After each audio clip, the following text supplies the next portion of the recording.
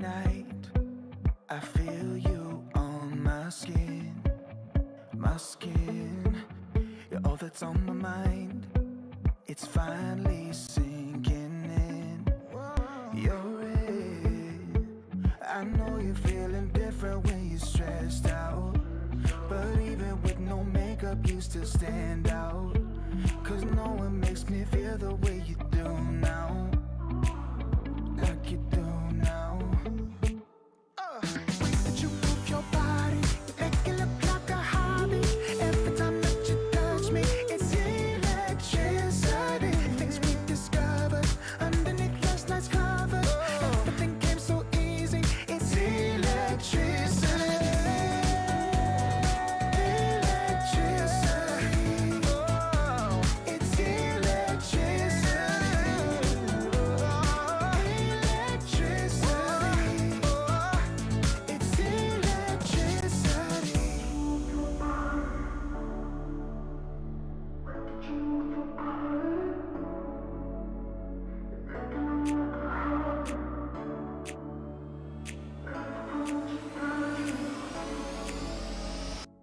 You move your body, you make it look like a hobby. Every time that you touch me, it's electricity.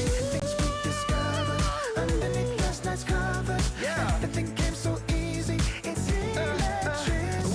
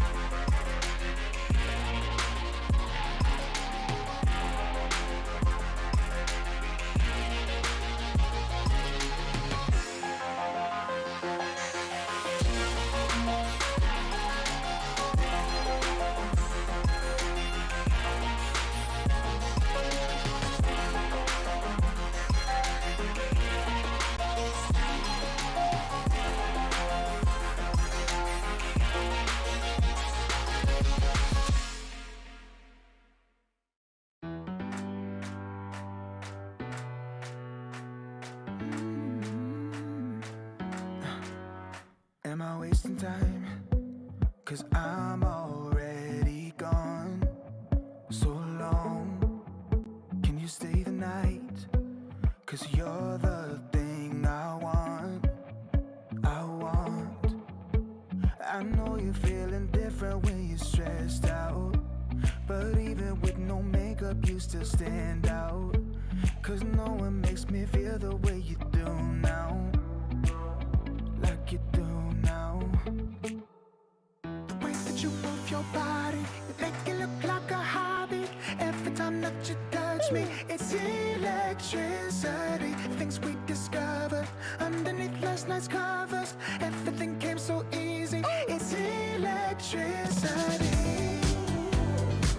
Electricity. Whoa. It's electricity. Electricity. It's electricity. When it's late at night, I feel you on my skin. My skin. You're all that's on my mind. It's finally sinking in. You're it.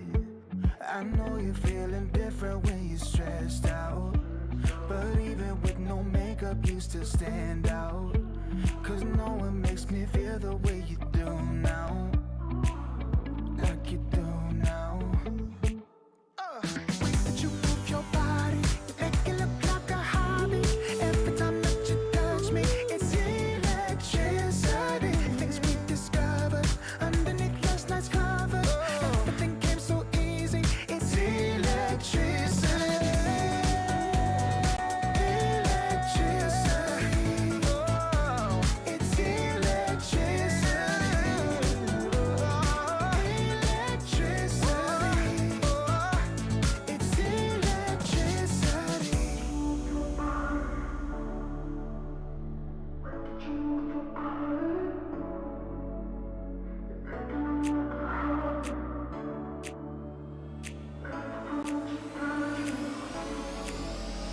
The way that you move your body, you make it look like a hobby.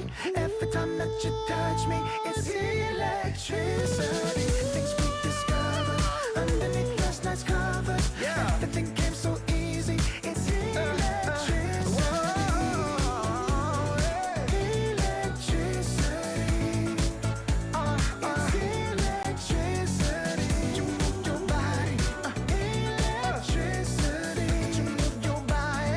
It's electricity.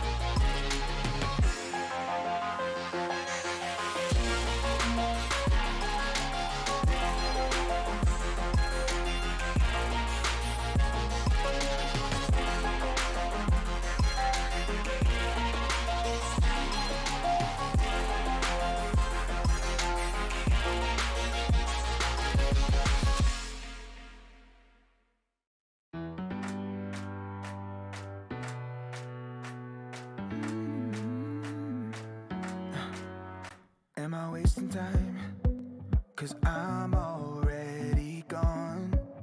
So long, can you stay the night? 'Cause you're the thing I want. I know you're feeling different when you're stressed out, but even with no makeup you still stand out. 'Cause no one makes me feel the way you do now.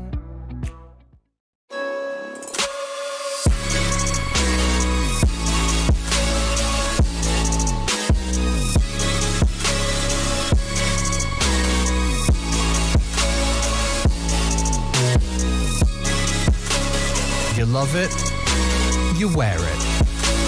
What's your style? Get your merch at shop.eslgaming.com.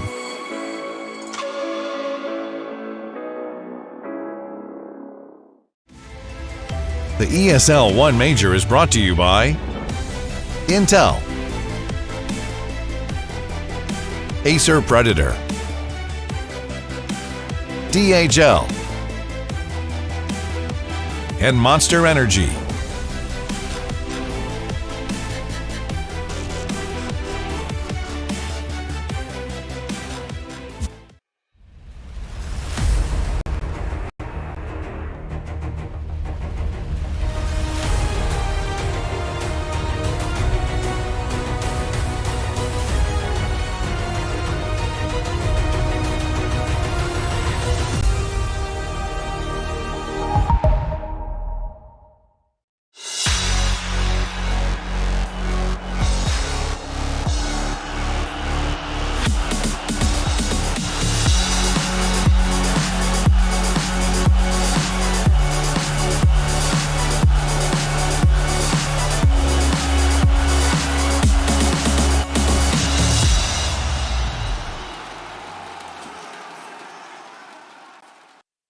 Welcome one and all as we return with another wonderful day of Dota 2 here for the Berlin Major Group Stage.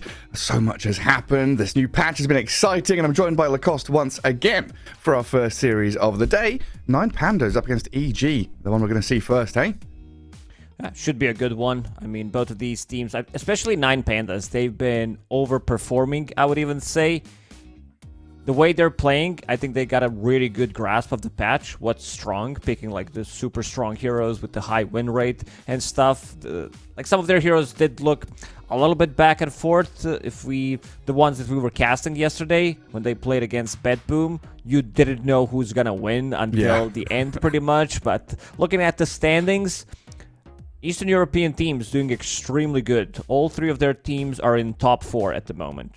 Make it even top 3. Yeah. Because it looks really good. I mean, we did mention it yesterday that these teams from Eastern Europe, they do tend to experiment a little bit more compared to other regions. And I think it benefits them a lot.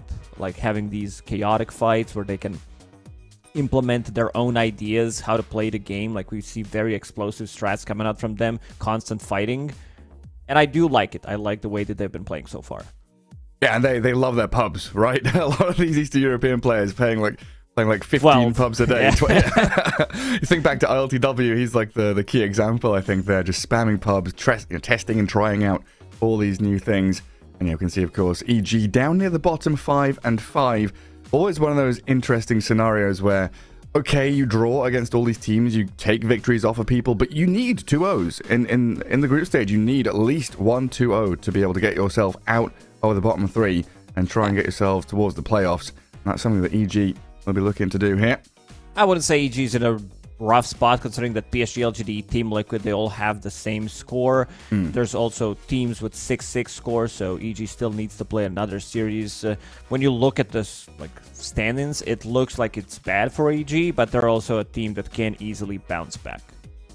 Yeah, find a couple more victories. Yeah, they've got to face up against Liquid. Of course, 9 Pandas here and now, and then they'll be taking on Aster later on. As 9 Pandas, they've already 1-1 Liquid, 2-0 TSM and LGD, and then the 1-1 against BetBoom and Aster as well. Like 9 Pandas and BetBoom have had pretty much the identical run through the group stage so far in terms of results. It's been a spectacular showing. And this is, like you say, all down to this kind of experimentation, figuring out what you want to be picking. Yesterday we had that Ricky carry Picking up Underlord, the Bounty Hunter Storm, Sand King offlane was incredibly fun to watch. What were the key heroes for you coming out of the group stage, outside of Underlord and Storm? Because I think those are the big ones we've seen so far. It's damage mitigation heroes. If you open up with Underlord Rubik, you have Atrophy Aura, you have damage reduction. For whatever reason, there's still damage reduction on Underlord ulti, one of the better ultis in this patch, considering that map is bigger, so you can be anywhere on the map. Go for Tormentors, go for XP runes, go for objectives, move from one side of the map to the other easily. Then you have like Crimson Guard, Atrophy Aura, I don't know if I mentioned that, Fade Bolt from the Rubik, add maybe a Pipe, Guardian Grease. Things do get, like, you need to have so much damage, or you need to have heroes that can jump in and out multiple times. This is why like Slark is very popular as a hero. But the biggest winners of the patch have been Beastmaster, I would say, because he's sitting on 75% win rate at the moment, which is pretty bonkers. It's insane. It's also a big example, like big sample, 20 games being played. Same goes for Alchemist, 33 games, 66% win rate. Some of these heroes just look way too powerful. Like, the one that stands out to me is Terrorblade, because in the previous patch, a lot of the times you would see Terrorblade being picked. It looks like it's a good game for Terrorblade. In the end, it isn't. Like, the hero just kept losing. But yeah, that's one of Ramsey's key heroes, isn't it? So he's been trying all these new things, you know, going into the Alchemist, which is heavily contested. He tried Medusa, Troll, bringing back Faceless Void, and then we saw Ricky yesterday. You know, Ramsey is definitely one of the more experimental players trying to deepen his hero pool. Just because he heroes played like Slardar as a carry when they played against Bedboom. That was a wild one. They do love to have their own ideas. Like, we've seen at least the games that we've been casting, SK in action. Miero did play it.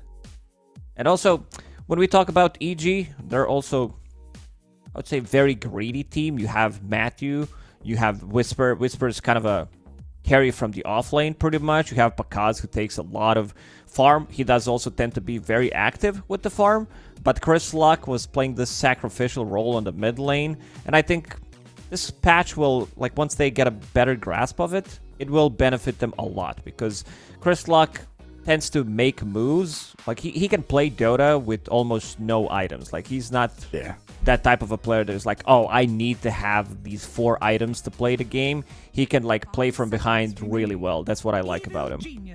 Yeah, and one of the greatest strengths, as we've been speaking about Underlord, is the fact EG can flex it. This has been something that's in their repertoire for quite some time, is the mid Underlord. They flex into the offlane, and depending where they want to get these matchups, so they've got that ability to swap things around with one of the key heroes so far of the patch. But we'll head onto this draft for game number 1, see what they'll be contending with. Already banning out Storm and Chen, two of the big key heroes there. Monkey King gone, and there's 9 Pandas aiming for that monkey early on. Matthew definitely showing some prowess on it, sniping couriers and being very irritating. Matthew's playing these heroes that can kill the couriers easily. Nixus says is not that hero. He didn't play Bounty Hunter yet, so that's a bit of a surprising one, because it's one of the better heroes to roam around. In the previous patch, during the Dream League Season 19, he broke a record how many couriers he killed with Ricky. And speaking of Bounty, there it is. 9 Pandas decided to ban it out, even though they did not play Bounty Hunter at all. They want to keep their couriers safe. 10 seconds. Yeah, so first pick material Enchantress is still out there, but maybe a thing of the past in terms of draft priority. Alchemist, the first pick up for Evil Geniuses. And looking at the stats, he's kind of at the top in terms of contest rate and overall winningness as a hero in drafts. Looking very good. 33 picks, contested in 66% of games, and 67% win rate. He's insane. Having basic innate ability, Grievel's Greed, then you can go for actually other abilities. You can fight with the hero. He's very flexible, can be played across multiple roles. I think you still want to play him as a core here. I think there is also a solution to play him as position 4. I think this is very viable. It's just the teams want to experiment a little bit more. Also, where's Ancient Apparition? Against all these healing, against everything, reduces magic resistance with his second ability. Also deals damage now, so you can also like deal damage in fight. I want to see, like, he needs some kind of a setup, and it's also has been like one of the better heroes against Alchemist throughout the Dota history. That's a good question. It reminds me of the first Epicenter, which Liquid won, and it took the entire tournament. Like, we'd had a patch where Timbersaw was king, loads of IO and Dazzle healing, and it took months for teams to really pick up an AA. And then Kuroki's like, okay, grand finals, here's an ancient apparition, let's stomp some fools. Get that heal reduction onto people, shatter them with the Ice Blast.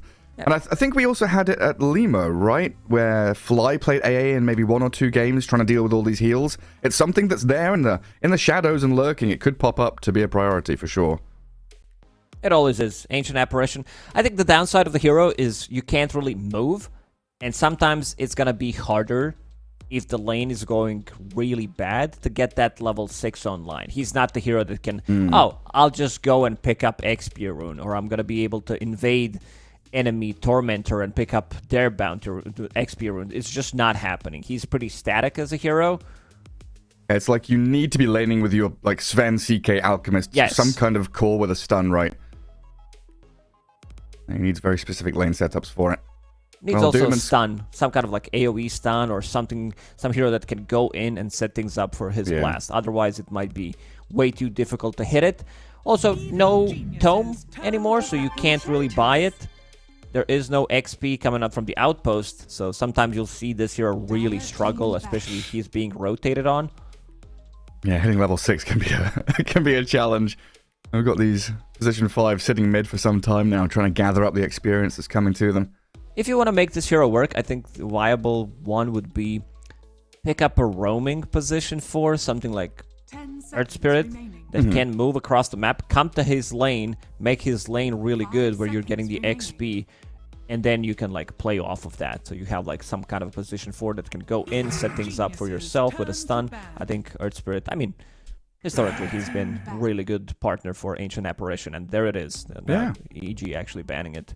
Yeah, you're right. Yeah, it pops into the bans there. It's nice that we have this conversation about AA, you bring it up, and then it actually shows its face in the ban phase. And Enchantress, still grabbed up by EG. Not necessarily first pick straight up material, but still very strong no matter what. You know, put this in a side lane, and you're always going to be able to bunker down. Make sure your core is farming. 9 Pandas banning out Rubik, Underlord. Like these two heroes, we talked about them as duo, the offlane duo. They just work out way too good together because most of the safe lane carries right now are melee.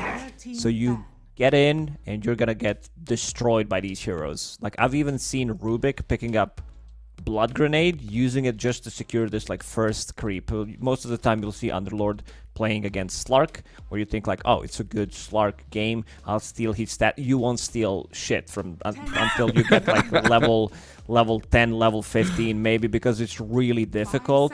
He's gonna sit inside the Firestorm and Fade Bolt, throw a Blood Grenade on top of it. Slark can't really just square up and keep hitting him. Yeah, you go for like one hit on Underlord, or you try to kill a range creep, and suddenly you lose 60% of your HP in the lane. Feels real difficult. Well, still a bit of respect there from EG on Ramsey's name with a Terrorblade ban. Don't want to allow him to have that against the Alchemist. They're still super good with high armor against Acid Spray and a Skadi Buyer to reduce that healing. Crystal Maiden now, so 2 reasonably squishy supports, but they offer a lot of damage, not just in the lane, but going into game. And they can play off the back of each other with Frostbite, Mystic Flare. And once Doom gets this, I'm assuming Doom has gone back now to the Blink BKB times. We're seeing less auras on him and more just initiation and tankiness. It really depends on the game, how things are going. I think in this type of a game, he can afford, because a lot of the times you'll see Doom, if the supports are very static, if they can't move, that you're not going to be able to get stuff done, and then Doom is like kind of stuck in the game where he's didn't use his ulti for like 20-25 minutes. But yeah, this time around, 9 Pandas, Kyrat Mage plus Crystal Maiden does give them a lot of aggression. They can easily play off with these two heroes. You're always going to have like something. So I want to see EG picking up something that builds into pipe. Just like an offlaner. Alchemist could be that offlaner, but knowing that they banned Ancient Apparition, I think they're going to go with something else. Okay, so probably, I don't know if you want to pick something like Nyx Assassin now, because Skyrat Mage kind of destroys that hero, but other than Sky against Crystal Maiden to stop the ulti, stop the Doom Scorched Earth, there's a lot of uncontrollable damage. Okay. It's a good Okay. one. It's a better option. EG, they know what they're doing. So got to be extremely careful as a Crystal Maiden or Skywrath Mage, depending which one you're going to be playing as 5. Most likely this is going to be CM5. If you're step way too close to Clockwork, one Surge 10 Battery seconds Assault, you're done. Especially when Clockwork hits level 3. Crystal Maiden is just going to feed. I don't know which kind of a laning partner she needs to play with to be able to sustain throughout this lane.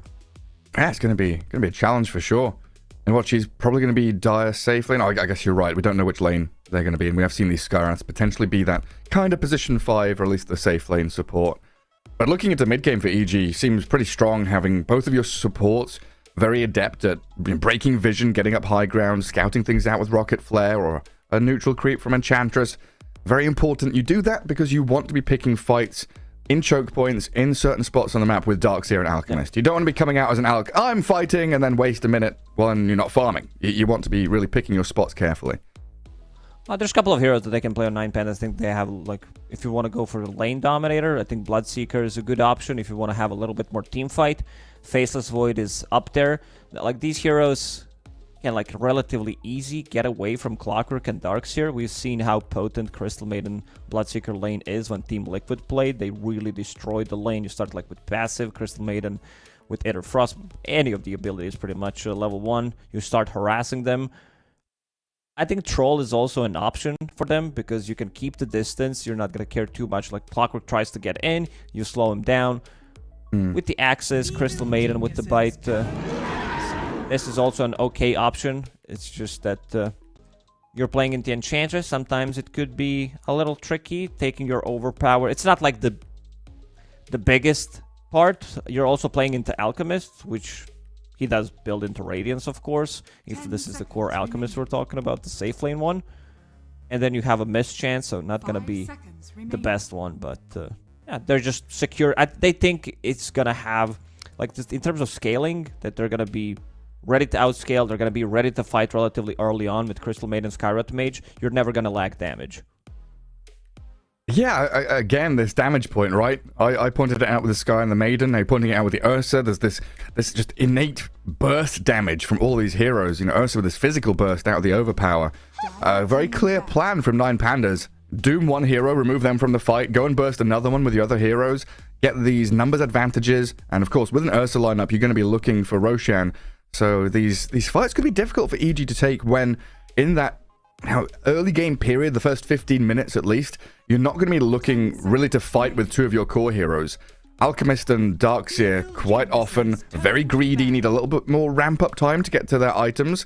Do you think they'll be forced to fight too early on for their own comfort? On side of EG? Yeah. Not necessarily. I mean, they can play Dota with 3 other heroes until Alchemist feels safe to come into a fight. This is Radiance, BKB, Blink timing. Maybe just a BKB, he's going to be fight ready. And now EG banning out heroes. I think they also might need to consider banning out Ember Spirit because these elusive heroes could cause a lot of issues. Their stun control is very limited. It's Clockwork, Hookshot, Vacuum, Alchemist stun. Other than Hookshot, these are not reliable stuns.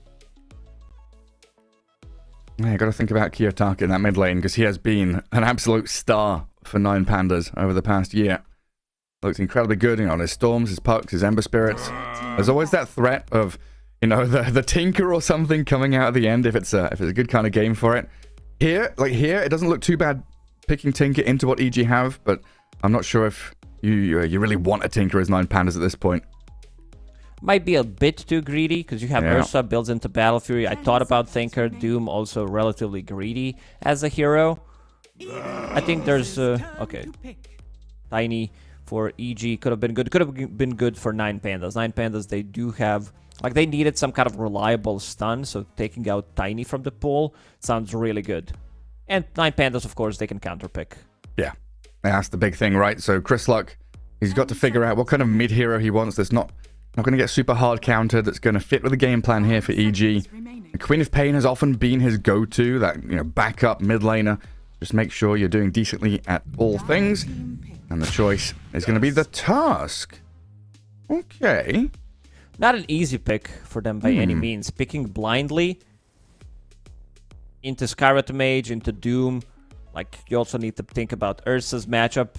But they needed a hero that can rotate early on. This is what we talked about. See Smile. Some kind of a hero that can make moves, especially with Darkseer. Now you can play Dota with just like 3-4 heroes pretty much until Alchemist and try to secure his map. Again, for Kiyotaka, Ember Spirit sounds good. You can... Like, it's a good matchup against Tusk. Is there another hero that we're kind of missing? Okay. And Queen of Pain's still out there. That's the other one. Okay. Against Tusk Shards, against Clockwork, you'll always have something to blink away. Looks like a really good Queen of Pain game. Like, in terms of stuns, they have very limited. You can put them in a difficult spot. Once they try to gank you with the snowball, it's kind of a traditional counter to some of these heroes. Like, when Queen of Pain was picked, during the roaming Tusk era, she was very popular. I do like what 9 Pandas drafted for themselves. Yeah, adding even more damage as well, right? This Queen of Pain bringing Sonic Wave and Screams for that burst damage. Oh yeah, we're going to need pipes, greaves, all kinds of protective tools. Glimmer Capes probably useful here for Evil Geniuses as well, just to try and save yourself from the onslaught of magic damage that 9 Pandas has. But like you say, again, EG have this ability with Ion Shells once they get to a higher level. The Clockwork and the Tusk both going to be utilizing that really nicely. And gap closing through Hookshot and Snowball, so they can get in on top of these squishier targets like Gary, the Sky and the Crystal Maiden. Yeah. Sorry, I just realized something, that we have 10 Pandas in this game. We have 9 Pandas and Panda playing Enchantress, position 5 player. So 10 Pandas in total. Very good.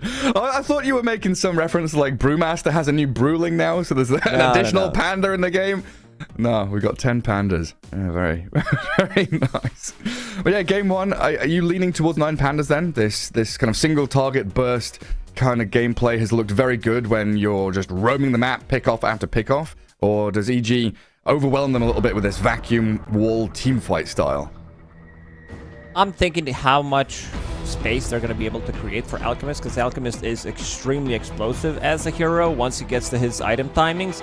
But then again, you do have Doom. This is one of the better heroes to take out. Hero that does have so much network on him, and Alchemist is that hero. So I do like 9 Pandas. I almost said X Hellraisers because of the draft, because of the logo, or X Hellraisers. Yeah, but yeah, I would say this is like 60-40 in my book. I maybe love the aggression that 9 Pandas have, like the very aggressive draft that they got for themselves. Yeah, they can just keep on rolling and just get to level 6s on some of your heroes. Don't need items. Just play around your level timings.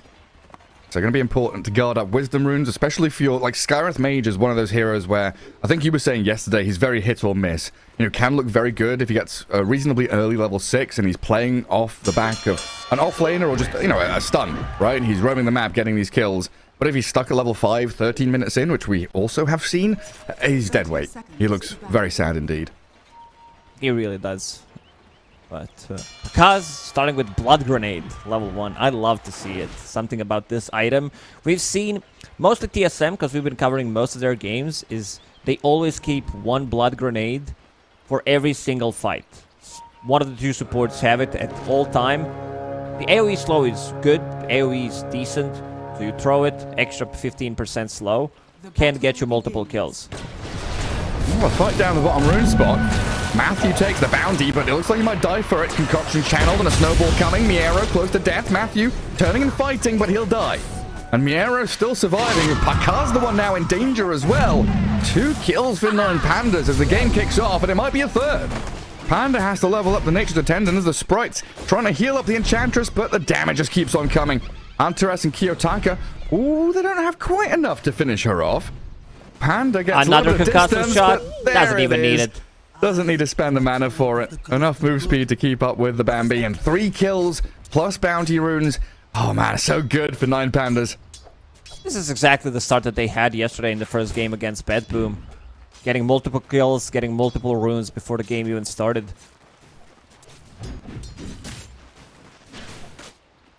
So much damage even just at level 1. Like, Antares is keeping it going onto Panda.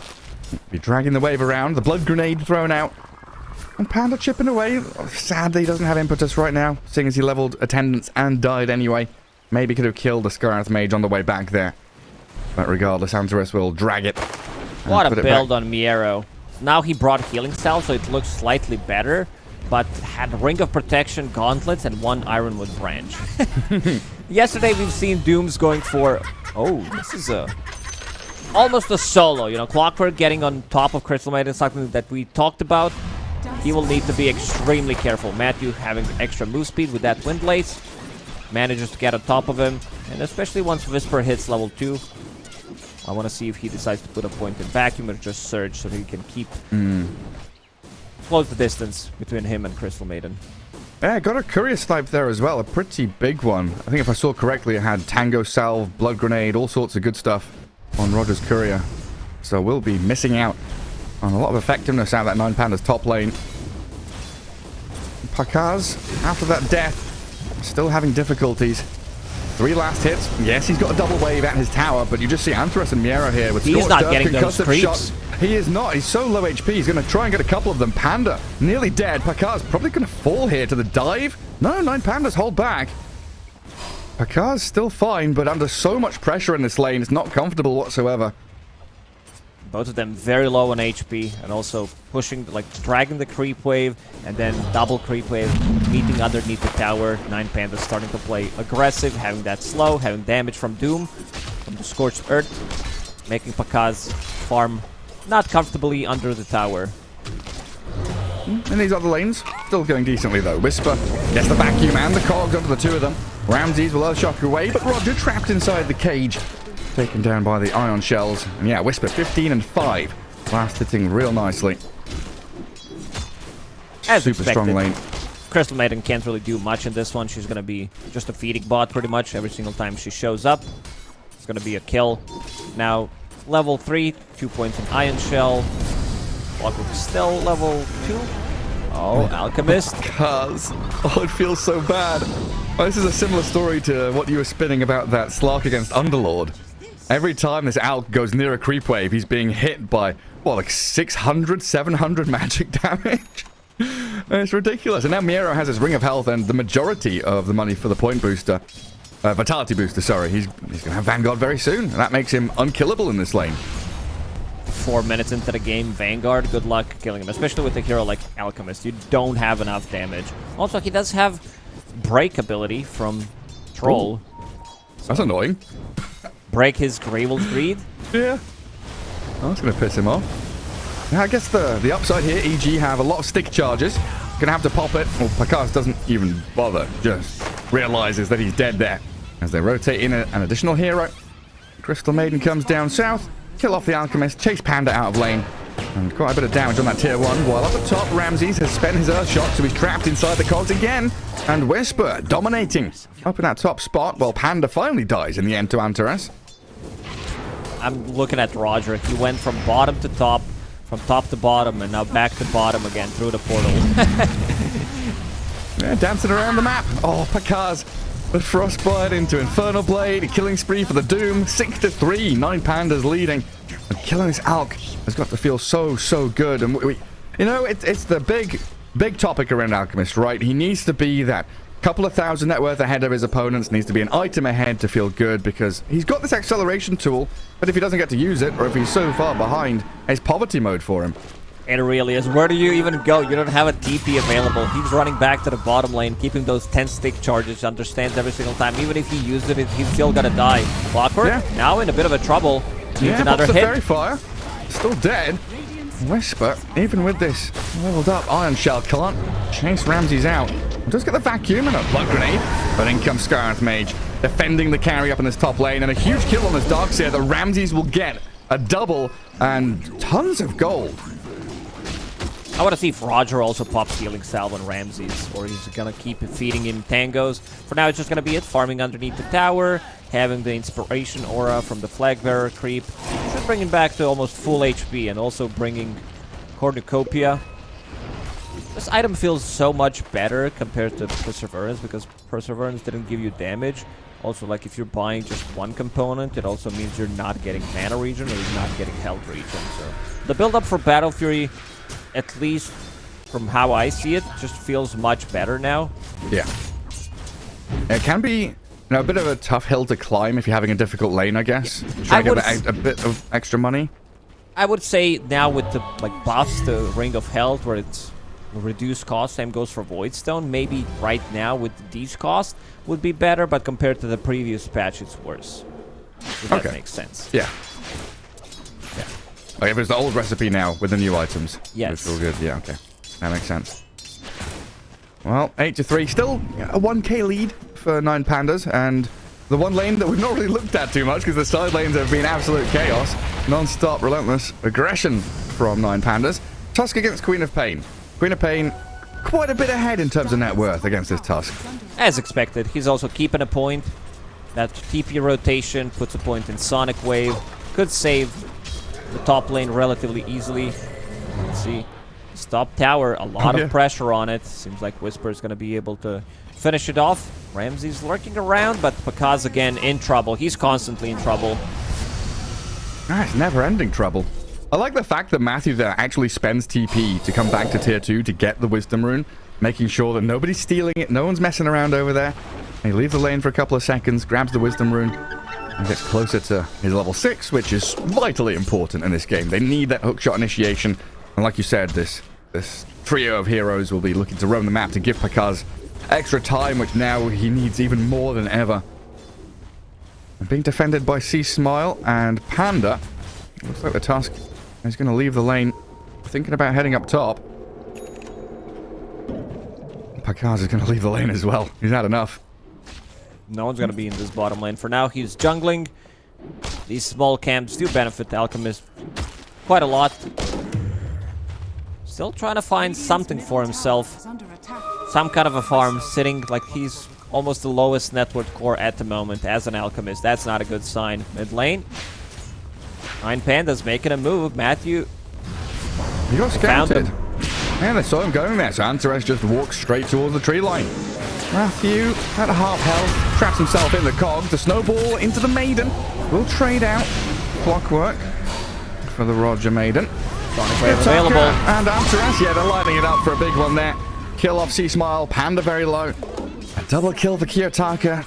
Just even more for this 9 Pandas side with their cores. And again, Pakaz, that was close. He was waiting to pop that chemical rage during the Doom, but Miero not falling for it.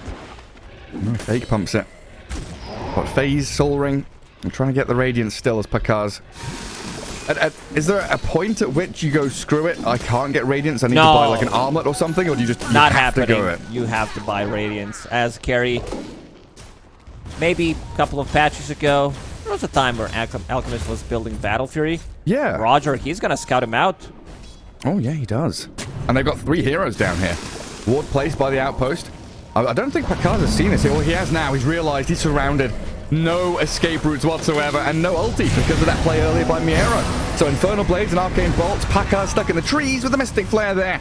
They'll take him down, and they've doomed this Darkseer. So no wall, no vacuum, and no escape route for him either.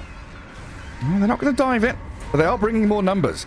4 heroes from 9 Pandas are swarming down towards this bottom lane. Panda is still looking for Roger. I don't know if the Crystal Maiden has a TP to maybe slip away from this, because C-Smile is closing in quickly and the shards will finish him off. But now, the cavalry has arrived. Whisper trapped in by the shards of C-Smile. Oh, his teammate has screwed him over there. They'll take him down. Tusk and the Enchantress can't really fight back on their lonesome. Trying to, though, but Root, the Ensnare, the Snowball, coming back onto the Queen of Pain, the raindrops popped, and the one charge is good. So Kiyotaka can stand his ground, fight into C-Smile, take down the Tusk, Clockwork, and Enchantress now in a 2v3. Still no hook shot. Matthew level 5, trying with his little battery assaults and rocket flares. He gets the kill on Antares, but Miero and Kiyotaka blinking forward with the Queen of Pain now, running low on mana, but still plenty of punches packed here by 9 Pandas. Oh, go on, get the little panda, the 10th panda. He's gonna get away into the tree lines. They're gonna leave him. He's one of them. They don't want to kill him. Ace is some big moves from 9 Pandas. Also, this is gonna give Ursa enough time to finish off his Battle Fury compared to Alchemist, who's sitting on 2,000 gold only. They did manage to kill Pakaz 4 times. It's looking really rough for EG. As an Alchemist lineup, if you're not ahead by like 5k, you're behind. You really are. And now another one. Yeah. Good snowball save, dodging the scream, but there's a sonic wave and a mystic flare, which was invisible. Taking down Panda's Enchantress. Good deny on the tower, though, by C Smile. And yeah, this is space creation time. They've got to do stuff. Matthew will just hookshot into mid. Try and kill off Antares. There's a lot of gold really stacked up on these dire heroes. If they can take down a couple, they can remove that net worth advantage that 9 Pandas That's level have. 1 blink only. They're trying to get on top of this Queen of Pain. Not trying. Succeeding. The Iron Shell with the eye shots there. And you're right, that level 1 blink. Making life difficult for Kiyotaka. Huge amounts of cash influx there for EG. Oh, look at the item that he is going for in Queen of Pain. He is going for Phylactery. Item did get buffed in B patch. I'm not sure if it's enough. It's very annoying. So every single time you use Shadow Strike, you're going to be moving at 100 move speed, getting that extra damage as well. Now Matthew. Yeah, on to Roger. Kill off the Crystal Maiden. EG, the 4-man group up playing off of this Whisper Darkseer, who had his only player who had a solid lane, and they're trying to use that as best they can with this maxed out Iron Shell. That's exactly what they need to do. Play with 4 heroes, try to relieve some pressure off Alchemist, who's farming right now. I was watching Pakaz, the way he farms, he drags the creep wave in the triangle to get the most efficiency. Just like use Acid Spray, get the most out of it. We'll use another one. Now has Sacred Relic. Still gonna be relatively good timing on Radiance, considering how everything went. They didn't kill a single tier 1 tower, stuns himself, gets that AoE damage. Yeah, it's one of those curious things. You can't target on creeps, right? But you can do it when you self-stun next to them. Do the damage. EG. Trying to play in this bottom jungle. I'm feeling that 9 Pandas are coming, and there's no tier 1 down here. So just trying to protect Whisper as he holds back on the lane. Silence immediately, but the 3-man cogs trapping them inside. Mystic Flare comes, and Matthew just going to be left to his own devices. Dire's top tower is under attack. See Smile and Whisper running as quickly as they can. But this is the noise they need to be making, right? They're out there banging drums, tooting their vuvuzelas, making sure that they're screaming and shouting in the bottom right corner of the map, saying, hey, look over here, look at me. Our Alchemist doesn't exist. Ignore him. He's not doing anything naughty. Pakaz's very happy. He's been given all this room to farm. 13.5 minute Radiance is still good. Level 10 as well. Problem is, like, Tusk is not getting much. Like, he didn't manage to get stuff done. And yeah, this is a Phylactery that we mentioned on Queen of Pain. So, Shadow Strike damage, slow, then you get extra slow. It did get buffed in the previous patch. On the Queen of Pain. Hookshot in 5. He's still gonna probably go for it. Yeah, they want to. They've got shards, but they don't really connect properly, so they hookshot the Crystal Maiden instead. Look at Ramsey. He's itching to get involved. He wants to come down to low ground to fight this. So they'll go in, but the snowball save gets them away from the Sonic Wave. Beautifully done by C Smile and Panda, now moving forward onto the Queen of Pain, but they've got to blink out. They know that the bear is angry and he's here to munch on Bambi. 1-for-1 trade in the end. But again, this is space. This is Alchemist farming. Space. A bit too deep.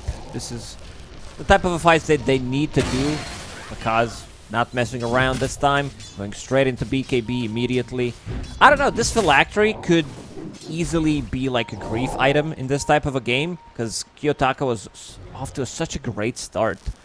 I mean, how much HP does he get? 200 mana. Now also gives a little bit of mana regen. It's like a cheap mana regen item with Fairy Trinket mana cost. Falcon Blade as well. Yeah, because we were talking about this before. It's what, 2,500 or close enough. But why would you want this instead of like a Kaya? And I guess he is still going Sanjin Kaya as his next item. That's what's queued up for Kiyotaka. Ursa. Oh. Found out by EG. Bottom lane not safe. They had this deep ward in the lane, 9 Pandas, and they're lurking down there with the Maiden and the Sky. They'll clear out the wave in behind. Whisper and Pakaz catching up to Roger, and they land the concoction. Panda's trying to slow that push down. Okay, you were successful for a couple of seconds, but they're just going to come back and kill your tier 1 regardless. EG, they're getting the kills. Here and there, some kind of a pick-off. Tanking up. Whisper does have mech available, plus pipe. Also, he needs to be the one being doomed, because in terms of lockdown, 9 pandas, they don't really have much, so if you use Doom on somebody else, that unit will get surged away. Speaking Now? of surge, here they come. Hook shot top. Warriors punch chain stuff. Kiyotaka no blink for 3 seconds. Completely caught off guard. Whisper on a mega kill streak. And Pakazi's left alone down bottom, but it doesn't look like 9 pandas really in position here to catch him. It's just Ramses, and he's spam pinging, saying, guys, look, the Alk is over here. Tries to hit him, misses twice, I think, there. And Pakaz is already out. And I like that Panda is amplifying the farm of Pakaz. He found Alpha Wolf, puts it on Pakaz, so he gets like more damage, which means that he's farming faster. Understands that he doesn't really have a place in the game right now, that he can't make any aggressive moves, so all he can do is scout things out, break smokes, maybe stack some of the camps, and find a way how to get Alchemist back online. And he's the most farm hero in the game right now. Yeah, straight up to the top. Where's the kobold? We need Panda here to be getting the trusty shovel, digging up bounty runes and kobolds for his alchemist to increase that GPM a little further. Sound and Yasha. Big item for Pakaz. So he skipped over the BKB, goes back into this. And yeah, another topic of discussion, right? We were talking at the start of the patch. Status resistance feels, or at least on paper, seems like it should be better, and BKB seems and feels like it's worse, right? Yeah, all the stuns got lowered in this patch, so that means that you're not going to be stunned for a very long time with some status resistance, looking to get maybe some status resistance neutral item as well. On tier 3 with the tokens, Ramses. He's going to be joining. Let's have Boots of Travel. Kind of a traditional build on Ursa you see every day. Most of the time you're fighting, but in this patch I think bots also got a lot of value. Yeah, in old patches you would have said this was a super greedy build, but it feels like it's the opposite in this. Like, okay, you're spending money on travels, sure, that's a little greedy, but the fact that it allows you to join all these fights, get yourself involved, makes it so effective. And that's why we've seen these IOs and Underlaws, the global presence heroes, be so important. Smoke up from 9 Panda, scouted by Panda. Yeah, now you've got me in my head. I'm in your head. Enchantress and oh god. Even more damage block. Pavis. Crystal Maiden just finished off that one. 300 damage block. Miero. Top of Crimson Guard. Pokes his head over the staircase. Clockwork with the surge and the full staff. A little bit of distance there created between himself and 9 Pandas. EG are all in the vicinity though. It looks like Pakaz feeling like he's in a position where fighting is possible. He's still near his ancients and his large camp, and spawning up again now, so he's got farm to fall back on when the fight doesn't break out. Rams is getting close to his BKB. This is going to be a big timing. They try to take a fight even without it. There's going to be also pipe available in the next minute or so on Miero. He's super farm, going for all these aura items. Wants to reduce the damage as much as he can. Try to survive that initial burst. Yeah, and Whisper is already there. Greaves, pipe, working on the Lotus Orb next. And look at Matthew. Hook shot straight forward. On to Roger. Pops the Pavis. Has 1 charges and a great healing Lotus. So Matthew realizing they can't kill the Maiden, so he'll just die there mid-TP. Not what you expected? That was close. Tormentor spawning in 15 seconds. And Whisper and Miero. Oh, I don't know if Miero would really want to go for that. Whisper already had the surge. And actually some pings coming out onto Roche. The big man's going through the twin gates. Going to his summer home in the bottom right corner of the map. He's got a timeshare. It's kind of hard to get used to it. Just seeing him like running, I'm like every single time, like what? Well, what's he doing? Why is he going there? Where's he going? Same goes for BKB being used. Like the first thing I tested is like, okay, how does it work? Did I read this correctly? I use Shackle on a BKB target, and he's still moving, but there's still Shackle effect happening. It's a weird one. Yeah, It's gonna take a lot of time to use it. Like whenever Roshan... Sorry. Yeah, go ahead. Whenever Roshan goes so far out of his pit, I'm always reminded of Dota 1, where you could Berserker's Call with Axe onto Roche and drag him to your fountain on the dire side. It's like, is this a bug? Is this intended? Yeah, he's doing it of his own accord. They're getting scouted by Rocket. Matthew's coming. Smoke DD on pops. Tusk. Immediate silence, but you're right, that DD Tusk basically blows up Roger. They've got the turnaround Mystic Flare. Freezing Field going to be cancelled by the Snowball, but Roshan has already fallen. Ramses with the Aegis, trapped in the cogs now, and EG still looking for an angle to fight. See Smile, Invis, Glimmercate back. Whisper pretty low on mana pool right now. Now it looks like EG full retreat, just looking for a good position to fight a little deeper in the jungle. They see Miero, they spotted Antares. Not quite sure where Ramses and Kiyotaka are right now, though, and Matthew charging forward to try and break the vision, get in with Seasmile on the back. He does catch Antares, so the Scarlet is gone, but Seasmile in serious trouble. Shredded by the Ursa. Doom, he'll die, but EG, they don't have the Alk anymore. He's doomed up. Struggling to stick on a target as Matthew gets turned on. Panda, Matthew, the two supports, falling quickly. Alpacas channels concoction. Blink away from Kiyotaka gets the distance. Ramsey is actually close to dying, though. This Alchemist, even though he was doomed, he has Heart and Sanj and Yasha. He's so incredibly tanky, he just stood his ground and burned them with Radiance. Now he's on the Crystal Maiden, and EG, a fight victory. Yeah, that was not a good Doom to start off with. The Alchemist, first, like, he can easily get surged away. They have a Glimmer Cape, they have 4 staffs, and now they're going to go for Tormentor. Steel is also going to get Bounty Rune. Also, a little bit of a mistake there from Doom. He popped Pipe really late, and also Crimson Guard was available. Didn't even click it. Now they know something's happening. We'll use the scan. Oh, Miero. Careful. Who got it? Enchantress received Aghanim Shard. The little friends. Now it all makes sense. Now these 9 pandas, these are his friends. That's the shard upgrade. Make them attack each other. This Alk is just suddenly a monster. He went 0-4 in lane the first like 8 minutes. Now 23 minutes in, 2, 4, and 5, hasn't died, has been involved in fights, and he seems like kind of untouchable, honestly. He's just diving tier 2s. Roger and Miero struggling to contend with him. In comes C-Smile with a snowball forward. EG, they're swarming over 9 pandas. Another card's going to push back Ramses. Miero, the target of choice, focused down by Pakaz. The surge is there to let him charge forward.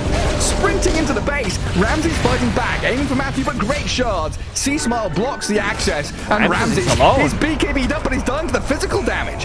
Aegis down. Can EG kill him a second time in his base? No, we're still not done. I like how aggressive EG is playing. Even into Aegis, they understand this Alchemist is unkillable. They can't really touch him. All these buffs on top of him, Ion Shell plus Radiance Burn, and his itemization, Sanjiasha, Heart of Tarask, he's super tanky. Now this is level 3 Chemical Rage we're talking about. They will need to find a way to deal with Alchemist. Like, you can't kill him, so you need to kill the rest. Problem is, everybody else has some kind of a save. 4 staff, Glimmer Cape, Snowball save. And of course, all the auras on Darkseer. Yeah, exactly, right? These auras just stacking up on the Alchemist. It feels like every Alch and Storm game, and I guess Unblow gets thrown in there as well. It's just an incredible case study on why these heroes are so powerful. The players are immediately recognizing what makes them strong, what are the good items in the patch, become tanky and unkillable, and traverse the map quickly. Now, Chemical Rage giving 60 bonus move speed. Maybe a little bit of a weird addition, but it's something that helps out in this patch. Getting across the map faster. Most definitely.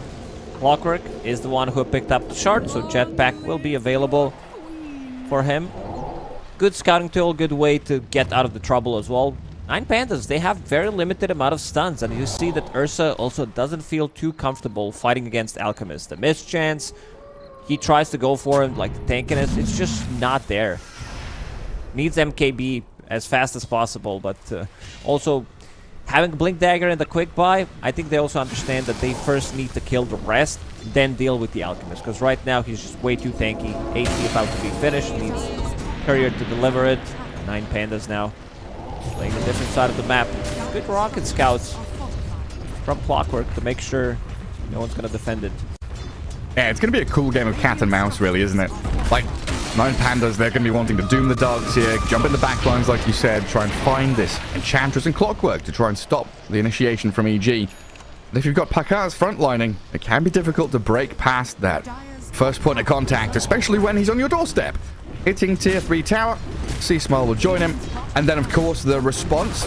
EG understand what 9 Pandas need to do to get back in this game. So they're going to be hiding Whisper, keeping him really far in the back lines. Look at that. They can't see the Darkseer. He's so far away. They will not be able to jump him. He's about to finish Lotus Orb in 500 gold, so he throws that on the Alchemist for himself. Hook shot. Guy's dead. Oh, he's close. Never mind. Force away. They do not see Smile. Sonic Wave him down. Tusk is gone, but so are your barracks. Kiyotaka, Miero. Matthew gonna try and jetpack away. They'll kill off Panda instead. But they've lost a full lane. And EG, they've evacuated the area, getting everybody else out of there. EG got what they came for. Losing C-Smile. Probably didn't plan to do that one, but losing another support. Still a good trade. And immediately smoke from 9 Pandas. They want to make something done. Get some kind of a pick off. Yotaka. Look at his overtime damage. Phylactery, Shadow Strike, Witchblade. He wants to reset multiple times with this item build. You've got to. Like, you have to wait out the Chemical Rage of Alk. Try and wait out this hookshot initiation, which misses there in the mid lane. Matthew just a little off the mark.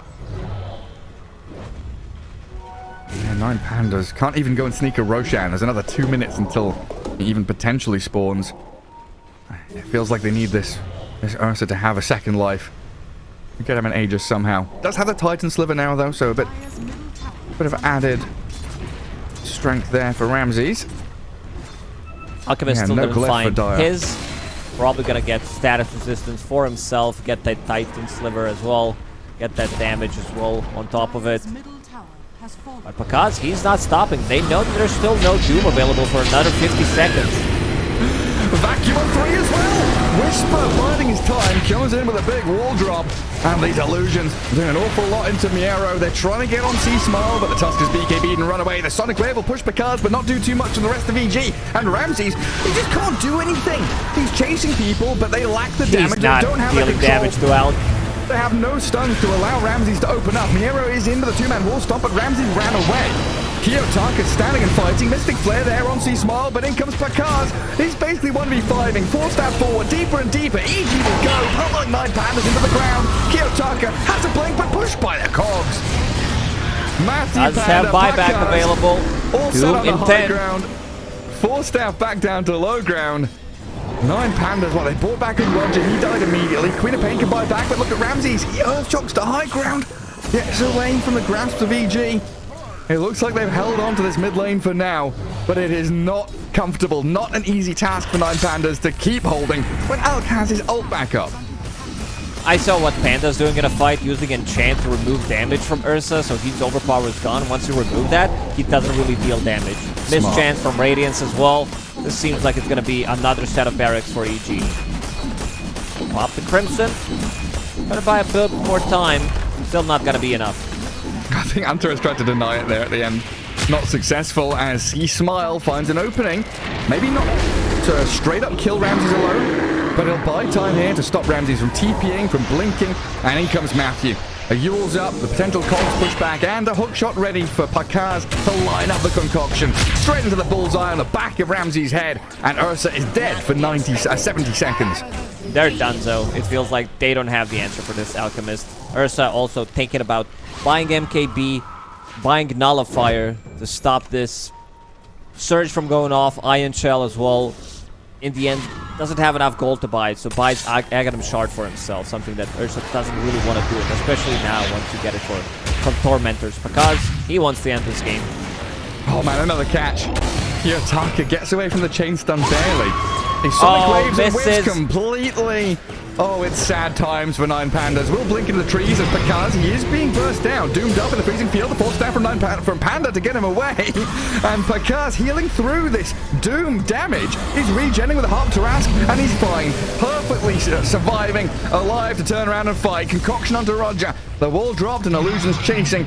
But EG just gonna chill for a second. Calm down, relax. Queen of Pain brought back. We've got so much to do on this map. He almost has 200 HP per second regen when he's in Chemical Rage. Near all these auras, add Guardian Greaves, add Pipe, damage mitigation, healing from Enchanters. They also have Solar Crest just finished. He's not dying. What a hero.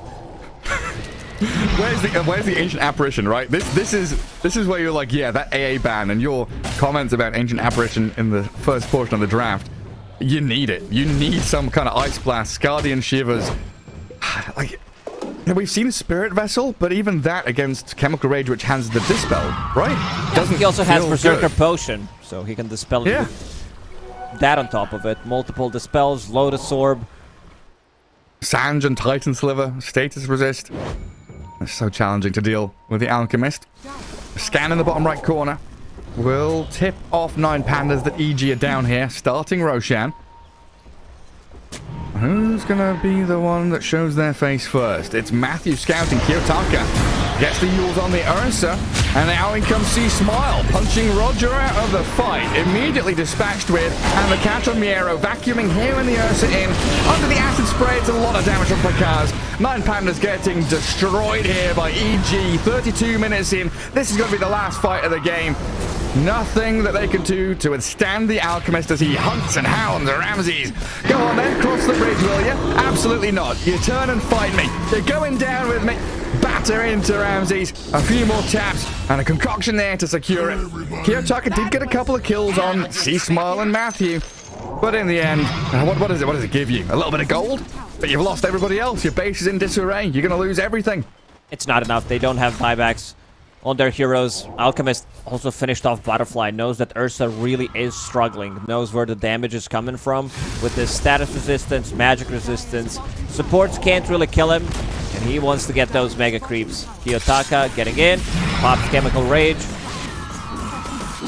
Alchemist goes Good little machine gun. Can they jump on Panda? They're trying again on this Alchemist. Give it another try. They've cast all their spells on him, and he has lost 30% of his HP. And that he's healing back up to full anyway. Whisper will buy a bit of time for him. Panda gonna get caught though with the frostbite, and now the magic damage. Roger gonna spend the freezing field to kill off the Eng. But they weren't able to take the big ticket target in the Alchemist. Now, you're about to play against Mega Creeps. One range barracks standing. That's a ranged one. Roshan still available on Radiant side for a minute and a half. Kiyotaka's blinked in. He's got Miero to back him up. This is a 2v5. 2v4 even. Kiyotaka just dives straight up. Whisper, and he's surging away. And now Miero all alone. Ramses wanted to be involved. He's like, oh, you guys are fighting? Yeah, I'll come in here as well. Let me get a kill on somebody. Can't do anything. Can't touch anybody. GG call. They know it's done. Not a chance in hell to defeat this monstrous Pakaz Alchemist. Oh my god, they killed him 4 times. He was lowest net worth 4. But they managed to find the farm. They managed to fight with 4 heroes, buy time for Alchemist, relieve pressure from him. He manages to still find good timing on a Radiance. This is 13 minutes Radiance, 13 and a half, which is still really good. And then he was opting to go for a BKB, decides to go for SNY, gives him a little bit more status resistance, can't really stun him, gives him more tankiness, heal amplification as well with all these auras. It was pretty much a one-man show in the end. Yeah, I mean, it was like 13, 14 minutes in where the Alch finally became the top net worth hero in the game, but that first 13 minutes was incredibly sad for Pakaz. Really, great showing from the rest of the team. And it's kind of hard to point out one individual player that got them back into that point because it was a team effort from the other 4 to play with early hook shots. Whisper had a good laning stage, and they transitioned these Iron Shells into some really important space-creating kills. It was him and Matthew kind of moving across the map, getting stuff done with Surge, with Iron Shell. Doom didn't really find any good openings, so that was a bit of an issue where it's pretty similar when you have Darkseer and Centaur on the team. You need to Doom one of those 2 guys, otherwise he will use Stampede, he will use Surge on a Doom target, and this is something that you don't want to do. This is why this Darkseer pick has been really good for EG. Incredible stuff. So game 1 going to EG. A little bit of a comeback there in game 1 against 9 pandas who have looked incredibly hot here in the group stage so far. We'll find out how things progress though. A quick break before game number 2 comes your way.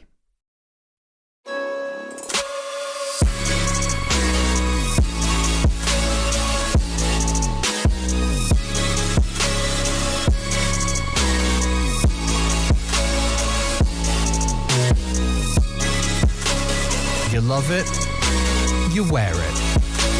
What's your style? Get your merch at shop.eslgaming.com.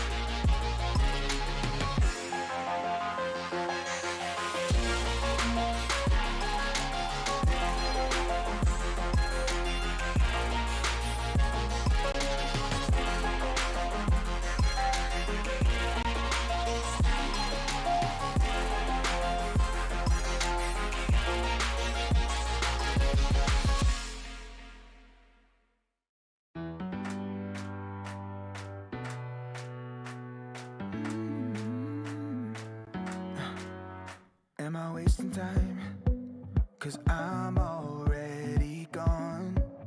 So long, can you stay the night? 'Cause you're the thing I want. I know you're feeling different when you're stressed out, but even with no makeup you still stand out. 'Cause no one makes me feel the way you do now, like you do now. The way that you move your body, you make it look like a hobby. Every time that you touch me, it's electricity. Things we discovered underneath last night's covers. Everything came so easy. It's electricity. Electricity. Whoa. It's electricity. Electricity. It's electricity. When it's late at night, I feel you on my skin. My skin. You're all that's on my mind. It's finally sinking in. You're it. I know you're feeling different when you're stressed out, but even with no makeup you still stand out. 'Cause no one makes me feel the way you do now, like you do now. The way that you move your body, you make it look like a hobby. Every time that you touch me, it's electricity. Things we discovered underneath last night's covers. Everything came so easy. It's electricity. Electricity. It's electricity. Electricity. It's electricity.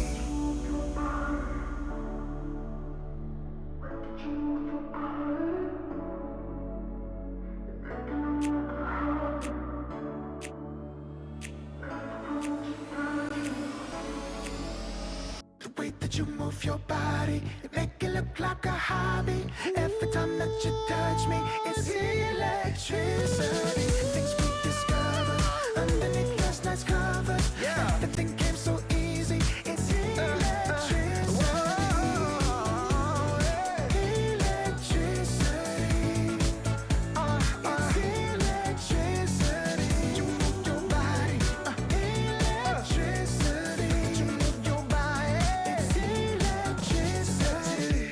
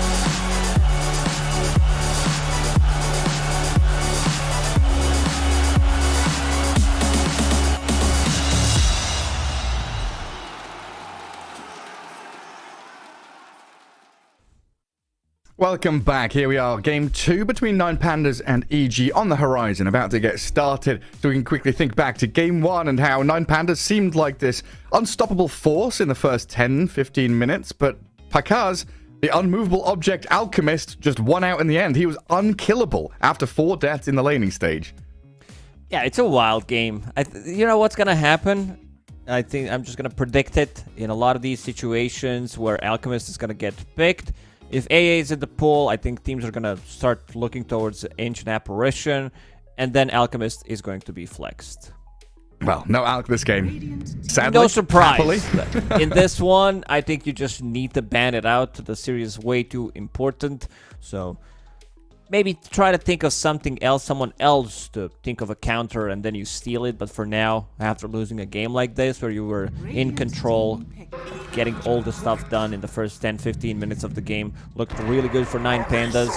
But they're going back to to something that has been proven to work. Yes. Damage mitigation, Rubik Fate Bolt, Crimson Guard, Atrophy Aura, Fiend's Gate. Everything gives damage reduction. 10 seconds remaining. Yeah, it doesn't really matter. It feels what kind of spells Rubik can steal. Like, obviously here he's going to have decent stuff with Scorched Earth, Devour, anything from Doom, including his ulti. Maybe in the back of your head as EG, you're thinking, we don't want to be picking heroes that gives him incredible steals, but that can be difficult to do as the draft goes on. But we've definitely seen the prominence of these second pick duos. The Storm Pugner, the Rubik Underlord, stuff like this has looked incredible. Get across the map quickly, and like you said, damage mitigation to go along with it. And EG with Doom first pick. What else have they got left in the pool? Still can go for that Enchantress if they want to for Panda. I guess other big heroes out there. Still the Disruptor, which maybe has felt a little off kilter this patch. Was very strong at the end of the last one. Do you feel he still looks powerful? I think it does. Like, in terms of win rate, I think Disruptor is up there. Gonna check real quick. Disruptor, not really. Sitting at 47% win rate currently, Okay. which is a bit underwhelming. You ban out Monkey King on side of 9 Pandas. Let's see if they are gonna get what kind of a counter for Underlord they will have. This hero doesn't have way too many counters. There is counters for the game. I think Monkey's like just one of the better ones because he can fight him in the lane and he can also fight him throughout the game. Slark banned out, Ursa banned out. There aren't many available. We might need to dip into something deeper, dive in, maybe start thinking about OD. This hero has been a counter to these beefy boys for a long time, having pure 10 damage. seconds remaining. Yeah, definitely could be an option. Yeah, kind of a funny scenario here where both teams want to try and protect the Doom and the Underlord, the strength offlaners. Yeah, Monkey, Ursa, Slark, all being removed out. Yeah, definitely gonna have to wait and see what they've got up their sleeves. And we saw Ramses play that carry Slardar the other day. Could be an option just to fight in lane. Keep yourself going. Radiant team back. Rubik probably in the hands of Antares and Miero Underlord, so we could still have that Roger IO come into play as well. And the TB, Ramsey's favorite hero, straight out there along with a Bloodseeker. I guess Bloodseeker's another one once he gets his shard up, right? With that percentage-based damage. There's just way too much damage mitigation in this patch. It reminds me of all times the way OG has won first 10 TI seconds remaining. with Spectre, with like all these auras, stacking stuff. 5 seconds remaining. Yeah, and then Feels Tundra as well, right? With the Wraith Pact and the Mage Slayer and stuff like that. Pipe, Mage Slayer, Wraith Pact, dealing no damage whatsoever. Radiant team back. And Pango, another one with his shield crash and the disarm. So many Avis. tools. There's just way too many abilities, items that give damage reduction. Banning out Bloodseeker. This could be the one that 10 can deal seconds well remaining. with these beefy boys. With the shard upgrade, percentage-based 5 damage, as you seconds said. remaining. I guess all these buffs and shields and stuff, it can make fights kind of boring or just not happen, where someone gets jumped, they're too tanky to go on. No But one it can dies. also They can also make them super interesting where the fight lasts for like 3 minutes because there's so much shielding that people are, poking and prodding. We've got this back and forth, using vision, using fog to try and reset. And that's where this maneuverability meta also comes into play with movement speed and gap closing. Not just to be able to get on top of your opponents, but also to try and run away from them. What about some good old life stealer as well? This has been countered to some of these heroes. Having this doesn't have a BKB magic immunity anymore, free one, but does have extra magic resistance coming out from it. It could be an option. Also, it lets you play pretty quickly with Armlet Deso build. It feels similar to the Alex and the Wraith Kings, right? In terms of build order. You can go for that early build, and Lifestealer probably feels the best of the lot going Armlet Deso, but you've still got the ability to go Radiance against Illusion heroes if you get caught out in the draft later down the line. This matchup, Lifestealer against Alchemist, this is also going to be the hero that will be brought out, I think, a couple of times for sure, because it does work amazing. You get on top of him, slow him down. He can't really fight against you. But looking at Night Panda's draft, again, a lot of magical damage. I like what I see. Rubik, Underlord, Crystal Maiden. It's a lot of scaling. What does EG want to do here? I mean, Doom is something they can flex onto Pakaz, and they have done in the past. Right now, they're just going to go for their support duo. Nothing changes from game one. Enchantress and Clockwork. So you're always going to have this scouting, smoke breaking, and initiation with your two supports. But I guess in this patch, Doom just feels good being a kind of a greedier offlaner, getting a lot of farm from the offlane through Devourer, going auras. 5 seconds remaining. Lacking a little bit of like tower damage, I would say. These three heroes from EG, sure, you can have damage. Enchantress, I feel like we're not gonna see Enchantress scaling from position 5 as much as we did in the previous DPC Dream League season 19 with all these like damage mitigation. And speaking of damage mitigation, here's the big guy as well with his boat. Coco's rum. A bit of Dutch courage. Mitigate all that damage. 10 seconds remaining. Pretty handy against Underlord as well. X mark him if he tries and goes through the gates. And you were talking about this this ability to hold the little staircases and ramps. There's so many smaller high grounds, and of course the twin gates to control. Having Torrent Boat, Cogs, great tools. Of course, on the other side you've got Pit of Malice and Freezing Field. Great ways to just ward up a little high ground, hold your position near a Roshan, and fight around it. Yeah, these areas, like, we still have to figure out the map. Where's the best area to fight into? Some of these abilities, like Pit of Malice, you can get into it. Like, even Cogs, we've seen in the previous game, where it feels really difficult to go, like the one near the Twin Gate. Templar Assassin. EA against Kunkka, that's going to be the matchup. But for EG, this can also be carry Kunkka, correct? Because Pakaz does play it from time to time. Yeah. Most likely, we're looking at the Sea Smiles hero, considering you're playing into Underlord. Kunkka really doesn't deal well with Underlord in lane, so... Not a happy time. I think you're right. There's the possibility there, and like I mentioned, with the Doom, there's also the possibility of Pakaz playing Doom or Kunkka. But I think looking at this and figuring out the simplest route is going to be Doom offlane, Kunkka mid. And we're still looking for Pakaz's hero in the end. Banning out a Slardar now. That, for me, usually indicates like an anti-mage or something. These heroes that get crushed in lane by them. But, I know, we have seen Ramsey's Slardar. Something that maybe they're protecting Whisper with, rather than protecting Pakaz's hero with. It's a nasty combo. TA plus Slardar. So much minus armor. Batrider. So they think maybe they're just protecting this Templar Assassin. I feel like 9 Pandas are gonna ban different hero, different role. Because Batrider, I mean, it's still flexible. It can be Whisper's hero, as you said. What are you laughing about? I just remembered yesterday when I said, the hero's like Enigma, where the threat of the black hole is sometimes more powerful than the black hole itself. And here for EG, the threat of the flex. The threat of the flex is more powerful than the flex itself. The Doom and Kunkka, yes, they're flexible. There's like, 5% chance they're going to actually flex them into the Pakaz's hero pool here. But it scared 9 Pandas They know that the chance is that they could move these heroes around, so they're banning out Bat, like you said, to protect the TA.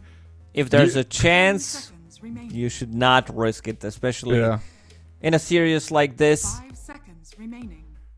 Let's see. So they ban out Phantom Lancer, even though they have Kunkka.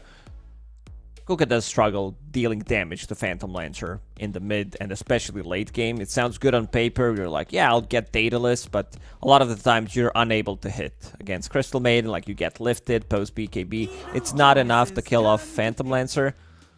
Let's see what EG decides to go for. I would prefer if they get...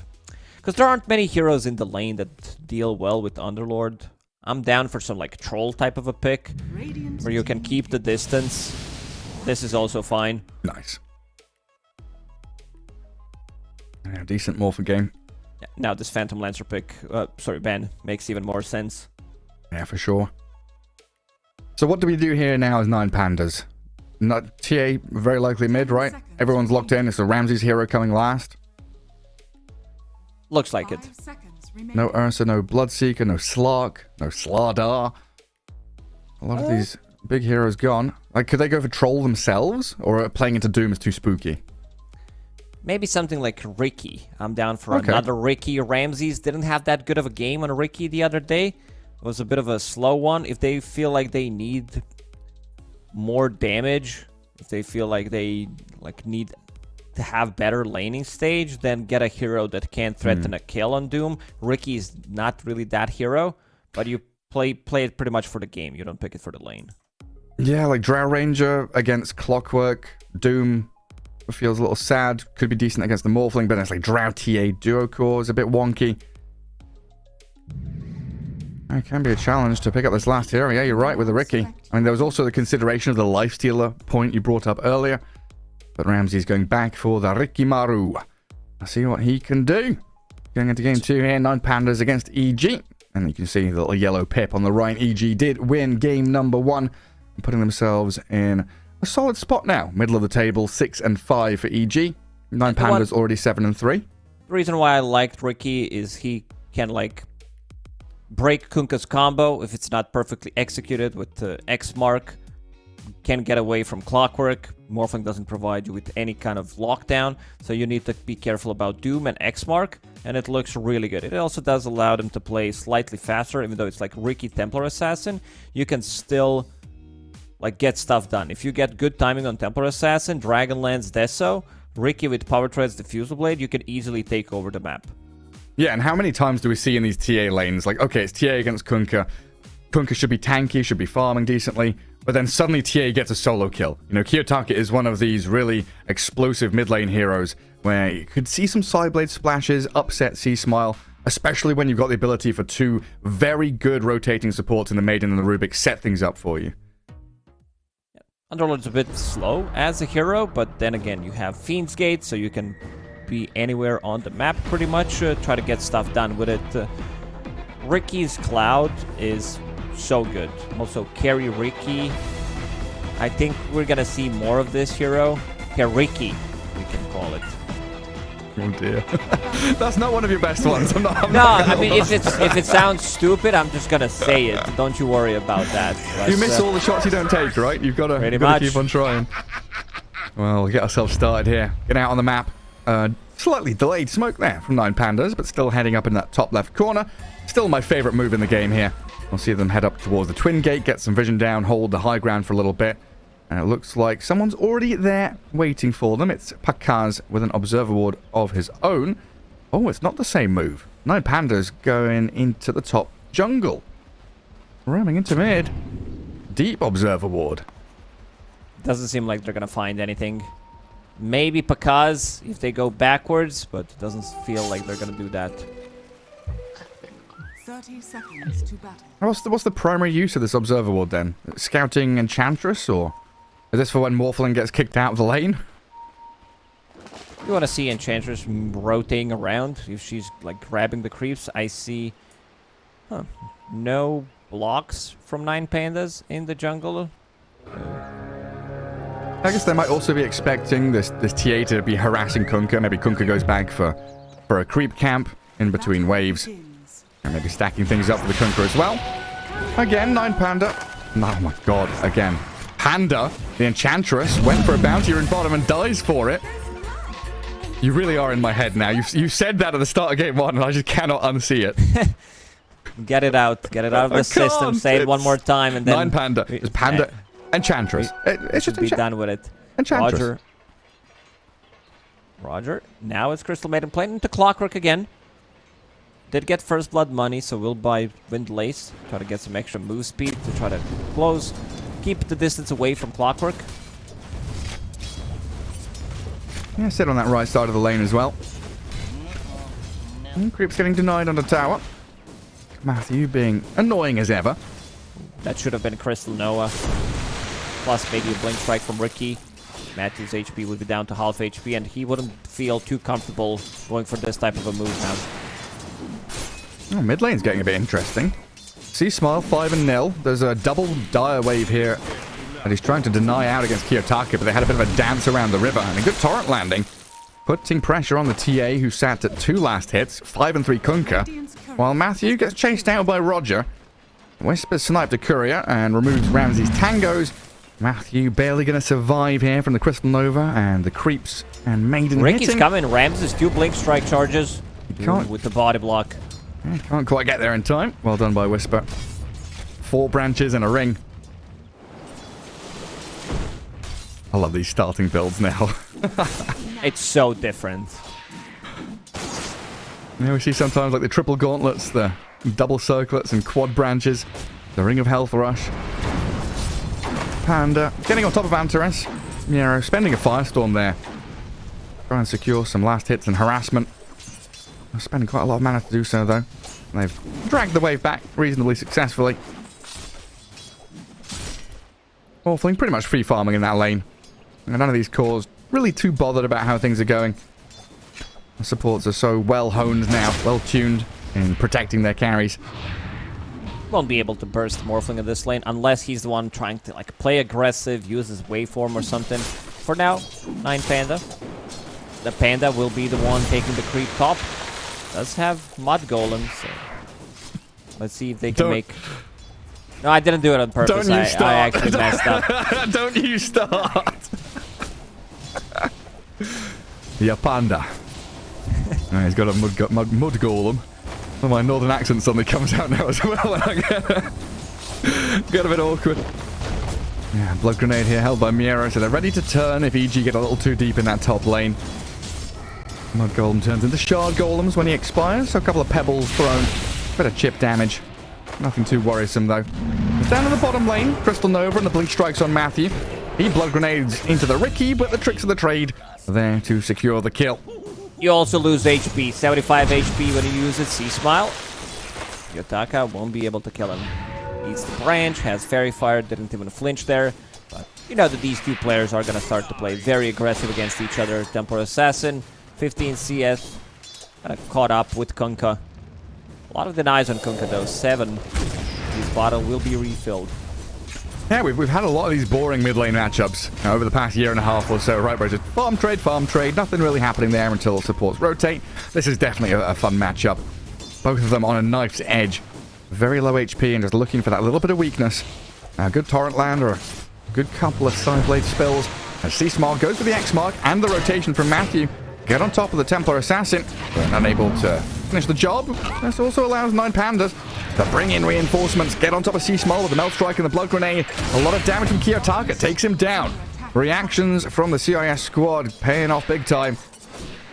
You said mid should be 1 versus 1, maybe a bottle refill, not similar to the previous patch, but they brought numbers. 3 heroes to the mid lane, leaving Miero alone top. Even without Vanguard, he still feels relatively unkillable.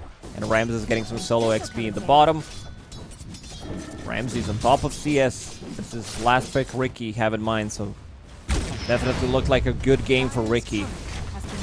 Yeah, with 11 denies as well. You know, quite often we see Whisper take the upper hand in these lanes, especially with the Doombringer. Likes to lay it on thick early on. He's going to get his money no matter what, though, from that Devour. We'll see where he heads in the future. And we'll watch Panda and Antares creating a new lane for themselves, just trading hits. And keep tapping into each other, and Panda's like, I've got a heal. Do you have a heal? Oh, you've got boots, you can run away. No one's going to win this fight. Just keep on scrapping. Both players know that they can kill each other, but one has to give up at one point. Yeah, who has the most important job to do? Who needs to pull? Who needs to stack? Who needs to protect Pakaz? Here comes Because- Roger. You're right. Roger's popped through the twin gate, channeling the Watcher. So they'll know He got someone's scouted. coming. The catapult sees him. Loses track of him. Does leave Ramses alone down bottom. Not yet level 6. But yeah, like you said, he's got treads, tangos, 7-1 charges, and 2 spells to get out of the cogs.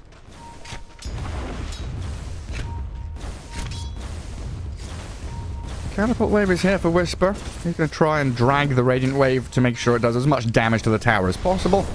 That's all about these little efficiency plays. Oh, Pakaz loses a lot of HP to that Firestorm. What is it, level 3 now? So level 2. Oh, level 2. He's still saving a point for now. Was that in case he wants to pit? Maybe, if they can hold him into pit, try to burst him with Fate Bolt. Not an easiest task. Also has 10 magic wand charges. Let's see, it puts another point in Firestorm. And just kill Panda from 100 to 0. Dispatch with the Enchantress. Now Matthew's come up here. Try and do something to protect Pakaz, but the Morphling's so low. Doesn't want to get involved in the fight, so Matthew, 70% of his HP gone. As this trio of heroes from 9 Pandas up top, tri-laning the Morphling, feeling strong. Whisper looks like he's having fun. Grabbing multiple creep waves, dragging them into large camp, and farming through with his Scorched Earth. And of course, with the Vanguard, tanky enough to just do this freely. Both offlanders now do have Vanguard. Very interactive Dota 2 gameplay. Cannot kill heroes 7 minutes into the game unless you have insane amount of magical burst. Matthew will steal Wisdom Rune. Good sneaky play. Perez not too happy about this one. Pakaz is pretending to be AFK again. He does this every once in a while. He's like, okay, you've done a lot of damage to me. Keep on doing it. Let's see if you can get the kill. And then his teammates come in. I didn't see that coming. Go back down to still have HP with that max agi. He's got Morbid Mask, so he can dip into jungle now. Radiant's bottom No problems whatsoever. Top 2 net worth, though. 9 Pandas. Ricky, TA, both looking hot. Kunkka and Morphling definitely struggling to get the money they need. This is the timing that we mentioned. Like once Ricky gets his one item, and that's the Field Blade, Roger looks very dead here against all of these creeps. But Yotaka will get something in return. Yeah, Yeah, Panda the Field Blade overstepping. on Ramses, getting very close to it, just 500 gold away from it.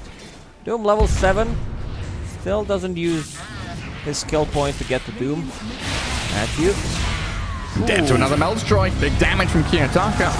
Amteres. X-Mark boat from C-Smile secures EG something from this mid lane river fight at least. So a couple of supports for a couple of supports in the end. I don't know, does that relieve the pressure from Pakaz? This 1v1 against Underlord still seems challenging. He's getting the farm, some farm. Can't really kill Underlord. You know that Underlord's getting just way more. He can farm the small camp, drag the creep wave, enemy creep wave into it, then farm another one. That's more than enough sustain with the Soul Ring and Vanguard. First use of Doom. Yeah, on to Gonna Ricky get the the kill. head. Underlord's coming though, with the Fiend's Gate. Matthew slowed by the trap and the tower damage. Yeah, it's going to finish him off. Miero doesn't want to be down here anymore. Back through his gate he goes. A big kill for EG. Killing that Ricky. Like you said, his timing is about to hit. Wanted to start getting involved off the map for 20 seconds. So a bit more room to maneuver here for the Morphling. He was so close to getting the Fusel Blade. If he managed to have enough gold, or if he managed to like buy recipe, could have potentially TP top and gank Pakaz. And that's exactly what he's doing, even before getting that Diffusal Blade. Wants to get involved. Oh, Pakaz also used his waveform. Ramses, he's looking. No Firestorm, however, but we'll get a kill anyway. So simple. Just jump in, slice him from the back. Roger. Went up the staircase, met with 3 EG heroes up here, guarding what remains of their jungle camps. Yeah, better early game that can transition into mid game, that it feels like for 9 Pandas. There's Ricky TA. Core duo slicing through the Enchantress with 1 meld hit, but The answer from EG is the X-Mark, Torrent, Bow, all of the control. Kiyotaka have another low. reflection. Smoke screen is there. Refraction is up. You're right. Protection for the TA.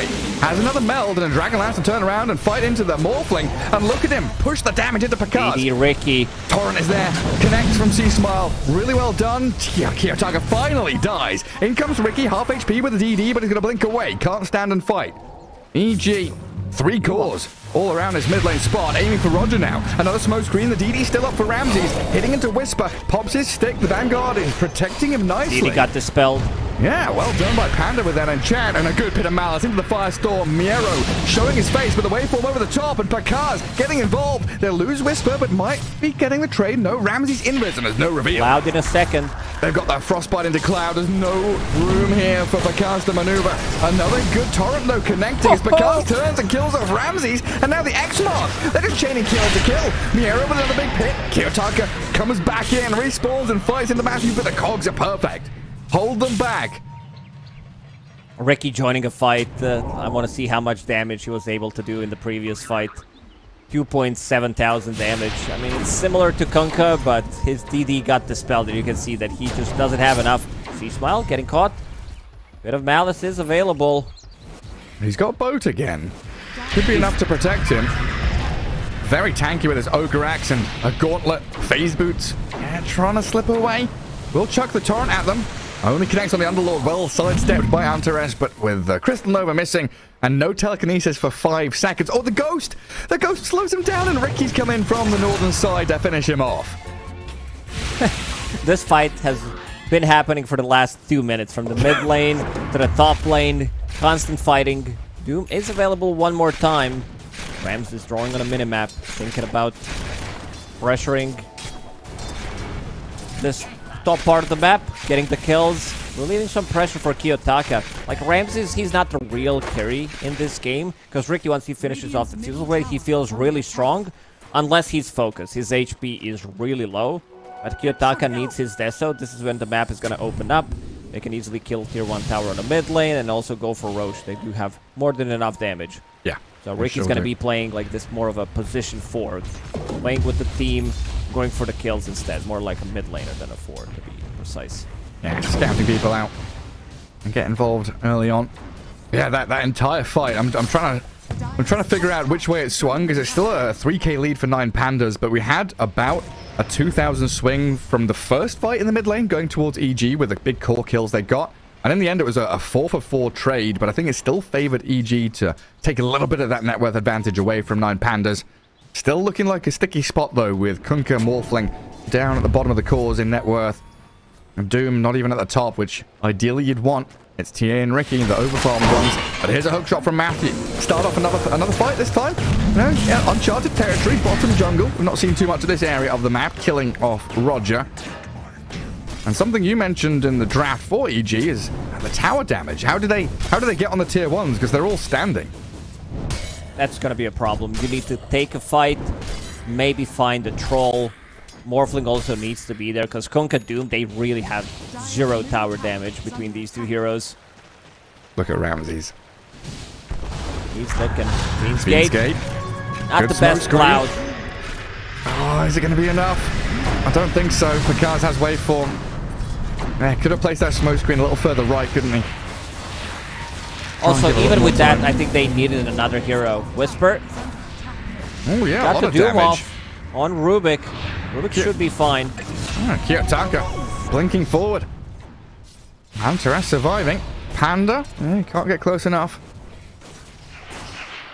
A good couple of moments there for 9 Pandas again. Just like you said, Ricky hunting top, trying to set things up for his team. Now coming into mid, scouting into the back behind the tier 1. Ricky sees Nicely everything. done by Ramses. Even with the haste rune, knows that he's going to have enough damage. This is 4 points in Tricks of the Trade, plus 2 Blink Strike charges. Gets the kill, and now starting to put some more pressure on the top. Pakaz, if he's on low HP, look at the itemization that Pakaz is going for. Understands that he needs to take care of himself, because Ricky will upgrade the Cloud relatively soon. So you won't be able to be targeted by the allies. So the only one who can help you, this is pretty much life, is yourself. Yeah. Such a cool little new smoke thing with that shard.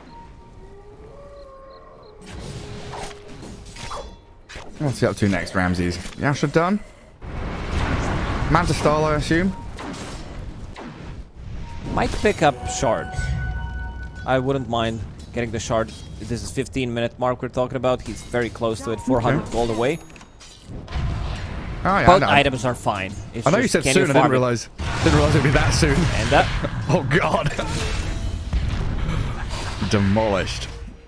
A long line drawn down bottom as well. When EG, they're down here trying to get that first tier 1 tower. Catapult wave, a number of heroes. As Roger gets trapped in the cogs, but the Fiend's Gate is coming down south. Roger about to die to Matthew, but the rest of the squad arriving.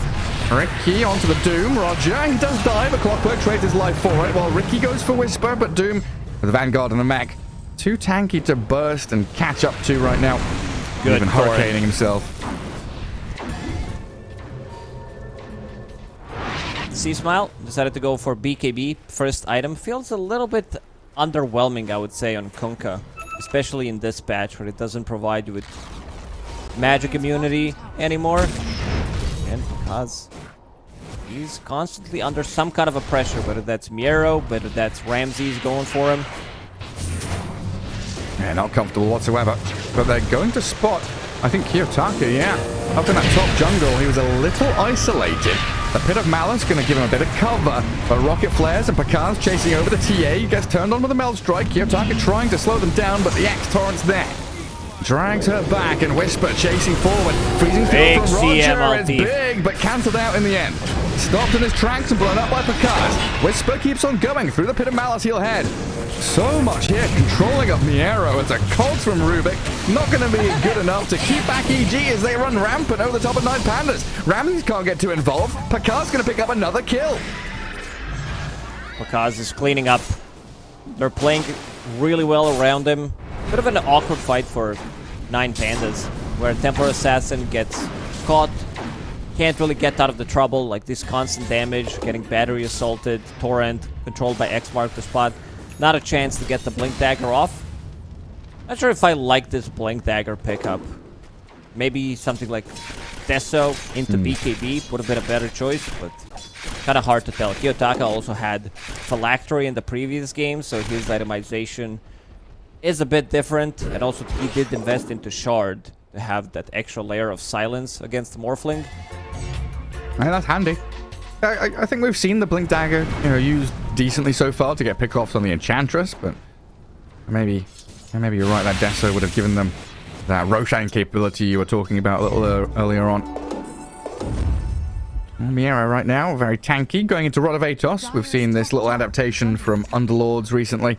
Going back to the older school. Oh, never mind. He's changed his mind again. Never mind. He just Crimson. made you look stupid while you're talking. I love that one. It's like, I'm giving you like 4 different points why it's so good here, and then he's like, nah. it looks like he's listening. And It's the Bugs Bunny meme, right? Just no. I think Vision. Bugs Bunny doesn't. The original meme, he doesn't even say no. It's something Yeah. different. I think I have to actually check it. Yeah. Oh, let us know. Does the meme has become more important than the animation itself? Well, Matthew, before staffing back in towards Roger, Crimson Guard, Whisper with a Hurricane, not able to get him out of harm's way. And now the Pit of Malice. Through the Fiend's Gate they had, and a stolen hook shot. Antares onto the top of Whisper. Ramses with some good damage with the backstabs. Panda, I don't think you can do too much here. Just let Whisper's Doom die. 9 Pandas using that high ground vision they had in the enemy triangle very, very well. And playing straight into that bottom lane. I was right. He doesn't say no. He's the origin of the Bugs Bunny no image comes from the 1946 Looney Tune cartoon, The Big Snooze, where he's drinking something from the bottle. Oh, so he's just drinking something and going... Yes. Nice. Oh, hello. Big pit. Nice firestorm. Jump on Panda. Slay the Enchantress. Ramses a little in and out here. As Roger and Miero focusing back onto Matthew's Clockwork. EG now feeling the wrath of 9 Pandas as they get run over a little bit. 5-man group up from the Eastern European squad. Rebuffed for now as Pakar showed his face. Has Hurricane Pike, has Pupil's Gift, so a lot of tankiness on Pakaz at the moment. So far, considering what he's playing into, he's had a really, really good game.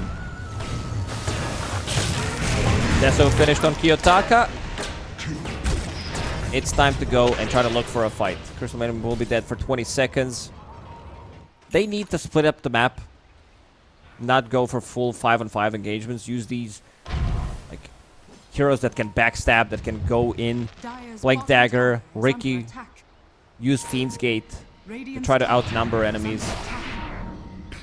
under attack. Deso done. Radiant's I'm so glad you Where's that Deso? It's coming. It's coming. I'm very glad you got so much to talk about because I was just analysing the Mayan calendar to figure out where Roshan was going to be. It is daytime, so bottom right corner on the Radiant side. Get yourselves into the pit. I thought you were googling some kind of a meme to prove me I'm wrong or something. No. There's one thing I know in life, that's memes. And I think that's... Jesus Christ, that's it. That's actually it. That's all. That is one thing. That is all, folks. Cars, Hurricane, Piking, waveforming, looking to slip away from the Ricky. Yeah, they don't want to keep going on him. EG might be setting up for a fight here, though. C-Smile is lurking on the left side, and the other three from the top jungle. Maybe considering a smoke? No, just going to hold the high ground for now. Keep this protection of Pakaz up in that top part of the map.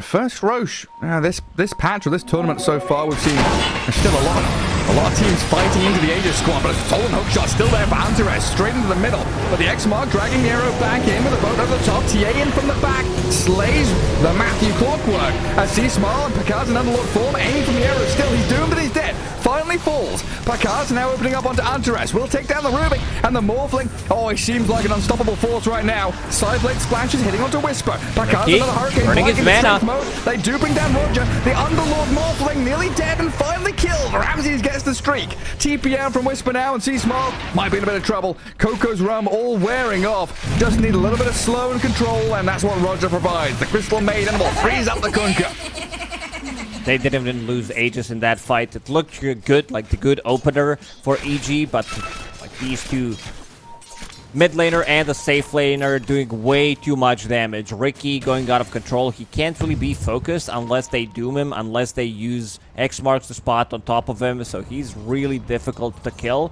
Now also does have that smokescreen upgrade, so even more minus armor coming out. Ramses, he's scouting things out. Well, how many hits? Kiyotaka, he's not there, but Roger's coming. Well, Ramsey's getting controlled up a little bit here. Pops the Manta, gets out with the Infernal Blade. Adaptive Strike flies across as he blink strikes onto Panda. Things will come to a close there. Think about Manta style, it doesn't dispel dust anymore. That's a bit of a tricky part when you play Ricky. Oh, yeah. The new upgrade to the dust. One thing to notice is Whisper, he's the one who keeps Hurricane on Doom for a very long time. Wants to be able to push himself out of the trouble, close the gap, save his allies. I love the adaptation. It's been really cool saving his Clockwork. Moving out across the map like that. Goes to low ground from the creep camp. Oh, what is that? Shadowblade Templar Assassin.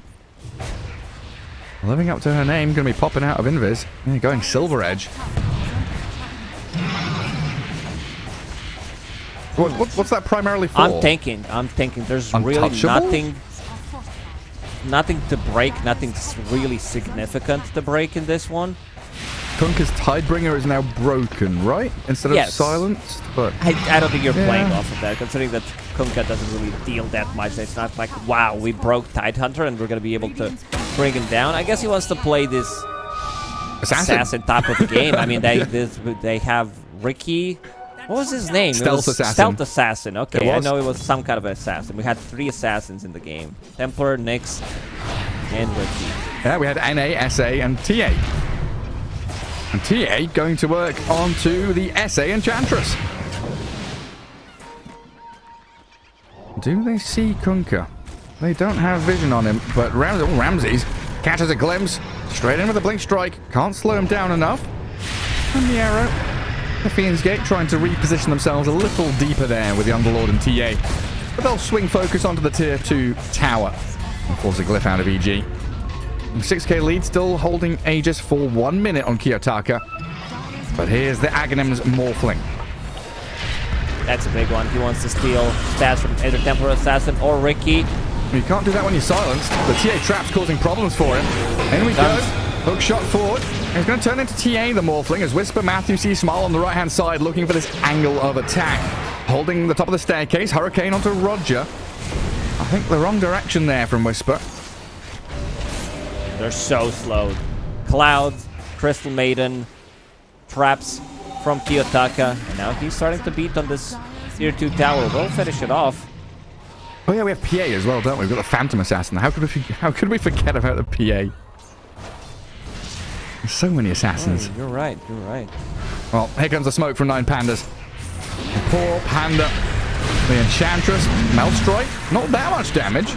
Quite a tanky ant right now. Gets the Courier. A medallion. Yeah, Courier slain in the back end. And Matthew. 10-man with a battle plan.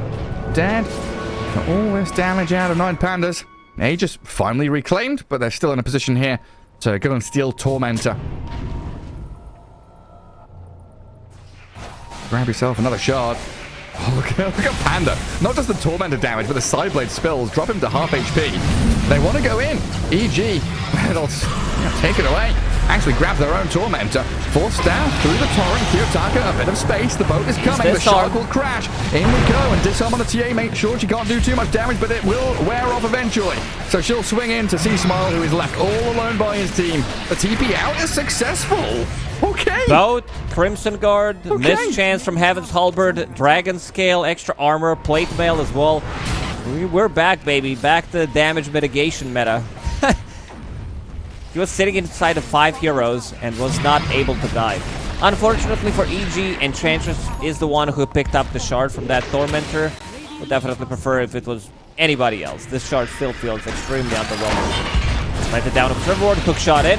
Yeah, Matthew's deep. A nice bit of malice. The arrows caught 3 of them trapped in the ruins. They doom the Underlord, trying to remove him from the fight. And look at Kiyotaka, though. Training through onto Whisper. A lot of tanking stuff on EG's side, but Ramsey's going to make short work of that. They pop the greens, healing Whisper back up. Chasing the TA, desperate to get on top of Kiyotaka. A lot of damage on the TA, but not enough to finish her off. Now Miero's out of doom, so another pit of malice comes. Morphling into Ricky form, and a one-hit tap into the back of the head of the Enchantress for Root Panda, and a smoke screen down onto the Morphling, silencing up Picard, caught out completely, no chance of survival here, even with the force stamp and a trip to the trade. Oh, maybe gets out with the waveform, but look at the Fiend's Gate. Fiend's Gate, they're coming. The stolen Torrent from Antares as well. Just enough control to bring down the Morphling as Whisper hurricaning back towards what little safety remains on EG's side of the map. The onslaught is relentless though. C-Smart, BKB's up, TP's away, looking to get back to Fountain, but the rest of the team destroyed by Ramses. A double kill for that Ricky. And this map feels like it belongs to 9 Pandas right now. And this is the combo. Once you pick it up on Ricky, Nullifier plus a shard, you can't force staff yourself. Allies can't target you because of the shard. So you're gonna sit in the cloud. And now he's going for another kill. There it is. 3 hits. Blink strike, 2 hits. Dire's bottom tower. Easy as you like. Yeah, what's the minus armor on the Ricky shard? It's like -7 or -6. Wow. I think it was -7 and it got changed. Let's check. Yeah, I've got Maybe 7 in my head, wrong. but maybe I'm crazy. It's definitely 6 now, for sure. Yeah, it got fixed in the version. Okay. A little bit of a nerf there. It's still looking very potent. And you mentioned it in the draft, Ricky, with this TA. A lot of minus armor. Super good against the Morphling, who usually feels resilient and tanky against physical damage. It's time to queue up some Lincoln Spheres on their side. Playing against Doom, X mark the spot, and also Aghanim Scepter Morphling, so both cores inside of 9 Pandas looking to get it.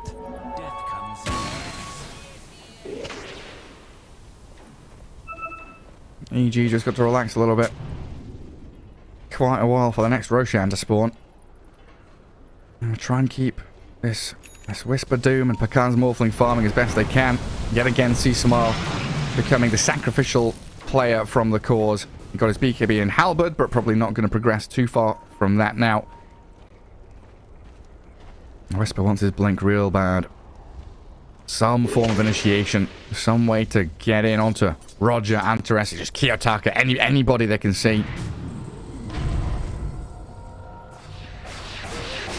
strength for some of these teams this patch when they group up as 5. 9 Panda's showing exactly why. The last 15 minutes, there's been no one split pushing, no one out on their own. It has just been this one unit, one organism going across the map together.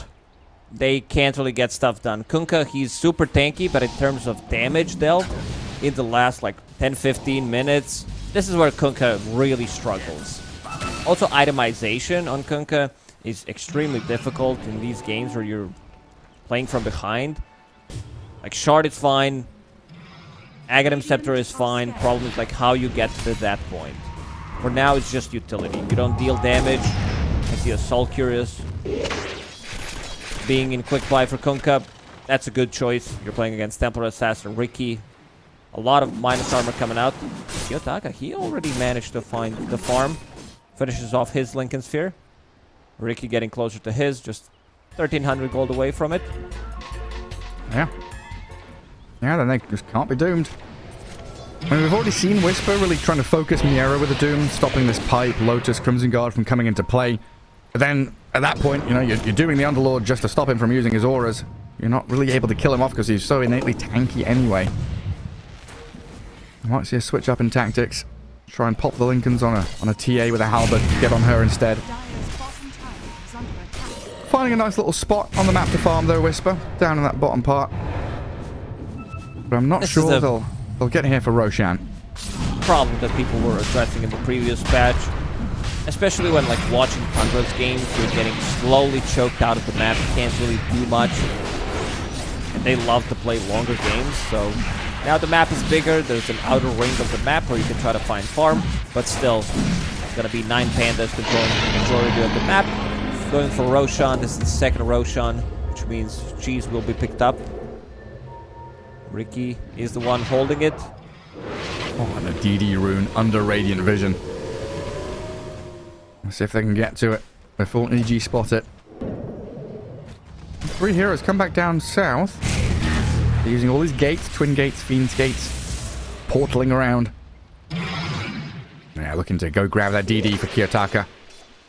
Matthew showed his face for a second mid. Ricky was immediately on his tail. Looking to play back into that dire triangle again. I'm thinking how they can breach high ground. Maybe bait EG out of their base for a fight around the Ancients. I think EG going to be understanding that they can't get tricked like that. They're just going to hold on to their tier 3s, try and fight around this defender's advantage through buybacks, which they're going to desperately need in the upcoming team fight. And buyback status right now, all 3 cores of EG have it, when everyone except this Clockwork has buyback. It's a difficult one for EG. In terms of how they come back, like their high ground defense, there's no repositioning tools. So kind of hard to have some kind of a play. Enchantress doesn't provide you with much. Maybe Clockwork Hookshot, Cog pushback into Doom is the type of a play that they're gonna need. Did we always have buybacks? Like in early Dota 1 days, there was no buyback, right? If you're dead, you're dead. I think we added buybacks that there weren't initially there. But there was also one time where you didn't have cooldowns on buyback, so you could buy back like 3-4 times in a row if you had money. Yeah, Storm Spirit's like, oh yeah, keep on buying back. That's definitely true. We had that massive, the Sniper Troll Juggernaut, the Spin to Win patch, all the buybacks back and forth. But here comes 9 Pandas anyway. Going to be looking to force buybacks if EG overstep past their tier 3, which is falling pretty quickly. Lotus Orb, Auras, even the Pit of Malice to make sure that any jump is going to be counteracted by 9 Pandas all set up in position here. Base camp created outside the doorstep of EG's base. And a nice steal from Antares. He is the one holding X marks the spot. Kunkka uses his, then you break it, it disappears completely, so that's a good way to counter it. For now, it's going to be Kiyotaka sieging the barracks. They drop the Solar Crest on top of him. He's going for Panda, and he's going to drop 1, 2, 3, 4 missed chances. Never mind. Yeah, missed chance gets back into Fountain. Melee Barracks does die to Kiyotaka though. Pakaz turning into the TA. Well, they rebuff 9 Pandas for a few seconds. The fact that Ricky has been cutting this mid-wave, opening up another avenue of attack here, does make things challenging. All 3 lanes on this dark side of the map, and EG looking to maybe get out of their base and hold the staircase near their ancients. Whisper was edging toward the area. Not going to go for it. So tentative. Looks like Ricky Picard's also morphling. Okay, never mind. It's holding the... It's called Shield Rune, the new one. Yeah. With his HP, that's 850 damage block. That's just disappeared. They can't go on him when he's got that up. Kiyotaka finds the Wisdom Rune, which Picard was trying to get to. 1400 experience. And he just goes straight back up to high ground. A little bit spooky. Lotus Orb put on him, though. That bounces the Adaptive Strike back onto Picard. And these Pits of Malice. Again, talking about these choke points. So... It's massive. Such a good tool. It blocks the whole Kiyotaka's in. ramp.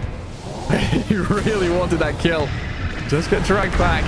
I guess that's still X mark up on the road. They get 3-man pit in the Firestorm. And you can see how dangerous and difficult it is for EG to find any way to advance forward in these fights. Permanently silencing the Morphling, so no waveform attack. And Matthew, he's got a good angle here for a hook shot. Let's see if he gets in on top of the Kiyotaka TA, who still has Aegis for 40 seconds. I guess that's the big key here for EG. If they can get the timing around Aegis and kill off Kiyotaka's TA to make sure she doesn't have that second life, maybe that's a fight they can take. They'll probably try to bring him down low, use an item or ability, proc that Linken's, and try to go... Oh, look at this play. Antares, he uses X-Mark to spot on himself, TPs to the side lane, picks up Wisdom Rune on their own side of the map, and comes back. Efficiency. Ah, wonderful. EG just bunkering down. Stuck in their base. No way to escape. They know that just a fight is imminent. They've got to do something to break out of this cage that they're trapped in. The Tormentor's back up. Oh, they're on the right side. Looks like it is. The 9 pandas need a shard? They've all got them? Ricky has it, Templar Assassin. Underlord doesn't have one. Okay. So, go get it for him. Yeah, Underlord's like, guys, Tormentor, go kill it. Get me a shard, boys, will you? Ramsey's just like going in behind the Tormentor, then realizing, wait, I can't backstab this fella anymore. The cube Doesn't has work no that back. way. Yeah. He's all fronts. That's geometry. Right there.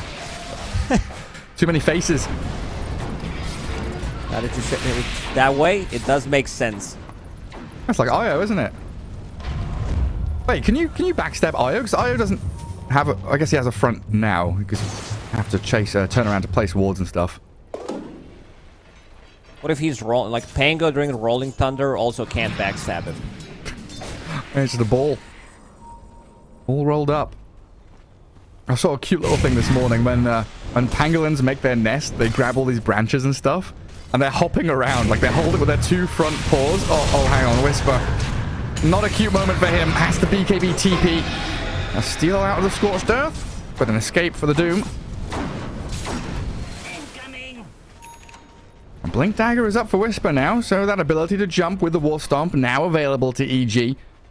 Another element of initiation alongside Matthew's Clockwork, always going to be handy. They do have this AoE stun, but don't have another ability to proc the Linken's with that they had with Hurricane. Ramses easily getting out of the trouble. Kiyotaka, they found Morphling because... That's a BKB up. Through the defender's gate, and it's pulled the arrow in. He's stuck in there. Hang on a second. Is that how it's meant to work? Riptide pulls him across. They're gonna lift him out with the telekinesis, and here comes Kiyotaka to blow on the Clockwork. Flyback comes. Miero's still stuck. The tidal wave just shoving him around everywhere. They've killed the Underlord. He's dead for a minute.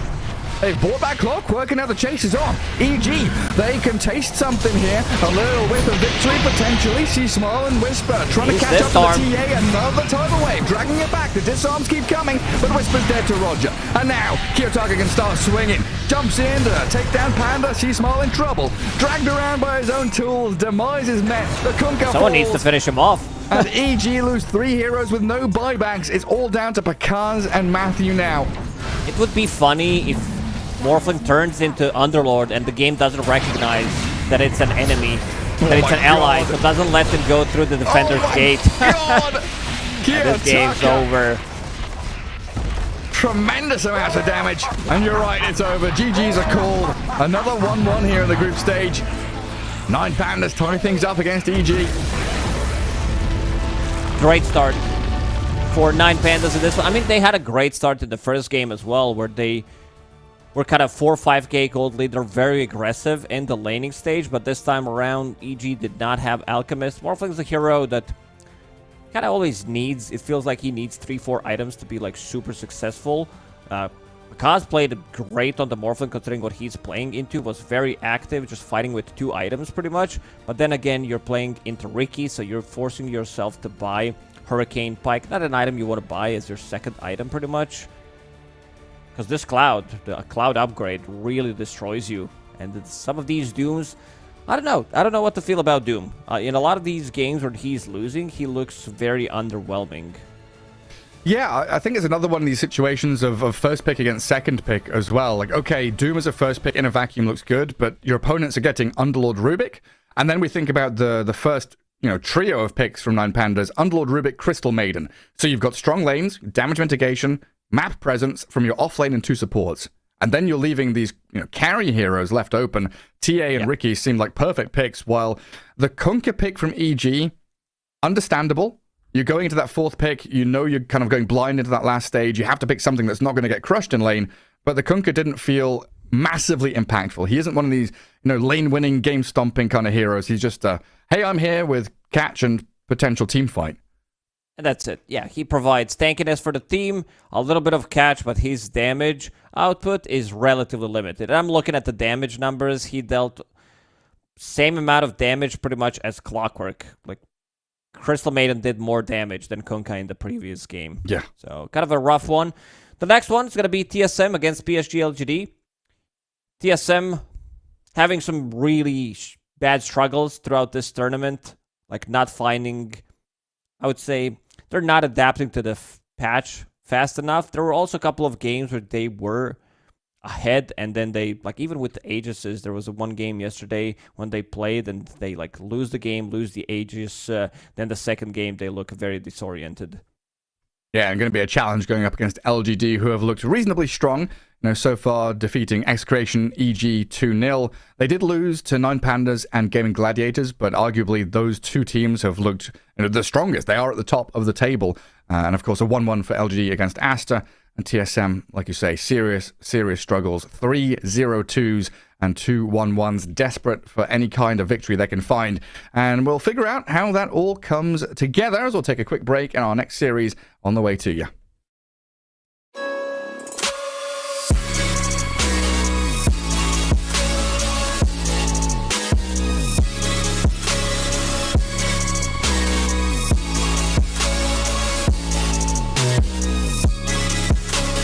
You love it, you wear it. What's your style? Get your merch at shop.eslgaming.com.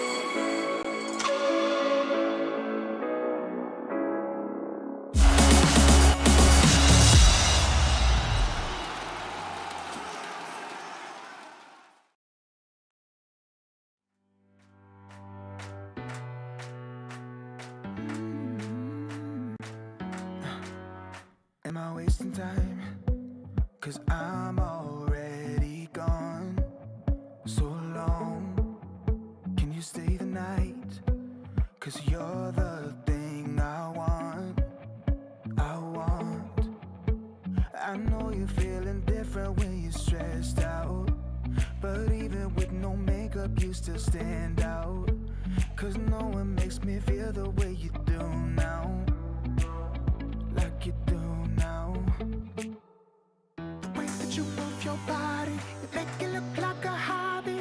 Every time that you touch me, it's electricity. Things we discovered underneath last night's covers. Everything came so easy. It's electricity.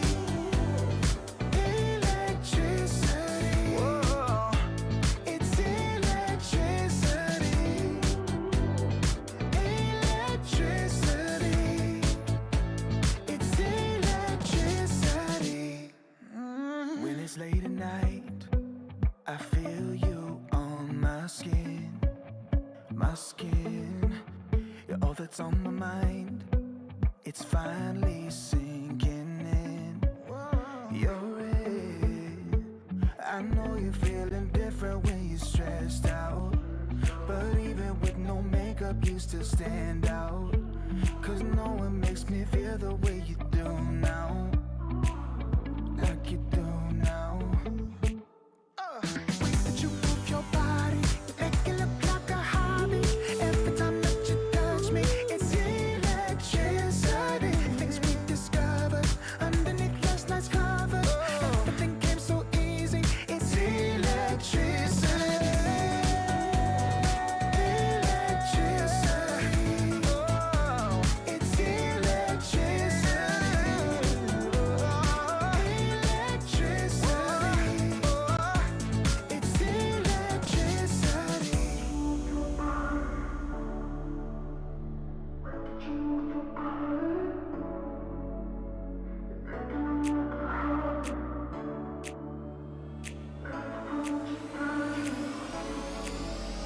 The way that you move your body, you make it look like a hobby. Every time that you touch me, it's electricity. Things we discovered underneath last night's covers. Everything came so easy. It's electricity. Electricity. It's electricity. You move your body. Electricity. You move your body. It's electricity.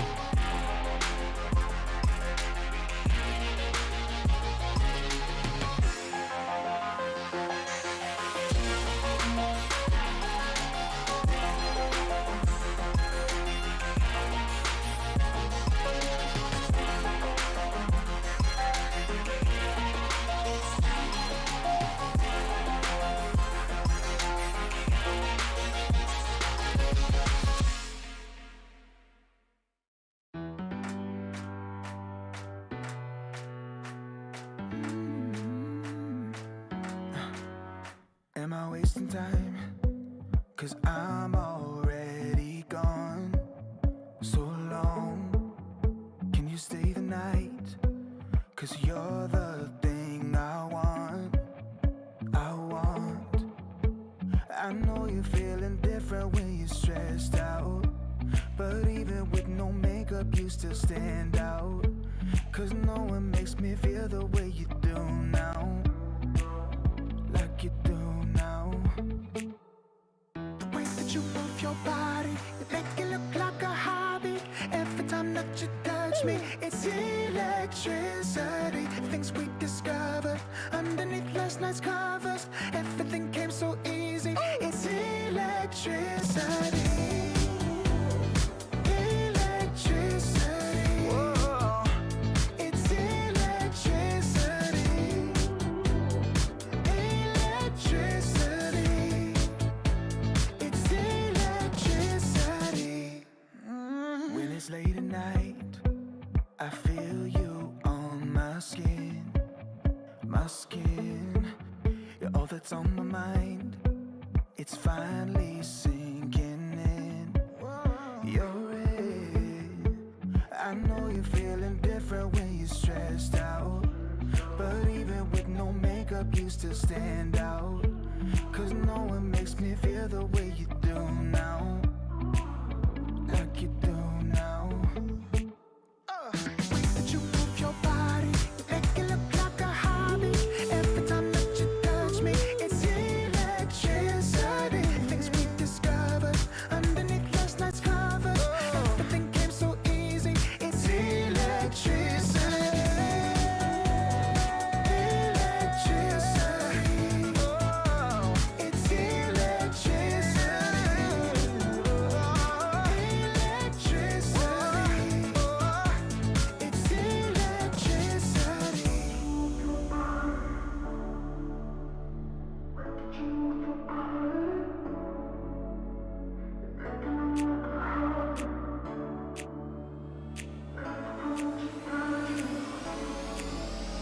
The way that you move your body, it make it look like a hobby.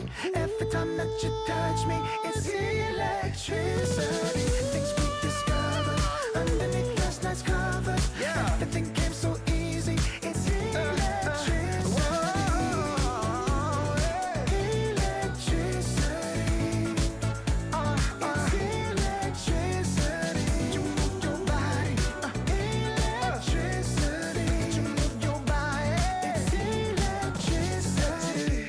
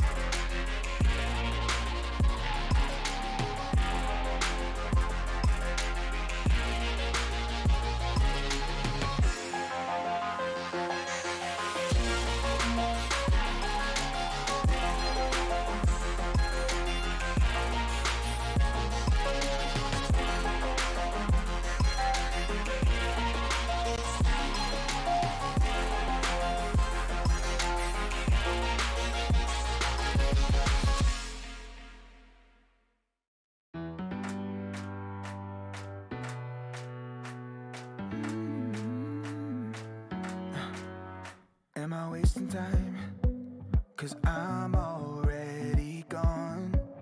So long, can you stay the night? 'Cause you're the thing I want. I know you're feeling different when you're stressed out, but even with no makeup you still stand out. 'Cause no one makes me feel the way you do now, like you do now. The way that you move your body, you make it look like a hobby. Every time that you touch me, it's electricity. Things we discovered underneath last night's covers. Everything came so easy. It's electricity. Electricity. Whoa. It's electricity. Electricity.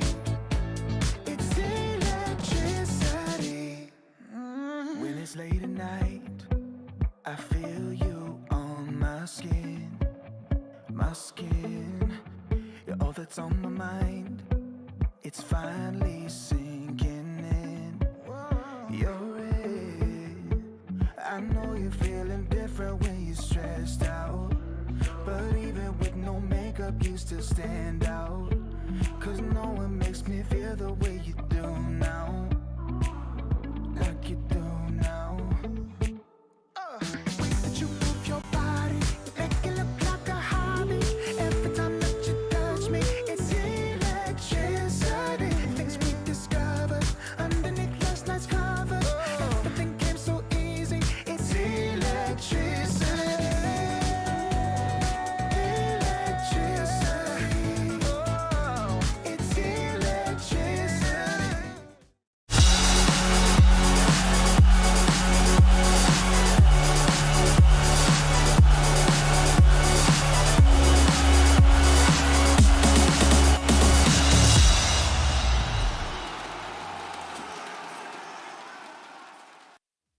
Welcome back to the Ember stream here as we continue the Berlin Major group stage, and Lacoste up next. An interesting matchup, LGD against TSM, and yet again we have this position where TSM down near the bottom of the groups, desperate for victories. Yeah, kind of, I would say, expected considering the way they've been playing at the start of the tournament, like and the finished of the second group stage of the Dream League Season 19. They felt like they can't really punch back against some of these stronger teams, and I think it's showing. The only wins that they managed to get so far have been one against Execration, one game taken away, one against EG. That was the one where Kasane Broodmother completely popped off, one of the better boot performances that we've seen lately, I would say. Ricky carry as well. Tomato was all over the place. But they still need to find their identity. I'm looking at their drafts. They're all over the place. There's some like certain heroes that they do tend to pick from time to time. But yeah, they seem to be experimenting a lot with their drafts. But I can't really blame them for it, considering that things are not going well. So you're trying to figure stuff out, what's working out, what's not. But things are looking rough for them. They need a win here. Not going to be an easy task against PSG LGD. They're in the middle of the pack, but we'll have to see. You know that they still have this experience. They have been playing together for a long time with certain changes. Like, sure, you have like these, pretty much all these players played at eHome at one time. They played together. And now you have like they changed roster. No, there's no Ame anymore, and they also brought in Zeal because of the I guess he was fitting in well in the previous eHome roster. Now works out really well. It feels like it's a good upgrade. It's been like throughout the DPC they looked really good as well. Maybe at the end of the season, at the end of the tour, they started to maybe also experiment a little bit more with how they're gonna play in some of their drafts. You know, it's Zhao Wei. You have this like experience coming out from Why You Smile. Nothing to say as well, but yeah, rest of the team. Shiro, he's been upcoming star for a very long time. People calling him new Ame and stuff. And Shiro is really stable. Shiro is a really good player. Yeah, and something you bring up there, you know, a lot of these Chinese teams with the coach or the captain really drafting for them. It's important you have a player on your team that understands the coach and is able to translate the ideas to the players as well when you're in game, right? You don't have Xiao8 barking orders at you when you're actually playing. So having Y there, the veteran, seasoned captain, understanding what Xiao8 and what the entire draft and game plan is going to be, and making sure you get your players on the leash and under control, which is definitely very important in this patch when there's so many objectives on the map, figuring out where you want to be, how you get there, what smokes and what timings you're looking for. LGD looking pretty solid in that. Game 1 is ready for us, though. Draft underway and about to get started here for Game 1 of this best of 2. And like you said, getting into the later stages of the group stage, needing victories for both of these teams to get LGD up towards that top 4 spot and to try and get TSM out of that bottom third of the groups. And we'll see what we're going to be dealing with here. Is a little bit of time being spent by TSM on this first ban. Usually something that teams are just going to snap into. But TSM still thinking. TSM, in a lot of their drafts, they've been opening up with Beastmaster. There's Coddle, played the variety of the heroes. They tried to with Chen. They also had one of the openers that you really like to see, Pugna plus Storm Spirit. So let's see how they approach this one against PSG LGD. You know, the drafting is going to be a really tough one against Xiao8. Well, there's the Underlord. So no Underlord Rubik combo. You might see them get rid of the Storm, which has been a common ban to stop that. Like you said, Storm Pugna duo in the second pick. And for LGD, is there a particular player or anything like that you want to be aiming at here? Or do you just want to be banning these heroes that are overall strong? I mean, looking at the previous major, I know that PSG LGD, they had the biggest hero pool, so it's almost impossible to target some of these players because they play everything. This is kind of their identity. You need to be able to play multiple. You can't have like Hero Puddle. Why Smile, he played like 15 different heroes or something. Shiro played 20 different heroes. It's extremely difficult to draft against them. Yes, sounds impossible. I got to ban out meta heroes against LGD. And maybe LGD looking at TSM can think about Tomado's hero pool, the TBs, the Slarks. But I think a lot of teams have done this, you know, similar to a lot of squads out there, Saberlight and Collapse, things like that. You're aiming towards maybe Kasane's hero pool from the offlane. And still those Broodmothers, Beastmasters, and things like that can be nasty to deal with. But here we are, first pick from TSM. They've enjoyed the Storm Spirit first pick, even though they don't have second pick with the Pugna to go along with it straight away. We could see that come out. But of course, there's still going to be things like Beastmaster, Enchantress, all the good stuff still yet to be taken. I think in this matchup, you need to try to break them a little bit more. Go with something like Bounty Hunter, maybe Keeper of the Light. These are strong heroes, especially Coddle. But maybe something like Bounty, I think, could put a little bit more pressure. You can roam around, get stuff done. I don't think you can outplay PSG LGD that easily. So you need to start thinking outside of the box in this matchup, I would say. Because TSM, they're a relatively new squad as well. And there's the Keeper of the Light that I mentioned. Yeah. The hero is really good because of the Blinding Light, the heal that he provides for Tormentor, also having Recall as well. Just great hero overall. Solar Bind is now his ability tied to Spirit Form. On the other side, PSG LGD, immediately they respond with Beastmaster, getting Mirana as well. They know what they're gonna go for. There's also a couple of good combos with Keeper of the Light, of course. Yeah. Ember Spirit is not as popular. There's Beastmaster, whose win rate is insanely good. Same goes for Pango. Like, even after all the changes, all the slight nerfs that he received, the hero still feels really good. I think he's sitting at like 60 plus win rate. I'll check it right now. Yeah, still feels real strong. You know, a support gets Pavis, he's got Shield Crash. You're rolling and taking no damage at all. And of course, very good scaling. Oh my god. Diffusal Blade, Aghanim Scepter. 72%, 18 games. Nothing wrong with the hero. Okay. Pretty wild stuff. And banning out a few heroes here to make sure he has a good time. Ember Spirit. And then the Enchantress gone. And we're assuming this... Is Pango going to be a Broil hero in that mid lane? I don't see too much of the side lane Pango, and when we do, it's usually off lane. I don't feel like Kasane is going to be taking that. Definitely not Kasane's hero. Looking at the bans also, it's Ember Spirit, so that means they want to play Pango from the mid lane. They don't have much catch, and also it's a relatively bad matchup for Pango. Root Mechanic doesn't allow him to use his abilities the way he wants to. I think there's still Storm Spirit that they probably need to ban out. There's like a lot of heroes that Pango doesn't like to play into. Like there's a variety of them. Shadow Fiend, Monkey King, that there's like so many good heroes. You put hero like Necro on a mid lane as well. I think that we're going to see more of a Necro for sure if it's the right game for it.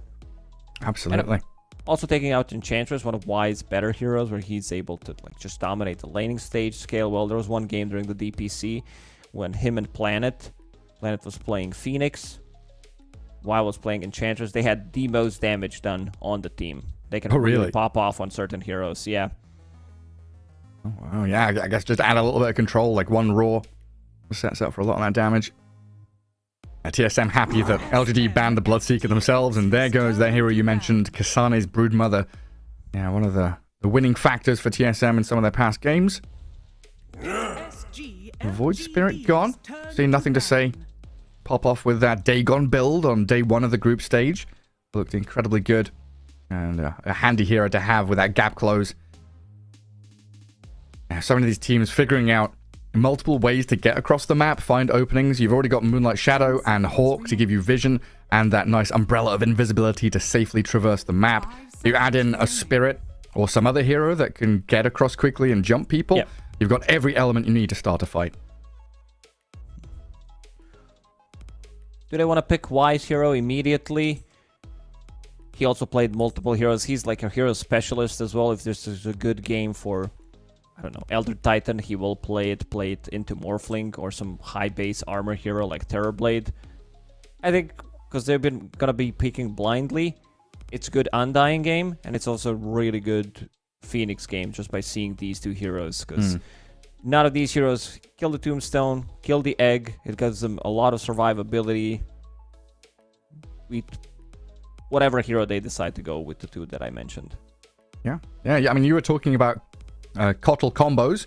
You mentioned the Ember, and Pango obviously is a pretty decent one. We used to have that Terrorblade combo, but also there's the fact that Phantom Lance has been on the rise recently, and he's an old school one with the Keeper of the Light, spamming lances non-stop. Might be something here that, you know, TSM or other teams kind of prep for if they do first phase this Keeper of the Light, having options open later on. Like, you're looking at this thinking, okay, Clock Mirror and Beastmaster, they don't particularly deal with illusions well, so we could have a Tomato Illusion hero, you know, 4th or 5th pick.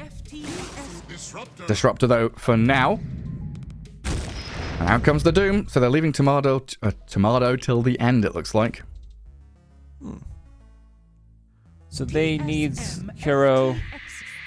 Okay, this is their combo.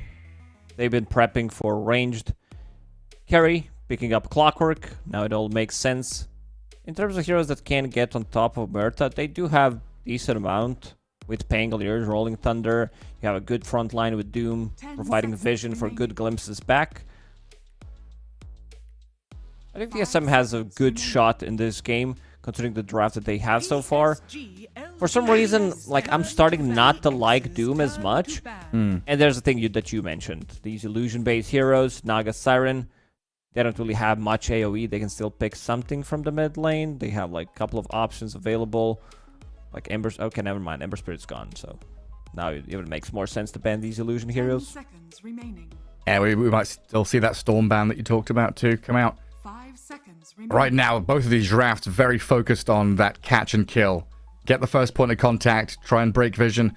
You see someone, you doom them, you glimpse them, get the roll forward, and no different for LGD. The hook shot, raw, and arrow with Muerta's backup damage is pretty terrifying. I think I'm definitely, like, naturally leaning towards LGD. Just the way they've set up this draft, very nice, simple to execute. And they opt to ban the Alchemist, as a Primal Beast is removed by TSM. Some of the options for Tomato. I'm down for some Phantom Lancer, potentially. Yeah. I think this hero, some of the teams have been using it really well. Bet Boom, definitely. When it's available, and same goes for Team Spirit. These Eastern European teams, they're feeling the Phantom Lancer right now. Yeah, get out of cogs of Doppelganger. Nothing really here deals with illusions outside of, like, Muerta, Maelstrom. But even that's not a super hard counter. Plenty of time to think about it. Yeah. I meant for hero like a PL, once he gets to his second, third item, Heart of Tarask, This is where he becomes like almost unkillable. There isn't enough burst damage.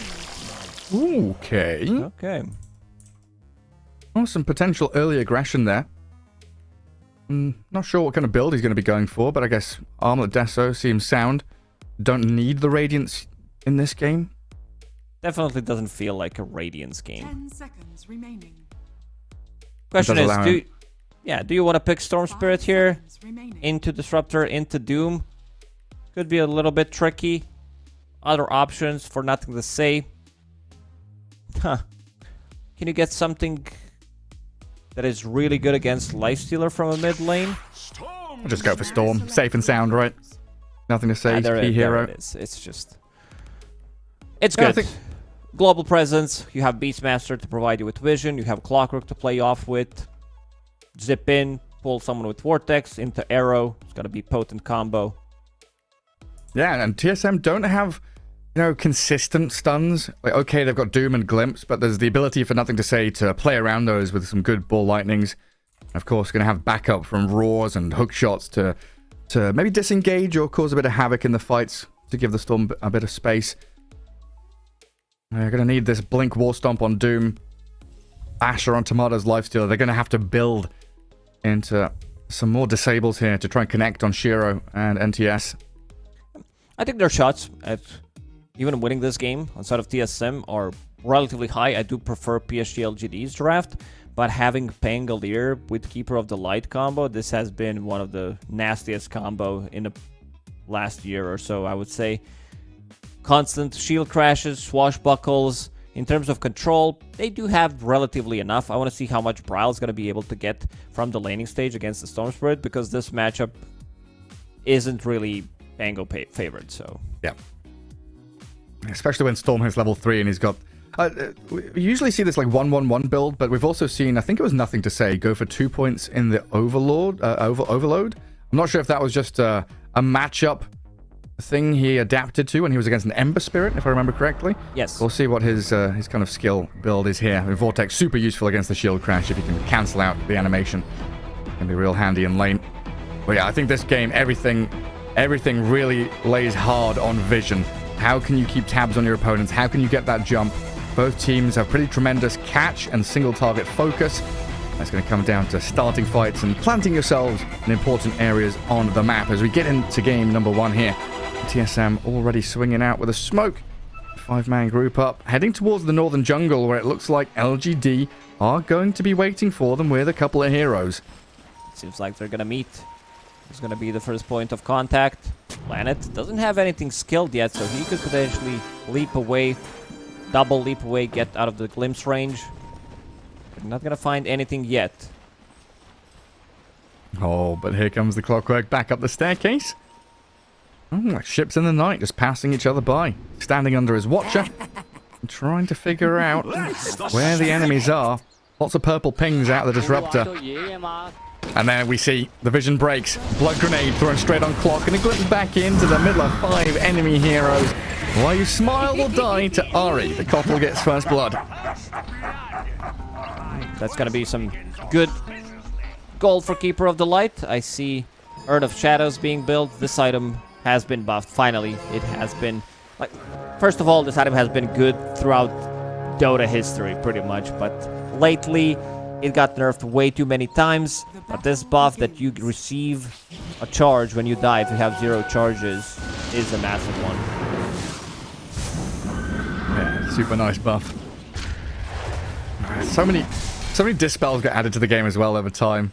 A lot of spells getting basic dispels on them. Lotus Orb getting added, Greaves and stuff like that made a little sadder. Bit of chip there from the Cottle and Disruptor. Pushing a bit of damage onto Zeal, but now Planet's going to give as good as he took. Double Star Storm on Whitemon. And they're going to leave the lane. Creeps. Safe and sound as they meet. The glimpse back on Planet means Tomato can keep on munching on the Mirana, and Disruptor survived through it all. That's a bit of an unexpected kill, I would say. Dying to Lifestealer, who has Feast level 1. Doesn't really provide you with much. Oh, didn't see that one coming. The last hit battle, Zeal. Oh, yeah, he gets it. Tomato's trying to deny them out. Yeah, very good start from TSM. Good solid draft. Good start for them. Puts them in good stead. Popping into this lane stage. Lifestealer, one of the best. With the staying power in his lane, just lifesteal up. Don't have to go back to Fountain. Don't need that much regen. And right now, just queuing up the phase boots. We'll see where he heads in terms of item build. As Whitemon's going to try his hardest not to die there, but already has the magic stick. Plenty of sustain for himself. Looking at the CS mid lane, like you said, not great for the Pango. 7-1 Storm, 3-0 Pango. This is all about not dying for Bryle. Make sure you get as much experience as you can to hit 6 as early as you can, and whatever last hits come your way, you'll be happy to grab. Pretty much. Oh, now he starts to play aggressive. Bryle needs 2 more right clicks, and we'll finish him off. This is what I said. Like, you gotta be extremely careful how you use those swashbuckles. He stayed way too close to Storm Spirit in the zip range. Gets that electric vortex and gets a kill. Yeah, we're just saying that the most important thing is not dying, and then he dies. Does have the courier with the bottle. Came a little too slow for him. Might refill both water runes in his bottle. Bryle, he's going there. Throw the light. Nice blinding light against Clockwork. This is going to be such a good ability. In the end, nothing to say. Does refill his bottle with a second water rune. Full HP, more than half of mana. Things are gonna start to look really rough in this mid matchup. 1-1-1 build, as we mentioned, very potent for getting the kill on Pangolier, especially if he's not careful enough. Yeah, I mean, Storm with 6 armor, pretty tanky against the swashbuckles. Good blinding light top, gonna push Shiro out of position, but the cog's there to trap Kasane inside. They're falling. The ghost flying around, making sure there's no attempt to get back in on top of them.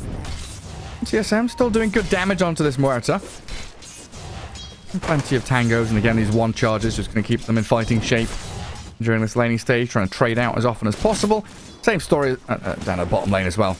Zeal has his Bassi, so he can spam out axes, along with Planet Starstorms. And Whitemon has to be incredibly careful with his positioning. They do get the courier snipe up top. Why you smile? Killing the Ring of Health from Kasane. That's a huge, huge deal for LGD's top lane. It really is. Now they might start to play a little bit more aggressive here. Problem is, Why You Smile doesn't have much regen left, neither does Muerta. I see Courier coming with only 3 tangos for Clockwork, and also the lane is pushing in, so might not be able to find any openings. Even though they killed the Courier, which should be a pretty big deal. Courier, what is that? Level 2, level 3 Courier is going to respawn in 30 seconds. It's going to take a minute until he comes back to the top lane. Bryle hiding in the trees. 4-minute runes are spawning, but again, nothing to say. Has pushed that wave in. Guarded bottom rune with Planet. Pinged out by Whitemon. So Planet just grabs the rune and chases Disruptor away. That means Bryle gets no refill, and this lane, difficulties compounding for the Pangolier. Looking up back to top, blinding light, going to push Why You Smile around. Kasane inside the calling of the ghosts. Illuminate over the top, but inside the cogs, Kasane trapped and stuck. Shiro opens up with a double tap of the guns. And now it's just Cottle on his lonesome. They do find an opening in the end. Why You Smile hitting that level 3. 2 points in battery assault. It's a lot of damage trapped inside of the cogs. Inside of the calling. Oh no, Bryle, not again. Oh yeah, he's dead. Nothing to say, he'll bottle up under tower, so he's perfectly fine. So much regen here for the Storm. Raindrops very far, but Zeal, oh, down the bottom. Yeah, Thunderstruck and taken out. A level 2 Ghoul Frenzy. Allowing Tomato to keep tabs on the Beastmaster. So at least one lane is going well here for TSM. Down the bottom, Tomato is going to be hitting his timings. But he's probably going to be very active on this lifesteal. I don't think he can get away with too much greediness. No Hands of Midas or Radiances. It is straight up phase armor. Play active. No shenanigans. He understands that he might also need to be slightly more active, considering that mid lane is a bit of a disaster. Bryle sitting on 18 CS in terms of net worth. If he gets another kill on Storm Spirit, he's going to double his net worth. Doesn't have a raindrop yet on Pangolier, so that's going to be potentially, with 6-minute rune, he might be able to go for the solo kill. All right, 20 seconds to go. And Why You Smile back up at top, still trying to poke away. Ari has left the top lane, trying to backstab into bottom. There's no Planet Mirana here, it's just Zeal on his own. We can also see on the mini-map, Clockwork's rotating mid. Zeal getting gone on. tanky under the tower, though. And even with 3 heroes here, looks like Zeal's going to be okay. And Braille is able to get away from the grasps of Why You Smile and Nothing to Say, bottling a regen rune. Rotation up to top. And Planet comes back down bottom, guard Zeal, and gather up that creep wave that's coming under tower. But here's the move from LGD. Shiro starts onto Kasane. Level 4 Doom doesn't stand a bloody chance against Nothing to Say's rotation. And Storm now on a killing spree. Almost 4,000 net worth, 6.5 minutes in. Whew, I'm really worried who's going to make these rotations for TSM. Keeper of the Light, really not that hero that can set things up. Pango off to a really bad start. Doom, as you said, he's level 4. Muerta's going to be level 6 relatively soon.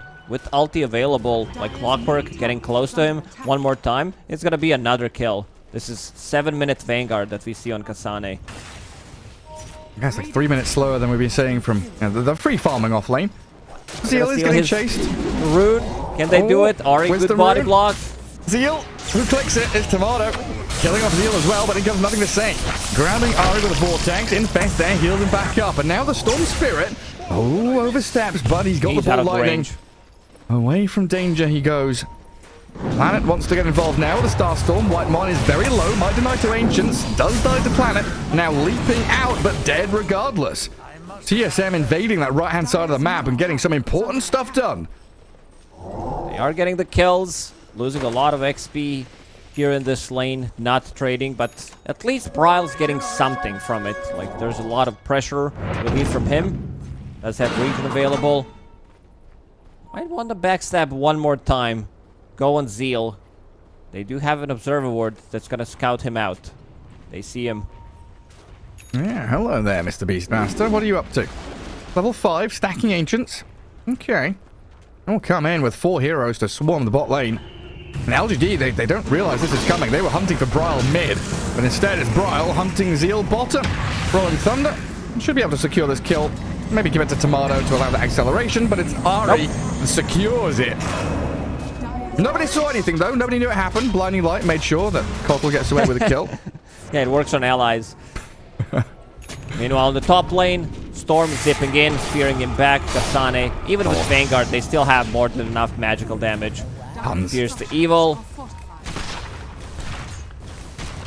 Magical damage, and also Storm Spirit's ton of it. Going into Witchblade next. There's going to be a lot of pressure. Well, there's still 1 tower top, but Why You Smile will get blasted. Drag back in with a good glimpse.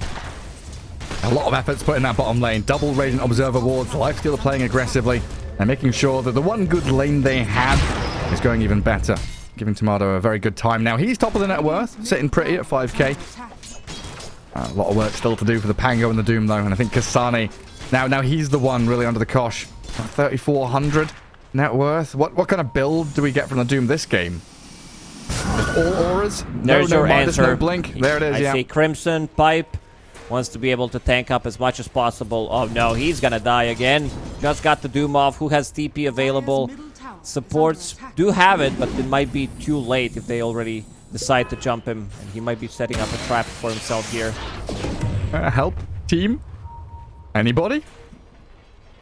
And Clockwork doesn't have ulti, so closing the gap is all down to the Storm. And Kasane sat under his tier 1, not giving anything away. Smoke now from TSM as well, heading mid where Planet resides. Marana should have a couple of leaps available, so it could be a challenging kill. But they've got tools around that with glimpses. If they can keep the vision on the Marana, which looks like is not going to happen. White Mon moves back up to high ground, but Nothing to Say is in on Ari. Why You Smile, coming in from that Radiant Ancients area, kills the Cockle. This is not what they were expecting. Maybe miscommunication. I mean, Kasane never saw them. Why You Smile? Oh, the Rolling Thunder. Never mind. They're still gotta get the kill. It's a zoning Rolling Thunder. Securing the kill for Tomato, okay? You don't have to always be so negative, Gary. The stairs are closed. There's no way you can get out of here. Leap away. He's gonna be fine.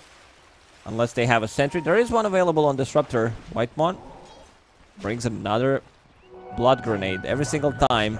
This is something we talked about time and time again, because we did cover a lot of their games. Supports will have it constantly. Doom available. Can he get it off? Nope. No, he can't. There's just way too much magical damage. And White Mon getting silenced at the very end there by the calling, so I couldn't find a chance to maybe glimpse back the Storm. Nothing to Say. Yeah, he just wants to kill off that tier 1 tower. Maybe goes on white 1 here. Was thinking about it. Shiro was just a touch too distant. And now Zeal TPing mid. Nothing left to do in that bottom lane. Broyle just swashbuckles forward very aggressively. He was hunting for Planet, but turned around on by the remaining members of LGD. Broyle has been doing such a good job recovering. And that one slip up, over aggressive in the mid lane, answered by LGD and everybody on their team. Not sure what the plan was. Kill Mirana, I think. That was the attempt.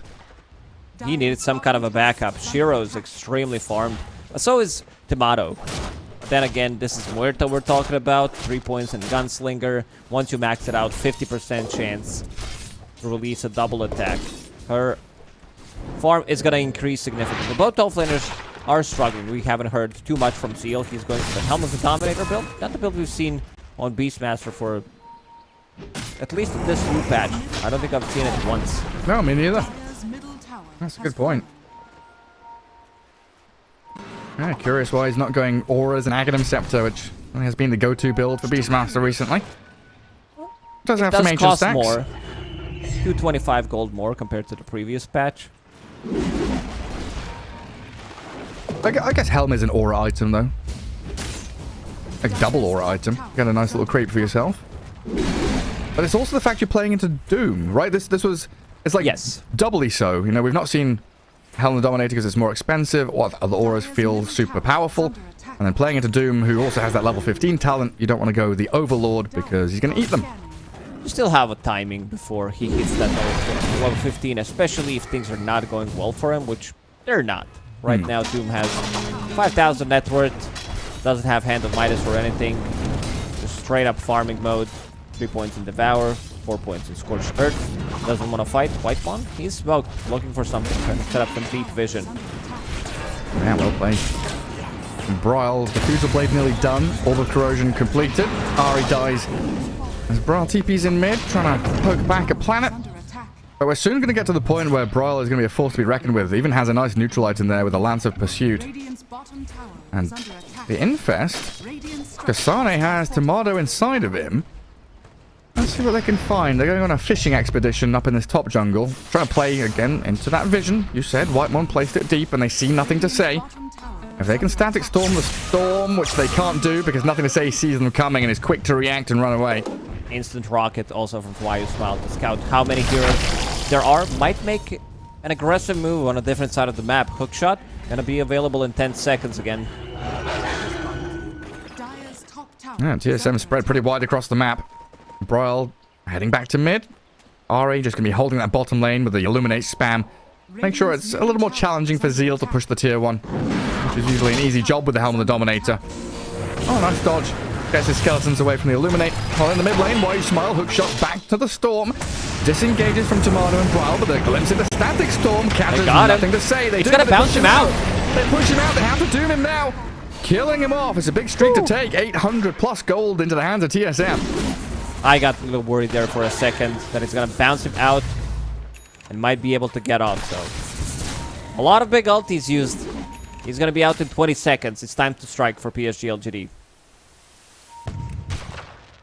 Shiro has this Maelstrom ready to go with the Moonlight Shadow.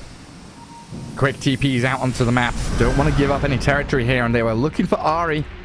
Zeal can't get close enough to the Roar, but in comes the Gunslinger herself. A couple of hits from Shiro. This Muerta showing how powerful she can be. A squishy Cottle. He couldn't stand there at all.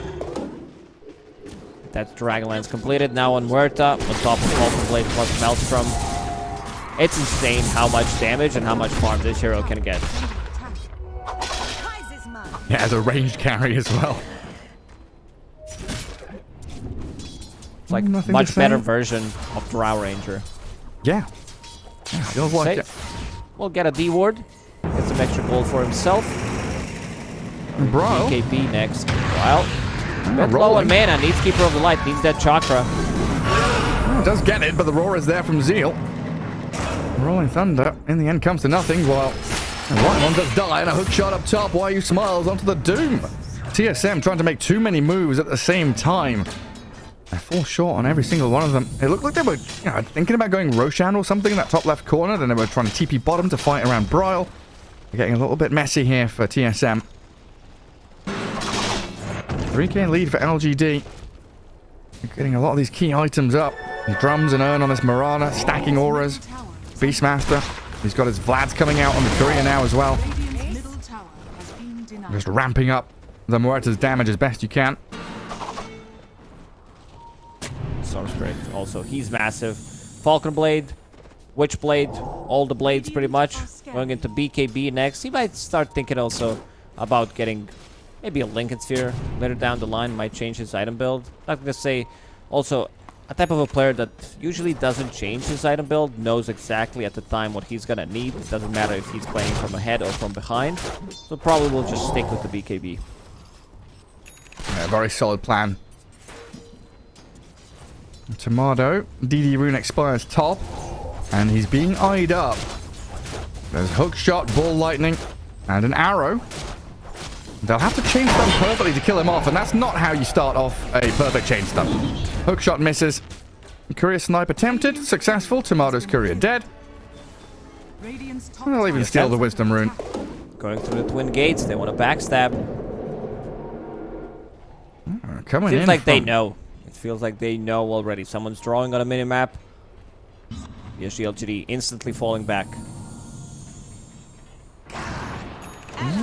Tomato trying to regroup with his team. Planet is still behind enemy lines. And there's the Radiance done for Lifestealer now. So Armlet, Radiance, and next item queued is the Aghanim Scepter.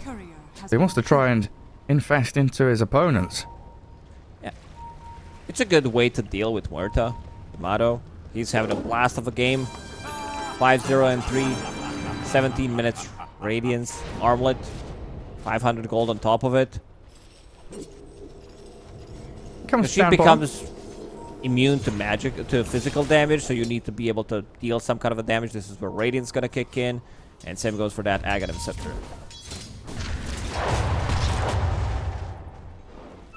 The rest of TSM, I'm going to sit behind him.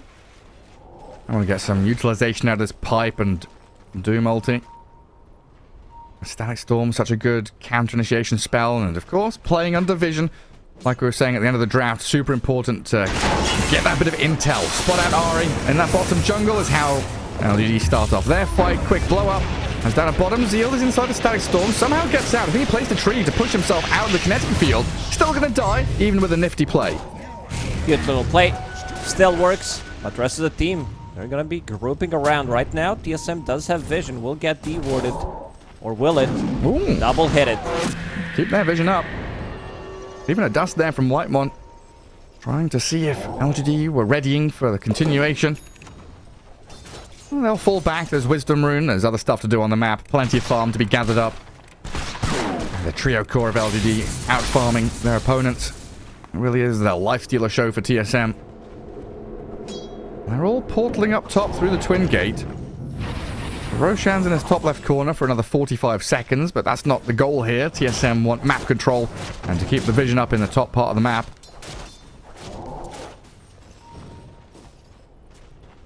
It really is cat and mouse in Dota now, isn't it? You're going through doors and portals and finding little nooks and crannies to hide in the trees. Pretty much. Now they're going to be bottom. The rest of the team is there already. Again, they do have vision. That doesn't provide them with watch, but could see them approaching. The one that is on top of portal. Also set up some vision near that portal area. Yeah, then they have the added factors, right? The hawks, rocket flares, even arrows and moonlight shadow give them additional little bits of information. The TSM kind of wasting time here. There's been a bit of downtime where they're not farming and accelerating as quickly as they would have liked, but they'll watch Roshan head into his bottom right-hand corner. Muerta doesn't have TP available. He's bringing one, but she just TP top, bringing her BKB. 50-second cooldown TP. Let's see if they can scout it out to the rocket. And yes, they can. Roshan dropping low. TSM doesn't have enough damage to kill it off. This is not the best Rosh taking lineup anyway. No, really not. It was a weird attempt, I would say. 1 point in Lucky Shot. They do have some extra minus armor from Orb of Destruction, but in terms of sustain, sure, you have Coddle, you have Seeds of Serenity. Roshan also got buffed, so he doesn't drop down that easily. Man, Orb of Corrosion and Destruction being in the game is like messing my head up. Orb of Crustron. So many orbs and minus armor stuff. Still Still smoked up, LGD. Rocket flaring over the high ground. I'll see them there with the Hawk, so the potential for jump, but nothing to say, holding back. And this is that double BKB timing of LGD, so another smoke. They know that they're so powerful right now. Go around. That's how you do it. Let's see. They want to plant vision on this high ground and then play off of it. Or you just keep TSM there wasting time. You're getting farm, you're getting push on tier 2. Wait to see if someone comes to defend the creep wave arriving at this bottom objective. We'll get scouted by that rocket. We'll scout Roshan. That is also not being done by TSM. Seal, as that ancient granite golem, will make them even more tanky. Kasane only level 10, so he has another like 5 levels to gain to be able to eat that creep. So that's gonna take another 10 minutes at least. Yeah, needs some wisdom runes. And they're back to attempting Roshan. Been skirting around the edges of the pit for the past 3 or 4 minutes now, trying to figure out how to enter. Still very slow. Tomato's down to half HP. This is not looking good for TSM. They'll come out of the pit, they're wandering around, but LGD, they're ready, surrounding them, this concave of dire heroes. Roshan's dragged out of his pit, but there's the Hawk, scouting out Kasane and Tomato. They'll charge forward, straight on Zip, nothing to say. He's in with his BKB, aiming for the Doom and taking Kasane down. Static storms out, but it's not good. TSM, they are just being shredded here. Not a chance in hell against Shiro's Muerta. Opening up onto Braille, the Rolling Thunder, and the Swash gets into high ground, while Ari is being found out by Planet. Tomato dead, Braille survives, Marana still chasing. Now Ari, pretty speedy on the Kotl, will get away, but now it's Roshan for LGD after a team fight victory. Yeah, it was a weird one, I gotta say. I'm not sure what TSM was trying to do there. I mean, I can understand kill Roshan, that's the goal. But it's not enough. They don't have enough damage. You need to, like, siege with Lifestealer. If this was a Nesso, I would say that they have enough damage. Oh, what a play. Oh, so skilled. Oh, and then Shiro's there to clean up. Really great setup from the Clockwork. Yeah, I think this comes back to something you mentioned, right? We've seen TSM through Dream League and now at the start of the group stage for the Berlin Major. Drive, direction, that's something that they've been struggling with in terms of in-game comms or decision-making. Something there is a little off-kilter. Trying to figure out if they want to go Roshan top left corner, bottom right corner. They don't have the damage for it. They're not feeling comfortable to fight, and they want some kind of small advantage, but then losing out regardless of what happens. Also, like, maybe not having the clear understanding how much Roshan got to tank here. Because his base armor got increased by 10, and also his HP per minute got increased by 15. So that's quite a lot. He's a real tanky boy now. At the very least, TSM do get the Tormentor. Disruptor with an Aghanim Shard now. A Thunderstrike buff. Not incredible, but a nice little additional touch for Whitemon. We'll get him a free item. He should be pretty happy about it. Maybe the better one would be if Ari picked it up, having that recall ability. Well, they get the Doom on Marana. Lost Ari already, and a great hook shot to stop Whitemon from channeling and casting his spells. A Rolling Thunder looking to spin around and get back on, but a Primal Roar is there, catching onto Braille.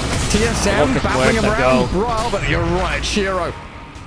So many shots into the back of Kasane. Another ball in, nothing to say. Plenty of mana to play around with. A wicked sick Muerta. 3 heroes dead, and all they lost was a Clockwork. This game looks pretty over. That Roche attempt constant. Like, TSM just got stuck inside near the Twin Gate, near the Roche pit, and you can see the damage. 3,000 damage from Muerta. About to finish off. Oh, I thought she was going to go for Mjolnir, but Shiro wants to style Moon Shard. Hell yeah. Yeah, that's a good point. They got stuck. And they've been stuck several times. You know, bottom right corner around that Roshan, they were stuck. Top left corner, they were stuck. And I feel like this is one of those things that, okay, Storm just zips in onto the Doom. Kasane needs to be drifted away by his team. Kinetic Field holds them in place, but this is where LG want to be. So you're holding them as they hit your tier 3. Not really also, a chance here.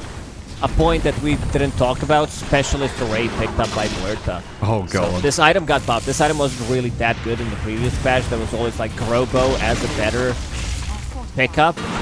But now Specialist Array, you have extra 225 range for your second shot. Add that with Gunslinger as well. So many He's shots. going in. Look at Bryle, obliterated after the hook shot.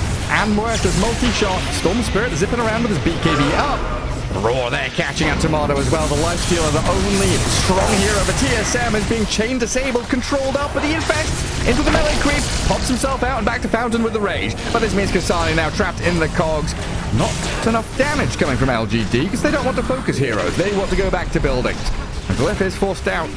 TSM still looking to mount a defense of this lane of barracks. Tomato with the backup of the Koppel Illuminate, starting to chip away at LGD. But they've got a catapult of their own. I'll take down this melee barracks even through the Crimson Guard buff. It's more than enough. Muerta just deals so much damage. Silence the zoning one. No reason to stop. He's in. Just straight back in on Kasani. They force the 4 staffs out. They silence up Tomato and make him rage. He can't fight though. Got to run away. And Muerta going to BKB TP home. Again gets out of this Radiant base. But yeah, this whole positioning thing, you know, it's kind of ingrained in players over the past 3 years. Everyone's been learning to hold high grounds, be together, and you pick a spot on the map, and that's where you choose to fight around your observer wards. That feels natural. But now there's so many access points, so many ways to wrap around. That can be your downfall. Let's do a deal. Yeah, just doom up the Beastmaster, but Where's the LGD follow-up? ready to fight. The follow-up is the Pango, rolling and crashing onto Zeal. The Beastmaster half HP, but tanking. Difficult to bring down. They finally break his ankles, but Storm Spirit with his DKB up. He's aiming for Ari, getting a pick off on the Koppel with the help of the hook shot, and in comes Shiro. The Muerta has arrived again. A monster kill streak for her. Shredding through Kasane, and now Tomato trapped in the cogs for a while. He trapped him. That's that battery assault. Why you smile? Don't get dropped down here. Aegis just expired. Didn't get the chance to use his mana. BKB on still on cooldown for another 20 seconds. Nothing to say. Also low on mana. It does have another ball across and a good arrow from Planet, but nothing to say. He's probably going to die here. Pushing back with a circlet, but dead to Tomato, and a double kill grabbed by Lifestealer. Right. Here's the LGD. They thought the game was over. Halberd from Muerta. He's going to TP out. Nothing to stop it anymore. Ari does not have stun after using the glimpse. They don't have it. Doom was not there. So, not a bad fight for TSM. They got a lot of gold from it. Yeah, Lifestealer gets closer and closer to that Aghanim Scepter, which could be a big turning point here for TSM. If that last fight wasn't already. I don't still feel though, you know, LGD with this lead and with that Lane of Axe top gone. And there's even a base ward in that Radiant base near tier 4s. They could just go play aggressively again, back towards the base. Once they get another set of items, Aghanim Scepter was just completed on Pango. Getting Asher relatively fast. Lifestealer, the ones that we talked about. In the end, he decided to go for Heaven's Halberd before finishing off Ags. Have a little bit more tankiness. Also finds Elven Tunic for himself. The best chance from that and Radiance is going to be really good against Muerta. Still a lot of right-click damage. A lot of magical damage as well on their side from Storm Spirit. She's got her Moonshard now, right? Moonshard and Crystallis about to be finished. You got a percentage to evade. I'm going to hit you more times. So look at why. Deep in there. Jetpack. Gets him across the tier 3. Need a 4 staff to save him. Tagged by Solar Bind. Incredibly annoying.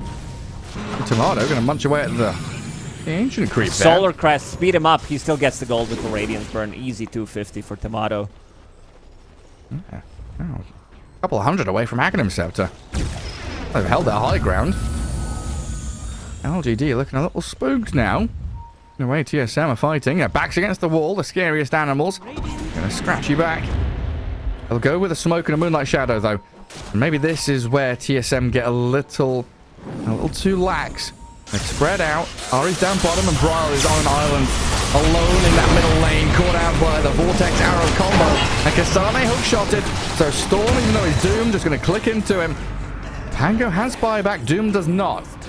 It's going to be a 4v5 as LGD approach the Radiant base. He'll need to buy back. There's one available on Pango. Unless you want to lose your set of barracks, I think you need to go for it. Heaven's Halberd, use on Shiro. But look at that attack speed. Look at him clicking buildings. Good force staff to save Tomato from the Vortex arrow. And a glimpse back on nothing to say. Not going to do too much there. Whitemon didn't want to spend static storm or anything without the rest of his team really ready in position. And that is it. Another rage. The Vortex still getting cast. He does have 80% magic resistance with debuff immunity. Shiro, pop BKB here. Rolling Thunder. A static storm there. Not really going to accomplish too much. The Rolling Thunder just to escape. Brawl drops the whoops. In Clockwork, attempting the TP out as Tomato does take down Planet and going in deeper. Looking for Shiro. Nothing to say. TPing away. Zeal. Looks like he's escaping free as well. ESM still getting something done. Tomato having a really good game. Once he finishes off Basher, it's going to be so much easier to control them. They did have to commit with the buyback on Bryle. They're also drawing Roshan. It's going to be there on Radiant side for another 3 minutes, or make it 2 minutes, considering that he's spawning in 50 seconds. Double damage also spawn bottom. Ari will deny it. Yeah, plenty of time to set up. That's what Whitemon's saying. Hey guys, head out bottom. Push this wave quickly. As fast as we can. Get to that bottom right corner. Place a couple of observer wards. Try and get that vision control around Roshan. As we can see, rocket flares being chucked out by the Clockwork to give a little bit of intel there to LGD, knowing that Roshan isn't up quite yet. And the Hawk will come in to give that info as well. Wait, is Storm by a blink? Did I see that correctly? This is China classic. Emo. I've seen it time and time again throughout the previous DPC tour. He just enjoys buying it. I'm not sure if... I'm not going to say wants to commit to it. It's just... Maybe wanted to give some respect to Emo. It's like the blink in and the ball out. Yeah, going for Scythe of Ice now. The Storm Spirit, a more regular item. Oh, TSM a little faster. Taking Roshan this time. Not by that much. And they are scouted out yet again by the rocket flares, but they've got the high ground vision. They've set up for this. They are ready to fight. This same is the spot. most important Let's see one. if they're going to make the same mistake 2 times in a row. Storm Spirit did jump Kasane last time around. They managed to burst it before he could get anything off. Right now, Hawk is scouting them out. You see Tomato. They cornered themselves. You said the most dangerous animal. They've got Tomato caught up though. They've just blown him up. He buys back, but that's your life still is gone. All the net worth in the world destroyed. Ari going to force that away, but LGD just steamrolling straight over. TSM, 2 quick kills. Look for another one. Tomato, can he steal it? Tomato trying to steal the Aegis. Roshan He does can. it. Tomato gets it. Life And still the down. cheese as Second well. Life has the shield in his hand as well. Where's he gone? He's infested in the water. Yeah, trapped inside Shiro. Dragged back towards the high ground. Hurricane Pike away. Tomato chasing, disarming. Another catching disarm. up onto Muerta. Looking for the kill. He'll have to aim for Zeal. The body blocks are there. The Storm's back in. Zipping into the back lines as he brought back on NTS. Tomato. He's trying to kill off Zeal, but he'll die the first. Another life will pop him back up onto the battlefield, but all he sees are dead bodies and destruction. Oh my god, as he crit died in from a Muerta second. Dies in a blink of an eye, and El Whitemon gone as well. I think it's time to call it. Shiro, I want to see his damage dealt in the previous fight. Even though he was disarmed for a long duration, 10,000 damage. Let's make it 10k. Daedalus, also level 20 talent, extra 20% on Gunslinger chance, brings it up to 70%. It was a nice steal there from Tomato, stealing both Cheese and Aegis, but yeah, he's going to be dead for a full minute. He just disappeared. He disappeared 3 times. He comes out of the pit, dies. Evaporated. And LGD back into position. Onto the enemy high ground. Breaking the base. No life steal up for 50 seconds. 30 for Bryle's Pango. Buyback's not available. And they'll get themselves a mega creeps.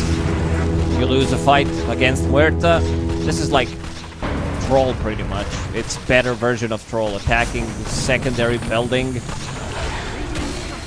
with Gunslinger, just like towers, buildings, they disappear. Another Hex picked up by Beastmaster. Seal ready to initiate. 20 seconds without Lifestealer.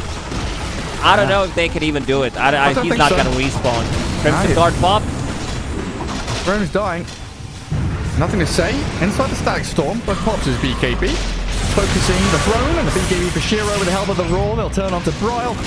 They did have the Crimson Guard and the pipe on the throne, but for now they're holding, in fact. Life still is respawned, still holding the cheese, and LGD retreating.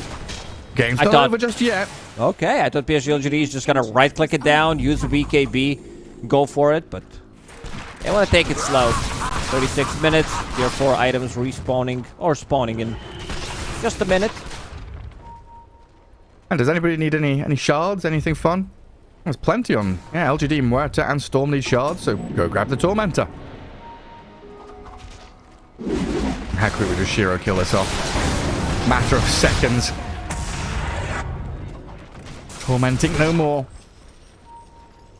TSM a last-ditch effort here. Pango defending the base. Doesn't have boots of travel or anything, and they still have no shard on Ari. Attempted Doom on, nothing to say, but too quick. He saw Doom lift his arms and he zipped away. Does have that blink dagger. Clockwork, he's still down there. Guys, your base. Yeah, he's hook-shotting, he's cogsing, he's 1v4ing, not dying. Buying time for the rest of his team just to go into the enemy base. Pick off Broil, Vortex into damage, the clicks on the throne, and the game is over. I respect the play from DSM. They wanted to go out there, get a kill. They understand the game is over. They can't really defend it. Muerta can use a BKB, finish off the game on her own pretty much at this point. But yeah, what a performance from Shiro. Yeah, spectacular. Really great draft, well executed by LGD. A few flashes of brilliance from TSM, but also a few sloppy mistakes that need cleaning up there in terms of shot calling, what you're doing on the map at what times. I felt a little bit disparate, not on the same page with some of the players. And these Roche fights were honestly kind of comedic. Yeah, they were. They also don't have sentries 2 times in a row, so they don't see Hawk approaching. So they're fighting underneath the vision of Hawk, Rocket, not understanding how much damage they're going to be able to deal to Roshan, how quickly he's going to go down. 2 times in a row, they don't manage to kill it, and then PSG LGD comes up and they clean up. They sure do. Yeah, just watching Tomato here. He's trying, getting body blocked and zipped on in the end by the Storm, who bought back. That's all it took, really. There's nothing to say. Returning to the fight. Make sure it's all closed out and cleaned up. As LGD take the first game in this series. Just look at the lifesteal. One crit from Muerta. It disappears on the screen. Oh, good stuff. LGD looking pretty clean. Very deliberate. A little bit more patient than maybe I expected. Like you said, that throne maybe could have fallen with some BKBs, but they're just making sure, okay, we had an 80% chance to end it. We're going to make sure that in 2 minutes we've got a 100% chance to end the game and take the victory. So there we have it, 1-0 for LGD. Game 2 coming right around the corner. We'll see you in a couple of minutes.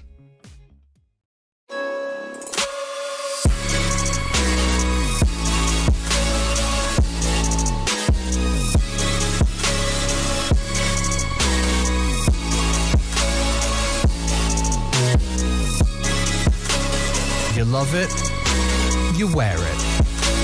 What's your style? Get your merch at shop.eslgaming.com.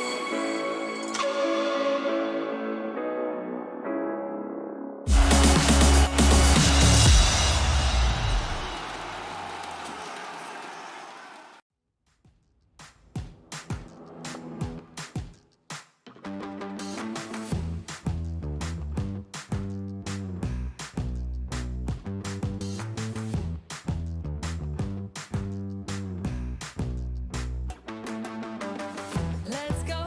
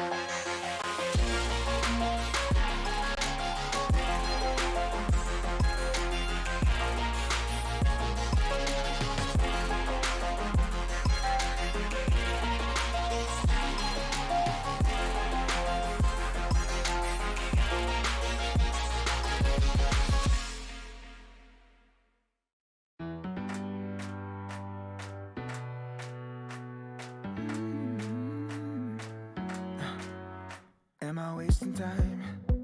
'Cause I'm already gone. So long, can you stay the night? 'Cause you're the thing I want. I know you're feeling different when you're stressed out, but even with no makeup you still stand out. 'Cause no one makes me feel the way you do now, like you do now. The way that you move your body, you make it look like a hobby. Every time that you touch me, it's electricity. Things we discovered underneath last night's covers, everything came so easy. It's electricity. Electricity.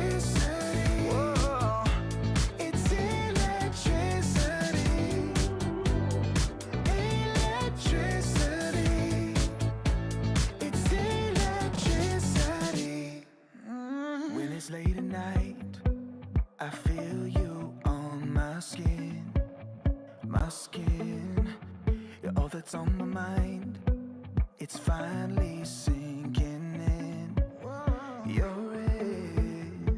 I know you're feeling different when you're stressed out, but even with no makeup you still stand out. Cause no one makes me feel the way you do now, like you do now. That you move your body, you make it look like a hobby. Every time that you touch me, it's electricity. Things we discovered underneath last night's covers. Everything came so easy, it's electricity. Electricity.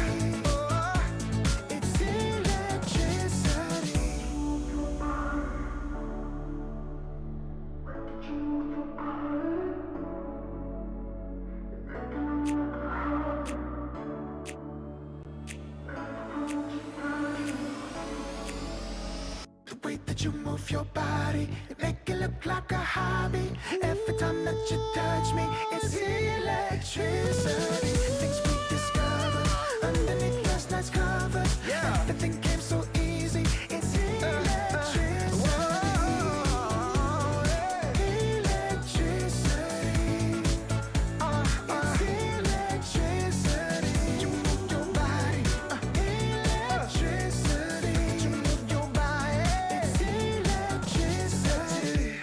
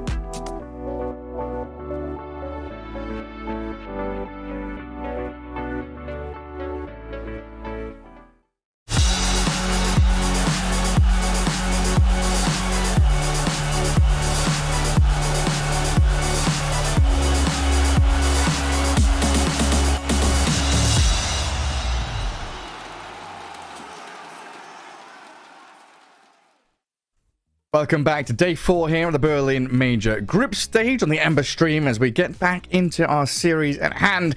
LGD up against TSM, and LGD took game 1, which does unfortunately mean TSM are out of the group stage. No chance to make the playoffs, so they've got to play for pride, and unpredictability definitely on the cards here as they can start experimenting with maybe some fun stuff. What kind of an experiment do you want to have? Like, maybe... I think their chances of winning the game against PSG LGD now will increase, considering that they're already out and they can be slightly more relaxed, play like it's a pub game, create more chaos, pick maybe slightly different heroes that you wanted to play. We'll have to see. PSG LGD, you know, the team is very well prepared. They're not messing around, banning out Broodmother in the first phase immediately. Kasane, he's a mean Broodmother player. This player is just a micro god as well. Knows how to, like, whether we're talking about the Beastmaster, Visage, Lycan, Broodmother, these are all his favorite heroes pretty much, at least in the meta. Yeah, I honestly, I kind of want to see Bryle get last pick. Because so often... Pudge. Yeah, I don't know. Pick something. Ancient Apparition mid. Try some new tech. Meepo. I mean, just give him priority. And so often his mid lane pick comes very early on. Maybe if they can give him something a little tasty towards the end of the draft. Have a bit of fun in a hero matchup. You know, his Huskar was always something we looked at to win these lanes. I'll start off with the LGD Beastmaster. We saw Zeal quite impressive with that old school. I'm gonna call it old school Helmet Dominator build now. That's still looking very strong. It is old school. It's been in the game for quite some time now. Not as old school as Dota 1 days, but it's been there. Okay, ESM picking up Alchemist. This is also a flex pick for them. They played it in all 3 core roles, so can easily flex it. Why Ancient Apparition? It's coming. Just do it. Pick it now. It's going to get banned second phase. Just grab the AA. Do it. You're picking your own hero while you smile. You know you want to. I think LGD, you know, they're not the ones that are free and relaxed, right? They still need wins. They've still got to get themselves through this group stage in a good spot. They're going to go for the Medusa. A hero that I've not seen or cast yet. Definitely excited to see how she fares after being changed quite heavily. You know, innately having mana shield now and getting a few changes to deal with some of the fun stuff with Axe, Culling Blade, and all that. Yeah, I mean, we said at PSG they're gonna play this one extremely safe. So picking up Medusa first phase kind of says that. 5 seconds remaining. Yeah, they've played it a couple of times through the group stage. A loss against 9 Pandas and a victory against Team Liquid. So in that Liquid game, they had Beastmaster Medusa as the opener as first pick, and they went Hoodwink, Elder Titan, Alchemist, the remainder of that draft. Of course, they can't get their hands on Alch this time. We'll see if the other elements are similar or the same, in fact, as we get into their second phase of bans. Protecting Medusa with Darkseer, AM, and Slark removed. Timber Undying taken out by TSM. Try and secure that Alch lane as much as possible. Yeah. Now maybe a different position 5. Ban out Clockwork, Medusa Clockwork. Still works fine. I don't think they're gonna go with Ancient Apparition. Medusa just feels way too weak. You want to have someone to go in and soak up some of the damage from Medusa. Do you consider Nyx good against Medusa? Because that's one of those heroes that, you know, they change the mana burn onto the ulti. You can kind of one-hit the Medusa. At least a mana shield out of play. I mean, it's always going to be good against Medusa, right? Not the option for TSM, though. They want the Rubik. The other option, I think Clockwork, maybe even Elder Titan is fine to get in. Usually they pick Elder Titan when there's Terrorblade, Morphling, these agi carry heroes, and they want to remove the armor from them. So PSG LGD, they have double pick now. Let's see. They need to reveal most likely 2 supports. And there it is. We could also easily see like the Mirana for Planet come again. Or yeah, okay, the Hoodwink. So like I was saying, Mirana.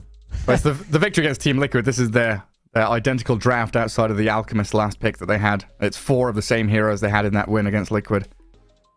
So good catch, good team fight. Great ways to protect Medusa with, you know, roars, having Inner Beast to buffer up, a few auras with the ET and Beastmaster. Stomp is good at resetting. And there's TSM with the Storm. Good Storm game. Does have Keeper of the Light to play with him. Replenish his mana. In terms of reliable stuns, there's Beastmaster Roar, there's Bushwhack. Not the scariest game to play as Storm Spirit. 5 seconds remaining. I just Control F to Medusa on the patch, and I didn't read this part. Medusa now starts weak as a baby, but like a baby, she can get stronger over time. Thank you, Valve. Medusa's gonna grow up. I thought you were making that up. Is that really written? That's really written there, yeah. I go through the notes. I don't read stories about how she's getting nerfed. No, I go straight to the point. Yeah, I'd never seen all that. Clinks has most of Clinks' abilities, like the best abilities in life, now create skeletons. I have to reread this. Yeah, I don't know how I missed it. There's a lot of snarky, passive-aggressive, sarcastic, funny comments in the patch notes. You gotta read through and find them. Alchemist, the hero, like all Alchemist players, is now innately greedy. Remaining. Going to be greedy this game here for Tomato, probably. Brewmaster banned by LGD. Take out some of these Kasane heroes. I got the Brood out, Darkseer, Brewmaster. They took the Beastmaster themselves. And it looks like the Doom priority is just out of the window. That's not a hero being contested here in Game 2. I think there's a room for hero like Timbersaw to be picked up. Even Nyx Assassin on the offlane, something that I saw Mind Control playing. A lot of his heroes did get banned. This is also an interesting one. Monkey can be played from the offlane. I saw some high-level pubs where people were toying with it. You get on top of Medusa, you use a ring. It's a good zoning tool. It can also be carry Monkey King, where you get like Echo Saber to Fusel Blade. You can go for the same build from the offlane. But then again, you don't have someone... Like, sure, Alchemist can maybe buy support items. Get Pipe later down the line. Get one item before that. So PSG LGD, looking for their mid laner. There's still Dragonite available. You have reliable stun, low cooldown stun against Storm Spirit. The other one, it's not as good. Is Void Spirit still available? I think this one could be picked up, but I'm mostly looking at him. Like, even Ricky's okay, not great for the lane, but just having the Cloud against Storm Spirit could be really good. Oh yeah, Pango's still down there. I'm picking Pango into Storm. Oh, this is such a statement, right? Xiao, it's like, really hey, nothing is. to say. You show him. You show him, Pango against Storm, how that goes. But of course, like you said, the freedom and relaxation of TSM, you know, being out, they've got a lot to show here. We're going to have Bryle in that advantageous matchup. Let's see if he can do the same thing. That's how the game started. Was that first blood that he got? Or was it just a random kill? Like, I don't know, we've been guessing too much, but want to see how much he's going to be able to get from this lane. First On blood Storm was Spirit. First blood was Kotl killing Clockwork in the top You're jungle, right. and then Storm solo killed the Pango. Like, It's not fair. You downloaded replay and watched it. I entered my mind palace where all the replays are stored up there. It's always funny talking to pro players. You know, you talk to some of the old school guys, you know, Fear and Bulber and stuff, and they will like legitimately remember, like, you know, 2014 grand final game 3, the draft versus the draft, and they'll remember the first blood that happened. There's so many memories locked up in some of these players' heads. You gotta crack them open, get them talking. And here we are, Bloodseeker for Kasane, the offlane Bloodseeker. So Tomato gonna have his hands on the Alchemist, and we get ourselves into game 2 of this group stage battle between LGD and TSM. Bloodseeker seems pretty good. Pango's going to be sad. Saw him being played from the offlane as well.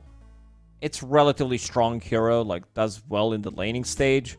Gonna be paired up with Keeper of the Light, not the strongest pairing. Maybe some kind of a stun. Sure, you can bounce people in with the Blinding Light because it's now a basic ability on Keeper of the Light. Into Bloodrite, replenishes mana, lower the cooldown. Bloodseeker is really not that mana dependent hero.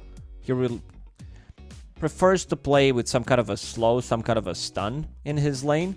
We'll see how it goes.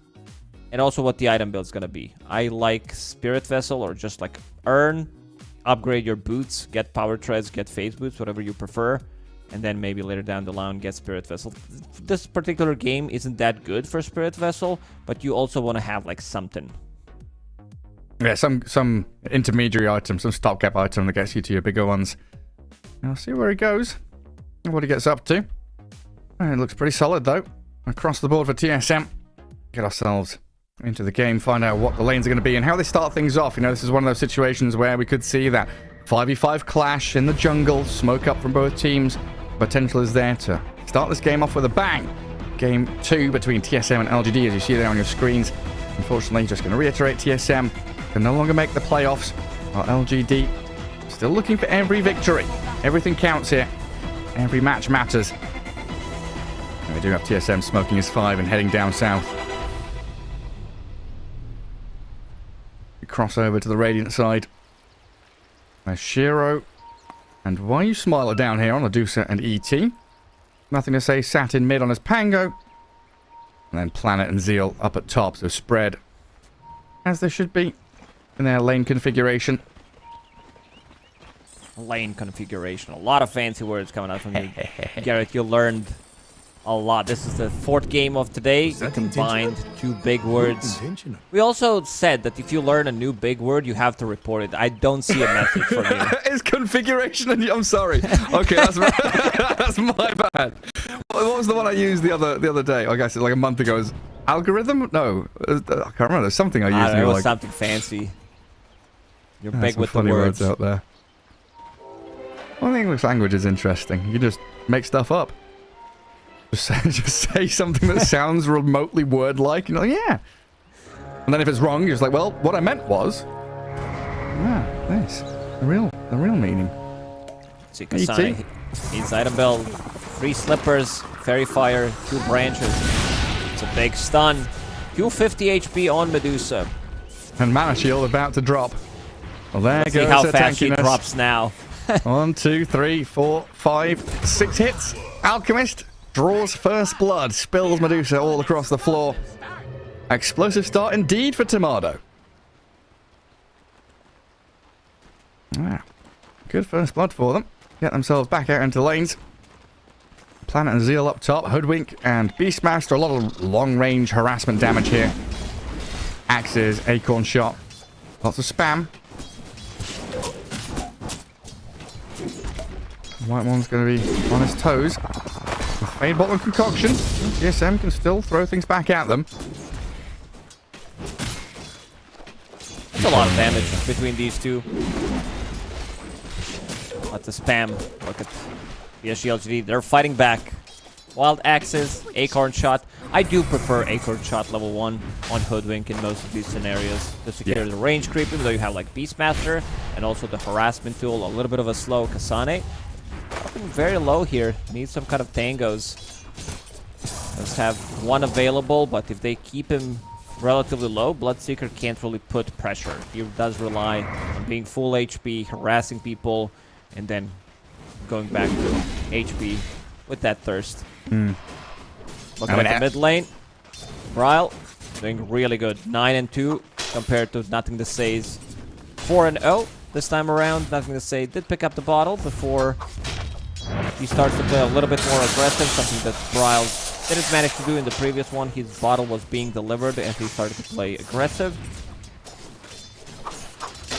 Something LG you have to be careful with, of course. People dropping low. Nothing to Say has, like you say, that bottle to keep him topped up. And top lane, everyone's got sticks. So the thirst from Bloodseeker maybe being neutered a little bit there. Hoodwink, Zeal, and of course both TSM members in top know how much spam is coming. So the stick's getting some tremendous value. Well, down at bottom, the Blood Grenade and the hits from Why You Smile are going to take down Kasane. ET and Medusa fighting back as Ari will snipe the courier on its way out. The wave is pushed in on this dire side, so Ari's... So often we have this situation, right, where Ari is the one just standing there gathering up the XP and gold that's left after his offlane has died. Pretty much. Kasane not able to put pressure on Medusa. Really struggling in this lane. 4 and 4. Why You Smile. A lot of extra damage. Plus 64 at the moment. Still keeping a point. Deciding whether he wants to put a point in natural order or if he needs an Echo Stomp. A little bit low on mana, so might just put a point in natural order in the end. Don't have to. Enough to use combo anyway. Yeah, and bring out some goodies as well when his courier respawns. Mana regen, Blood Grenade coming. And that mid lane, as expected, Storm beating out the Pangolier. 19-4, 20 and 4 for Bryle. Pango 13 last hits, but no deaths yet. Until now, potentially. Turn around, Nothing to Say, hitting Bryle. It's close, it's a close fought battle. The Fairy Fire's up, the final hits. All with the overload, and the hit uphill doesn't miss. Bryle repeating what was done to him in the previous game. Planet not fast enough to be able to help him out with the Bushwhack and Acorn Shot. Should be able to get the kill. Maybe with a raindrop or something with a little bit more tankiness on Pango, but yeah, nicely done by Bryle. Showing that what happened in the first game is not a mistake. Zeal. He looks very dead here. He does. I'll lift I'm up into calling it right concoction. now. Blood Grenade's gonna get nerfed. First we buffed it, now it seems to be in every single game used so many times. Or we need to put a cap on it. Yeah, remove one of them from the shop. Limit those Blood Grenades. Maybe make them hurt you a little bit more. A bit of calm in that bottom lane now. Kasani getting tagged by the Mystic Snakes, but much better at regenning off of these creeps now. Looks like Ari. I'm trying to get some pulls off and drag this wave back. But ET is going to be controlling that real nicely with his spirit. Water Rune bottled by Brawl at the top spot. That leaves nothing to say to grab the opposing one. Why you smile? He's getting in. Has almost 200 damage. Throws a blood grenade. One shot. Two shot. No need to run away. Will reset things with the spirit. Gets a stomp. Nicely done. And doesn't want to stick around and fight Kasane in the 1v1, but he gets the pick off on Ari. Good bottom lane. Keeping this Medusa free farming, 25 and 5. Radiant structure. Pretty much every core outside of the Bloodseeker is doing well in their lane. So that's where the offset is, and the slight net worth lead for LGD comes from. As Tomato and Whitemon pair up to chase down Planet. Does have a bushwhack here to grab them both and trap them against the tree. Zeal now, with axes up in 3 seconds, might be able to take down Tomato. He's concocting, cancelling salve, getting the stun onto the hoodwink. Oh, Tomato is going to die by the tower, though. That's a lot of XP for Zeal. That's solo XP. Shiro. It's a solo kill, if I'm not... Yeah, there's no one in his lane, because others are making rotation on the mid lane. Brawl dodging the stomp. Ari's there to help out as well. Kassan's dying 1v1 against the Medusa. Not a good sight.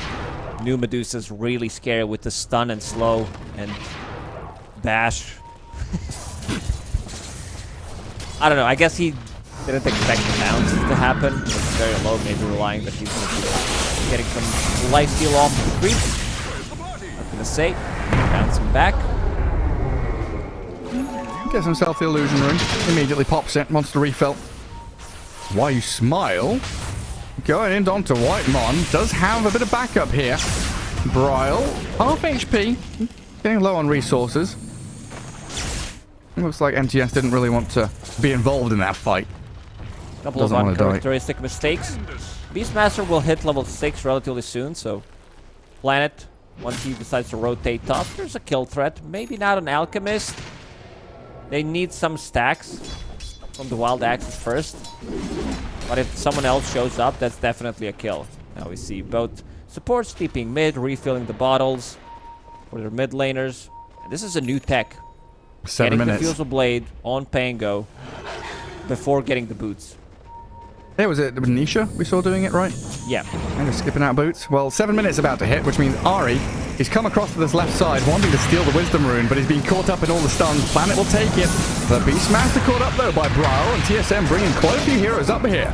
Rolling Thunder spent, and a good stomp will sleep them.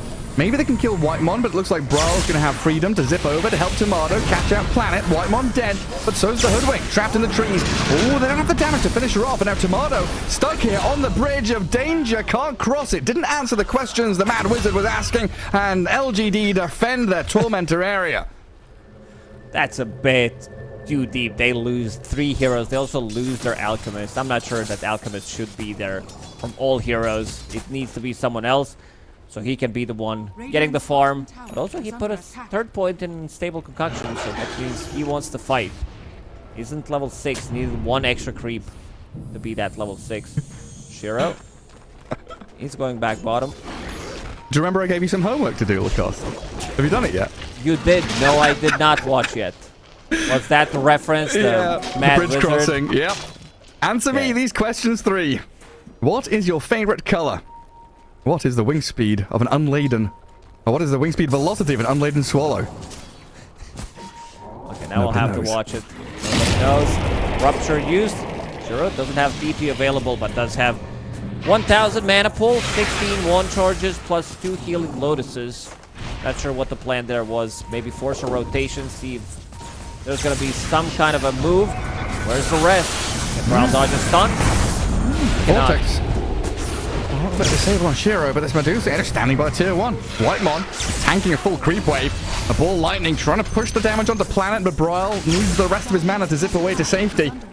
So they kill the Rubik, and now Brawl's completely out of resources. Why you smile keeps tabs on him. The swashbuckled shield crash, not to finish the job. Brawl's still alive. But TSM all scattering away from here. And I think you were right. This was a plan, a play to try and make a bit of noise on the map to give Alec time to farm. But Tomato is going hunting runes, trying to trying to find himself a spot in the jungle to farm. He needs another 2-3 good minutes. So expecting to make a similar rotation on side of TSM. Medusa, she's super tanky, holding on to Faded Brooch, 21 charges, as we said. Now has even a greater healing Lotus, which is 400 HP, 400 mana. An incredible burst heal. Oh, Bushwhack misses mid. I don't think they would have been able to kill Bryle anyway, even with roll and swash. Pretty tanky Storm. Radiant's top tower is under attack. 10 minutes incoming. We'll look towards these active runes. TSM guarding the top spot. Playing aggressively into the enemy triangle. And spotting out nothing to say. Getting a little bit awkward though down in this river. Both teams eyeing up a fight. Bushwhack misses. Stomp connects on 2 in the back. The Bloodseeker Rubik slept up. Bryle will pick it up. Dire's bottom tower It's big for the Storm. 8 heroes mid, 10 minutes into the game, guarding rune. To see which one is gonna spawn. Now you can have like clearer understanding which rune is gonna be picked up, because it's always gonna be a different one and they don't repeat. So you know that there's gonna be like region rune or Shiro. Well, stands his ground. Still has that Lotus and 21 charges. Another rupture spent by Kasane for nothing. Oh, triple slippers, phase boots, trying to get Crimson Guard. Really underfarmed on his Bloodseeker. I mean, he can't stand there against the spam of the snakes. Back up the ET also available.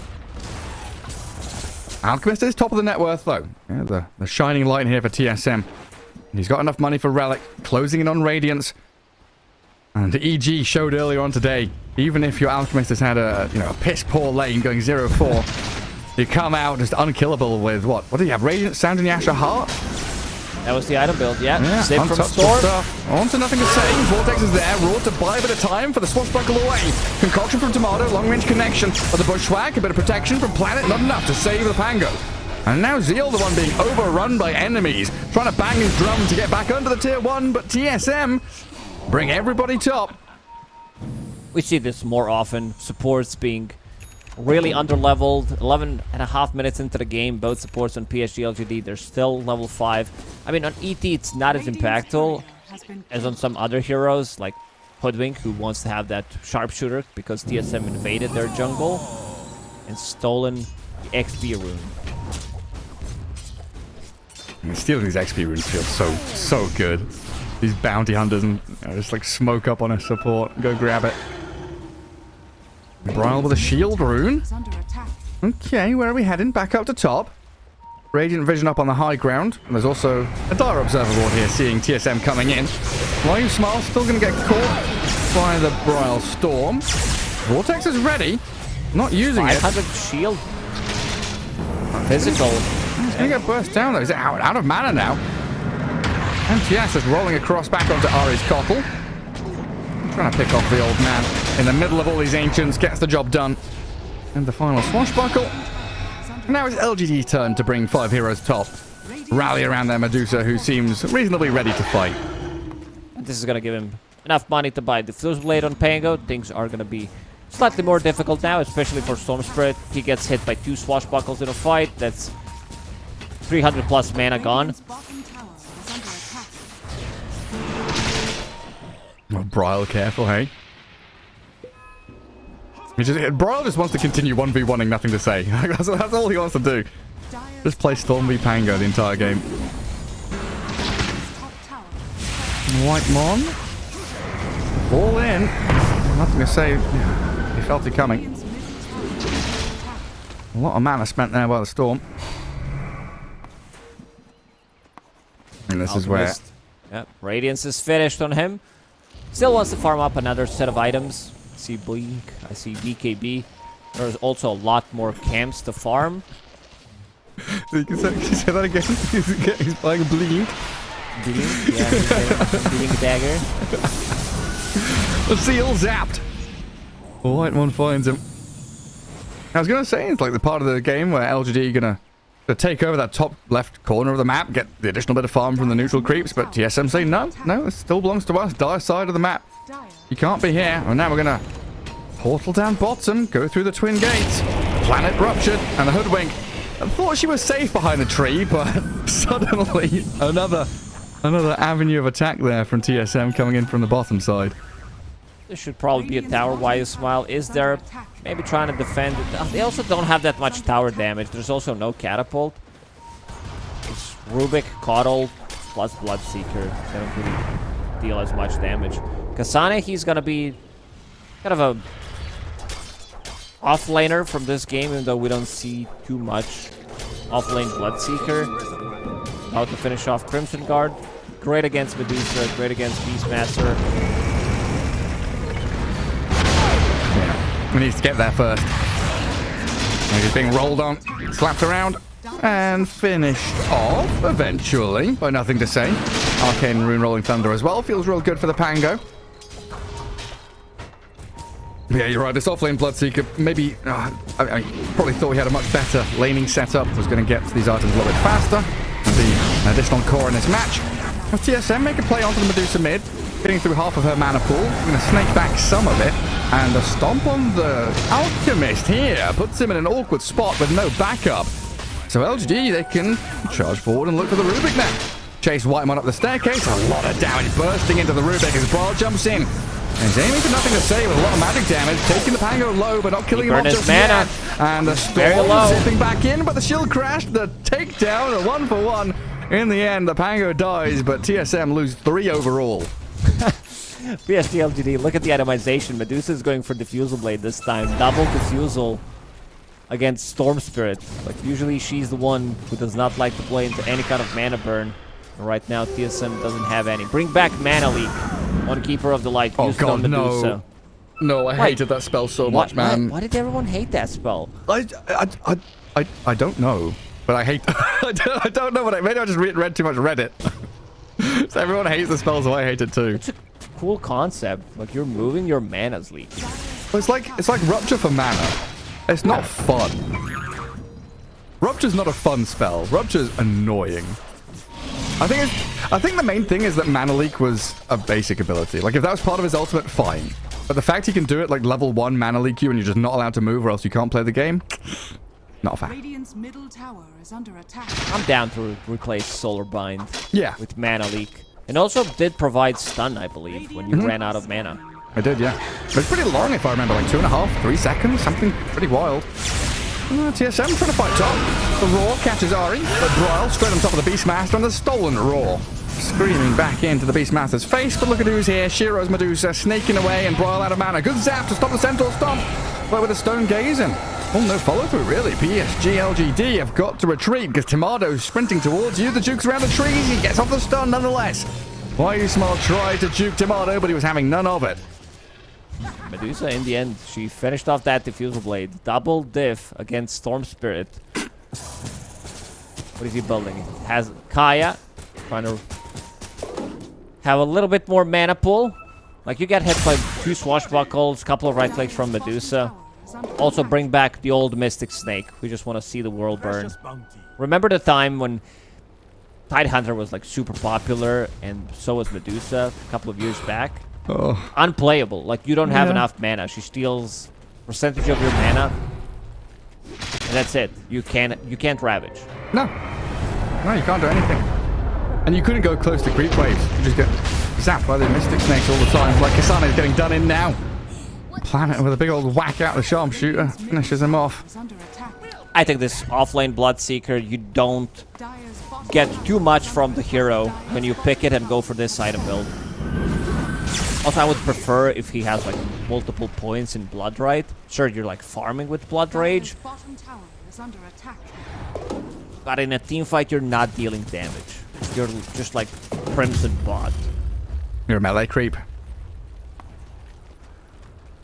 Shiro, the complete opposite. Strongest hero on the map right now.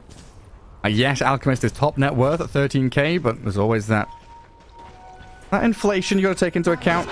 And he's got Raddy Blink, but Medusa has so many stats and an awful lot of mana pool to break through. Timato's BKB is also being delivered, so time to try to take a fight. He's really strong. Problem is, others are gonna get focused down. They don't necessarily need to go for the Alchemist. Maybe they find an opportunity with Stone Gaze, with Primal Roar. All these abilities go through magic. I don't even know what's called anymore. I keep getting confused by it. It's Magic debuff. debuff. Yeah. Debuff something, resistance or debuff immunity? Magic debuff. Magic. Immunity. Resistance, yeah. What does it actually say? Dire's bottom tower Debuff Not it. all tooltips are not fixed. There's still like a couple of saying spell immunity and stuff. Yeah. is under attack. For Beastmaster Roar, it says Top tower is under pierces debuff immunity. Yes. Nice. Dire's bottom tower That's all we need to is know. under attack. So many rules and regulations and exceptions to rules. That's what makes it the beautiful game. Tomato, after getting that BKB, already has a grand saved up. Clears out the top wave. And Tormentors, they are on the map now. 1 minute for the next round of Wisdom Runes. You'll probably see TSM try and invade, get a slight advantage over on the left side of the map. As Tomato plays aggressively into the triangle. And a Rupture from Kasane. Nothing to say. Lifted up and in the Blood Right. Stomp does sleep up the Kotl and the Rubik, so nothing to say. Still alive for now, getting pushed around, but the Glimmer Cape there to buy a bit of time. Concoction, it's going to land into the back lines, but Pango still up and running. TSM try their hardest, but can't get a single kill. Do manage to save him. They don't have like a real saving ability on their side, but Echo Stomp did the job. Glimmer Cape as well, Radiant's middle tower keeping him alive. I think there was also a Medallion of Courage on top of him, plus some extra armor coming up from the tier 2 tower.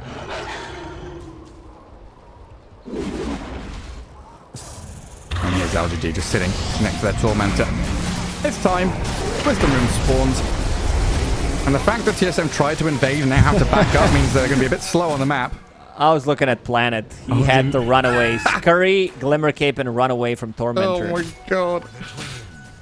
But the funniest part is Kasane will have seen him, right? Because the first came into action. He just sees the Hoodwink running away from Tormentor.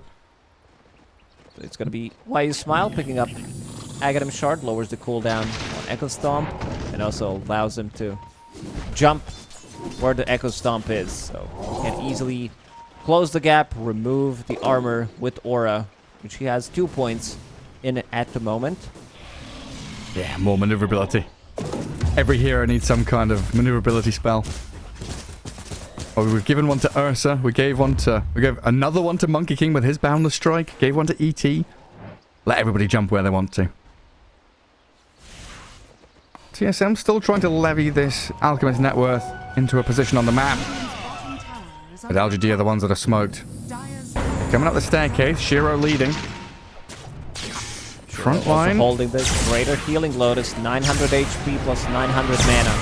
the Scotty big available cheese. as well. Tomato concoction. Not quite dodged by the Manta style.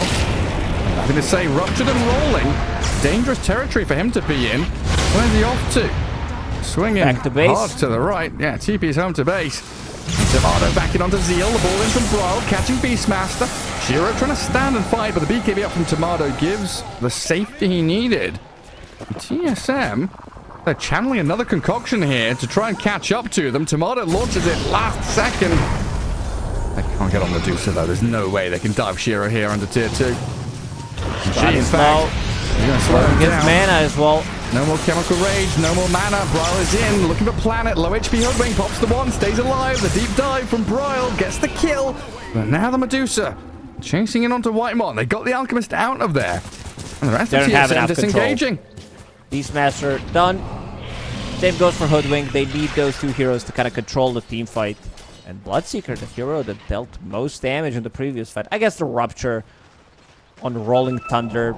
Pango just full duration pretty much. DP'd out with it. They're buffing up Alchemist. Same thing has happened in our previous series when EG played. Drop everything you have on top of this Alchemist. Make him go ham. Solar Crest, Crimson Guard. Trying to find a way how to buff him up. I just let him unleash the Fury. And Lincoln's now on nothing to say. A bit of protection there against that Rupture. A couple of spells to pop it. The Rubik pretty decent at it. And Tomato just about to finish off his Assault Cuirass. Even more protection against all these right-click heroes on LGD's side. Also, once Alchemist locks onto a target with his new ability, Corrosive Weaponry, reducing your status resistance, so all these slows, stuns, they do last longer. So his slow also does last longer with the status resistance reduction. It looks cool. Like, finally, Alchemist as a hero looks really nice. We needed some kind of a change to it, because before you need... Now he seems a little bit OP, don't get me wrong, with the amount of picks that he's getting. But needed something to make him look fun. A more well-rounded hero for sure. Before it's like, Greeble's greed, buy items, haha, I'm fat. Now it's like, yeah, I've got Blink Stun, I've got Acid Spray, I've got this Corrosive Weaponry. Do some cool stuff with it. Why you smile? What you up to? He's sending a Spirit to go across as many creep camps as he can, as the rest of his team heads into the Roche Pit. It has just become nighttime, so he's going to pop through the gate in a couple of seconds. And LGD ready and waiting for him. But we can see TSM preparing, smoking up. They're quickly maneuvering and scanning into the pit. They know that LGD are here trying to do it. Not an easy fight for TSM here. Fighting into ET, into Roche Pit. Beastmaster will create vision. Also, a lot of these angles that Pangolier can bounce from. Also fighting into Mystic. Sorry, Stone Gaze. Can he get it? Oh! He cannot this time. He gets the kill on Roche, but Tomato turned to stone. Nothing to say. It set this fight up perfectly with the Rolling Thunder. They roar up the Alchemist and Tomato's dead. Capture Kasane with nothing to say. Swashbuckling down. A low ground and a double kill for Shiro. Oh, TSM, they got scouted by Dusa Illusions. They tried to snap into the pit as quickly as they could, but it didn't work out. That's why we said it's a bit of a difficult fight for them to take. Fighting into Stone Gaze. So many magic debuff piercing abilities coming out from Primal Roar, Stone Gaze, also Earth Splitter as well. We saw Pangolier bouncing off multiple of those. Like, if you check the Roche area, there's like 15 different stuff that Pangolier can bounce away from. The Rolling Thunder is going to be so much more efficient. Yeah, shield crash to high ground, bounce around, roll away. Storm Spirit trying to clear waves and stop, or at least delay this push coming to high ground. And for now, successful. At LGD, they've got plenty of objectives on the map to claim. Mid tier 2 probably being the most prominent one. And ideally, you know, they get into this enemy ancient spot, get some high ground vision, think about the next Tormentor timing before they actually go full on high ground pushing. Shiro will have MKB for the next fight. They have something to go through. This evasion coming out from Radiance. Also, they need to find some new tier 3 neutral items. Tomato and Kasane farming them up. Let's see what he decides to go for. Choosing the right token. Oh, yeah, is there a right token? Your RNG is the correct one. Okay. Got the tunic. BKB mid from Tomato. Shiro is gunning for it. Hello, tier 2. Not going to last long. And having 3 minutes on Aegis gives so much safety here for LGD to enact their game plan. Still being oppressive on this map. Let's see if they decide to go for high ground. They're still playing into Blinding Light, Illuminate, Blood Rite, Fade Bolt. There's just like so many things, Acid Spray, that they can throw on the ground. But they're not inside the base, so Shiro will start to deal some damage to this tier 3 tower. Oh, there's nobody here. Coulter comes back with an Illuminate, but the creep wave still stands. Finally cleared out with a Blinding Light. No angle of attack for TSM. Guys, base. Anybody? Tier 3. Hey, it's dead. Racks cracked wide open now. A Thunderhide giving that frenzy to the Medusa. Frenzy, Solar Crest, Swiftness Aura, Vlad's Aura. Attack speed is through the roof. Ah, incredible. There's 2 Solar Crest on the Medusa. There's one from the ally, one from the ET, and there's one from the Bloodseeker. Counteracting each other. Well, there it is. Melee barracks gone. No answer from TSM, just letting it go while they continue farming that top lane. Tomato trying to get his Basher. Oh, Broil wants a Shiva's Guard. But I think at this point, I'd like to see LGD grab a gem, really control this map, get All the dewarding going on that right-hand side of the map. You know, Wisdom Rune, Tormentor. Planet Coming did up pick soon. up one. Now trying to get some vision dewarded. They don't even have that many wards on the map right now. I see one observer ward near the triangle. And that's about it, I believe. One near the twin gate. Okay. And Medusa's going to have a disperser soon. Are scanning. My upgraded diffusal blade. How I've missed you. Diffusal 2. Radiant's bottom tower is under And back in the day, diffusal blade was built with Manta Style, right? It was like Manta Style plus Vitality Booster? No, I think Manta Style was built with Diffusal, not the other way around. Ah, it was diffusal plus Vitality Booster equals Manta. Yeah. Yeah, that sounds correct. Thank you. middle barracks. Some of these memories are so muddled in my head. TSM, you gotta defend the base. They're outside of the base. They're still double damage spawns. Prowl will pick it up, but yeah, Do you have to defend your base? Just well, let them not have it. necessarily. I mean, TSM you're for already out of the throwing sucks, tournament, man. so let's see. Maybe one last hurrah for TSM. Tomato's in and jumps out. Concoction channel, but they've zipped on Zeal. Good catch on the Beastmaster. Trying to blow him up before any kind of raw play, and they do just that. Numbers advantage for TSM now as NTS going to roll away. And under the cover of smoke, ET and Medusa are also out of there. Tomato trying to concoct up some kind of stun to land in on planet, but nowhere near enough.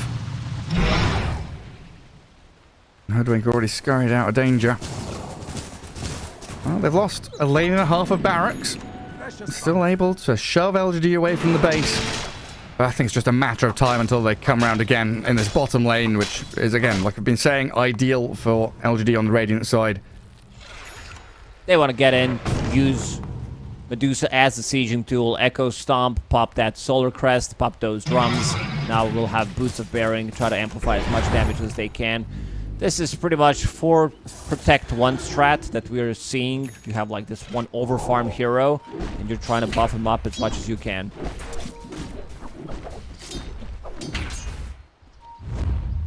Here comes the killing blow. LGD looking for that major blood vessel. Get TSM by the throat. And find Kasane. Hello, hiding in the trees. Connect. Doesn't see him. Yeah.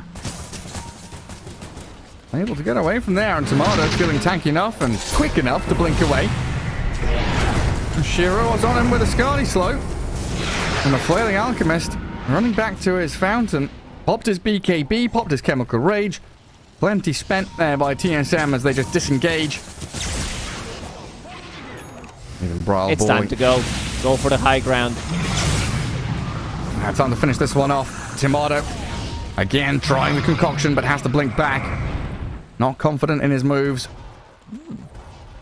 PSG LGD, you said it in the previous game. They still want to take things slow. They don't want to risk too much. So they could wait for another Rose to respawn, potentially in a minute.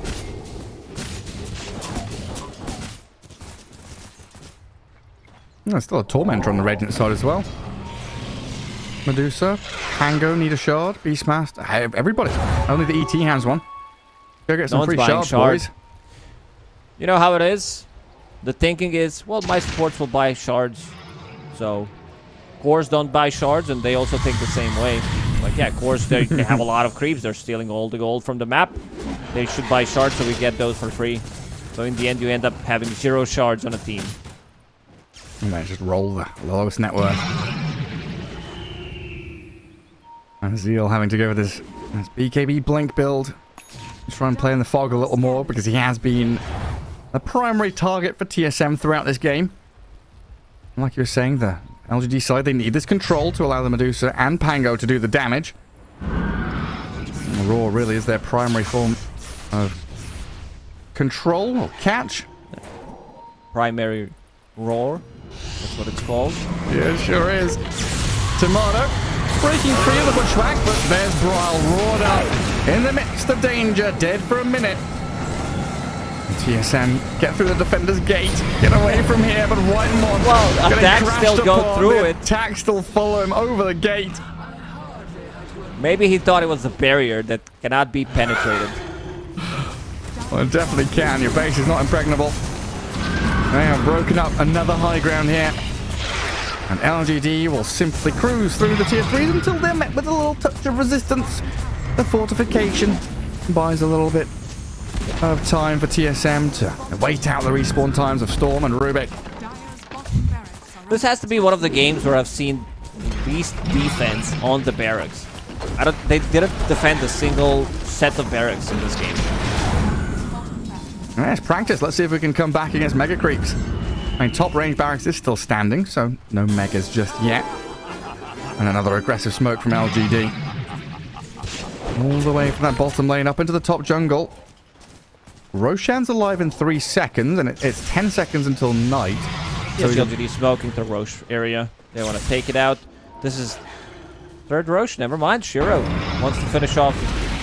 One building. That's it. That's all they got. And it's also not going to be defended one more time.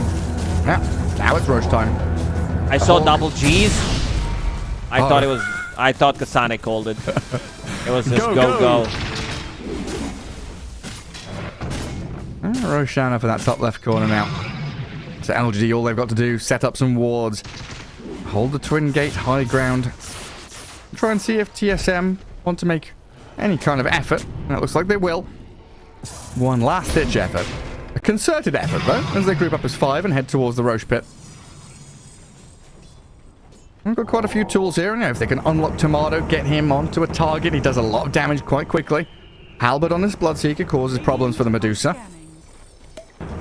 And Bryle has been incredibly good at making the jumps as they get on top of Medusa. Shiro loses a lot of his mana, but the raw there on Tomato. He's all alone near the twin gate, and he's dead. Alchemist gone, Brawl jumps in, but Planet, Glimmer caped up and scurrying through the tree line. Kasane about to drop inside his own Blood Riders. Nothing to say, and Shiro hold their ground. And TSM, 2 cores down, call the GGs, they tap out. Yeah, this game looked, again, relatively one-sided. Medusa, complete free farm, getting a solo kill. Shiro is an insanely good player. You know, when we started this series, we did talk, like, people were talking about him being a new Ame for a good reason. You know, in Chinese community, he can play a variety of the heroes, whatever it's necessary for him to play in the game, he will play it. And he's the type of a player that can play anything, so you need to have these type of players in your team. You can't just be like super limited. Oh, sorry, can't play Invoker, can't play Shadow Shaman, can't play like Muerta, didn't practice it. He banged out some really nice heroes. Like, these are 2 relatively like new heroes. First Muerta, and now Medusa as well. And you can see D'Amato not like dealing literally 0 damage in that fight. But yeah, game was practically over at that point. Not a big fan of Bloodseeker from the offlane, at least with the item build. I can understand what they were trying to go for. Try to build up like this one huge army. Alchemist is on top of it. He's the leader. Charge in. Use everything you got. The Solar Crest, Drums, Glimmers. Take care of him. Didn't really work out in the end. They do have debuff piercing abilities with the Primal Roar and Mystic and Stone Gaze, so kind of a difficult one. And also, I thought that TSM might be able to punch back against PSG LGD in the second game, considering that they might play slightly more freely, because they have been eliminated already. But yeah, even the worst thing happened. Like, they feel completely disoriented where everybody needs to be, especially after that first game. The Roshan attempts is what kind of sealed the deal for this whole series, pretty much. Yeah, now there we have it. Halfway through day 4 of the group stage, LGD take the 2-0 victory, and up next, Talon against Shopify Rebellion. Should be another interesting matchup there from Group B, as Talon down in the bottom third and Shopify in the top third. So one team looking desperately for victories and another team looking to cement their position in Group B. But that's it for us today. Lacoste and I will be off. Budget Koikfus signing out, as you'll be greeted by Gods and Ares for some more Dota action coming up after this break.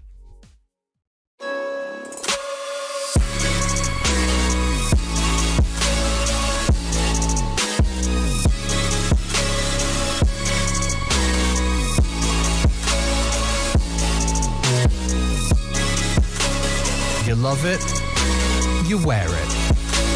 What's your style? Get your merch at shop.eslgaming.com.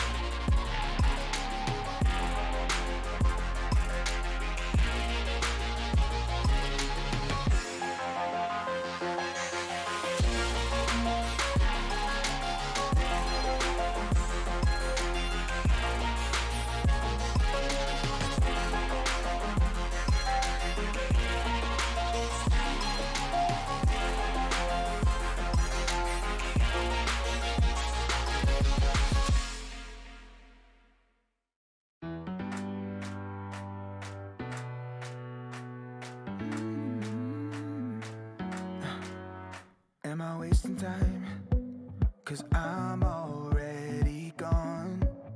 So long, can you stay the night? 'Cause you're the thing I want. I know you're feeling different when you're stressed out, but even with no makeup you still stand out. 'Cause no one makes me feel the way you do now, like you do now. The way that you move your body, you make it look like a hobby. Every time that you touch me, it's electricity. Things we discovered underneath last night's covers. Everything came so easy. It's electricity. Electricity. Whoa. It's electricity. Electricity. It's electricity. When it's late at night, I feel you on my skin. My skin. You're all that's on my mind. It's finally sinking in. You're it. I know you're feeling different when you're stressed out, but even with no makeup you still stand out. 'Cause no one makes me feel the way you do now, like you do now. The way that you move your body, you make it look like a hobby. Every time that you touch me, it's electricity. Things we discovered underneath last night's covers. Everything came so easy. It's electricity. Electricity. It's electricity. Electricity. It's electricity.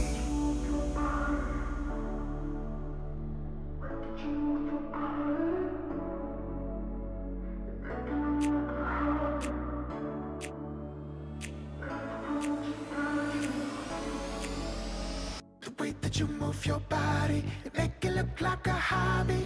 Every time that you touch me, it's electricity. Things we discovered underneath last night's covers. Everything came so easy. It's electricity. Electricity. It's electricity. You move your body. Electricity. You move your body. It's electricity.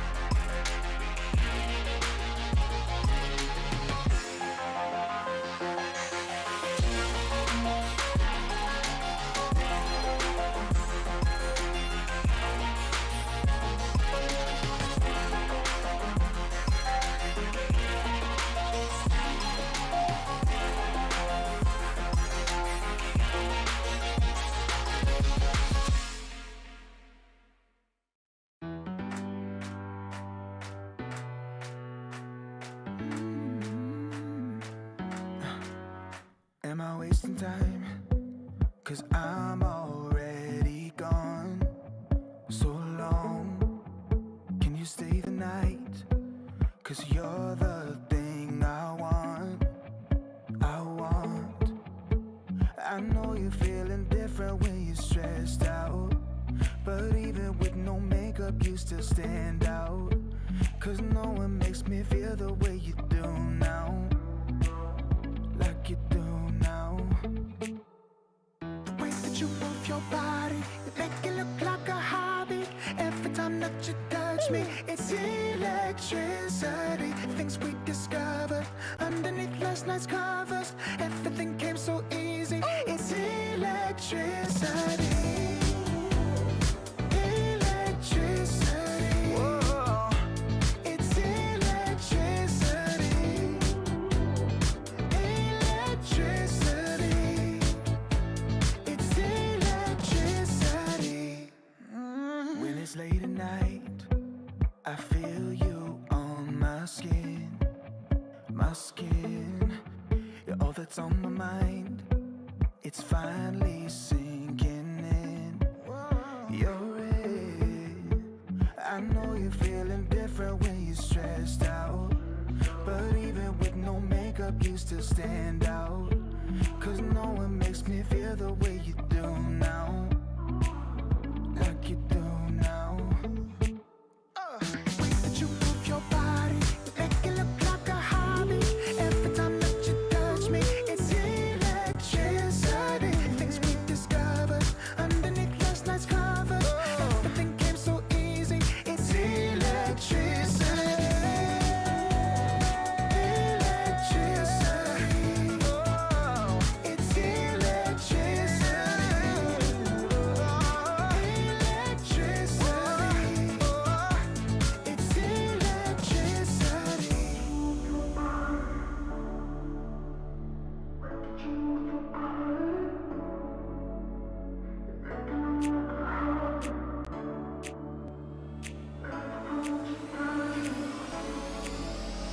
The way that you move your body, you make it look like a hobby.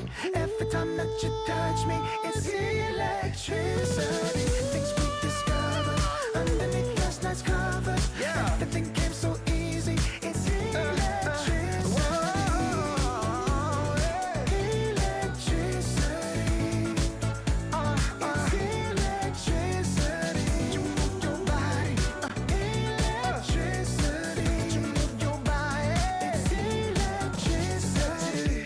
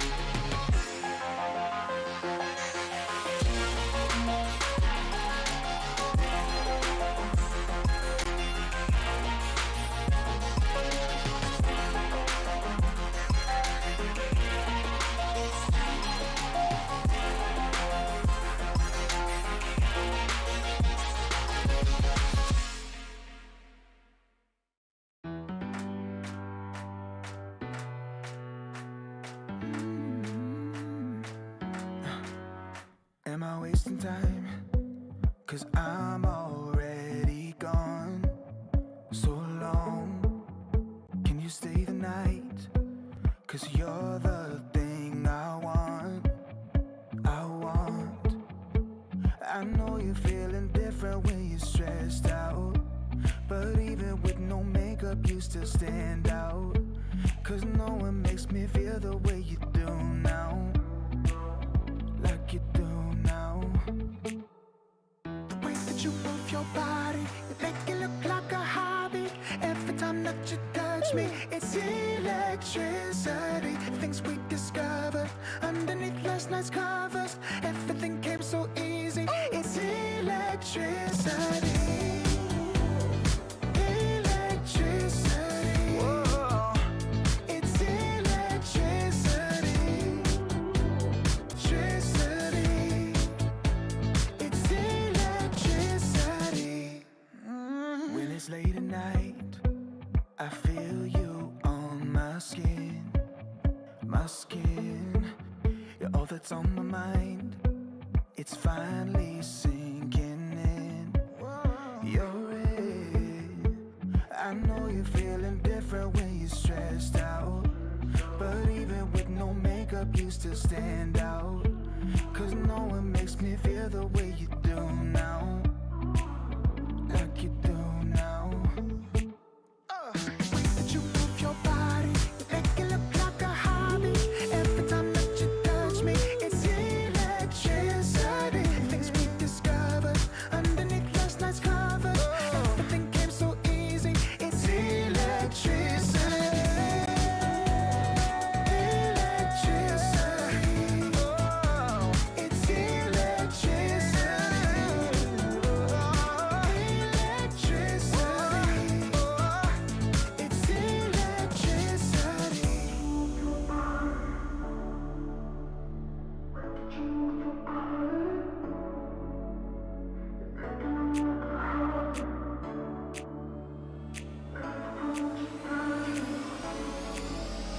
The way that you move your body, you make it look like a hobby. Every time that you touch me, it's electricity. Things we discovered underneath last night's covers. Everything came so easy. It's electricity.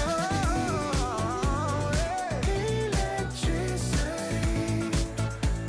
It's electricity. You move your body.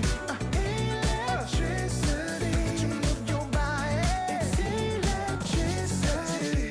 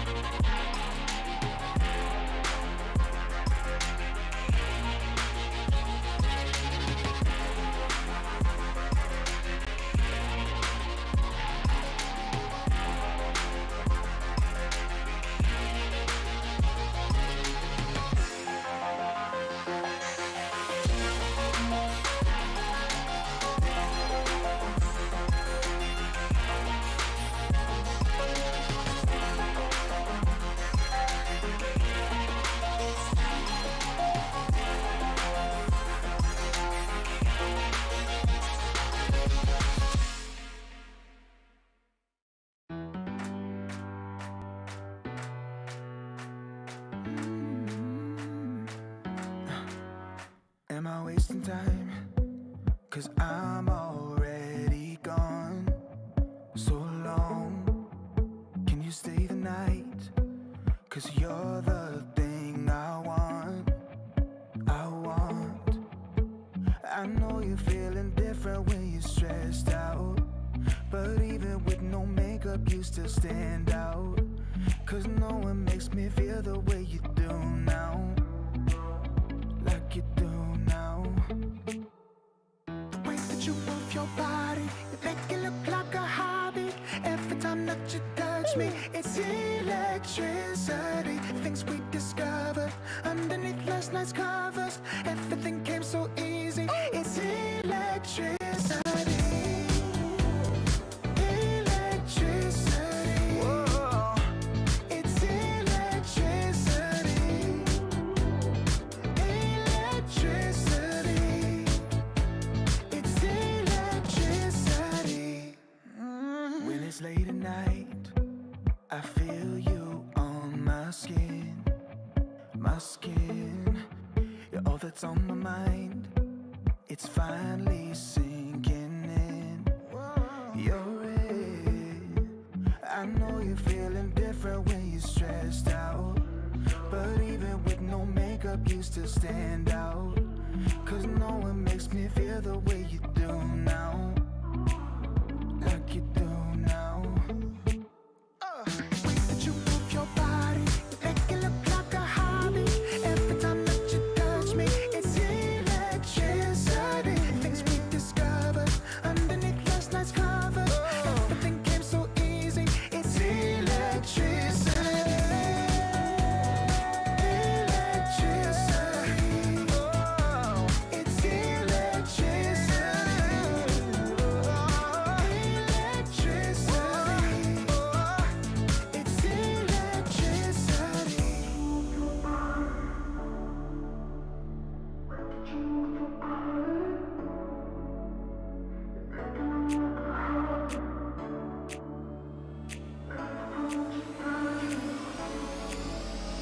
The way that you move your body, it make it look like a hobby. Every time that you touch me, it's electricity. Things we discovered underneath last night's covers. Everything came so easy. It's electricity. Electricity. It's electricity. You move your body. Electricity. You move your body. It's electricity.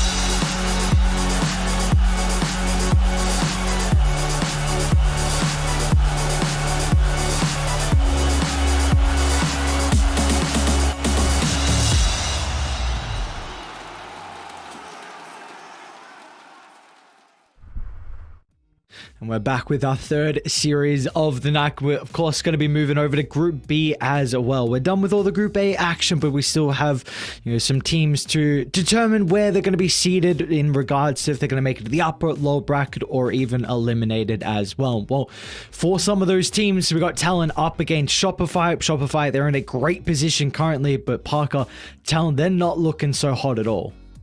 Yeah, it's been a pretty rough tournament so far for TALON. They're fighting for survival. That bottom three, you've got to try to find a way out of it.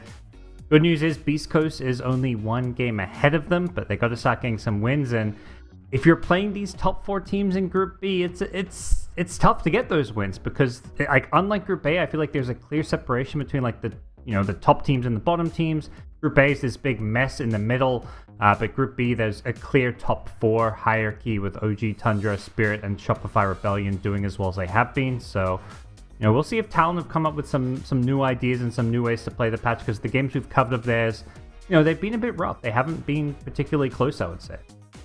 Yeah, and then for Shopify, I mean, I think we just cast their Tundra series. I think we did, and Tundra looked very clean against them. At least that one was a 2-0. So, of course, they're still looking pretty dominant overall currently in the groups, and with Arbed coming back as well. So we'll see how they're going to be able to shape up. Of course, the last time we saw Talon and Shopify as well was at the Lima Major, and Talon, they knocked Shopify out in that lower bracket semi-finals. It was a 2-1 score. But, of course, Talon, they are looking very different. It's a completely different kind of form they're in currently to what Shopify are in.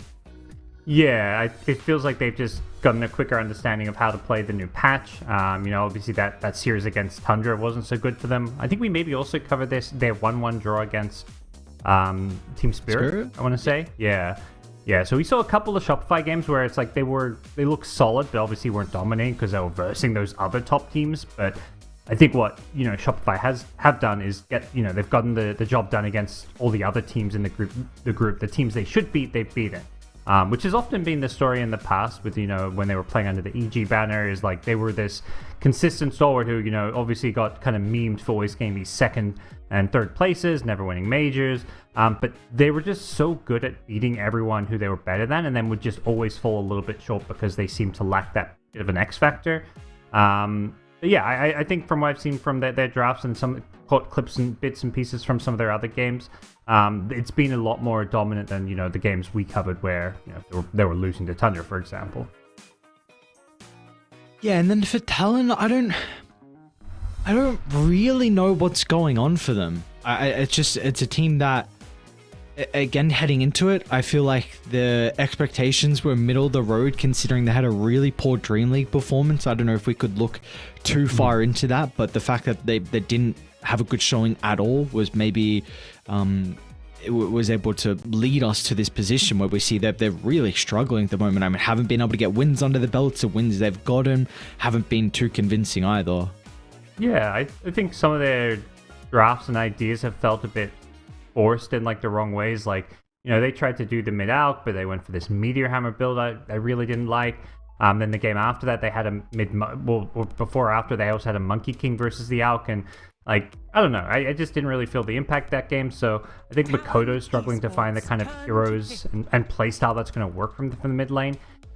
It feels like the dynamic of how you play around mid laners has completely changed because of all these like different objectives on the side lanes, how big the map is, how you can kind of gateway between top and bottom lane. So mid laners get a bit less help than they used to, but at the same time you still can help them. So I think teams are like struggling to kind of figure out how to play around that, because Makoto is someone on Talon who I feel like they've always played around a lot, and they really would rotate every 2 minutes, secure water runes, secure power runes, and they're kind of realizing they maybe can't do that as much anymore.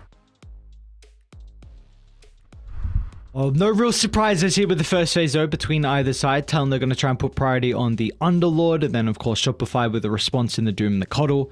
And so far we've seen a lot of teams, when they see the off lane, they just try and go for their carry hero. So let's see if they're going to try and pick 23 Savages hero now at the 8th to maybe address the Doom Coddle lane. Yeah, definitely an option. It does reveal a lot of your drop. Like you say, this is the 8th pick. You get so much value picking a core hero and then banning out the heroes that counter it. So let's see what that is. We've seen Wraith King do well against the Doom. I'm not sure if Wraith King's really first pick worthy, but they're going to go Medusa. All right, we saw a Skeeter Medusa yesterday on the Ember stream, and it got the win. It was a game they really had to work for, but the hero definitely viable at the moment. Yeah, this it's starting to get a lot more popular now, and it seems like people are now finally getting more comfortable as well with just the item build to go for. I think the latest I've seen is Falcon Blade, Treads, Manta Rush into Diffusal Blade. And then you can go a little bit after that, but that's at least what I've seen be the standard over some of the earlier games today for the Medusa. Okay. And just a hero, we always talk about when your opponents are first picking Doom, you want to pick as many targets that just don't care about the Doom as possible. You don't want to, pick any kind of like mid or carry that, they get doomed and they're taken out of the fight. As much as possible, pick heroes, we've seen Leshrax, Wraith Kings, etc. These heroes that still function even while 5 doomed. seconds remaining. Like you were saying before, though, with the 8th pick, if they do go for it in regards to the carry, they're going to be able to protect it. So we've got the Slark banned out and the Darkseid banned out as well, which is a little bit interesting. I mean, we have seen Shopify lately even give the Doom to Arteezy if it's in a game where, there's a better offlaner potentially for Saberlight. So they're just trying to cover their tracks here from Talon. Turn to ban. Yeah, I feel like a lot of the bans to protect Medusa that we've seen it be more about the mana burning heroes. Seeing teams ban PL, anti-mage and stuff. So a little bit surprised to see the focus on these bans. Obviously, Slark is still very good against Medusa and goes into Diffusal Blade. They ban Ursa, who theoretically could be a Diffusal buyer, but a lot of those mana burning heroes are still available if Shopify want to look to the more direct counters to the Medusa. 10 seconds remaining.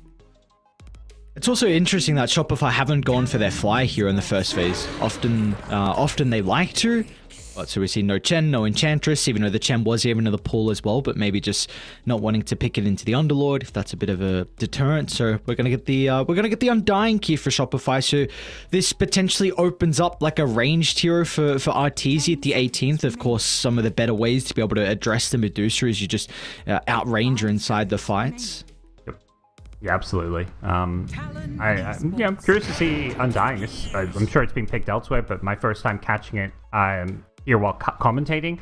Underlord's been so heavily featured as the big offlaner right now, and it just shrugs off so much damage. So, Undying on paper should be, maybe, if not one of the best, the actual best support as far as laning against Underlord goes. So that's got to be, the primary reason why Shopify is picking that over some of those, jungling heroes like the Chen. Although it does seem like compared to day one, Chen has kind of fallen off, whereas Ench is still considered, top pick. We're seeing a lot less Chen, at least from what I can tell. Yeah, and I wonder what the reasoning behind that is. Maybe it's just like we just brought up before. Like maybe the Underlord is proving to be a bit awkward if they first pick the Underlord, or even if you just pick the Chen and then they respond with it, then it maybe makes your early game a bit weak. I mean, because the Underlord's able to deal with the creeps. I'm not quite sure why we're not seeing it as much at the moment. Yeah, I definitely agree with that. I don't think first picking Chen when Underlord in the pool is a good idea at all. I think all the Chen versus Underlord games we were seeing on like day one, we're going very heavily in Underlord's favor. But even when Underlord's out of the picture, I think the Chen is just doesn't have the same laning presence as the Enchantress. Like the Impetus is just such a strong laning tool, and it feels like the Ench is just a kind of more impactful early game roamer, whereas Chen plays a bit greedier. So I don't know, that's my kind of take on it. But here's a new take on the Medusa. Medusa plus Pugna coming out. Pugna going to be able to really... God, Arteezy. Yes. I say yes, but oh no. We have to commentate this. And I suppose I haven't really done my homework. I have no idea what the new Arc Warden does. I tried. I'm opening up patch notes as we speak. Yeah, I couldn't really work it out. It's like, as far as I know, the Tempest Double gets different. Like you have the same spells, but they just provide different values, and that's kind of it. And it says some weird stuff about stuff being on die side and radiant side. I don't know. This Arc Warden, regardless, so it's a range hero. So that's kind of the angle we thought they might go as soon as we got the Undying pick, and then they went down the Arc route. I thought maybe it might be a sniper they were considering, but we got a juicy Arc Warden, and honestly, it's an incredible game for it. I don't know if the hero changes much with the recent patch, but just if we're basing off what it used to prior and its weaknesses, talent, they do not get on Arc Warden at all. Yeah. So one of the weird things about the Arc Warden is that the hero is actually different depending if you're Dire or Radiant too, which is very bizarre to me. At least that's what the patch notes were saying. So, yeah, this I mean, the hero is still like obviously the Tempest Double changes, like of your abilities tweak based on whether it's the clone or you using them, but the concept of the hero and why it's being picked into Medusa hasn't really changed. It's just very you mentioned picking those cores that can outrange Medusa or just be the ranged heroes that don't get kited by Medusa. You put yourself in your bubble, and Medusa doesn't really have a good answer to that. So in terms of being a counter pick to Medusa, the hero still functions, I think, more or less the same. It is, well, prior to this game, it was unpicked so far in the Berlin Major. Right. Earlier today, we had the Elder Titan and the Hoodwink that were also unpicked, but PSG LGD snagged those in actually 2 games. So now we've got another hero off the list. I think we are down to 19 now. Well, we're getting there, we had the first Invoker, now we're getting the first Arc Warden. Apparently the B stream is where teams experimenting a bit, and definitely as days go on, Shopify is probably feeling they're in a more comfortable position. We're going to see teams, especially if you win game 1 of a series, you're going to game 2, and you're already kind of secure in the upper bracket. We're going to see a bit more of that experimentation when it comes to the new patch in these drafts. So we're looking for our Makoto hero last here for talent, looks like at the 23rd. So it is you have to go for a gap closing hero, right, to get on top of the Arc Warden. Agreed. Yeah, absolutely. That's why they banned Storm. Even something like a Ricky comes to mind as the new mid Ricky could be an answer to the Arc Warden. They also just lack damage. Underlord Medusa is very low damage. Pugna isn't doing damage. Techies can do some, but I feel like they desperately need some DPS here. 10 seconds remaining. So I don't mind Ricky. Otherwise, what are we looking at? I mean, they've already got Medusa to kill the Tombstone, so that's not necessarily something that has to be addressed. But yeah, high damage mids is really, I think, what they need to be kind of looking through the hero pool for. Which is not going to be easy to find if we're mentioning that it feels like they need a lot now with this high damage mid, somewhere to get on top of the Arc Warden. You don't even know your mid matchup as well. I mean, that's just another thing that can even make it more difficult with picking this hero blind. So let's see what Makoto's asking for. He's not going to have the Bat Rider now with Shopify banning that out. We'll go with the Void Spirit. Okay, so that was a bit of both, I'd say. Yeah, I mean, damage-wise, received a lot of buffs in the new patch, getting changed to the Universal Hero, and just the buffs to the ultimate damage output, so a hero that can scale, and also, yeah, obviously has that much-needed gap close and jump onto the Arc Warden, so kind of fits the bill as to what they need. I'm not sure if it's enough damage. That's definitely one of the concerns for me. But, you've gone into Medusa. You're not thinking about playing the early to mid game. You're like, we'll eventually get damage because our Medusa's going to get farmed and become unkillable. The question is, if Medusa's at similar farm to Arc Warden, can you out-carry an Arc Warden? And obviously, new Arc Warden, who knows what we're going to see. They might even be able to go a hero here for Arbed that can even scale potentially if that's a concern. So we'll see what the call is going to be. Of course, again, they've got that counter pick to the Void Spirit. They are lacking some control, so maybe looking for a mid laner that's going to be able to fix that. Yeah, once the play for Abed's hero, I mean, definitely a player who's often playing these space creators, playmakers. Maybe even consider going old school with his Puck, which is one of his better heroes, but we've often seen these Shopify drafts. They pick Doom in the off lane. They have an RTZ carry, so they've got to go a bit less greedy when it comes to their mid lane. Yeah, Puck. There's Hunkers. What are they going to look for here? Tiny. Yeah, there's another classic mid laner. And one that gives you, a lot of roaming potential, a lot of playmaking potential. It's a pretty nice pairing as well with the Coddle. You're just going to be able to lower the cooldowns of the combo and can be a hero that has maybe some mana issues as well with the Tiny. So it's also some nice synergy coming out from them. But there's a lot of heroes that can blow up here. Both Pugna and Techies are going to be very vulnerable to Arbed as this game goes on. I mean, they're incredibly squishy supports. So we'll see what they're going to be able to do. But I mean, for me, Parker, I don't know. This Arc Warden looks incredibly scary, and I just don't know if the Void Spirit's enough to address it. Yeah, I don't think necessarily either. I think they're going to need to see these lanes go well, and it's going to have to be a team effort when it comes to addressing it. Obviously Medusa getting really farmed, maybe itemizing for MKBs and things. Jabs' Underlord getting, all the team aura items having a good game as well, and then using the Dark Rift really effectively to make some plays. They don't have the best ganking lineup. Obviously they have the Void Spirit, but I'm just who else is running around making these plays?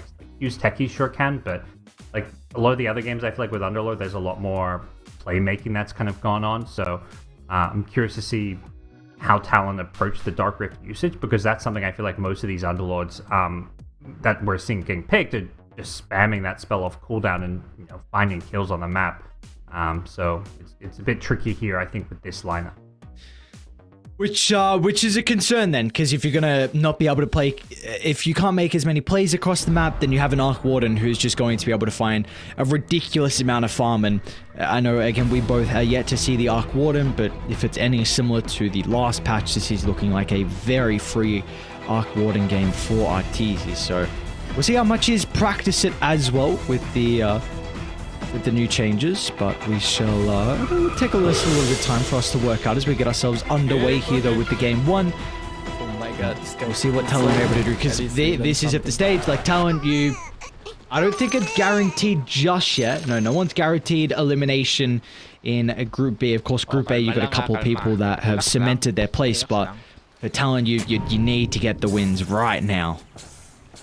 Oh yeah, you're running out of time, and it's really got to get those wins as soon as possible. It's a couple series today, maybe a series tomorrow, but there's there basically is only 4 teams who are likely to be in that bottom 3 slots. So all those teams, it's crunch time. 30 seconds to battle. So from what I can see, Arteezy's played 2 Arc Warden games. And I don't really know what to make of this one, because he went Meteor Hammer, Midas, and to Octarine Maelstrom. He went some very interesting timing of the items, so we shall see if it's going to be any. Well, he's got the Meteor Hammer queued up on Arteezy, so it looks like that's we can't have one thing right there with the build. We'll see if he's going to continue to go down some of the other items that he went in that recent pub game or not. Yep, that's one way to play the hero. I mean, I'm not gonna. I think this is very different to the Meteor Hammer on an Alchemist that we saw, because that's just your hero already has the stun. I think here with Arc Warden, this Meteor Hammer just potentially gives you a lot of pressure onto early objectives. It can be kind of a pseudo farming item as well, so could definitely see this panning out well for him. Should be a very difficult lane, though, for Talon to play in up top. You, again, have the Undying versus the Underlord. The Strength Hero is never going to have a good time, and then, I mean, you've got a melee to pop in front of the Arc Warden, so Arteezy should easily be able to freely cast these spells and get the right clicks off, so maybe Talon is just going to have to go back to the old fix on just looking to drag the wave behind the tower, and, well, it's not going to matter with this first wave, though, as Jabs, he's just going to get right-clicked down. Just an easy start for Shopify, no messing around. In the first minute, they're able to find that easy kill onto the Underlord. Yeah, just popped the level 1 Flux with the Decay and found themselves an easy one. And Arteezy even pulls the creep wave onto the neutral camp, so now he's farming some neutrals plus enemy creeps. Just very nice creep manipulation here that is keeping things away from the Underlord.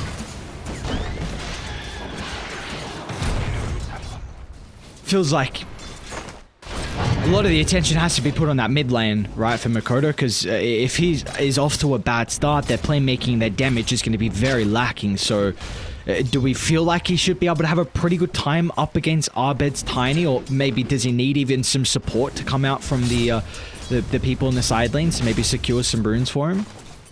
I think you kind of just have to hope he can be okay here, and I would say with the Resonant Pulse, I think he can at least do well enough here in terms of just spamming enough cooldown to get some last hits, block some damage. And once your bottle comes out, just, split water runes for the first 4 minutes, and then 6 minutes in is probably where we see those support rotations. But I think the supports are just going to be busy in their side lanes until at least minute 6. And heroes like Pugna and Techies aren't... I mean, Techies can rotate fine, but definitely the Pugna's just not a hero who can really leave this lane all too easily. I mean, we're going to see he's going to need to be put down bottom to try and help the Medusa, who we've multiple games where Deuce has just been having very funny deaths where your man is going all of a sudden a couple of right clicks and she just gets blown up. But it does look like we're getting top lane actually, Jabs. We forced the TP out. At least he does go back to the T1 tower though, so it's not going to be the long walk to top for Jabs. Does mean that Fly on the Undying will get the Lotus. Kind of zone them away from that Lotus pool at the right time. Definitely seeing a lot of these side lanes prioritize fighting over these Lotus timings because it is a pretty nice boost here, like just your lane sustain if you can get that first Lotus.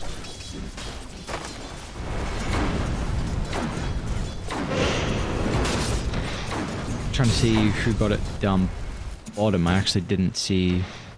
Okay, it looks like Q. Sorry, Ollie's got it on the Pugna, so at least Talon were able to find that one. And Deuce is having a pretty good time. 23 Savage, Delane's in a good position here for the Medusa to be able to easily find that CS behind the tower.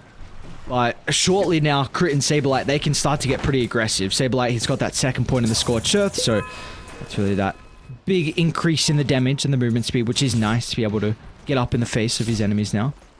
Yeah, it can definitely get aggressive, but so far Medusa has been owning this lane, like doubling the Doom CS, so not like Medusa you normally think of as a hero that's going to dominate you out of the lane, but 23's just done a great job getting these last hits, and Ollie, of course, helping secure the lane as well, but this Puddle Doom is a pretty potent lane here. This has the Ice Armor in the Doom, but top lane, Fly getting very, very low, does get away from the aggression of Talon. I didn't actually get a chance to see what he brought out on the courier. Maybe it was the boots, so it didn't have any more regen to play with, so it's just going to look to deny himself to the creeps and get a full reset, maybe even bring back some extra items for Arteezy. He does have the Ring of Health at least to be able to potentially help out with his health pool at the moment. Yeah. So far the Ring of Health has proved to be enough by itself. And Arteezy's just, trying to get those early last hits. Once he has the Meteor Hammer, I imagine this lane gets a whole lot better for him.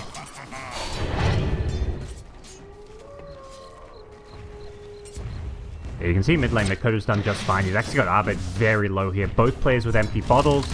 An empty mana pool on Makoto, but he's got raindrops here, so he's basically unkillable. As far as the Tiny being alone, if Tiny wants to kill Makoto, he's going to need rotation. And those rotations could definitely happen around that 6-minute mark. This power rune is so important when it's heroes like Tiny and Void Spirit, who, you give Tiny a haste, you give Arcane Rune to a Void Spirit, or whatever it may be, and there's just so much ganking potential when it comes to these side lanes.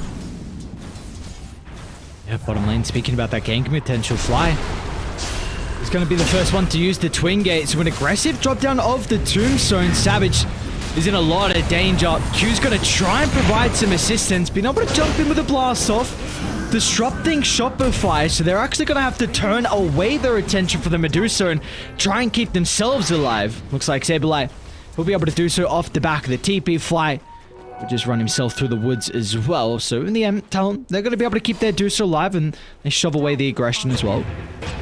Oh, Makoto's come down bottom though. Alright, double ultimate charges. Pretty much all his mana pool expended for the kill, but he's able to get a little bit of experience and gold as well for the Void Spirit. Yep. And, he uses all that mana pool. He didn't get the Powder Rune, so it's Arbed. Just an Invis Rune. Not the most impactful rune to get in terms of your ability to rotate, but there is some sneaky plays you can make, but much more importantly, this forces Makoto to go back to base now. But, there's a danger. He's going to go back to base, and then he can kind of TP anywhere on the map. He doesn't have to necessarily go back to this mid lane.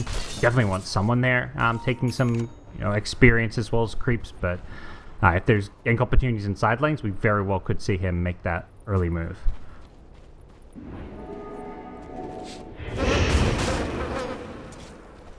I wonder what side lane he's actually going to try and look to gank as, well, maybe even hold that thought. Ooh. Ollie, yeah.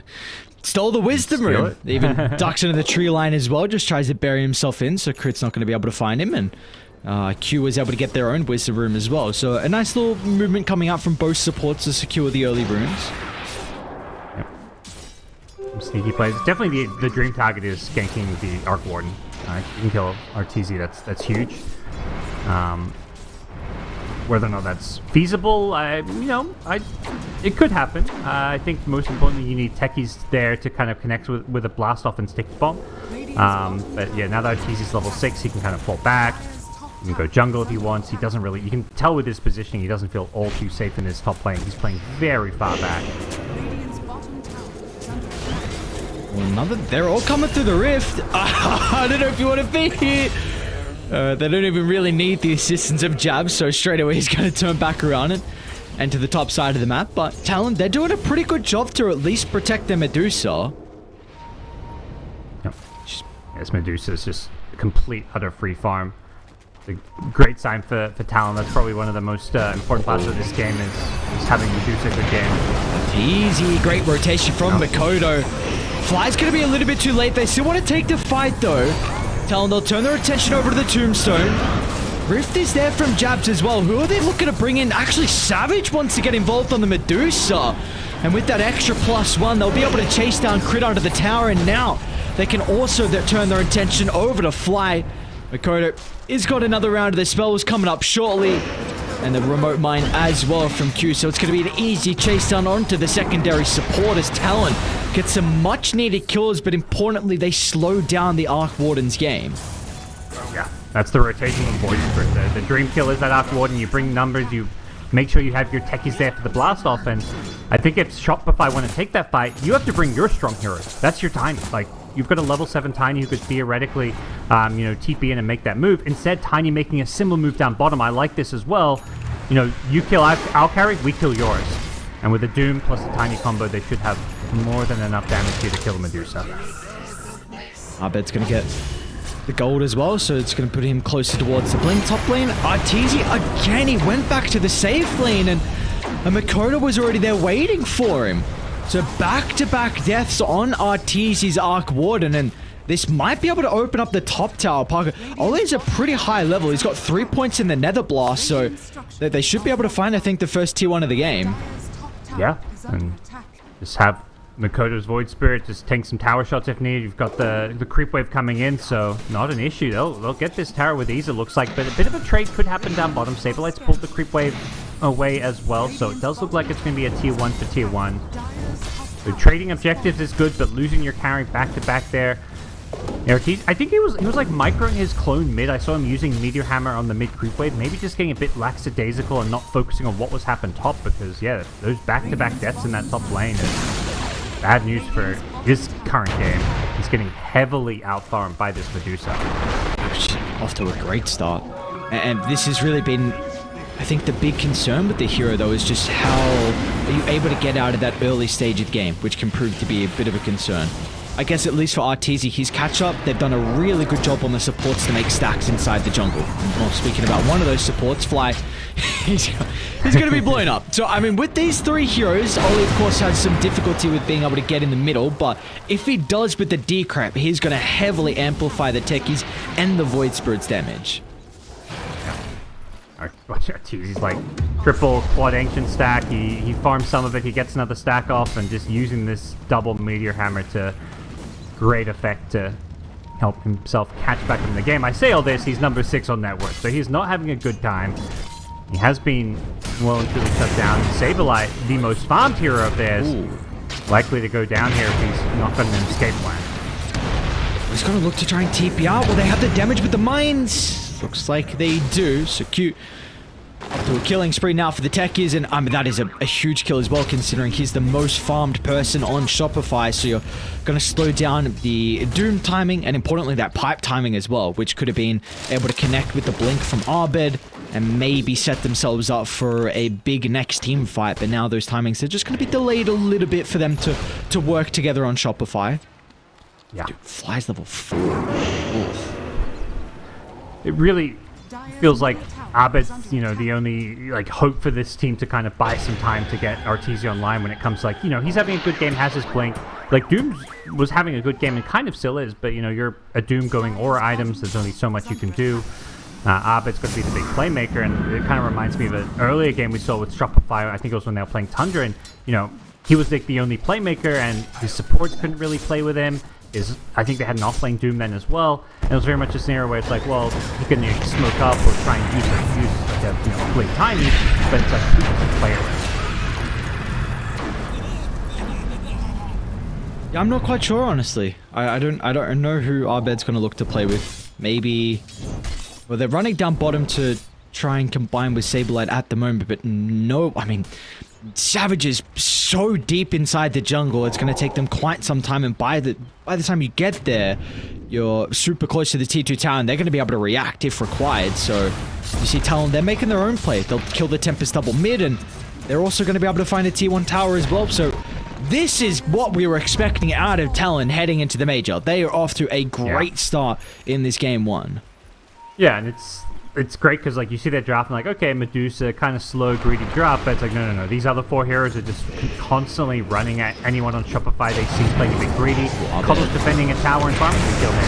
We find Abed, we kill him. Like they're just running at whatever kills present themselves, using all their early smokes and really putting Shopify in the back. So that blink reveal doesn't work out for Shopify. Just they're one step behind. The vision game from Talon has been perfect, and those kills now, it's at a perfect timing because you have the wisdom room coming up, so they're going to steal another wisdom room away from Shopify. I mean, Fly's still level 5, Crit's only level 6 at 14 minutes in. This is Saberlight coming for this?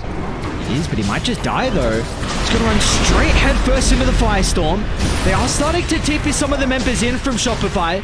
But is he gonna get a window for a potential toss back under the tower? But they're incredibly hesitant, so the Doom, they get nothing out of it in the end, just a chuck out to the techies, but you're easily able to shove it off thanks to Q.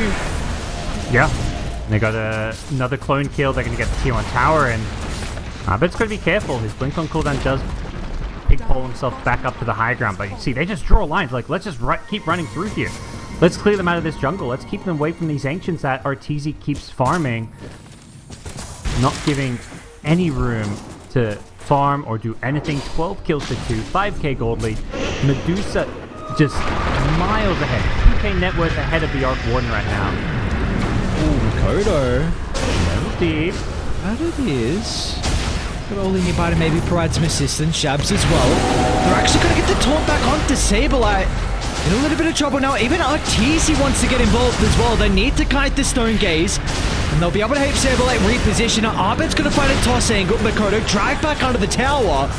Do they have the damage to help secure the kill? They're going to refresh the spell. So Makoto still held into place. But the damage is just not there from Shopify. Jabs, all the mitigation. Abed will find another crazy combo, but it just does not matter. They're needing to find Doom to try and get into the middle. Saberlight is going to wrap all the way around, but it's just too late. Abed's already gone down. Saberlight might potentially join him in the grave as well, as now Talon, they'll turn over to the left side. Should be able to catch up to him in the end, and 5 heroes surrounding him at the bottom of the stairs. And I mean, that was a fight where Abed had like multiple 4-5 rounds of spells. It just wasn't even enough to get someone below 0. And I actually love this Dark Rift usage. They just do it right back to Fountain, so they get to stick around full health. Everyone got so damn low here, but they were just barely staying alive. Ollie with the constant life drains. Like the tossbacks onto a Void Spirit just isn't the ideal target as well. They get another kill after the Fountain trip. Like he's tossing in a Void Spirit, but when he's got the, he's got the Dissimulate and he's got the Void Astral Step, like he's just always going to be able to kind of get out of there unless you chain stun it perfectly. But without a Doom, you're relying on like a perfectly timed Meteor Hammer or something, which is just not something you can rely on. Yeah.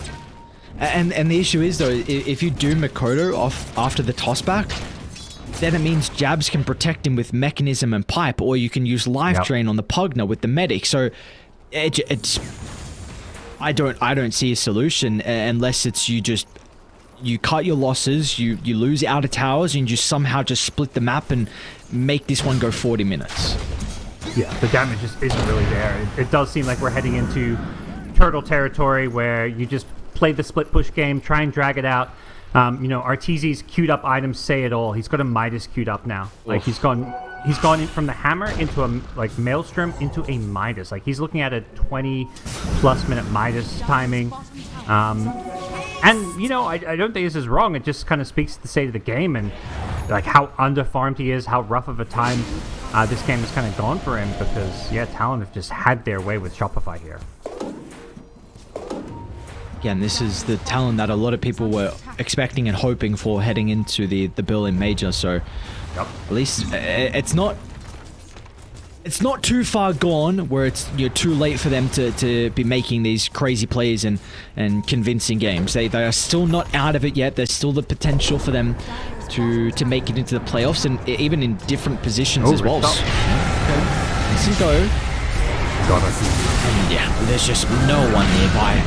They're going to have to watch him die. Sableye. Scurry's over to the right side. Q's even going to try and give some vision so Makoto can fall up as well. And he might just have to use a defensive boom. He's actually going to try and TP out. Sableye stops short though. Jabs. He's there with the pit. There's going to be no escape. So not only do they get RTs, but they also get Sableye as well.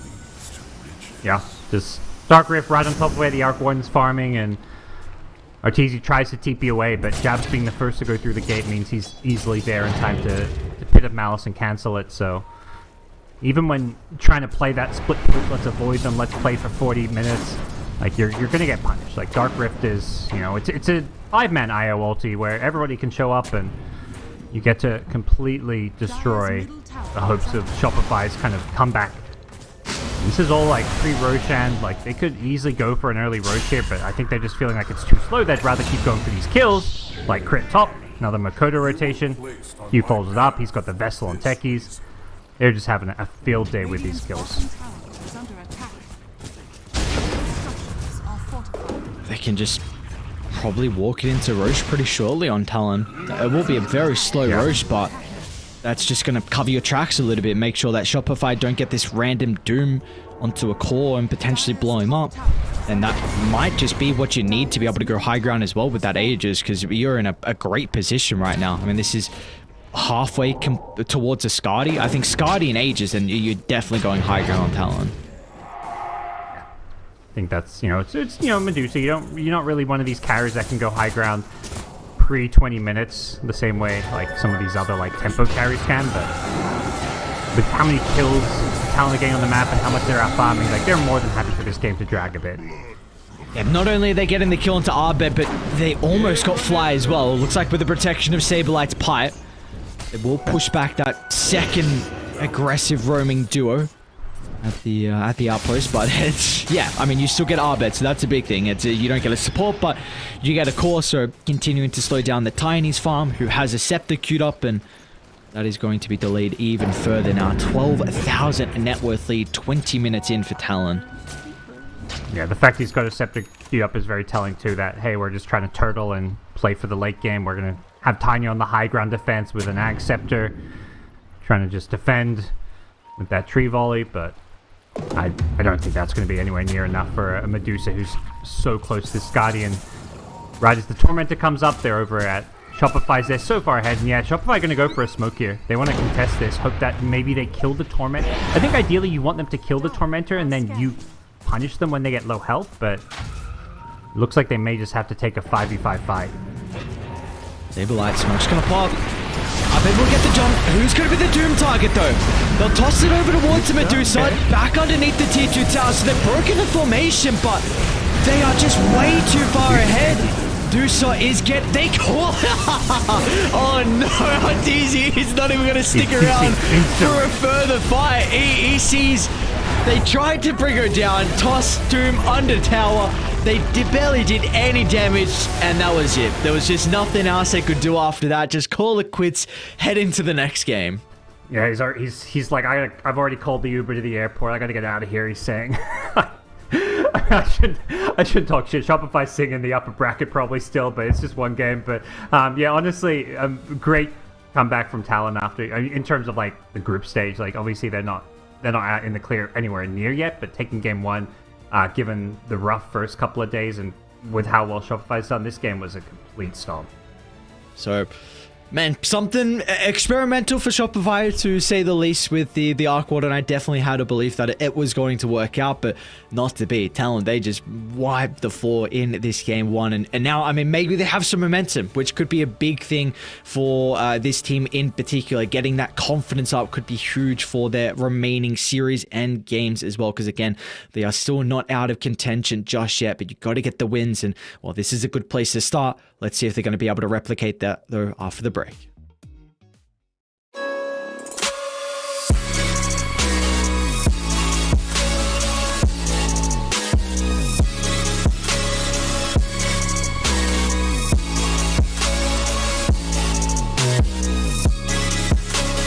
You love it, you wear it. What's your style? Get your merch at shop.eslgaming.com.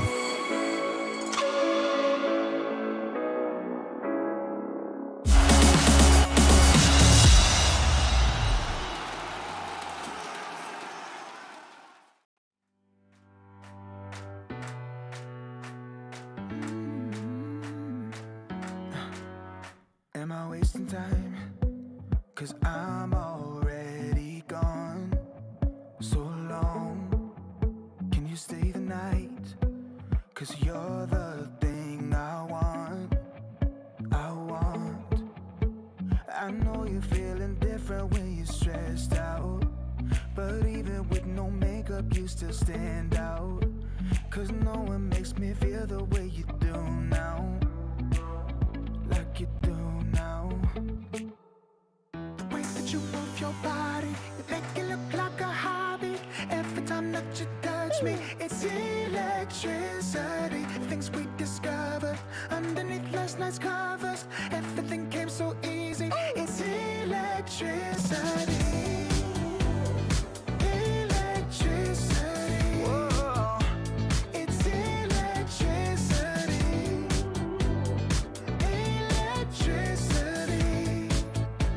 It's electricity. When it's late at night, I feel you on my skin. My skin. You're all that's on my mind. It's finally sinking in. You're it. I know you're feeling different when you're stressed out, but even with no makeup you still stand out.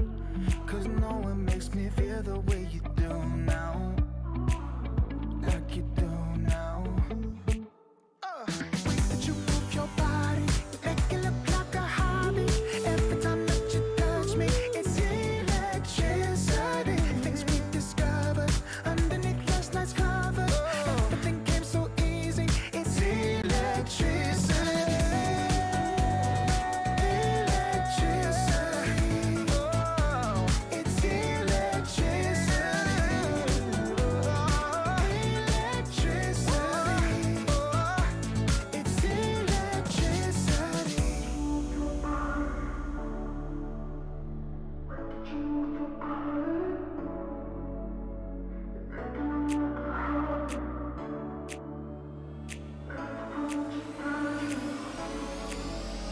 The way that you move your body, you make it look like a hobby. Every time that you touch me, it's electricity. Things we discovered underneath last night's covers. Everything came so easy. It's electricity. Electricity.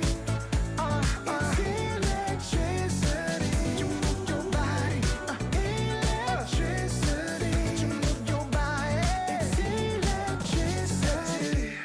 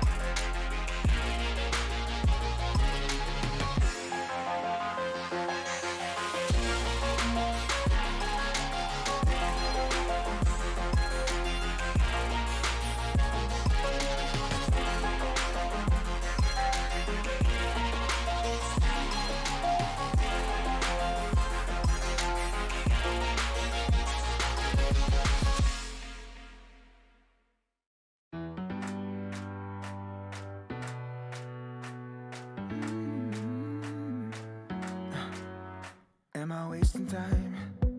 'Cause I'm already gone. So long. Can you stay?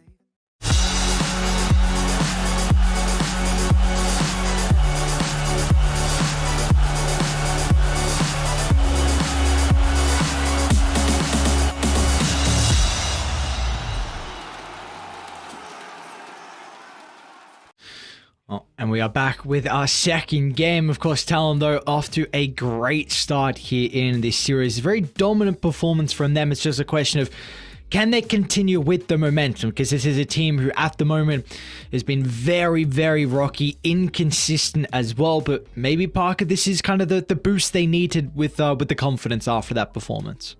Yeah, definitely a feels good kind of win when you're rolling over the game that hard against, one of the teams who's done really well in this group. And I think maybe there's also, a bit of a maybe formula for success to be found in a game like this where, you do so well in this laning stage, and that's something we saw like in some of Shopify's early series in games they lost.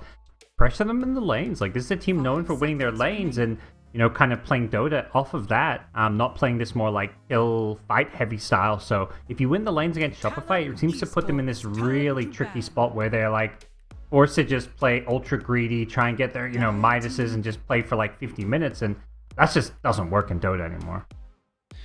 Yeah, and they first phase banned Medusa. That's I mean, that's crazy to me. I don't know. Yeah. This is just a hero that I didn't think we'd ever get to this stage where I saw the patch notes where Medusa would be now considered as a first phase ban. Yeah, don't know if teams just aren't sure what, like, maybe they're just unsure of the power of the hero, or they're just like, great, this hero's actually kind of busted.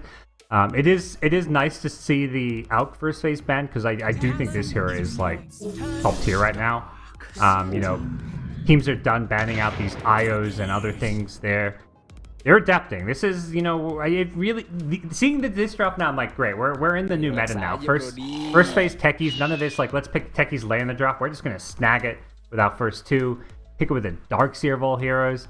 The Darkseer is honestly, I think, legit right now just because of how important it is to fight around these early objectives, and having like an early like maxed out Iron Shell on like some melee core that jumps in is insane. Having Surge early on, Vacuum for these early fights, like, again, I like these teams keep first picking Doom, but I do think this hero is being overrated a little bit.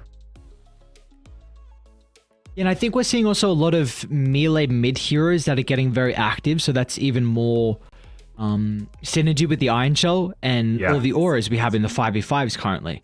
I don't know if this here is first phase material though. I thought Shopify were going to go for a lane counter. I think this is very interesting that you try and pick up Crits Rubik. Obviously, feels like he's going to have a lot of impact with the abilities he can steal. I thought they'd go down the route of just like a Enchantress for Fly to be able to purge off the Darkseer stuff, or even already look for your Arteezy counter in the lane as well. I mean, Anti-Mage always sings out to that as well. But for me now, seeing the Rubik, Crit just feels like he's going to be able to completely take over with just the heroes that he can steal the spells off.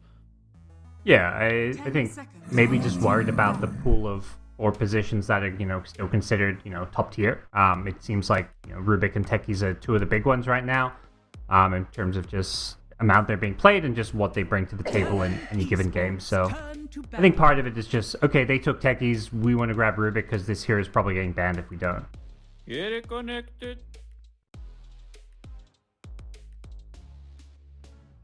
I must say, I'm all for all the Techies games we're getting as well. I was watching last game and seeing Q play. I'm like, damn, I kind of want to play this hero. Like, he looks pretty fun to play. 5 seconds. It's so good in these games where there's just these, you're constantly running the enemy, constantly fighting. Reminds me a bit of Disruptor, where it's like, just when you're not on the back foot, the hero is great. If you're playing defensively and the one's turtling, the hero kind of sucks, which is hilarious because it used to be the exact opposite. This used to be like the ultimate turtling hero. Nowadays, not really. I mean, it kind of defends high ground with like, the blast off and stuff, but it's very much a hero you want to be playing on the front foot. Gone are the days of those, whenever you see Techies, you cringe at it. Now it's actually a exciting thing to look forward to with how people are able to pull it off. I mean, back then it was pretty much... oh man, why am I forgetting his name? Who was the 4 on Secret at TI? Zayat. Yeah, Zayat, and there was another Eastern European player that was, I think it was one of Navi's members. I don't remember who as well. Maybe that was Zayat at that time. Anyway, regardless, it was another one that was really good at the techies. It was pretty much just 2 Eastern Europe players, and besides that, no one else was really playing the techies. Yeah, it becomes something that everyone has to play, and I think it's also... it's become much easier to learn when it's like, it's a much more typical Dota hero. Like, it has a, mobility spell, it has an AoE nuke, it's like, blast off. I mean, it's always had this kind of, well, it hasn't always had blast off, but it's had it for a while now. you know, it's definitely a spell that's easier to understand and use compared to like the nuances of like, oh, this is where you put your landmines so that people walk into them and aren't able to kill them before being hit by them. Like all the nonsense of knowing where to put mines on choke points and in sneaky spots is just something like, it was just annoying stuff to learn tech. Yeah. This hero is really good at scouting out rotations as well, right? Like with the point you're just saying, if you get aggressive with the smoke and a mine pops, all of a sudden you kind of know the path that they're taking throughout the map. So another hero, like he kind of can get a little bit of information for the team as well, which is very unique to him. That's a really good point. Here we go. Talon get the IO. No Underlord. Yeah, no Underlord global rotating potential, but instead they get the IO into the table. I think this is, you know, proven to be a just general concept that's really good in this patch. We've seen a few more mid laners going boots of travel for their global mobility. Obviously, Underlord very popular. IO still popular. Just means you can play more split up on the map and don't have to group as 5 because you always have that ability to, hey, let's relocate in those 2 heroes. So how does Shopify want to try and respond to this? They will still go down the Enchantress route. Okay, so again, it is one of the better laning supports to be able to play into the Darks here, mainly just because the way to get rid of the Shell and the Surge as well. It's also going to be relatively nice as the game goes on, and it's just a strong laning support, which we see very often that Fly is on. Yeah. I think that's something where things kind of collapsed last game was the lanes. You know, obviously part of that is they picked an Arc Warden who, got that early first blood, but after that it was a pretty poor lane. Once rotation started happening, the Arc Warden was getting bullied, so having these strong supports and these strong lanes, or this is such a classic Shopify drop, like right here. They've got the, like, one of the signature crit heroes, Fly playing the lane winner, Abed playing Storm, Saberlight on a slightly greedier farming offlaner that will just get the team aura utility items, and then they'll save Arteezy's carry pick for last. Get as much info as possible. It won't be the 24 pick, but the 23. He should have a lot of info to work with to get himself a pretty good game here. So if this was Talon back in the tour, they would go IO Lesh, but I don't know if that has a whole lot of synergy with the Darks here, because we were just mentioning before, like, you kind of are wanting a melee hero to be able to get the full effectiveness out of Surge and Iron Shell. So I'm not quite sure if they want to go down that route. There's still value with the Lesh, of course, but maybe you don't feel as strong of it in this game in particular for Talon. Yeah, I don't. If the Lesh Shell, I think you can maybe get that melee hero for your safe lane for the Iron Shell. So I don't think you completely rule it out just because you've got a Darks here.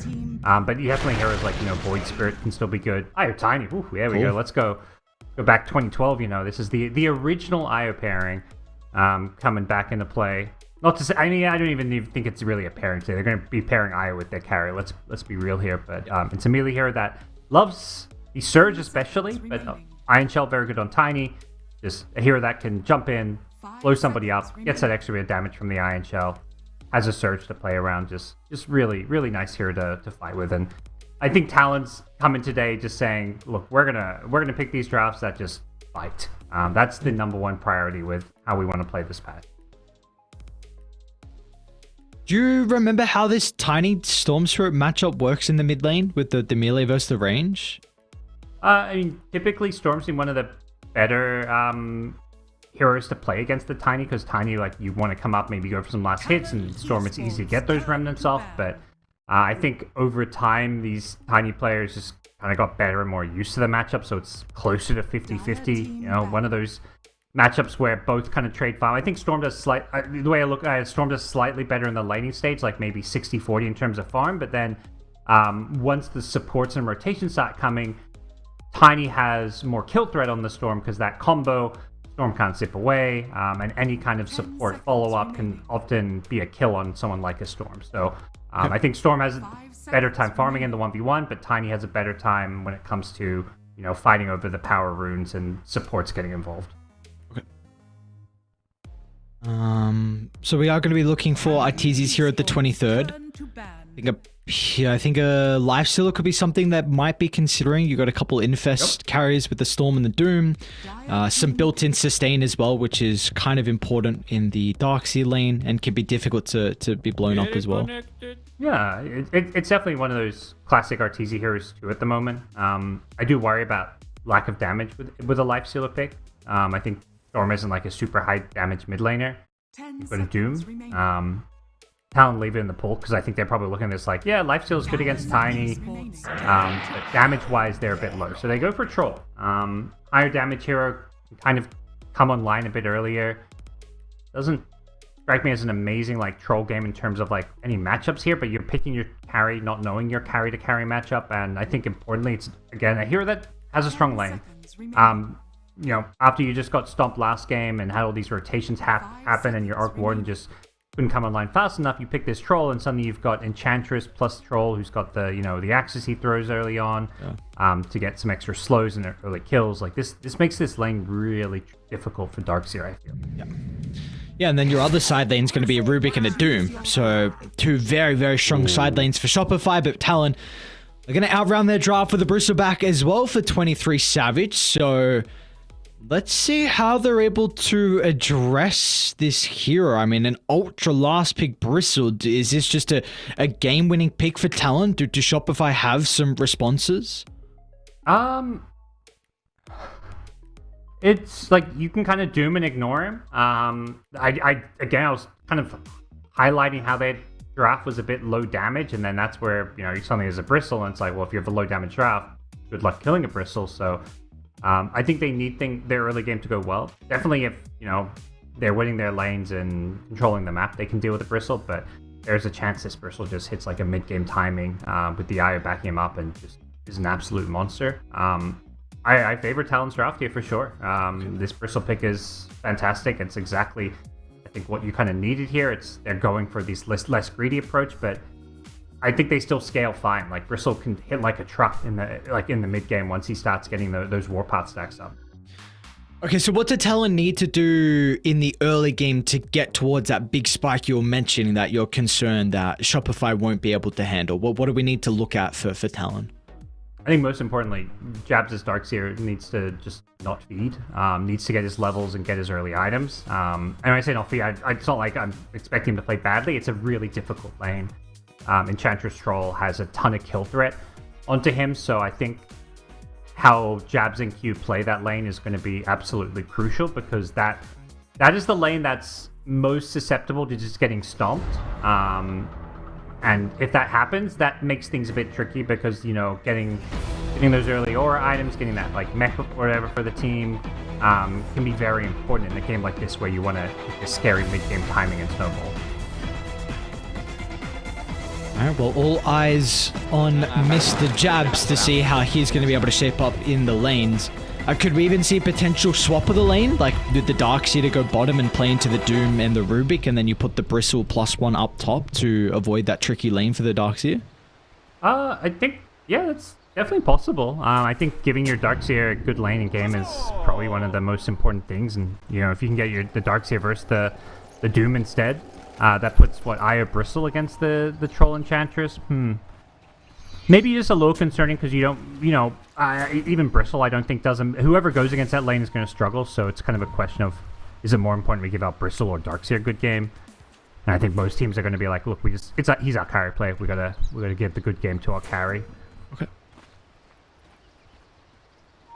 30 seconds to battle. Let us see, of course, how we're able to get this one underway. Talon now off the back of the previous map victory, they're going to put themselves up to 4-7, and I believe SMG may have just lost their game one. Yeah, they did to Spirit, so that's pretty big. I mean, without, again, there's a very much a middle of the pack right now in Group B. So Beast Coast and Extreme, they're not even safe at all. There's a potential that Talon can easily pole vault themselves above those teams. So that this victory that they just got against Shopify is huge for that map count. And, you know, potentially now if they, you feel like you might potentially have the edge in this game as well. So if they can get another victory, then we could have some interesting results at the end of the day that could potentially lead us to some tiebreakers.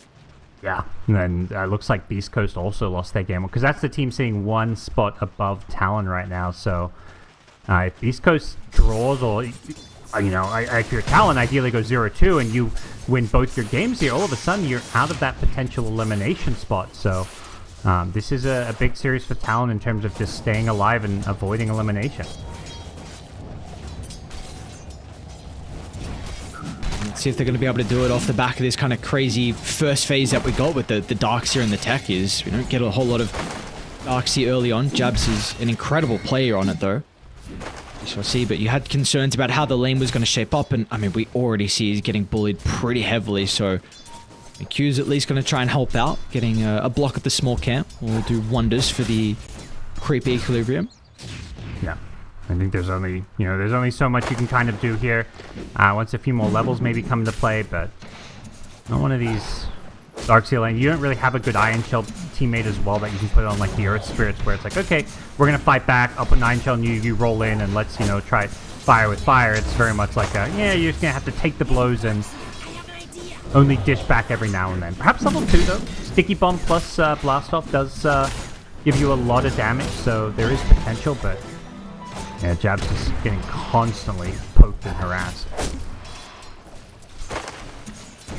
Maybe you could get that melee hero off after the lanes when Makoto starts to rotate, because we did see him get very active in the previous game on the Void Spirit. Again, not quite sure how he's going to be able to shape up versus Storm. Looks like Arbed's off to a pretty decent start, but a lot of the rotations will come down to those power runes once they're up. So still a little bit of time away. We don't have to put too much attention to mid. Both these heroes should be able to get their farm. Yeah, and it's kind of become the meta and the standard thing. Like your ideal rotations in mid lane are always going to be to that off lane. You want to push the enemy carry out of the lane. These off lane heroes generally just have more spells, and they're just better to gank around because they can do more. Like ganking a Bristleback lane doesn't do a whole lot. Ganking a Darkseer, suddenly you're going to a lane where you get an Iron Cell and a Surge, so you're much more likely to find kills doing that. Savage is lucky he's got an IO in this lane, because against the constant spam you got from the Chain Lightning, Saberlight was... this is the best creep I think the Doom can play with early on, so wonder if he's just going to try and rush the Arcane. He might even feel like Arcane Boots is not enough considering the sustain all he can have, so maybe he... Because usually, I think we saw a couple of days ago, I think it was 33, that he had the Vanguard queued up, then got the Harpy creep, and he instantly swapped that to rush the Arcane. So I don't know if this lane will be any different, just because he maybe can't shove the Bristleback out of the lane because the IO. Yeah. Debs' lane just got a bit salvaged too. That little side pull, he farmed up like double stack there basically of neutral creeps plus most of the enemy creep wave, so he's still struggling in lane, but that gave him a ton of extra gold to help him get this Ring of Health up, and he's going to be going straight into that Vanguard, of course, that we've seen become so popular for these offlaners, but definitely a story where Shopify had set these lanes to be much, much stronger here, and woohoo! Just a quick zap. And they bring down the Bristle. Alright, well, oh no. Dude, just 50 mana for 140 damage on the initial one? 50 mana. Like, what? The Rubik is 175 damage for 130 mana. It's just, yeah, okay. Very, very cool. Very cool as neutral. Yeah, playing Doom with Harpy in lane versus without Harpy is just night and day. They almost got the kill into Jab's top lane as well with the split of the golems.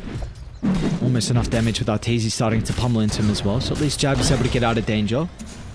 Meanwhile, they do also force a TP out of Saberlight behind the tier 1 tower down bottom. So at least that's something. Yeah, this top lane continues to cause some problems here. They've killed 2 couriers now as well, but Fly getting very low here.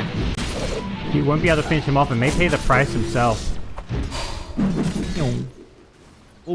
Jabs doesn't have it now for himself. Yeah, okay. They're not going to get any kills, but like just how low Talon have gone. Like, yeah, Fly's equally low, but like that's the support. Like when 3 out of 4 heroes are red health in lane and the one that's not is the carry is thrilled. No. I mean, it means Fly can make the trip all the way back to base because Arteezy is going to be able to play this solo for the moment. You've got a couple stacks that Arbed's already created as well inside the jungle, so he's going to be able to hit a pretty decent timing out of the level 6. And importantly, he should have that by the power rune as well, so with that extra little bit of damage, maybe they can put some pressure onto Makoto's Tiny. Yep. Rotation mid crits lurking. And there's the double support rotation, but looks like Fly maybe TP'd a little early, or was at least sensed out by Makoto. So he TP'd in and he didn't quite connect here, but they're still trying to make this work. Lingering a bit longer just because that power rune's coming up soon.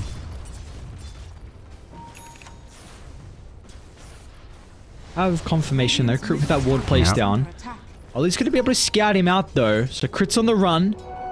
Soon connect with Saberlight. And this frees up the power rune. It's going to be a regen up top. So a free rune for Abed, completely uncontested. They still will make the attempt onto Saberlight bottom lane though. Both the supports nearby it. So combined with... Whoa, nice telekinesis actually for Crit. Just got in range to cancel the blast off. It might not be enough though, as Q... He'll still be able to get the sticky bomb out, and with the slow, Savage can continue to chase him down. So even though Crit was a savior play to be able to stop some of the spell casting, they still get the kill in the end. Yeah, I think that was overall well done by Talon. Like, they committed quite a lot of supports to the mid lane, but ultimately they weren't, you know, the power run came down to just the 50-50. Like, Shopify had control of top, they had control of bottom, they lose the 50-50. Unfortunately, it's a regen, which is obviously an amazing rune for a Storm Spirit. But they make sure that their support rotations also get that kill down bottom with the Doom being left alone. Man, poor Jabs. You got two of the better supports against the Darks here.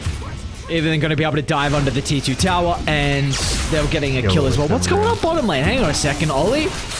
Trying to steal it. Arbit gets a double kill.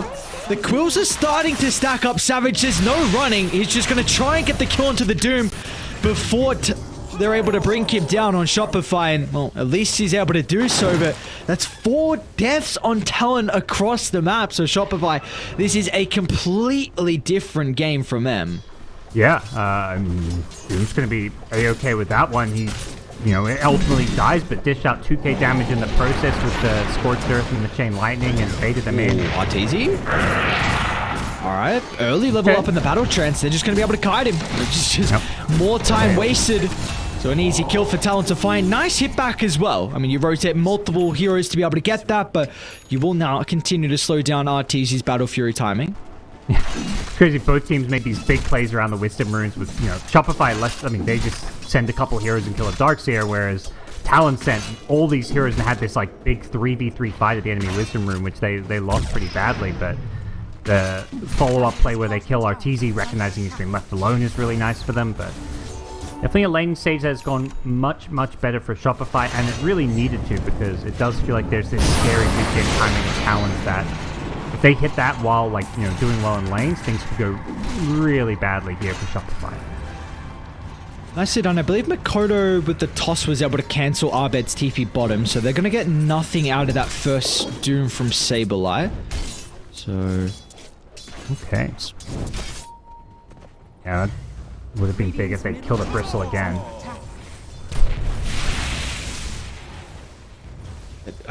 Really, the big winner, though, is Arbed. 2-0-1. We're continuing to see Shopify put a lot of importance. They always do. Every single game, even when they pick his hero early in the draft, they make sure they bring supports to rotate to help secure those power runes. But Makoto's going to get a nice injection of gold as well with the help of Q nearby. Back to bottom we go as Arbed. He's going to be able to isolate Ollie before getting the potential tether to separate himself. So Shopify, at least they'll be able to find another support as well to even up the trade across the map. Yeah. 23 had no interest in going in there. Once your eye is out of the picture, something means you're vulnerable, so just left his eye to the wolves, and not the biggest of kills, but a good rotation nonetheless for Arbed, who wants to remain active on this map, knowing that, you know, you've got the Doom and the Troll. You've got to put pressure on the enemy, otherwise they're going to be putting pressure on Arteezy. So the more you get, you know, the more you make these plays, the more that Arteezy gets hit on. Potential another fight by the Power, and Radiant have a really good ward that's able to scout this out. Won't get anything out of it though. Looks like the supports might want to take a fight just after that recent attempt. Makoto doesn't have the greatest mana pool. I don't know if you've seen, but Savage has a Bloodstone queued up on this Bristleback. So we are getting a very different look at the Bristle this game. Who might be in trouble. They got Doom, they do not. Are they going to have the damage with just these 3 heroes? think so. I mean, Storm is not too far off. Has an illusion room, but he's used most of his mana, so can't really connect here. But perhaps with Doom in 15 seconds, they go for this, and curious to see how aware 23 Savage is of that Doom cooldown. He sticks around till him. Yeah, they're TPing in everyone. They're bringing 5 heroes down bottom. He needs to get out of here, it feels like. Dire's middle tower is under attack. Q's gearing up to be able to enter the rift, so maybe they actually want to try and set up a defense down bottom from Talon. They just got the relocate as well from Ollie, so there'll be a +2 potential if they want to use that instead of running down. Can bait the Bristleback. That's a good way to go about this. Dire's top tower is under attack. Yeah, they're sitting behind him with the techies here. Doesn't seem like Shopify is taking the bait, though. This is a great ward, though, from Shopify. It's a huge vision for them to play with Abed. He's going to zip through the Tiny. The target for them is going to be the Eye. They're wanting to take him completely out of the team fight, but the toss away Makoto keeps Ollie alive.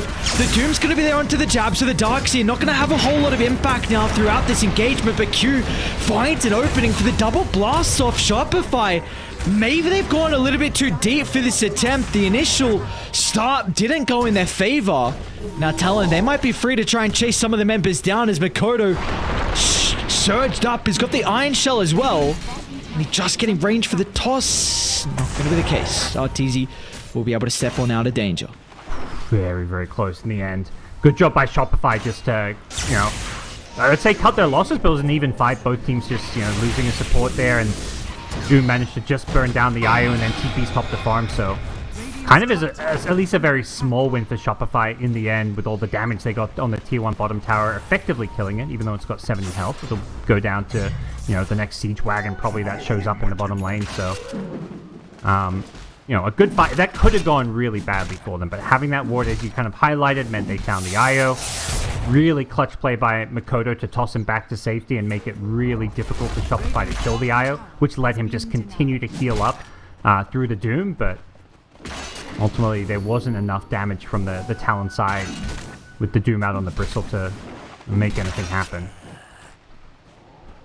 And as we start to get towards the mid stage of this game, how does kind of the carry matchup shape up between the Bristle and the Troll? Is this a game where if Arteezy free farms, there's going to be a lot of concerns for Talon? I think so. Like in a sense, like one team has a carry and the other doesn't have a traditional carry. Like Bristle is much more this kind of cheesy pick that's all about it's kind of like that Timbersaw thing where it's like you hit this mid-game item timing, you're just tanky, unkillable.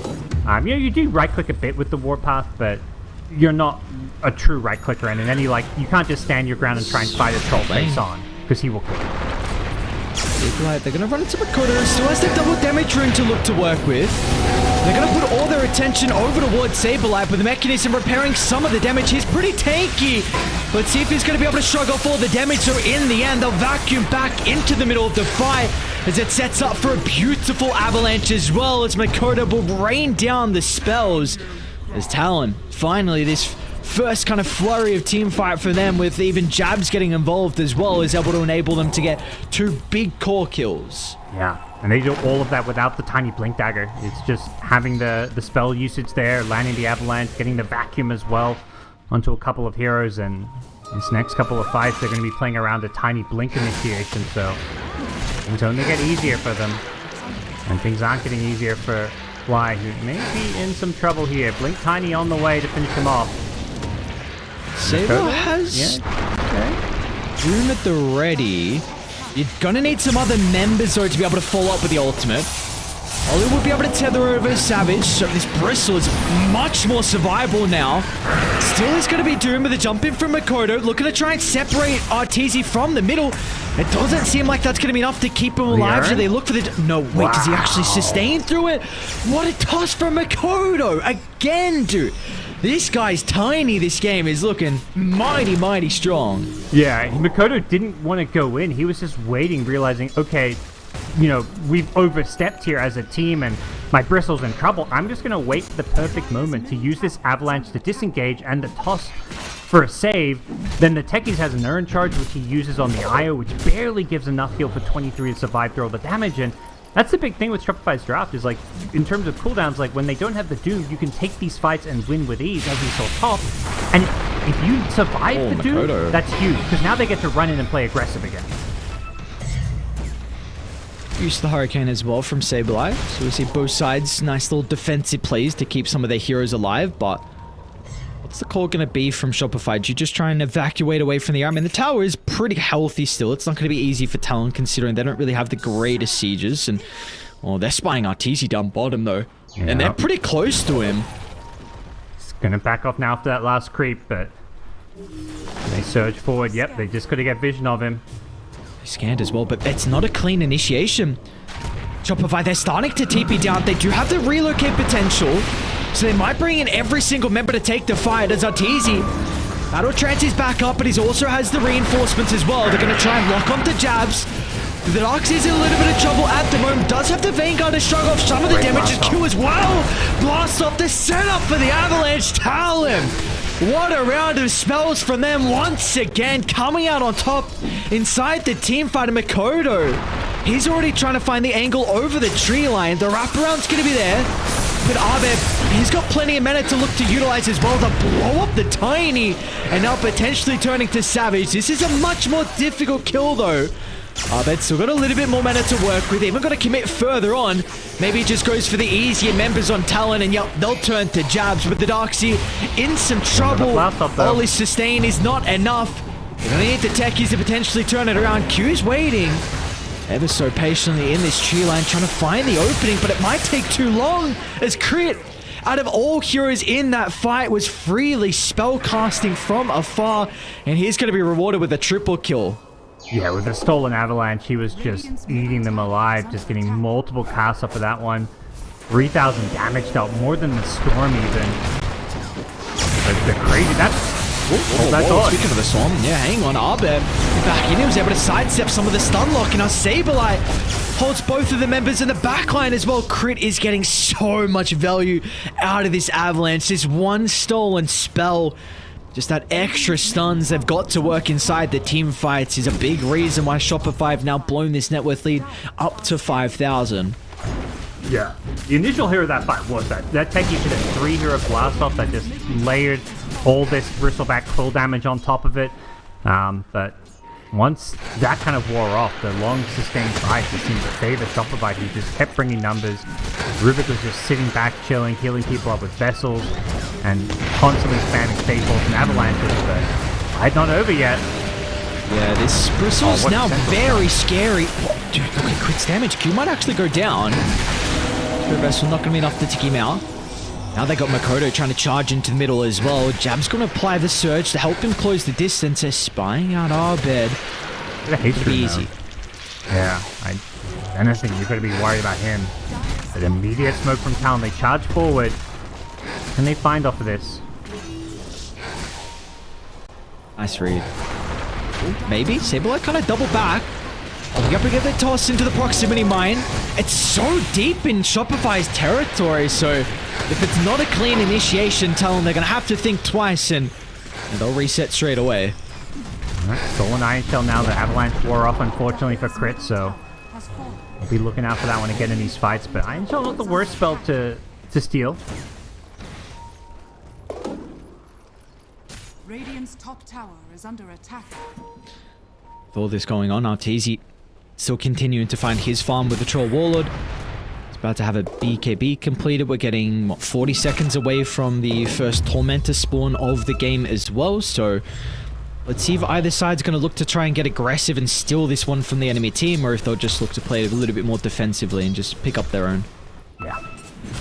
Shopify Doom coming up in 10. I think if anyone gets aggressive, it maybe more so them. I say that, I mean, Talon's got the draft that really wants to fight now and not try and drag this game out. Like, they've gone for the Ag Scepter on Bristleback. They're not seeing, Bristle go into, any kind of, scaling carry items. It's just, Bristle items. So, they're the ones who are on a bit more of a timer here. Looks like Bristle's committing for the Bloodstone. He bought the Voodoo Mask, so... See, I haven't seen Bristle in quite some time, so I'm not sure if this is core at the moment in 7.33 or not, or maybe this is just a Savage specialty, but we'll get to see it in action. Yep. So Makoto and Q are hunting Abed. Let's see if they're going to have the damage between the two. The stun lock's going to be there for the moment. In fact, it's actually not enough, so we'll reduce with... Okay, that'd be a little bit longer. Those stun nerfs, apparently. But in Talon, go over and take their Tormentor. Heki's getting the Aghanim shard, so getting that reactive taser being castable on allies now.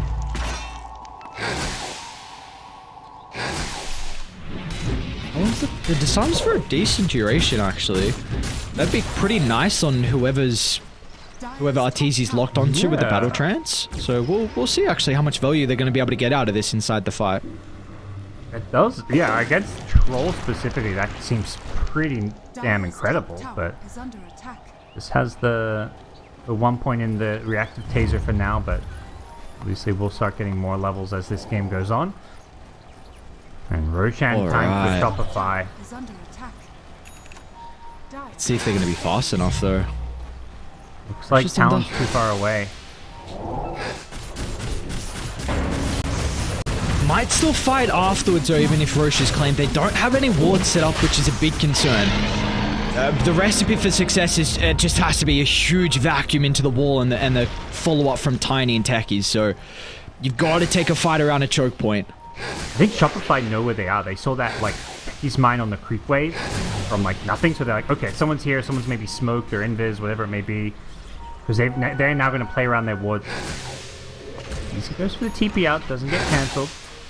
So it looks like Shopify can just farming the map, drawing big circles over that top area. Maybe wanting to take all these outer towers. There's 2 towers in the top lane, a tier 2 mid. Plenty of objectives to just kind of hone in on, not to mention all of this farm on the Radiant side of the map that you want to take away from them with the Ancients. So a game where it does feel like they can really start to pull ahead if they control key farm that's available on the map. Oh, they're going to steal the Wisdom Room? You should be able to get there first. Save the light? The rest of Talon has started to come over. They really want to take this engagement. Savage is ready to go. He's charging into the middle. This Bloodstone has been completed, I believe, with the disassemble of the Vanguard. Obviously part of the strength of also going the Bloodstone build with Vanguard giving you this early game lane stage utility, and now you get to disassemble it to make that Bloodstone that little bit cheaper.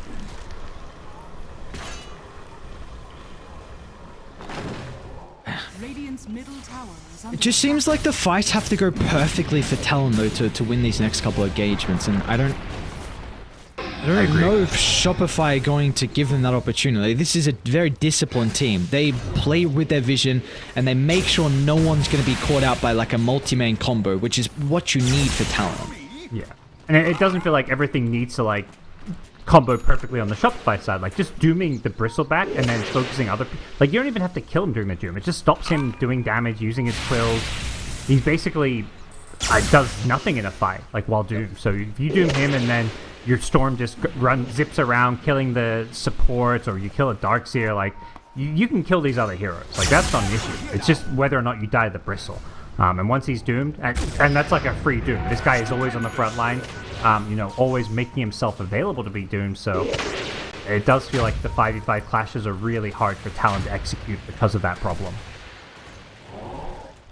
It doesn't seem like they're going to get any easier because Arteezy's he's got a Crystallis completed and he's working on the Silver's Edge. So once you get that item, I mean, that's the perfect way to address the Bristleback, even the Tiny as well for that matter too. So you might just, maybe they'll force the issue on Shopify, but this next big item for Arteezy might just let themselves, at least put them in even more of a commanding position.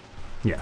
And you can see how comfortable Shopify with their position. The fact they get an Aegis and they're happy just to use it to, you know, kind of play more passively, farm, not try and force anything, because they're just looking at this like, how do we lose this game if it just drags out? As long as we stay ahead, we don't lose any terrible team fights. Like, you know, this game just gets better and better for us. Like, Storm scales better than any of these Radiant heroes. Troll obviously does. Is the best carry in this game. Doom scales better than most of these Radiant cores, like other than maybe like, I don't know, the Bristleback in some ways.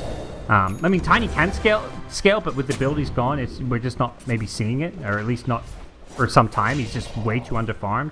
has less farm than the Rubik, so I think the threat of Tiny being a late game presence is just not really there. Yeah, I don't think this hero keeps up in farm unless you go Midas or you're like 8-0 or something crazy. Like he has a negative KDA, which is just it's just not enough for the hero. Probably a big reason why we don't see him. Because yes, you can scale, but it's very rare you're able to get to that stage as TALON. What are they attempting down bottom? Of course, they've got that relocate play. Kodo's going to try and force some reactions out. They'll get the start onto Crit. It's a pretty decent target. Crit's been very frustrating inside some of the fights. He's going to be able to step out of the left side and that's a disaster fight in the end. Shopify, they bring everyone down to the bottom side of the map. Even Arteezy's here already as well. 3 go down and they should be able to chase Savage as well. Saberlight's going to jump over to the top of the tree line. Savage is trying to find a place to bury himself into, but they're just going to avoid him. Abed, he'll catch up Makoto on the low ground, but as soon as they see a buyback coming out from the IO, Shopify need to play this one a little bit more cautiously. They'll put Arteezy up forward. Soon. They can get the storm and stop the regen, but no, he's going to get the regen. TP out's going to be the call from Arteezy, and they will not have the damage, but what a team fight. I mean, you try and block Crit, you get him in the end, but it means they have to put every single hero on the front line in an awkward position. It just gives them a free fight. I mean, we saw the Doom onto the Darkseer, so Jabs was completely useless. Yeah, as long as you take out one of these spellcasting cores with the Doom and you commit so much just on a Rubik there, it's just not going to win you the fight. And Shopify were perfectly ready to kind of retaliate, but can't let that get to you. As we see, TALON just immediately smoke up again. There's no Doom now, and there's most importantly no Aegis, so it's go time. And it's the 5 position. Usually you don't want to find the 5, and when it's meant, it's doubly so because this hero is just so damn annoying to kill. But the Bristle and some Twills, they will eventually bring Fly down. But again, the 5 position, you don't really feel like you're getting a ton of value out of that support kill.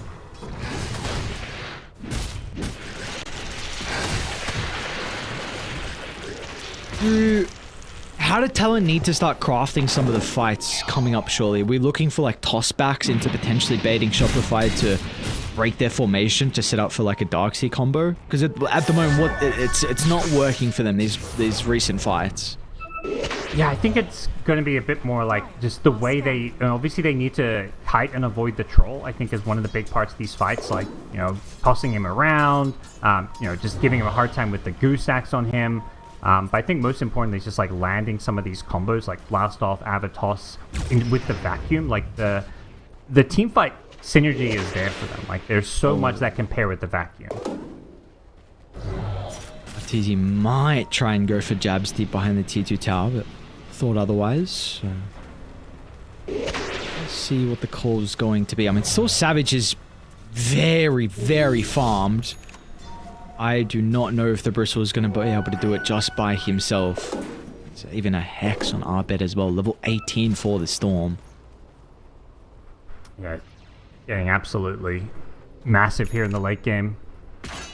All these dire heroes continuing to scale. Even their support's getting some good farm, and a 16k gold lead under 30 minutes in is a pretty big hill to climb for the TALON boys.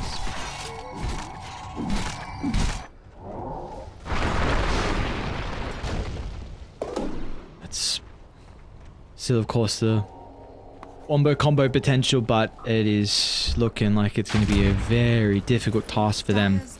We do have some halberds being worked on. Savage is, I think, just bought out for his. I thought someone else had one queued up. I think Jabs actually, is he bought it? He's got a Sunge. Maybe, oh, actually, never mind. I think he went Lotus Orb instead. So at least you got one halberd to be able to mitigate some of the effectiveness from the troll, but you've still got bigger issues as well with Saberlight and Arbed. Fight then came out forcing it here in the bottom lane. They put the troll in the front lines, but TALON heading down here. They've got to be a little bit careful and going to go for that smoke wraparound play instead. Both teams going to be eyeing off Roshan. It can respawn any second from their perspective. It is going to be a longer respawn, but Shopify going for the wraparound. They're going to find some techies mines. That reveals their position.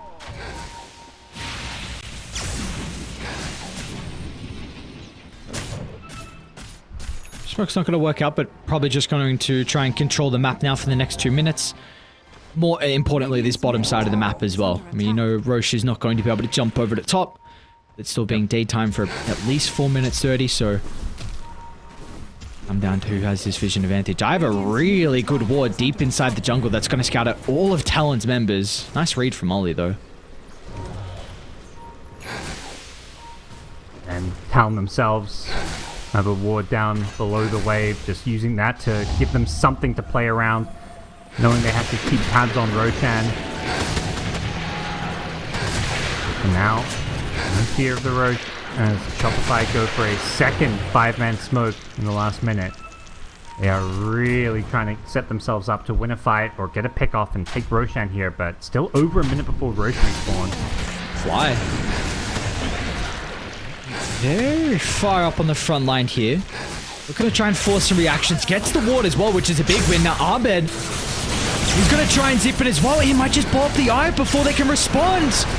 And they've already used the wall as well. It's not the big combo they were hoping for.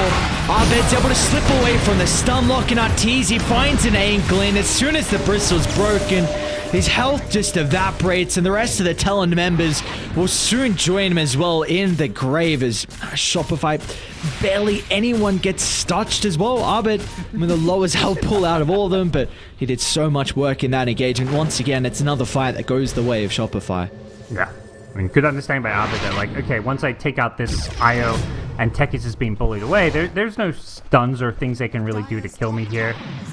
You know, playing even without a BKB, just pushing his hero to the limit, getting those. I mean, the IO kill is the big one. Like, that just takes away so much of the sustain from the bristleback, and all of a sudden, you know, you can go in this bristle, you can kill him and take that fight with ease.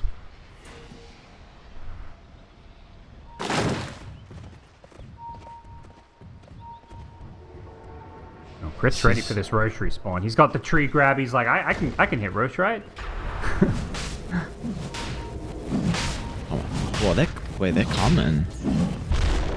Well, still down for another 25. Maybe they feel like they give up this Roche and there's nothing they can do with a high ground defense.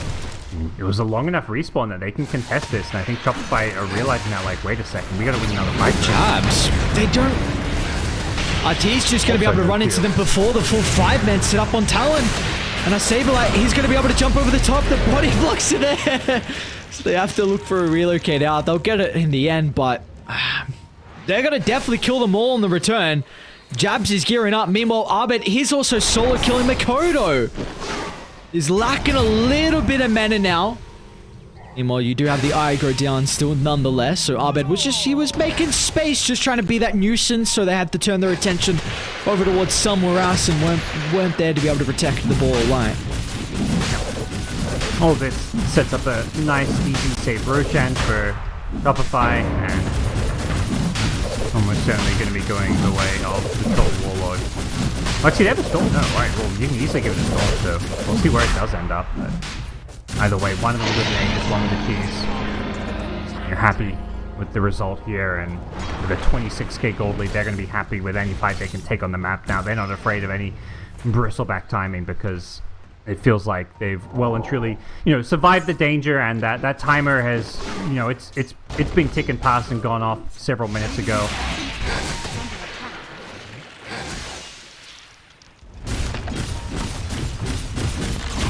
Why not? Even Arteezy has a scepter queued up, so we were speaking about the purges earlier on with the Enchantress to mitigate the Darkseer, but now you're gonna have the Troll to be able to do that as well with the axes. So this is a very grim position to be in. What's the probability? 6%. So still, Gabe been saying there's that wombo combo potential, but I think that really the big concern, we haven't even really seen it once so far this game. So yeah. It's hard to get that clean jump ever, like, with Storm on the other side, it's really just, Tiny needs to almost be the one starting a fight, which means you're not comboing his spells with the vacuum. It's pretty hard to kind of time the vacuum plus blast off, and somebody's going to get doomed as well, so that's the Darkseer, say goodbye to that combo. Yep. They really need to bait the Bristle as much as possible. You do want him getting doomed end of the ultimately, even though, he's still not... It's still not ideal, having him unable to cast spells.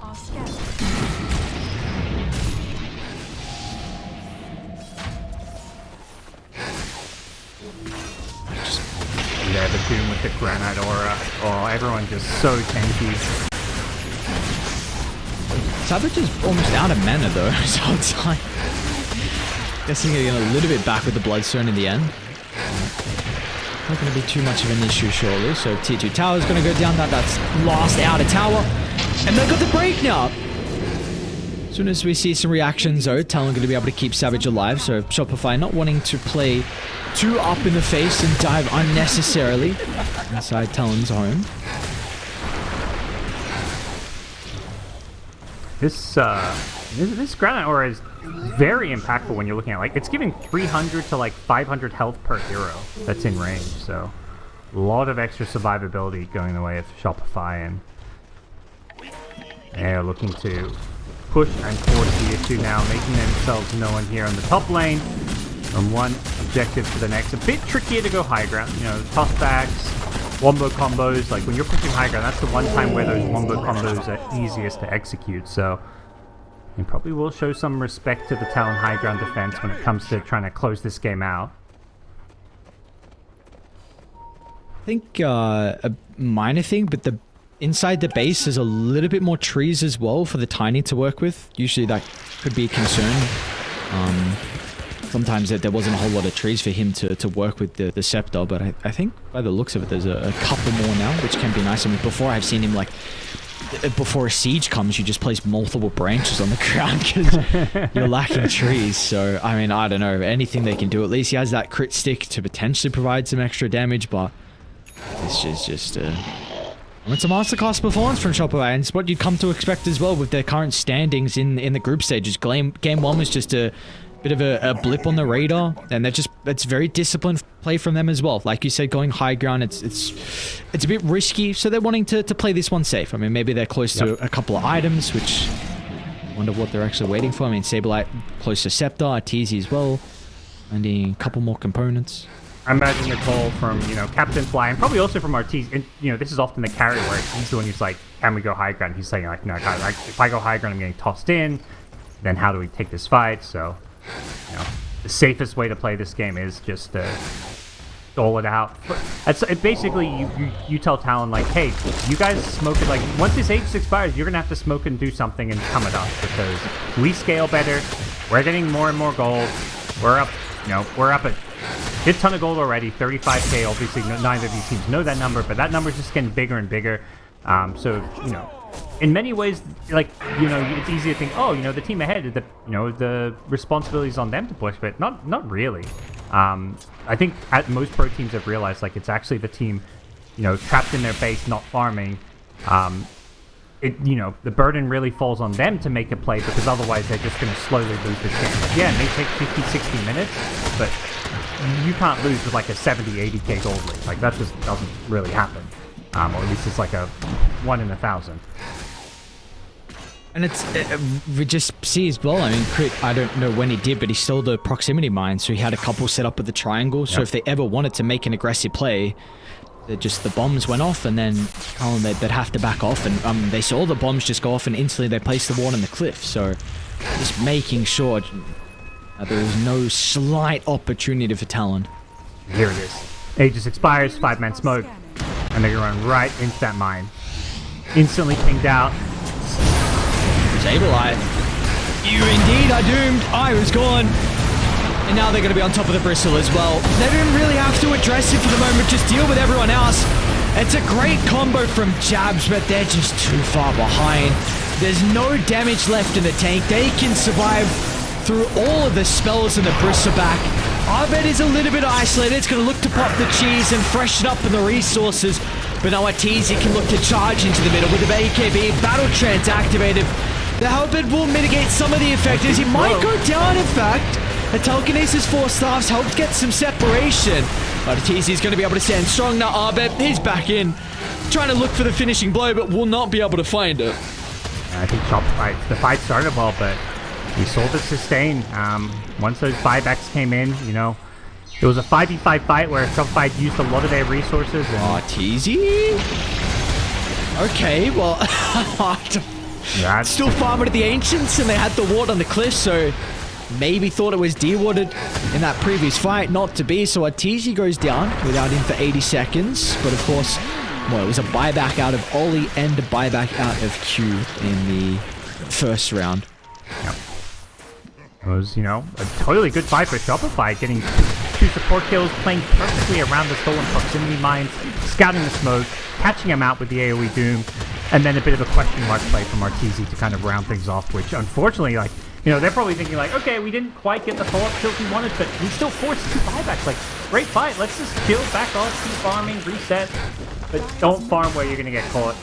Because all of a sudden, you've got no buyback control and Talon's actually pushing your way, so what was a fantastic team fight suddenly becomes a lost team fight almost, because Talon are going to get so much out on the map with this troll dead.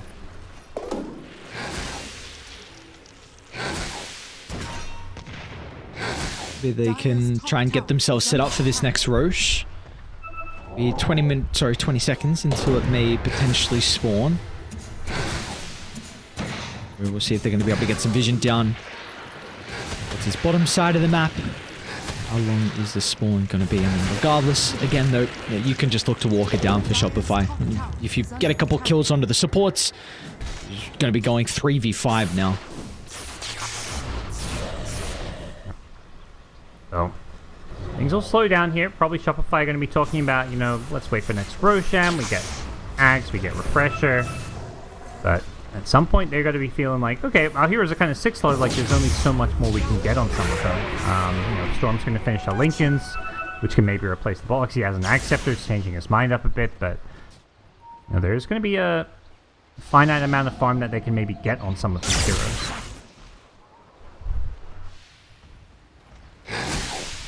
This is at least a nice thing. You've got double ninja gear on Talon, so one on Jabs, the other's on Q. I mean, really, Jabs is the one I'm looking at just for help him with his positioning to maybe get a better opening for the combo, but Proto's got a Daedalus as well, so let's see. Let's see if there's any crazy stuff that can come out from Talon. They will probably be down this Roche advantage, so it's going to be up in 30 seconds, and they haven't gotten out on the map to maybe build up some wards placed or a formation, so it looks like Shopify should be able to find it for free. Yeah, this 5-man smoke from Talon doesn't look like it's going to connect on anyone necessarily. They could go through the gateway, but I don't think that ends well for them. This dire vision just waiting on the other side of it. Yeah, they ping out Abed, but they aren't going to find him. Are they going through the gateway? This could go really south if they go through the gateway, because they're going to be right on top of enemy vision. They know Roche is up, so they're maybe trying to intercept Talon before they get to bottom. They see the creeps are inside the base, so they know that Talon has to be out somewhere. Yeah. I think they're afraid to start Roche because they haven't seen Talon in such a long time. Maybe they saw, I think Tiny just threw a tree in top lane. I don't know if they saw that. Doesn't look like, usually if you see something like that, it's like instantly ping, like, hey, they're here. But maybe just start Roche. At some point they're just like, well, we haven't seen them in ages. Creeps are hitting the high ground bottom. They're going to see Jabs in just a second here on the docks here. So at least a little bit is revealed that, hey, this Roche is pretty. And Abed gets the free. He had execute, now he gets the free one, so. Looks like he's going Ags Refresher, yeah. Okay. I like it. He had Lincoln's queued up, and now all of a sudden it's Ags Refresher instead. This is a much more baller build. Yeah, it's a Chad build. You're up against a Darkseer. We've been saying for the entirety of the game. Really, the angle we've had is that Talon, you still potentially have this wombo combo. And I'll bet it's like, I can have my own combo as well. Let me just prove you guys. So yeah, seen our Storm Screw before, so. He's a one-man wombo combo. The Darkseer is relying on the Tiny and the Techies to combo with him. Oh, Makoto. They see him? I don't think Saberlight saw Makoto on the trees. Very close. Ooh. Okay, he'll see his courier, so Makoto should at least know that the Doom is somewhere up towards the top side. They're pinging him out. Makoto. Yeah, but say, as soon as someone's de-warding your ward there, you gotta get the hell out of there. Yeah, TP out. it overstayed his welcome a little already, but fortunately did not get discovered. What are they doing? Are they going to make an attempt on RTZ mid? Savage is stepping up a little bit forward as well.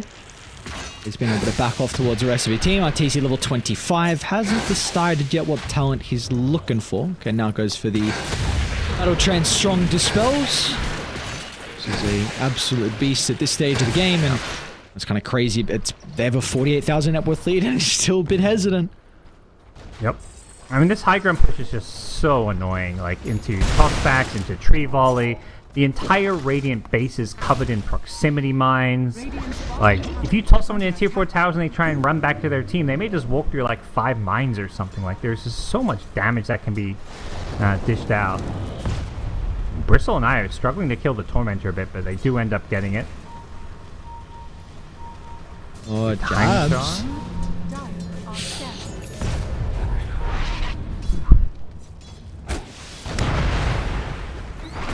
Man,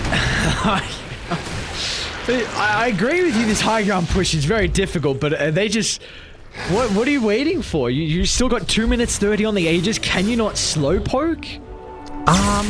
Sort of. I mean, Shopify don't seem to think they can. I think the danger is, even with an Aegis, you get tossed in, you may just die twice. Like, being under enemy tier 4s behind all the proximity mines, like, how do your team bail you out? Like, you don't have that kind of save.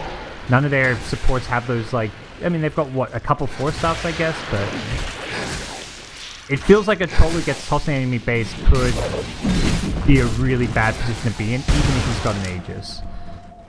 Especially, like, he casts ultimate and then, you know, suddenly he's in the enemy fountain or something. Like, going high ground as troll against repositioning spells like Skewer and Tossback is just a nightmare because of the way your ultimate functions. Are you kind of surprised that he still has the same ulti? I thought it was going to get a rework, because it seems like it's just... Yeah, it's definitely my least favorite part about the hero. I mean, as a commentator, it's pretty fun, but in terms of how the hero functions and, like, you know, what we're seeing here, this is because of troll. Honestly, I think this is because of troll ulti that they're not going high ground. Yep. Like, any other carry with an Aegis, they're like, okay, we can at least poke and slowly take tier 3 towers, slowly take racks, even against the tiny tossback. But basically, troll doesn't have an ultimate for the push here. Like, if the fight happens by the tier 3 tower or just as at the base, yeah, he'll use it. But if he's under tier 4s, you can't be casting Battle Trance. I don't even remember how long ago it was, but he has not been a hero for quite some time now. It's just, you know, there was a meta where Troll was probably one of the better carries, say like top 3. He was just like perma-bashing every single person, but yeah, man, since then he's just been non-existent in the carry pool. It's honestly, you see a Troll get picked up and you kind of cringe. You're like, hey, are they really trying to attempt this? Like, hang on a second, I don't know. Oh, it's... Yeah, I think Shopify got a wake-up call. They failed to kill the Tormentor.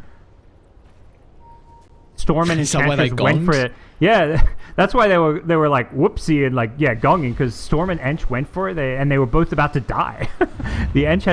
Storm had to zip away from the Tormentor. Ench had to stop hitting it. Like, they were just like, crap, we failed. Alright, round 2. They're going to bring 3 heroes this time. 2 wasn't enough. Alright, they bring Frigga 2. This should be fine. Who's lacking? He doesn't have the... RTZ doesn't, okay. Nice. One of the... So we're speaking about how shit the troll battle trance is. Now, I mean, maybe Shard's even worse, potentially. So... it's so bad. It is so bad. That's okay. Yeah, I mean, I guess you're even... Maybe if someone gets ganked, you can give them that status resist or something. I don't know. That's really stretching it. But yeah, what I mentioned, you know, if you don't do something on Talon, Shopify will just turn that 40k gold lead into like a 60, 80k gold lead, and that seems to be where we're headed. The fun news with this is we get to see all these shards, acts, maybe even 60-minute items, who knows. You know, we get to see craziness. Techies is going to get an Axe Scepter at some point. And I think if you're Talon, you're just like, well, whether it's a 60k gold lead or an 80 or 90k gold lead, what's the difference, really? Let's our best chance to win this game is high ground defense. You know? I legit think they actually should just let Shopify get like a 100k gold lead and just play high ground defense. God. Like, you've got toss back. Like, usually it's like this bluff where you're like, you feel pressured, like we gotta go out and map, like we're just losing this game because they ain't too farm. But at this point, it's 50 minutes in, they're all maxed out. Other than maybe the supports. And, you know, your odds of winning a fight outside the base, I think, are just much lower. But what are they doing here? Yeah, this is not your base. Guys. Six of the plan. I laid out a game plan. Oh, no. They're leaving the base. They run into a mine. They know exactly where they are. Yeah. And you see Shopify just instantly turn. Dude, Shopify's like, we can take the fight outside of their base. Let's go. Like, they will take any fight outside of Radiant base. Talon are bored. There's no way they'd leave the base if they're not bored. They're like, yeah, we're not waiting for 60 minutes. Just let's have a fight. Let's get it over with. You don't have the Darksy here, though. Like, Jabs is very split from the team. He's heading over slowly. Scam will clip on Arteezy. They're trying to play around this cliff, but I mean, I don't think Shopify are going high ground here. Yeah, this is good. You're going to be like, whoa, Troll's pushing high ground, guys. Why aren't we here? Toss back. Remember the game plan. Toss him in. There's the game plan. Oh my god, wait, Savage popped the BKB? They'll get the vacuum back. Wall's going to be applied as well, so you have some illusions to work with. But look at the backline. Abed, though. Refresher used double Vortex. He'll just solo kill the techies. They'll turn their attention over to the Storm Spirit, but they're lacking some control. Abed's going to be able to reposition. Now Arteezy will find an angle in, just pummeling away Savage's life. And Abed, once again, he's always finding these multi-man Vortexes inside this engagement. And finally, they've been able to crack it. Talon, they stuck around, but it just was not enough. Shopify inside the base, and now it's time to pillage and go for the final blow. That's a dieback onto 23 Savage. And now without the mines to stand a guard, no protection for them. They're going to look to clean up. What a performance from Mr. Crit himself. The Rubik in the end. What a pick from them. That was that first phase we saw multiple times inside some of the early and mid-game fights. Crit was just completely turning it back around. You know, very solid, stable Dota coming out from Shopify, not putting themselves in a position to like really make any mistakes. You know, other than that time Arteezy got picked off farming after they backed off. Like, I don't think there was any like mistakes that really stood out. Like, you know, the game drag, they were always in a position where they're on the driver's seat and maybe didn't, you know, put their foot on the gas where other teams may have. But I think that's always been a staple with this team, is like they're going to get their wins in this, you know, the safest way possible, especially after a game one loss. Like, you know, they want to, you know, they could drop out of the top 4 if they, you know, have a bad day. So I think getting at least one win, getting a draw was pretty important here. And yeah, Talon in the end, you know, took that fight slightly outside of their base. They got the toss back, but I think once Troll BKBs and runs, like I'm surprised that they actually chased and forced that fight. But, you know, I think this game was always going to be very, very difficult to really win for them. They didn't really have any late game scaling. They just had this kind of memey, clowny, high ground defense that they could play around. So, I mean, in the end, they finished it with a 78,000 net worth lead. So why not just soak up and enjoy the victory?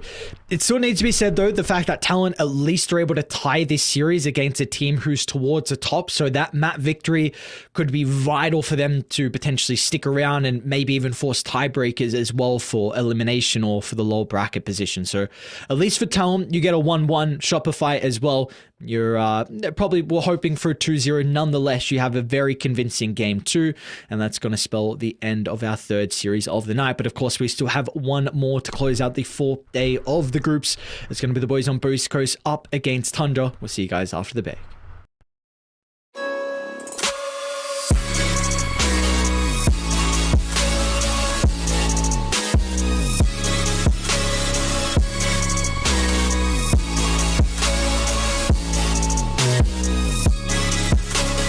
You love it, you wear it.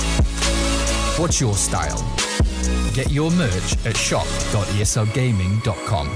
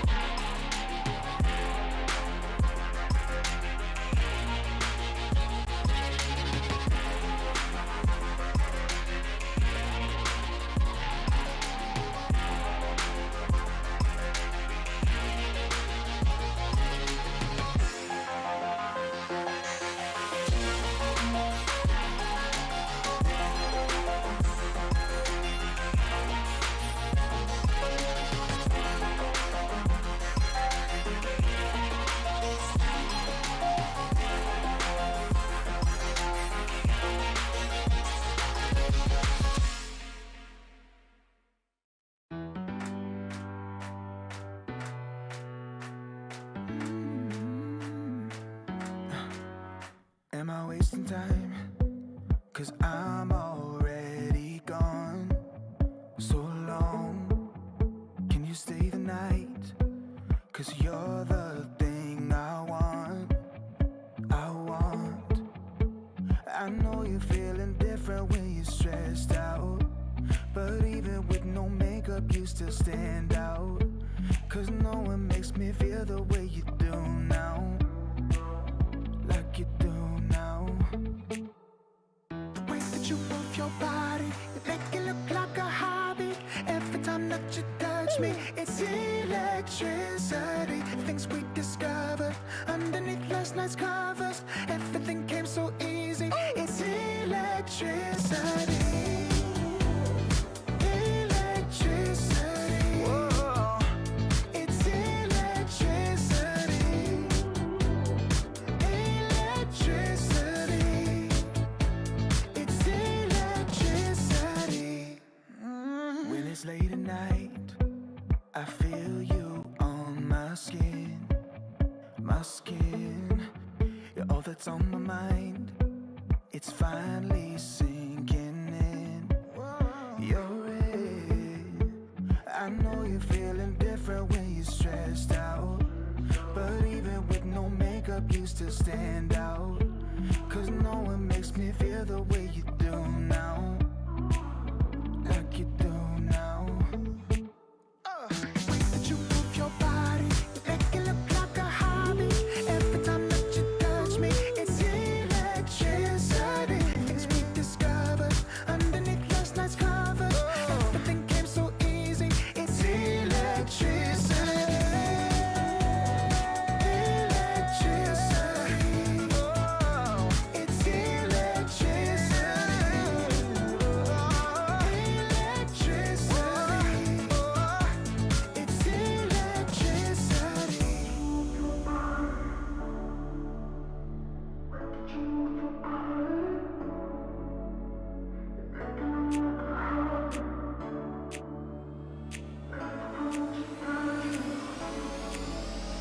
The way that you move your body, you make it look like a hobby. Every time that you touch me, it's electricity. Things we discovered underneath last night's covers. Everything came so easy. It's electricity. Electricity. It's electricity. You move your body. Electricity. You move your body. It's electricity.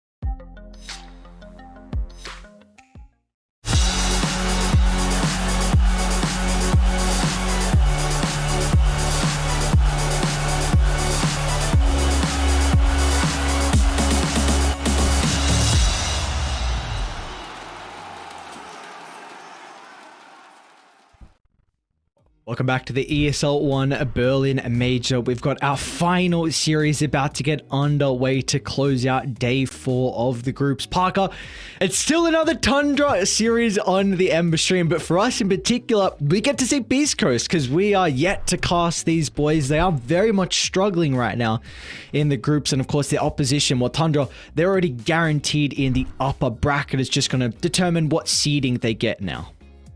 In some ways, that's like the good news for Beast Coast, because it's like once you secured upper bracket, like being first is ideal because you get that easier playoff matchup, but most important thing is just to be in the upper bracket. So there's a chance we see, you know, if you're Beast Coast, like a bit more experimentation, maybe Tundra holding back, definitely not using any of like their pocket strats they want to save for playoffs, but you know, I think the bigger concern for Beast Coast is less about what your opponents are doing and more about what you need to do yourselves, because yeah, Beast Coast just haven't found a way to really click as a team on the new patch, and in that position where they are facing potential elimination, tied in that bottom, well, third, fourth bottom spot with TALON right now. At least the one team ahead of them as well is Extreme, only one game ahead, so it's not like too crazy. There's still potential for a lot of outcomes towards the end. I actually want to even double check who their last series is for Beast Coast. They got to versus IG, so that's going to be pretty exciting. I mean, if IG 2-0, then they can even force tiebreakers potentially, depending on some other results. And if Beast Coast gets some wins, and maybe that's going to bump them out of the potential to get eliminated from the group. So I like that at least we're getting into the later stages, and there's still a lot yet to be determined. Yeah, we can kind of, there's still a lot that's, you know, yet to be determined, a lot of potential outcomes, but it's a lot easier to kind of see the impact of any given series and how much each win matters now that we get towards the end. Obviously for Tundra, wins just matter to try and take away that first place position from OG, but losses, as long as you're still in the upper bracket, you know, maybe you have a tougher opponent, but I think Tundra's a team who's not going to shy away from the challenge. As we saw, obviously, you know, they completely stepped up to that challenge when they won that TI. So here we go. It's Beast Coast, K1, Stinger, Dark Matter, Schofield, and Sacred. They've been solid. Even post roster shuffle, you know, it feels like within their region, SA, they've done very well against EG. But when it comes to actually performing on LAN, that's where EG's kind of done a bit better than them. So I'm curious to see if they can kind of break that trend here in Berlin. You'd want to hope to. Hopefully we get some South American teams even into the playoffs as well, because I know EG, they're not. Actually, EG is third. Sorry, I didn't know they were so far up. Though it is still looking pretty close with Group A in particular. So we shall see how this one is going to get underway for us between Beast Coast and Tundra, and what kind of the play style differences are going to be between these two teams as well. So we will we'll be able to find out. Tundra, they're going to be on the Radiant side. They've got first pick. Beast Coast on the Die side with second pick as well. And again, we kind of spoke about yesterday that doesn't really feel like there's a favored side at the moment in regards to Radiant or Dire, but there is a little bit in regards to second pick, I believe it was. Yeah, and one of those trends that may or may not continue. It's hard to say, because I think when you even last said it was only like 5 or 6 wins difference between the second pick versus first. So something that's like a fairly, it's not like it's 40 versus 20 or something. So we'll see how that kind of trend develops over the tournament. Definitely always curious to see which side and which pick is favored a bit here, but we are seeing that evolution, I think, particularly with the drafts and bans as to which heroes are going to be the priority, particularly I think with the supports. We're seeing a lot more emphasis on Rubik and Techies. Enchantress still popular, Chen falling off a little bit, but still theoretically viable. So we'll see what kind of ideas Beast Coast maybe have here. It seems one of the ideas that everyone has is this Alchemist, because Tundra, they've been like, to me, the trend says with Alchemist, maybe they really haven't. We've just been following this so much, but they're actually the ones banning it out here. So Dark Margot, from what I heard earlier today, Dark Margot was it was Attacker that set the Meteor Solar Crest build in pubs on the Alchemist, and then Dark Margot played it a decent chunk as well. So because we again had that game where it looked really bad on Makoto, and we were both kind of like, what's going on here? But it seems like Dark Margot's also been going for that build and having a decent amount of success on it. So I'm not sure if that has been in so far in the group stages, or mainly just like potential scribs and pub matches as well, but I have to imagine that's why it's getting banned out, because Beast Coast will play it too. Beast Coast's Okay, turn so we'll see to what Tundra go for with the first pick, and no surprises there. I mean, I was mentioning the other supports, but when it's Tundra playing, definitely should have mentioned the Coddle. At least yesterday at one point it was like their most played hero, or at least support hero, and Sax has just been a complete menace on this hero. He gets so much farm, has such a high impact in the laning stage, and just pairs really nicely with a lot of the offlaners they like to pick, although several of those offlaners for 33 have already been banned out. Beast Coast's turn to pick. Underlord +1. Yeah, I was about to say, if you don't pick Underlord, you know 33's picking it here, and of course, I mean, regardless of whether 33's picking it, Underlord a great pick in the first phase. Tundra Esports turn to Pistol Maiden. And let's see it. Okay, so just a stable opener. Let's see if Tundra want to try and address this Underlord lane, because we have seen a lot of teams look to pick that carry up early on. Yep. And that they do. I was going to say, like, last time I think they were in this position, they went for the Slark, so this is already showing a bit of a change in mentality. Maybe they just like, okay, Slark's just not as strong here, whereas Ursa maybe just a bit more potent. 10 seconds Something that we can play better around, isn't as weak in the lane stage, I think. Like the Slark losing to the Underlord occasionally in lane, especially if you've got like a double nuking lane, can be something that you have to kind of play around. Like we've seen teams try and make up for that with like early tri-lanes with the Slark, but you don't really want to be forced to do that just to secure Slark's lane. So I think Ursa is a much safer choice than Slark. Yeah, and I'm surprised we at least haven't gotten to see a whole lot of Ursa. He's played 13 games, it looks like, in the group so far, and has a 38% win rate, which I'm very surprised. I thought he was going to be a little bit better with the Vanguard builds that we're seeing, because he doesn't really care about that item, and he was one of the few carries that was strong last patch and wasn't affected with any changes as well in the 7.33, so I'm actually quite surprised that his win rate's pretty low. Yeah, I'm wondering maybe that's just some of the teams who picked him who've been less successful here, or whatever it may be, but I don't think the hero is, I mean, obviously Tundra first phase in the hero, I don't think this is like them experimenting like, oh, let's just try Ursa to see if it's good. I think they legit think this is how you should, one of the ways to respond to a first phase Underlord. Yeah, maybe this is where Tundra helped correct that Ursa win rate. And it's always good to see as well now when a team picks a carry or a core early on, like what do they want to ban to protect it? What is Skeeter saying is pretty much impossible to play this game, and so far PL and Naga, so potentially another illusion hero you might be considering. I know Ursa actually plays okay into Terrorblade, so maybe you're not too concerned about that one. Oh, and ban the anti-mage instead. Less so an illusion hero, but something that's kind of annoying and elusive, and often Ursa has problems with getting kited, I think, which is, the illusion hero is kind of kite as well, so that's part of what makes them annoying. 10 seconds remaining. What we're looking for our Sarxa hero. Sorry, for our Schofield hero. We probably a ranged 4. I imagine you go double melee into an Ursa lane. Doesn't sound too fun. Yeah. I mean, the big one that everyone's picking is techies right now. Still in the pool. Didn't have time between games to check all of Beast Coast's recent games if they've been playing the techies or not, but that's the obvious pick that stands out. There's also, Skywraths. I saw there was like a handful of Snapfire games that have happened throughout the tournament. That's always been something that Beast Coast liked to play and flex into different roles when it came to their old roster. So those are other possibilities. Schofield has got 3 Disruptor games, 2 Rubik games, 2 Coddle, and then a Dark Willow Miranda in there as well. A couple of melees, but those are the range ones in particular. Okay, so no techies games makes me think, he's just not had enough time to pub or practice on the hero, so maybe that's something Tundra are aware of, because, they're also just protecting Ursa, so I think it's less about the supports and more about the carry matchup. Whereas Beast Coast don't have a hero that needs protecting, so they can actually just ban out supports, because they're like, well, there's only a couple of really good 5s left that can secure Ursa's lane. Snaking's hero pool has been like CM, Disruptor, for the most part. I feel like it's just those 2 heroes, but they also ban out the Jakira to go with that. Just really limit what he can play as far as securing Ursa's lane goes.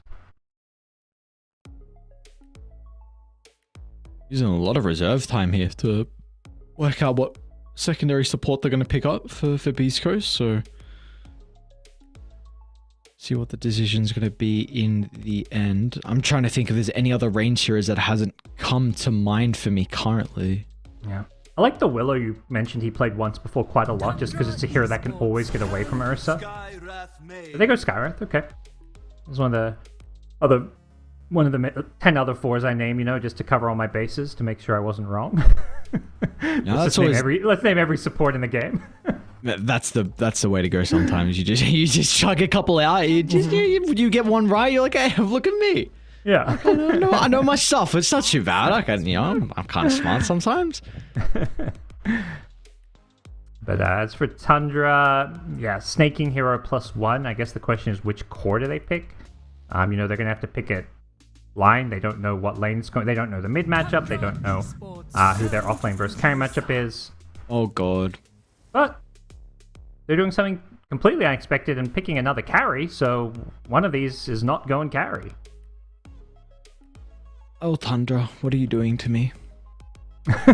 So experimentation time, I suppose. Yeah. Well, I don't know where the Ursa is going, because I feel like you pick this hero to lane to the Underlord. Maybe the Sky actually makes that lane completely, really difficult. I'm not going to try and predict what Tundra are doing. I have no idea. You have a Coddle Pugna probably support duo, which sounds like you have 0 ways to make plays, 0 stun, 0 team fight. I'm gonna leave it up to Tundra to impress me. Yeah. Hear me out. Look, this Medusa, how's she ever running out of mana? Like, chakra, life drain, like, unkillable Medusa. You can't make plays, but you also can't die. It's so funny because their bans are also really good versus Medusa. With you PL Naga anti-mage. Like, it's like... They were setting this up for sure. Like, we thought they were protecting Ursa, but they were just setting up for a Medusa pick. I'm guessing Ursa's going mid. I think Ursa mid with Medusa safe lane. With that said, like, there's probably some matchups that are bad for Ursa mid. Obviously, range heroes that just kind of throw nukes at Ursa is what would come to mind. But I think some, like, standard, like, Storm Spirit type stuff could also be pretty bad for Ursa. Maybe there's some weird, like, offlane Ursa I'm not aware of that's been going on as well. But yeah, curious to see what they go for. Beast Coast pick one of their picks they've always liked a lot and get the Bloodseeker. I don't rate this pick that highly though. Like, I don't think it's actually that good against cores like Ursa and Medusa who just kind of hold their ground. Like, Medusa's not usually trying to run away. She's just looking to like, her problem is she doesn't have mobility. So Bloodseeker specializes at rupturing these heroes that look to, like, your Weavers and things that run around, your Pengos.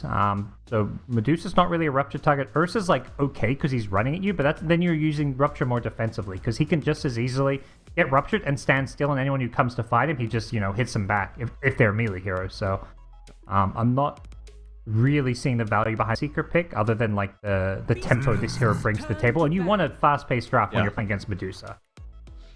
Yeah, and you should be able to, that tempo, you should definitely, I think you'll hit it because you've got a good lane pairing with the Frostbite to Bloodright, and Underlord and Sky is a trading lane. Like, they should be able to bring whatever Tundra throw in the safe lane down relatively low, so maybe you're just going to get a little bit of value out of that with the Thirst, and you could potentially take over. Because K1, I think, is, let's just say top 3 Bloodseeker. I won't say the best, because that's a potential stretch, but top 3 I think is a safe call. It is one of his better heroes, so let's see if they're going to be able to make it work. All right. Well, let's see if they make it work. I'm also just so curious to see if Tundra make this draft of theirs work. Like, which of these heroes is going mid or off lane? What kind of strats can they make around this? But it does feel like as we've kind of highlighted, there's 0 playmaking. So picking a mid laner last makes the most sense. I think running either Ursa, as much as I said Ursa mid before, I actually think Ursa and Medusa is going offlane just because I think they just are so desperate for playmaking. And it's hard to get, like, 33 out of the offlane. I just don't think it's as easy to get a playmaker there as it is out of your mid lane. Come on, Parker. You're overlooking it. It's just simple. I think it's just simple, and you just go back to the old classic 2K pubs. Ursa jungle time, baby. Let's go. Let's go.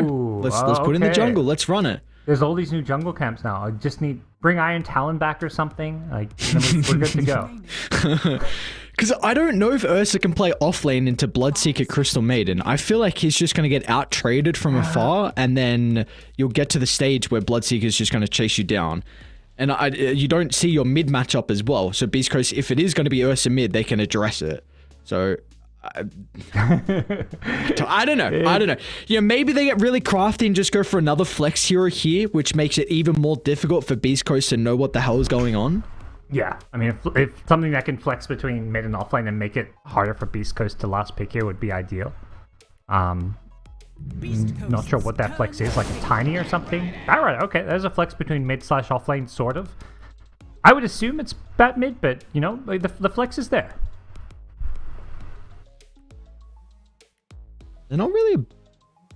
I never really think of Tundra as a Bat Rider team. 10 So, seconds remaining. of course, I'm sure they can play it. You kind of have to, with this hero being broken for quite some time. But let's see how Beast Coast are going to address it, because they don't have a lot of reserve time left.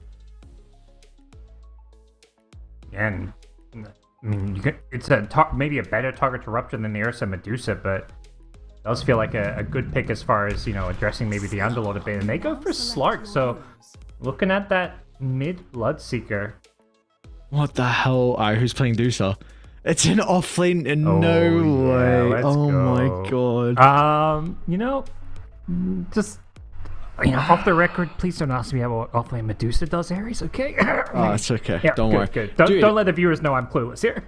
we are both clueless. We're learning something this game. Look at this. They got Coddle and Pugna to make Medusa invulnerable. Yeah. So,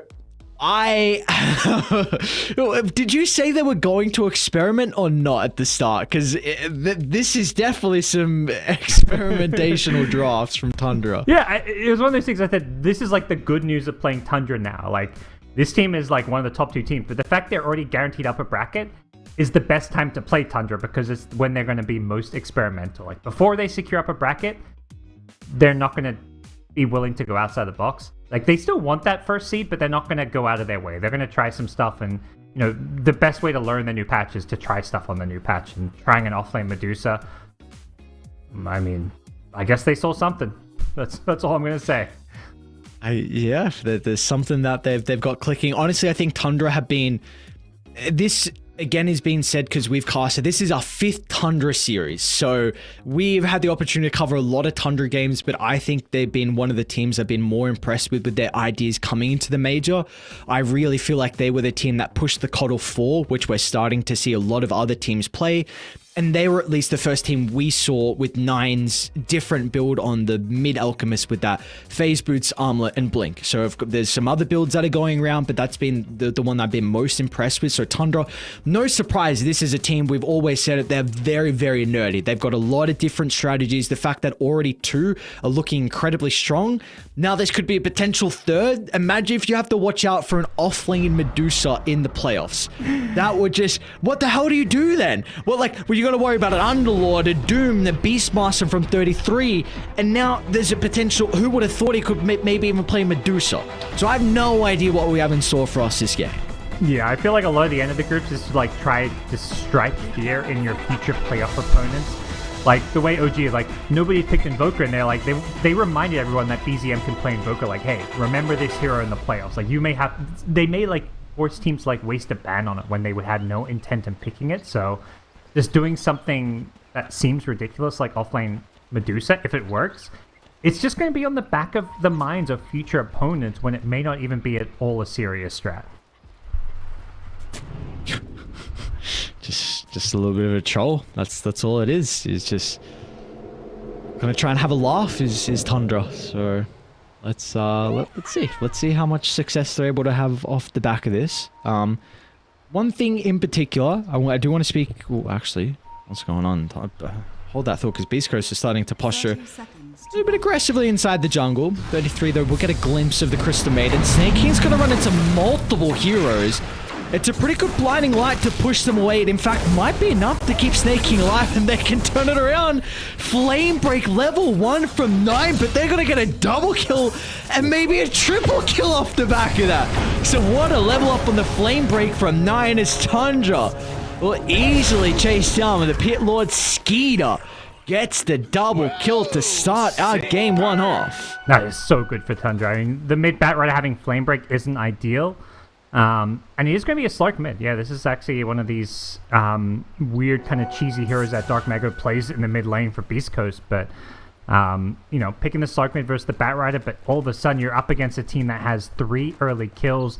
Luckily, none of them went to 9. That him getting a first blood in this mid lane would have been huge, but everybody on the Tundra side getting a bit more gold and a bit of experience to start things off early is huge. So with this mid matchup, I do want to talk about it. It is usually what you would say it is Slark favored. As Nine's actually got no level in Sticky. Wait, is he gonna get the kill? 1-0-1-1 build? 9. What am I looking at? Dark Margot's in a lot of trouble. Flame breaks back up and okay, he'll just get the pounce away. So I want to say real quick that this Slark Batrider matchup mid is a lot different than what it used to be. Batrider, if you're a really true Batrider specialist, you can very much win this matchup. Now, I don't know if that's the same now with 7.33 Batrider, because it is very different. But prior, like a Batrider specialist would be able to dumpster a Slark. Yeah, in some way, I feel like maybe the 733 could be even slightly better for the Batrider. Hard to say. Like stuff like the level 1 Firefly doing a lot more damage. Just base damage could be really nice, and Slark being a melee hero that gets on top of you just means you're getting more value there. So definitely curious to see that one.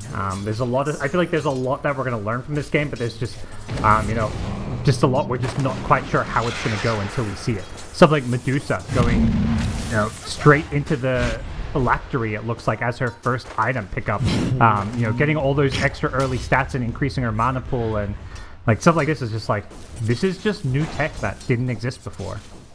He's trolling me. That's what's going on, right? They're trolling me. I have a phylactery Medusa in my game. You know, Oh my god. It's health, it's mana, it's all stats, it's mana regen, which is what Medusa wants, and then yeah, it's like it just combos with your Mystic Snake. You just throw Mystic Snake at people, and then it's gonna proc their phylactery.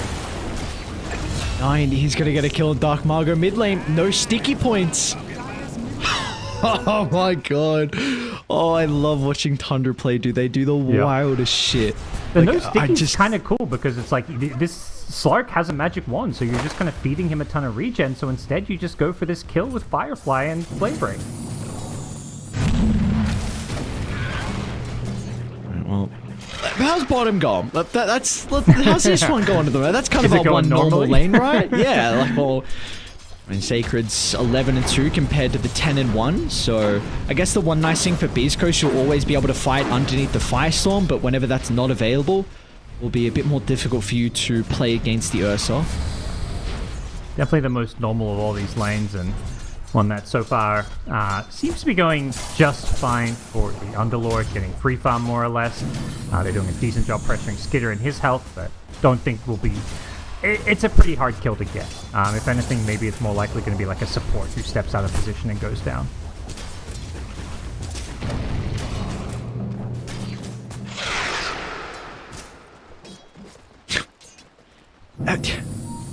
Dude, this top lane might... Alright, so if you can... What's the snake cooldown? 10 seconds? Is Chakra... How much... Oh, it's only 3-second reduction at level 1. This phylactery, man, I don't know. Like, a lot of people have been theory crafting on who they could use it on, but they might just be able to outspam this lane. And K1... the Bloodseeker doesn't jungle very well at an early stage. Yeah, this phylactery is... It's so much damage if you get it, like, really early on. Like... You know, over time, the damage is going to be less because everyone just gets tanky, but oh my god, another kill mid. 9 forces a pounce away. Has been killed. Okay, putting a lot of pressure mid, yeah. 0-1-3 build. And he's got a double bounty. Oh, he's loving life. They forgot him. So 9's like, alright, I'm pretty much back up to full. I guess Dark Margot's going to be able to get both the water runes at least, so they'll take that away from the Batrider. That definitely didn't need those bottle refills, so a lane where Batrider is at least holding his own and going even so far, and he's going to actually go for that bottom water rune as well. Dark Mago pounces for it, but this needs to be a dead Slark. He used Pounce to steal the rune, but he's going to die for it. Oh my lord. He only has himself to blame there. I don't know. You just got to give up the water rune there. If you want that water rune, you got to go before back comes back. So that was just a bit of a feed. This might be one of the most if it gets there, this could be one of the most tilting losses against a Medusa offlane and a Batrider going 0-1-3 and just outplaying him. Like, this 9 build is crazy. They're going to kill Schofield bottom as well. Like, this is just the Tundra special, man. This team is just, I know a lot of people have put like a bad name on them being boring, but honestly, screw you guys. These guys, Tundra are such a fun, exciting team to watch with all these strategies. They've got the phylactery now, so this Medusa's just gonna like spam it off cooldown. It does like it did like 300 plus damage to the Bloodseeker. Like half his health was just gone. So anytime Bloodseeker comes to lane, you're just copying like a double nuke basically. Skeeter might be in a little bit of trouble. He might actually go for Stinger. Crystal Maiden, he's a little bit isolated. K1's actually gonna pop through the rift. K1 wants nothing to do with that top lane. He sees an opportunity to get a kill. And what a perfect timing as well. They've got the catapult as well down bottom, and they're also chasing Snake King down. So finally, Beast Coast at least getting something out of the map, and they'll be rewarded with a decent chunk of damage in the tower as well. I love that K1 was just... I don't even know if it was like an intentional gig. It was very much just like I can't wait here. I'm failing. And just so happened, like, he TP'd right on top of the Ursa with all the action going on. There was obviously going to be kills there, and they're getting additional kills and hits with the CM plus Slark rotation on the mid lane. Now Slark's got level 6, so that's a big find. This game looked like it was slipping out of hand in Tundra's favor. They were very early, like 3-4k gold lead, and suddenly this sequence of kills going Beast Coast's way has really evened things up in a very wacky, unconventional game. Dire's top tower is under attack.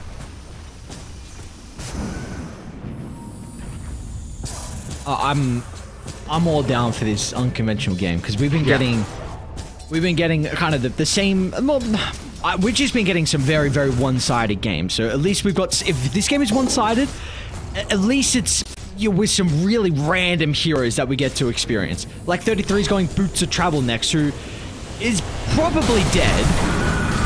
Actually, he's got the... Hang on, whoa. 33 is not dead. He's got the boys. Skeeter's going to jump in as well. And all of a sudden, with multiple heroes on Tundra, they probably won't be able to protect Saxa. But they'll just take down Sacred instead. 33's got so much damage with that third point in the Mystic Snake and Dark Margot. We'll finally be able to secure the kill. Will we get any more out of it, though, on the Slark? They want to re-engage. Slark just maybe wants to heal a bit first. But with just 2 heroes up here, they really need a +1 to TP and just TP's away before the pounce line. But that means 33's alone. So Stone Gaze and run.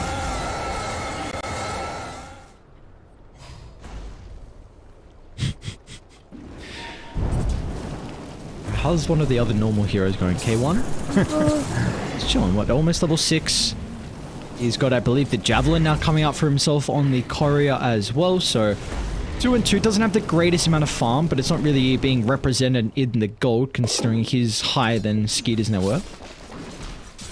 I like how every now and then it's like, okay, let's just check on a normal hero so we can feel like we're sane and understand Dota every now and then. Because, yeah, definitely seeing this new Medusa is something that completely, I think, is probably throwing Beast Coast for a bit of a loop as well. Dude, he's top of the net worth on 33. That's so crazy. Top lane? Going on here. Nice Pit's going to be able to hold back 9 for the moment. And keeping in Bloodseeker here. Dire's middle tower Okay, cancel. 9 Firefly is about to expire, so you won't continue to play aggressive. They don't have the level 6s just yet. They might be lacking the damage to be able to continue to chase down 9. They'll be able to get out of danger. Meanwhile, mid lane goes for free, snaking 3 points up in the Nether Blast, is easily able to find the tower. Mid lane though, Rupture out from K1. They're going to try and hunt 33 down. They want to deal with snaking first. It should be a pretty easy kill. Decrep's not going to be able to protect him, and then they'll turn to the Medusa afterwards. Is even with this crazy build, she's not going to be able to stand strong when multiple heroes are up in her face. Back at top, there was a lasso, but no follow-up damage means that's not a kill 9 can actually pick up. So, well done by Beast Coast. They couldn't really defend these towers. There's just too much pressure from Tundra across all 3 lanes, but making sure they bring enough heroes to one lane to get a couple of kills and potentially looking for more in the top lane. Dark Mago's getting active, getting involved early on. Oh, 33?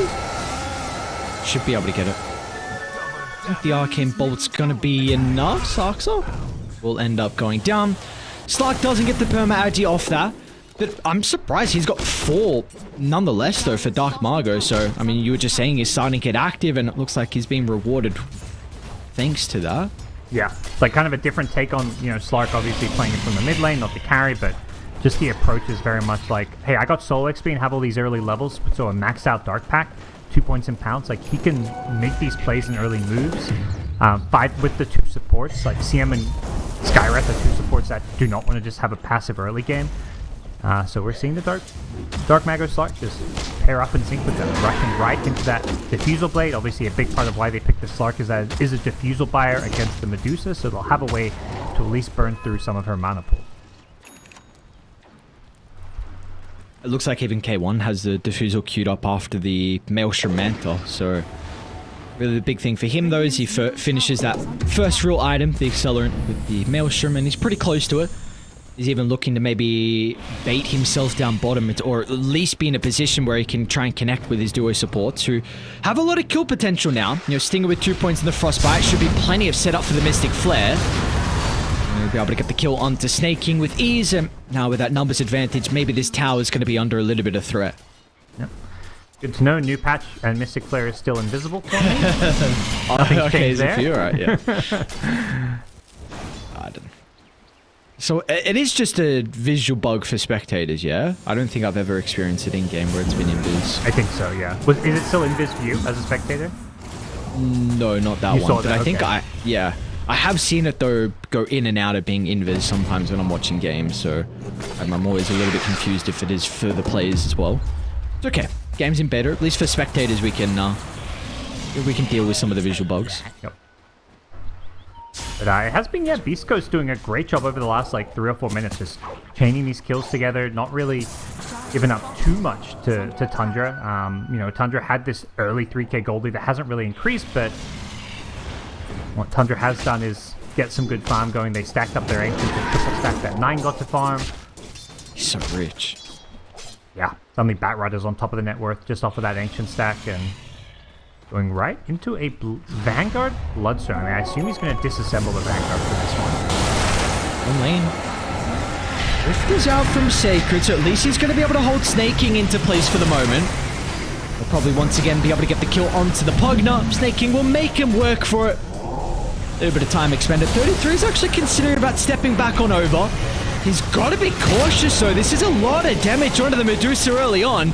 Maybe the T2 tower is going to act as a deterrent. You see they're a little bit hesitant about Beast Coast with diving this far, and 33, he got plenty of mana back after the snake, so the Deuce is going to be able to stand strong in our Beast Coast. They all have to TP out. Unfortunately for Stinger, though, he doesn't have a teleport, so there's really going to be no escape for him. Maybe just hoping and praying that somehow he gets denied, but not to be him. Well, meanwhile, 9, he got the Slark kill. So furthering the gold that the Bat Rider's already been able to build up. Yeah, face him down, and now he gets to finish the Bloodstone with the Arcane Boots and Vanguard. It's 2. He disassembles both, and he just completes the Bloodstone. Has to do a little bit of engineering. Bottom tower is under He's got the Octarine, actually. He does. He's gonna keep the. He's struggling, but yeah, I like we got the camera on him. He'll get there. There we go. It got complicated when you have to disassemble 2 different items, and they kept the Vanguard reassembled twice. You know, that's a lot of puzzle solving for a Dota player to get. Even for a Tundra player, these guys are some of the nerdiest out there. So. My Medusa's going Phylactery, Booster Travel, Scepter. So. Alright. I'm here for it. Oh, why not? Oh, just a 300 damage nuke pretty much. And it's just a wait till the snake bounces off multiple heroes as well. Nope.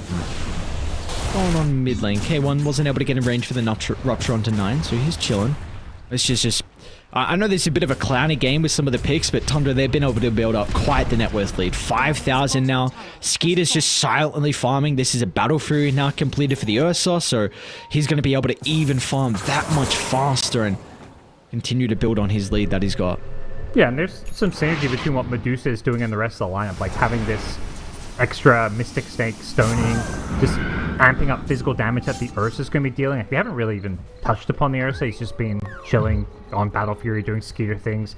But, you know, he's going to get a Blink Dagger, probably like a BKB to follow or a Basher.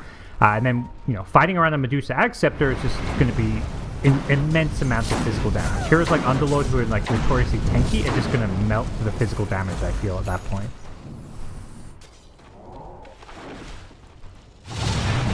Hype's not really going to do a whole lot for Sacred.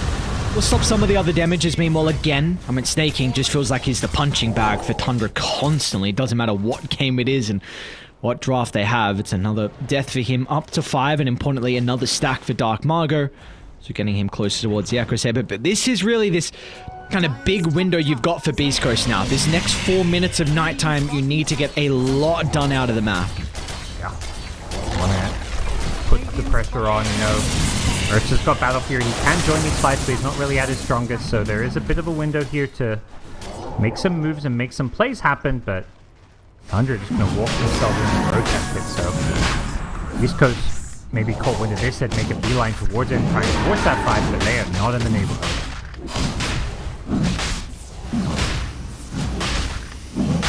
Well, what do you think is realistic that Tundra can get done off the back of this first stages?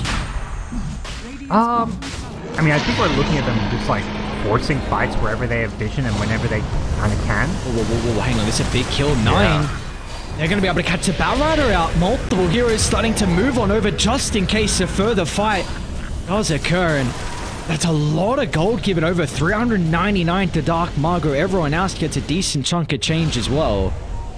Right before it picked up the boots of travel. I was going to say, it's very easy for Tundra to force fights because they've got double boots of travel, so they've got tons of mobility on 2 of their cores to kind of farm the map and then show up to fights wherever they may kind of take place. So I think with an Aegis, like, he's gone for the Blink over other like defensive or like teamfight items like the BKB, the Basher, for example, as in maybe a scaling item. So the fact he went for Blink makes me think Tundra want to fight with this Aegis and play a bit more on the enemy side of the map. So as soon as Batrider's back, I would expect Tundra to keep like being very aggressive with their farming patterns, farming the enemy jungle, which is what Batrider was doing. Unfortunately, he just didn't have his teammates nearby. And again, though, Snaking this time is a little bit closer to the tower, so instantly Tundra, they bring everyone to protect him. Mosquito leaps over the top of the river, cleans up Schofield, and now they're going to look to Stinger as well. Both supports on Beast Coast. They're going to end up going down, and they won't stop just there. Sacred chase through. K1 is also in trouble. Tundra, multiple easy kills for them to find. They don't have to commit too heavily as well, and this time Snaking was a great bait. Yeah. Mostly the Ursa got low, so the Bloodseeker had some movement speed to get the hell out of there, but they're done with letting Snaking just get thrown to the wayside and left to feed when he gets gone. They're going to look to counterpunch now, and Tundra with Aegis in hand, with double boots of travel, with a Blink on Ursa, have all the tools they really need to take whatever fight comes to them. So you gotta be a little bit careful of your Beast Coast. You go for these kills, get it quickly, and then get out, or just know that the rest of Tundra aren't in a position to counterplay you, as we just saw in the mid lane.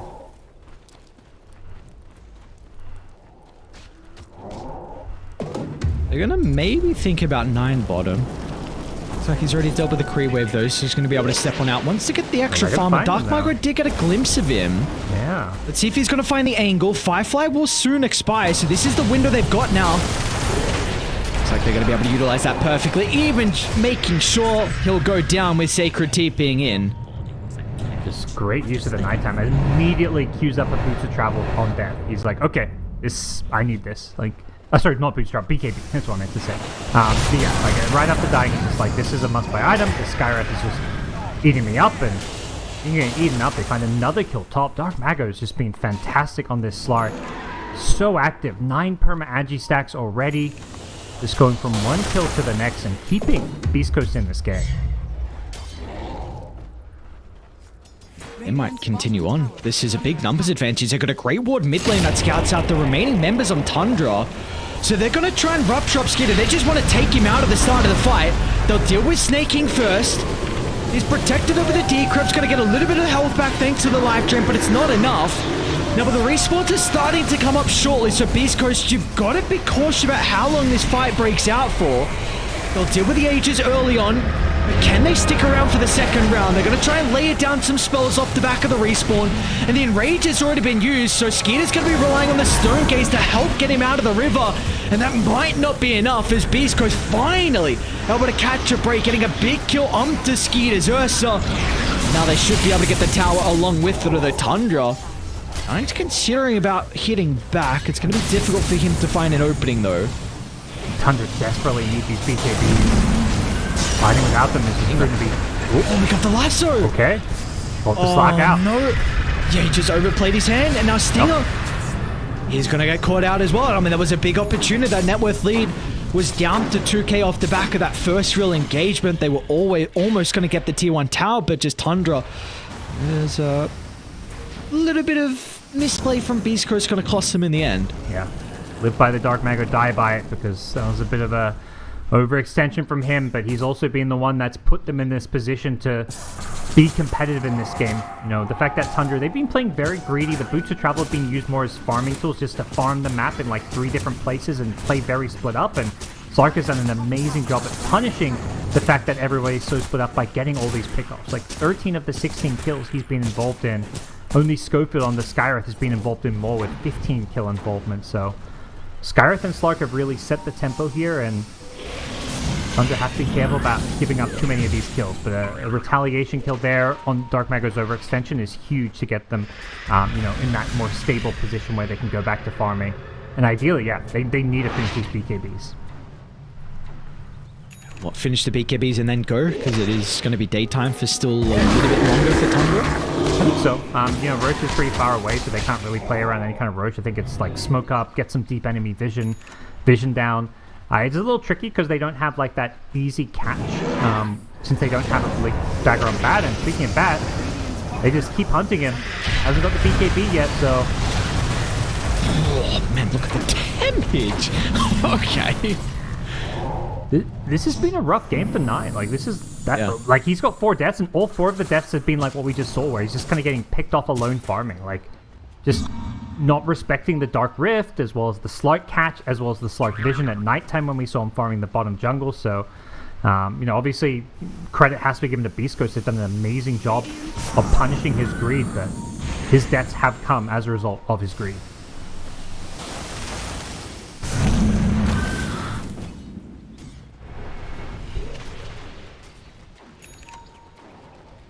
33 is like, maybe now it's time to go for a bit more of a normal item. And it's going to be queued up after the Scepter. See if they... Yeah, you know, no crazy stuff.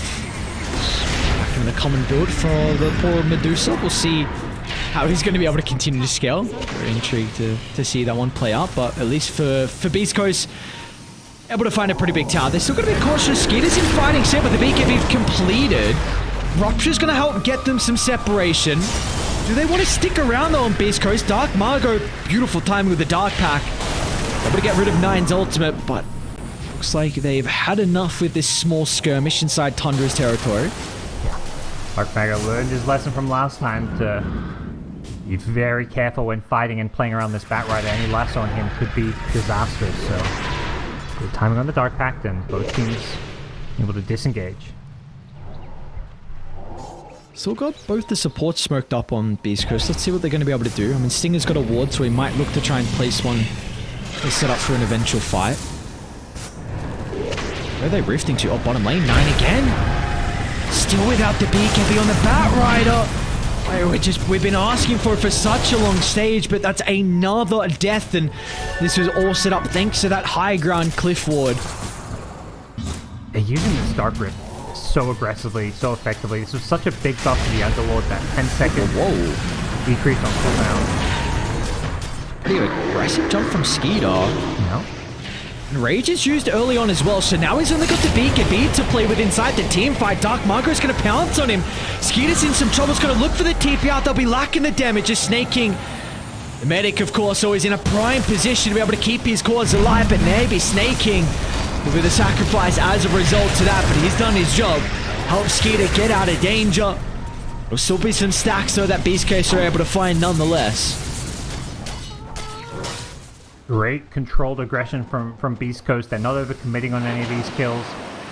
You know, Ursa understanding, like, I gotta put the BKB TP out of this one once the Enrage was down. And the second the Enrage was used, that's when Beast Coast do commit. Like, okay, this Ursa's vulnerable, let's go on him.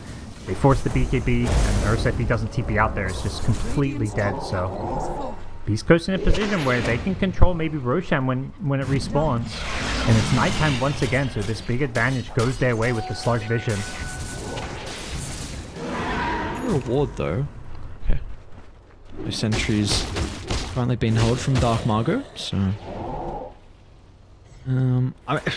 seems like we're in a bit of a scary stage of this game. Honestly, I must say, I know they're experimenting, but we're not really getting too much impact out of the Medusa in some of these fights. I don't know if that's going to change with them playing 5-5 and maybe with different outcomes and different start to the team fights, but yeah.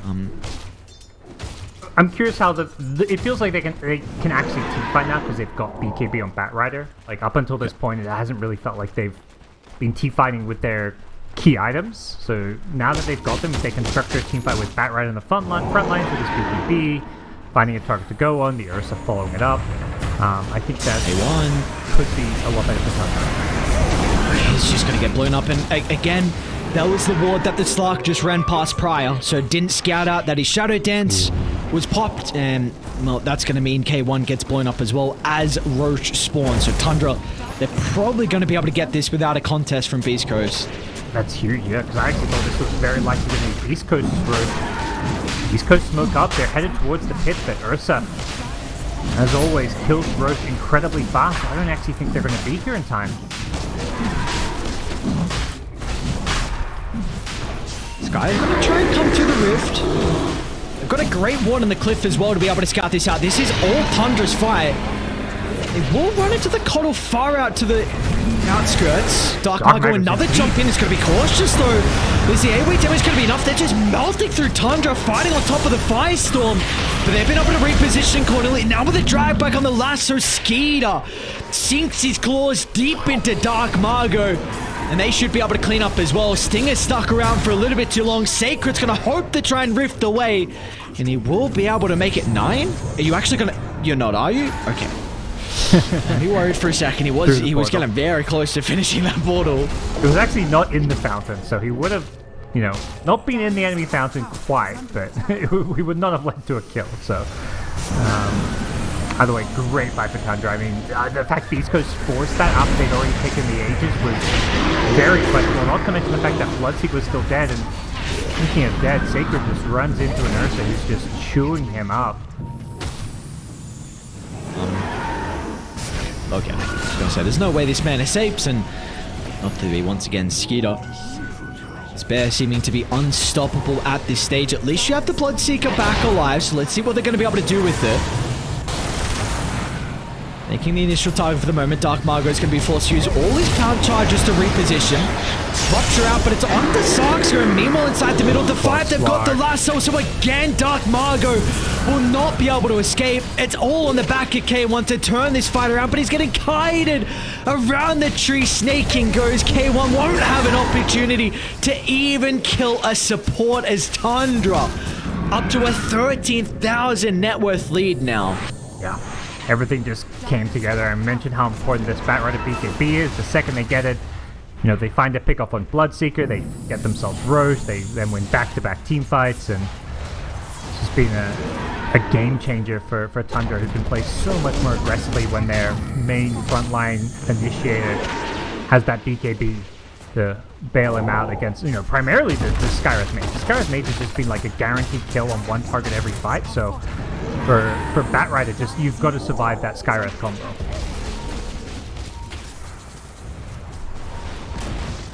Dire's middle tower is falling. See if they want to try and take the fight. Tundra, oh 9, that's an aggressive jump. I guess the Bloodseeker's still dead for a little bit of time, so there's a big numbers advantage for Tundra to work with. They're going to try and look to buy back and still take this engagement deep inside their own territory.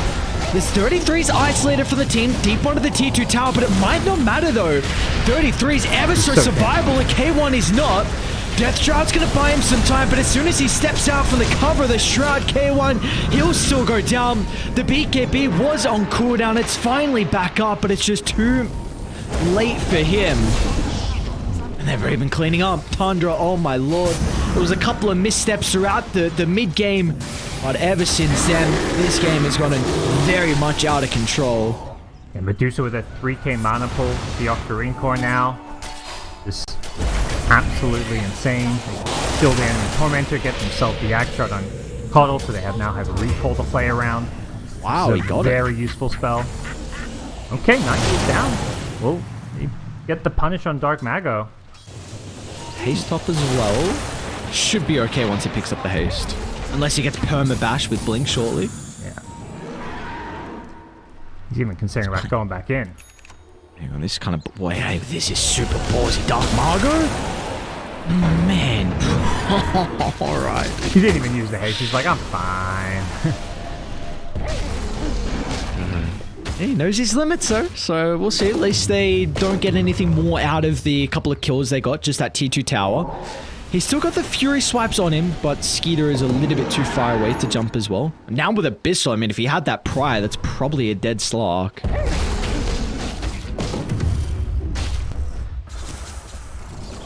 The next move from Tundra is going to be Aegis will be expiring, so a lot of the success they found over the last 10-15 minutes came around having an Aegis and getting a pick off and winning a road fight. So, something they can necessarily rely on for a little bit here. You know, this Dusa build is the perfect, like, guess the hero with the items. Yeah. Who in their right mind would guess Medusa with this build? It'd take you so many guesses to even... I don't know. You probably go through like half the hero pool. I mean, maybe something, I don't know, maybe it's something that's like featured in pubs and some people have like caught wind of this, but definitely something new for me. He's got his 20 talent now, so +2 snake bounces as well. Even got the ceremonial robe, so one of the nicer ones, I suppose, with this build. Lower the resistance. We'll see. Also debating snaking again. Okay, just... Ceremonial robe also gives 350 mana, buffed up from 250 mana in the previous patch. Nice jump. 9. He's going to be able to drag Sacred back in the middle as well. So not only will they get the kill onto Stinger, Sacred, the offlaner too, will go down. He's got 3100 mana, dude, on Medusa. Damn. That's bonkers. He's got a high ground and Skeeter's just looking for kills. Yeah, I love how you like comment, oh, he's got the Manta queued up, here's a normal item, and then he's like, no, I'm getting off the read. Probably his teammates are like, dude, what are you doing? Don't get Manta, you gotta continue the meme build. I say meme build, this is legit, like maybe a legit Medusa build on the new patch. It's looking baller, like it just... Whoa, what was that range of the lasso drag back? He had the headband as well from some extra cast range. I mean, the rupture's there, but there's just going to be no follow-up.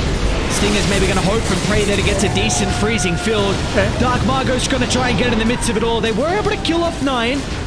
Can they get anything more off the back of that? I mean, Sacred's back alive as well, looking to try and rift in the middle of the fight. Dark Margo's been able to steal a decent amount of stacks, but as soon as the ultimate expires, Skeeter can look to turn it back around.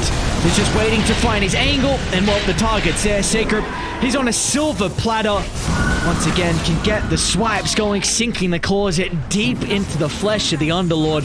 Multiple heroes without a buyback, and this is going to be a lot of objective damage. Yeah, they throw everything. They do bring down the Bat Rider. It's definitely not been 9's game. You know, he's been the primary target, as you know, I think he should be. So a lot of these deaths aren't necessarily entirely on him in these team fights, but the rewards for his team have been aplenty when they over-prioritize this Bat Rider in these fights. It just kind of sets up the Medusa as well as the Ursa to just have an amazing team fight when you use so many resources just to bring down a Bat Rider. We got to keep in mind as well, like, 9 even went for a bit more of an unconventional mid build, remember? Like, it was at least 113, may have even been a 114 build, so it's just very cool that we're already seeing a little bit over a week in the patch and Tundra have just some wild ideas about heroes. Yep.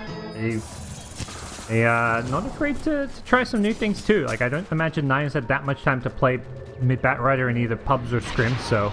And it's definitely one of those things, when you read the changes, you kind of have to play it to feel like how much damage you do with different builds. You know, you can study the numbers and, you know, obviously calculate certain things and feel like, okay, Firefly is actually more value than Napalm now, for example, but until you play it, you just don't know when you have those kill openings, because you really Dota is so much a game of feel. 100% agree. 33 is at least going to be able to get the Bloodseeker core. It didn't buy anything out. In fact, I don't know what it was doing there. It didn't have a lot of gold. They caught out. 9. Oh, man. Sacred once again. Great smoke from Tundra. Just a cross map sweeping through side Beast Coast's jungle. Got to run into the Underlord. So that's going to be a 4v5 now. And meanwhile as well, Dark Margot is on a 33. 33 doesn't give a shit, dude. He's got the backup. He can stand strong. Dark Margot, nothing he can do. They are just so far behind. Oh, we jumped into the dead end spot. Okay, nice force, but 9, he's still got the free pathing. Gonna be able to leap over to the top, and the boys, they can fall in pursuit as well. K1, he ran it and instantly ran away. Like, thought otherwise of this attempt. It's not gonna work out, and now with him stepping too far over, he's gonna be buried inside his own grave as well, and we are getting towards a territory. They're looking to try and maybe think about our second game. Schofield scattered out Roach, but doesn't really do much for him or his team. They might know they're there. Because of Roshan, they know he's there. Roshan was running back into the pit, which means somebody pulled it out. So they actually figured out he was there because of Roshan's movement, which is very big brain by Tundra. And they're going to ignore Roach because they see an extra kill they can maybe get here. Shadow Dance has come off cooldown though, because the fight went for so long. Looks like they'll just leave Skitter to do it. Other Flight Ursula, he easily solos Roach here. Are they setting up bottom? How much damage they're going to have onto Sacred? Push back from Skeeters here. Apparently they got the use of the recall. Now there's going to be no escape, so they got the Aegis, got Refresher Shot, and Cheese on a Skeeter along with another kill. Not bad, he committed. Okay. Lincoln's, I think, got rid of the lasso. 37 Nah, dude. What is that cooldown? 37.5? Oh my god, okay. Oh, good Yule's timing. They're going to force this go to the high ground now. Aegis, Cheese, Refresher Shard, they've got it all. And they're not going to have the members shortly. Looks like Dark Margot's in some trouble. Try and activate the Shadow Dance. It's just time for Tundra. If they can't hit the heroes, they'll just turn to the buildings instead. Why not? Yep. Nine's going to find an angle. Double lasso, drag back, Skier. Oh, just free food for him to claim. No escaping for Beast Coast. One last attempt's not going to go their way. Tundra. Man, what a crazy draft, but the fact that they are able to execute it as well to an incredibly high level just showcases how goddamn strong this team is, and the form they're in as well is remarkable for Tundra. Yeah, they're playing some great Dota. I think, you know, coming into this major, they've had some tournaments, specifically the Dream League, where you've kind of mentioned their results where they just didn't, you know, look like TI winner Tundra. But here in Berlin, they look like absolute top dogs once again. So definitely a team to be afraid of for anyone going up against them in the playoffs. They've already got, you know, some new ideas on the new patch. They're doing some of their old stuff as well. You know, they're experimenting. So who knows if, you know, whether or not this Medusa lane is good, the fact they've now played it in the competitive games means future teams are going to be worried about it. And also Tundra got to play with it. So I'm sure 33 after this game is going to go tell his team, like, yeah, this build is amazing. Or he's going to tell them, nah, this is kind of a meme and it's not actually good. But they probably know better than anyone now whether it's good because they actually got to play it.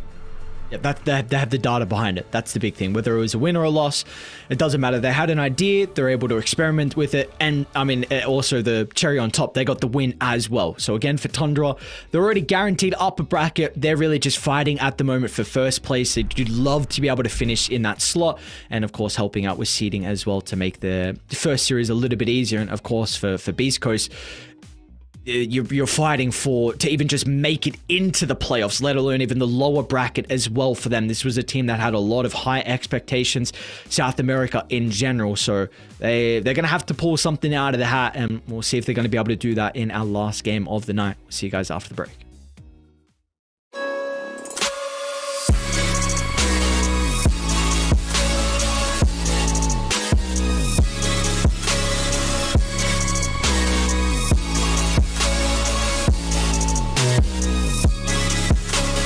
You love it, you wear it. What's your style? Get your merch at shop.eslgaming.com.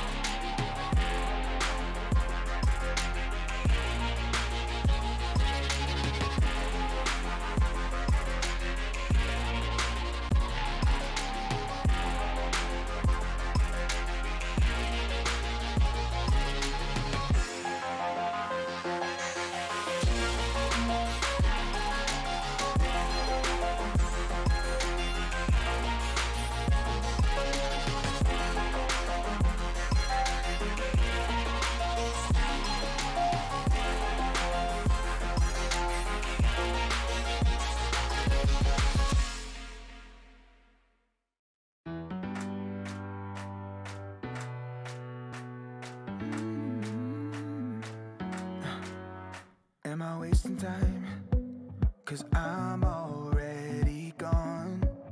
So long, can you stay the night? 'Cause you're the thing I want. I know you're feeling different when you're stressed out, but even with no makeup you still stand out. 'Cause no one makes me feel the way you do now, like you do now. The way that you move your body, you make it look like a hobby. Every time that you touch me, it's electricity. Things we discovered underneath last night's covers. Everything came so easy. It's electricity. Electricity. Whoa. It's electricity. Electricity. It's electricity. When it's late at night, I feel you on my skin. My skin. You're all that's on my mind. It's finally sinking in. You're it. I know you're feeling different when you're stressed out, but even with no makeup you still stand out. 'Cause no one makes me feel the way you do now, like you do now. The way that you move your body, you make it look like a hobby. Every time that you touch me, it's electricity. Things we discovered underneath last night's covers. Everything came so easy. It's electricity. Electricity. Oh, it's electricity. Electricity. Oh, it's electricity.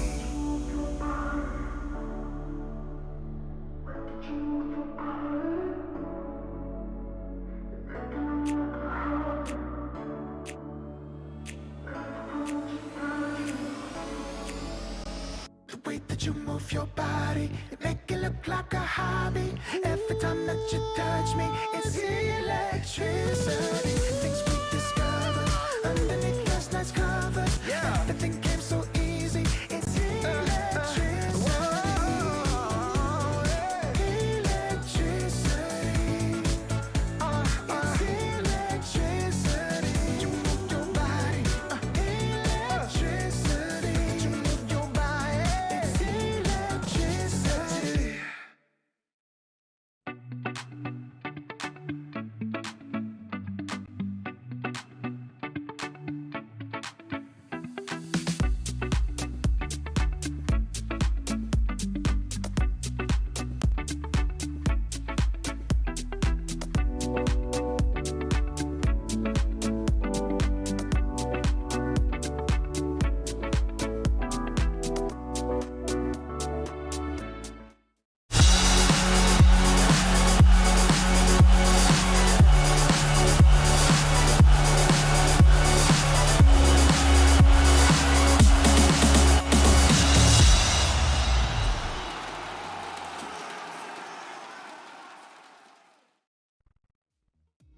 Welcome back to the ESL One Berlin Major. We've got our final day to close out groups 4, and after that there would be only one more day remaining to determine how everything is going to be situated heading into the playoffs. Parker, the ultimate question for you, after reading the patch, what was one crazy thing that you wanted to experiment that we might potentially see Tundra do in this game?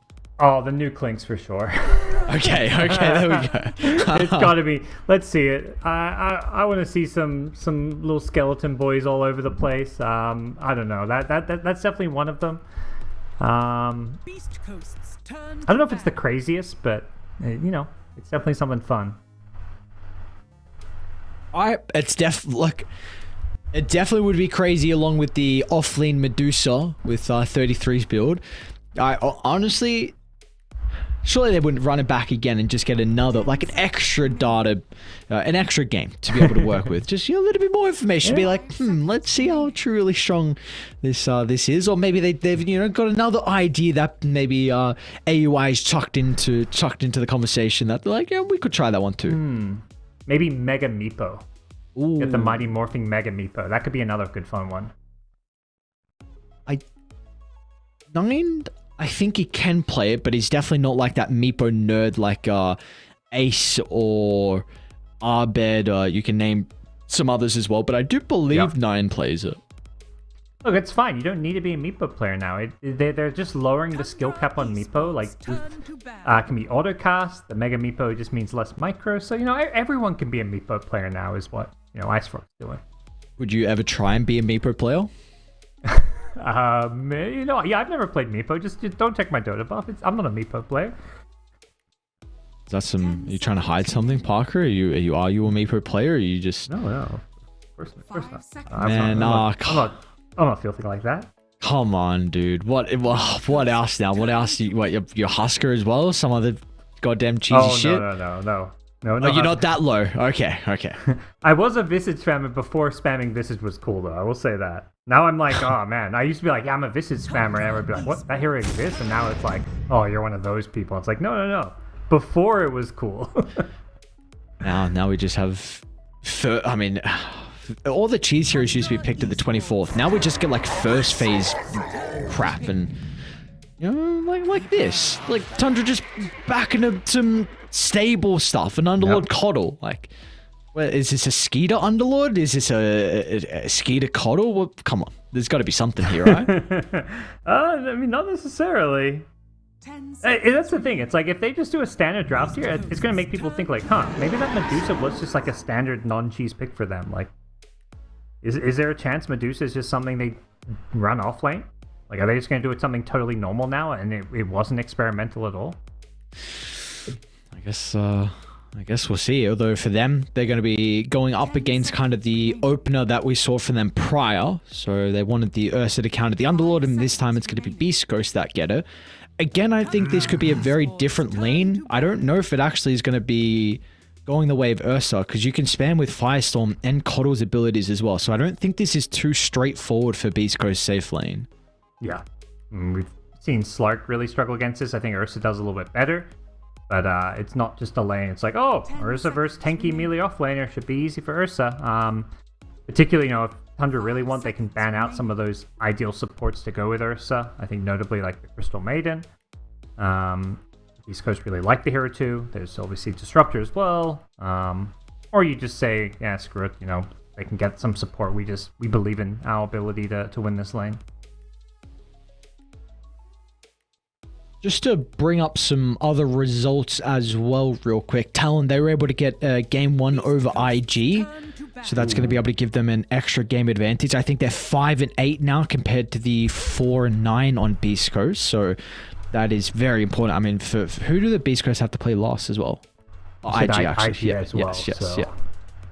And Talon have to versus Spirit, which is not going to be an easy team at all. So, that's big that Talon found that game victory. And for Beast Coast, this is you pretty much have to get this win now versus Tundra. Yeah, and both these teams are maybe hoping that like Extreme Gaming continue to lose games. There's a chance that Extreme Gaming could find themselves in the mix for this bottom 3 slots.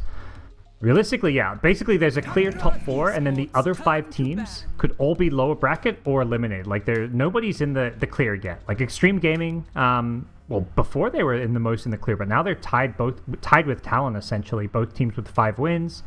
IG probably looking to be in the worst position, especially since it sounds like, they just lost a game. So, it's a bit of a hole to climb out of for them, but it's still very, very open when it comes to that bottom 5 for Group B. It looks like we're getting very similar bans to what we saw in the previous game for Tundra to protect the Ursa. Again, it's going to be the PL, Naga, and they even want to get rid of the Pango as well. So, of course, it has some great synergy with the Keeper of the Light. I mean, one of the better heroes to be able to refresh all his abilities. Tundra Esports. Last ban onto the Pugna before picking a Crystal Maiden, so a bit of a block pick as well.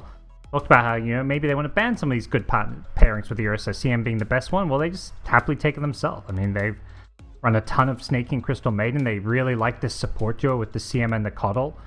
I saw one of the little snaking mini interviews that ESL produced, and he talked a bit about what it's like playing with Saxa, and it's like he's this guy who has a ton of ideas, and Snaking's always happy to kind of adjust how he plays. Like if Saxa's going more greedy and getting a ton of items, he's willing to kind of go a bit more like, utility and selfless. So a lot of what he does as a support player is adjusted around what Saxa wants to do and what hero he's playing.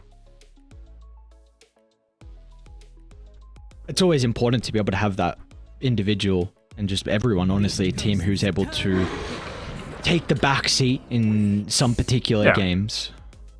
And the thing is, it's not even like he's still getting a lot of farm and having impact. It's just like, okay, so he's going Coddle with damage items. That means I can't go damage items. I need to prioritize my 4-staff more, or whatever it may be. So, if he goes, let's say, Vessel on Coddle. But if Coddle goes for the 4-staff right away, then the CM is freed up to maybe go for something else. But before we get to see how these supports function, we're going to have to see Beast Coast and how their lanes function. They pick the Undying. They get the, Underlord quote-unquote counter. This is obviously good against Underlord in lane, but I do worry, like, Ursa playing without, like, a ranged support that, like, slows or stuns. Like, I mean, the Ursa himself can, like, jump on people for a bit of a mini slow, but it just doesn't... Like, Undying Ursa doesn't strike me as, like, this amazing lane.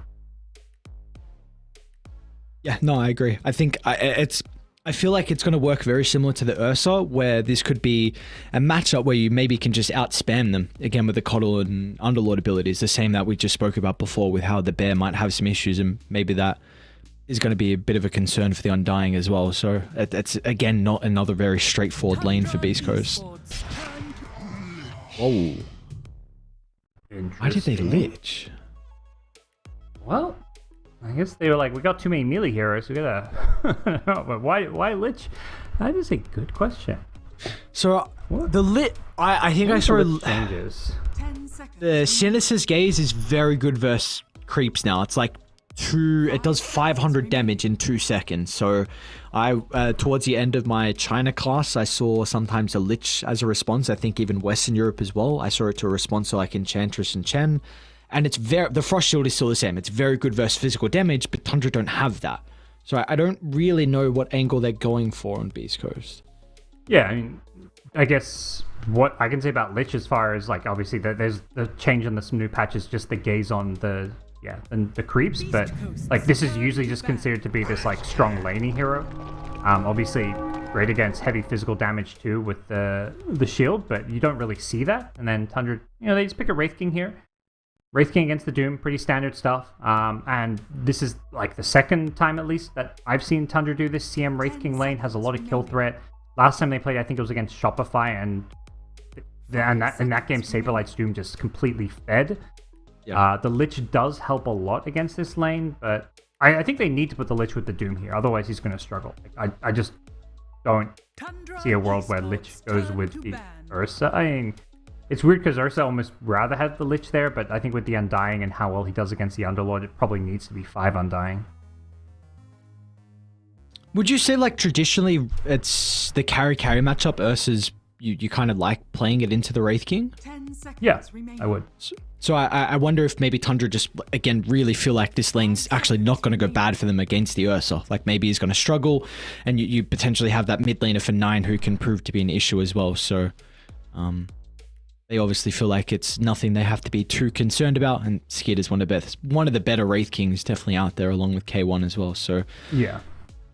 Because they're not picking it yet for that carry versus carry matchup, but definitely a scenario where these drafts where I feel like Tundra can just play off of tempo and like win their lanes. Like they don't care about the Wraith King versus Ursa matchup because if they're winning their lanes, you never get into like, oh, how does this carry matchup work? Well, guess what? We're 15k gold ahead at 25 minutes. Doesn't matter how this carry versus carry matchup works. So, okay.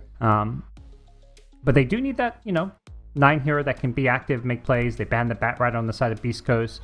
I feel like his hero really needs to kind of pull this draft together a bit.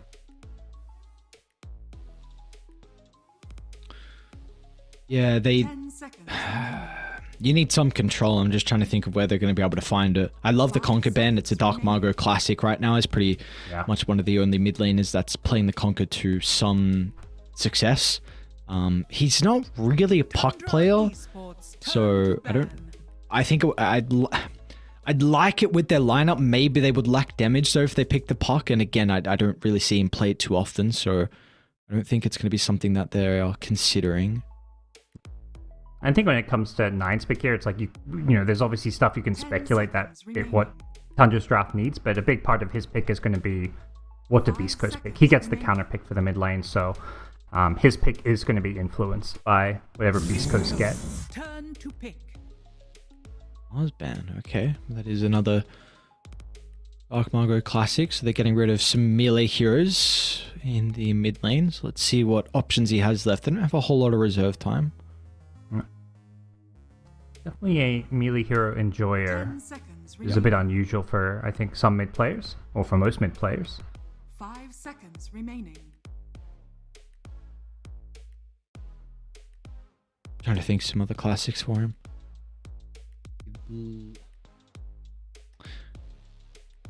I think you need damage. I think you'd like a way to be able to get on top of the supports as well. I guess Ursa and Doom can, but we're expecting them maybe to have some difficulties in the lane. Someone who can be active early on.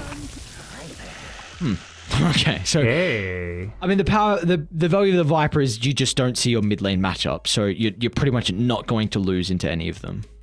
Yeah, I mean that, you know, at least if you're Tundra, you have a bit of extra reserve time to maybe think through your options. 'Cause I was thinking, okay, what are the big playmakers, tempo heroes? You know, your Tinies and things are available, but now it's like, well, what do we want to play into a Viper now? You're kind of maybe put more into some of those ranged heroes. You know, we've seen Nine also play like he played Void Spirit, but do you really want to play these heroes into a Viper? The one time he played into Viper, I think he was like an alchemist or something, and he just kind of farmed the jungle and ignored the Viper. So, yeah, it's a bit of a tricky spot to be in. I think the Viper, the fact that it's hard to kind of see what is the ideal pick for Nine here means the Viper pick is good, because it's like the stuff that fits Tundra's draft, generally speaking, isn't good against Viper. They do win Ranger. Okay, so it's your traditional Viper counter. I just wasn't. Is it? Unless it's mid coddle. They've done a lot of 4 win Ranger. Will be 9 playing. It looks like. You're okay. right. Yeah. So, I was thinking about suggesting it. I just didn't know how strong this hero currently is. I've got some buffs. We've seen it a little bit as a support right now, but it's your Viper counter. It's just single target physical damage. Your lane, you're easily able to reset with the wind run, so there's never really kill potential. It is still like you're not going to win the lane. That's the big thing.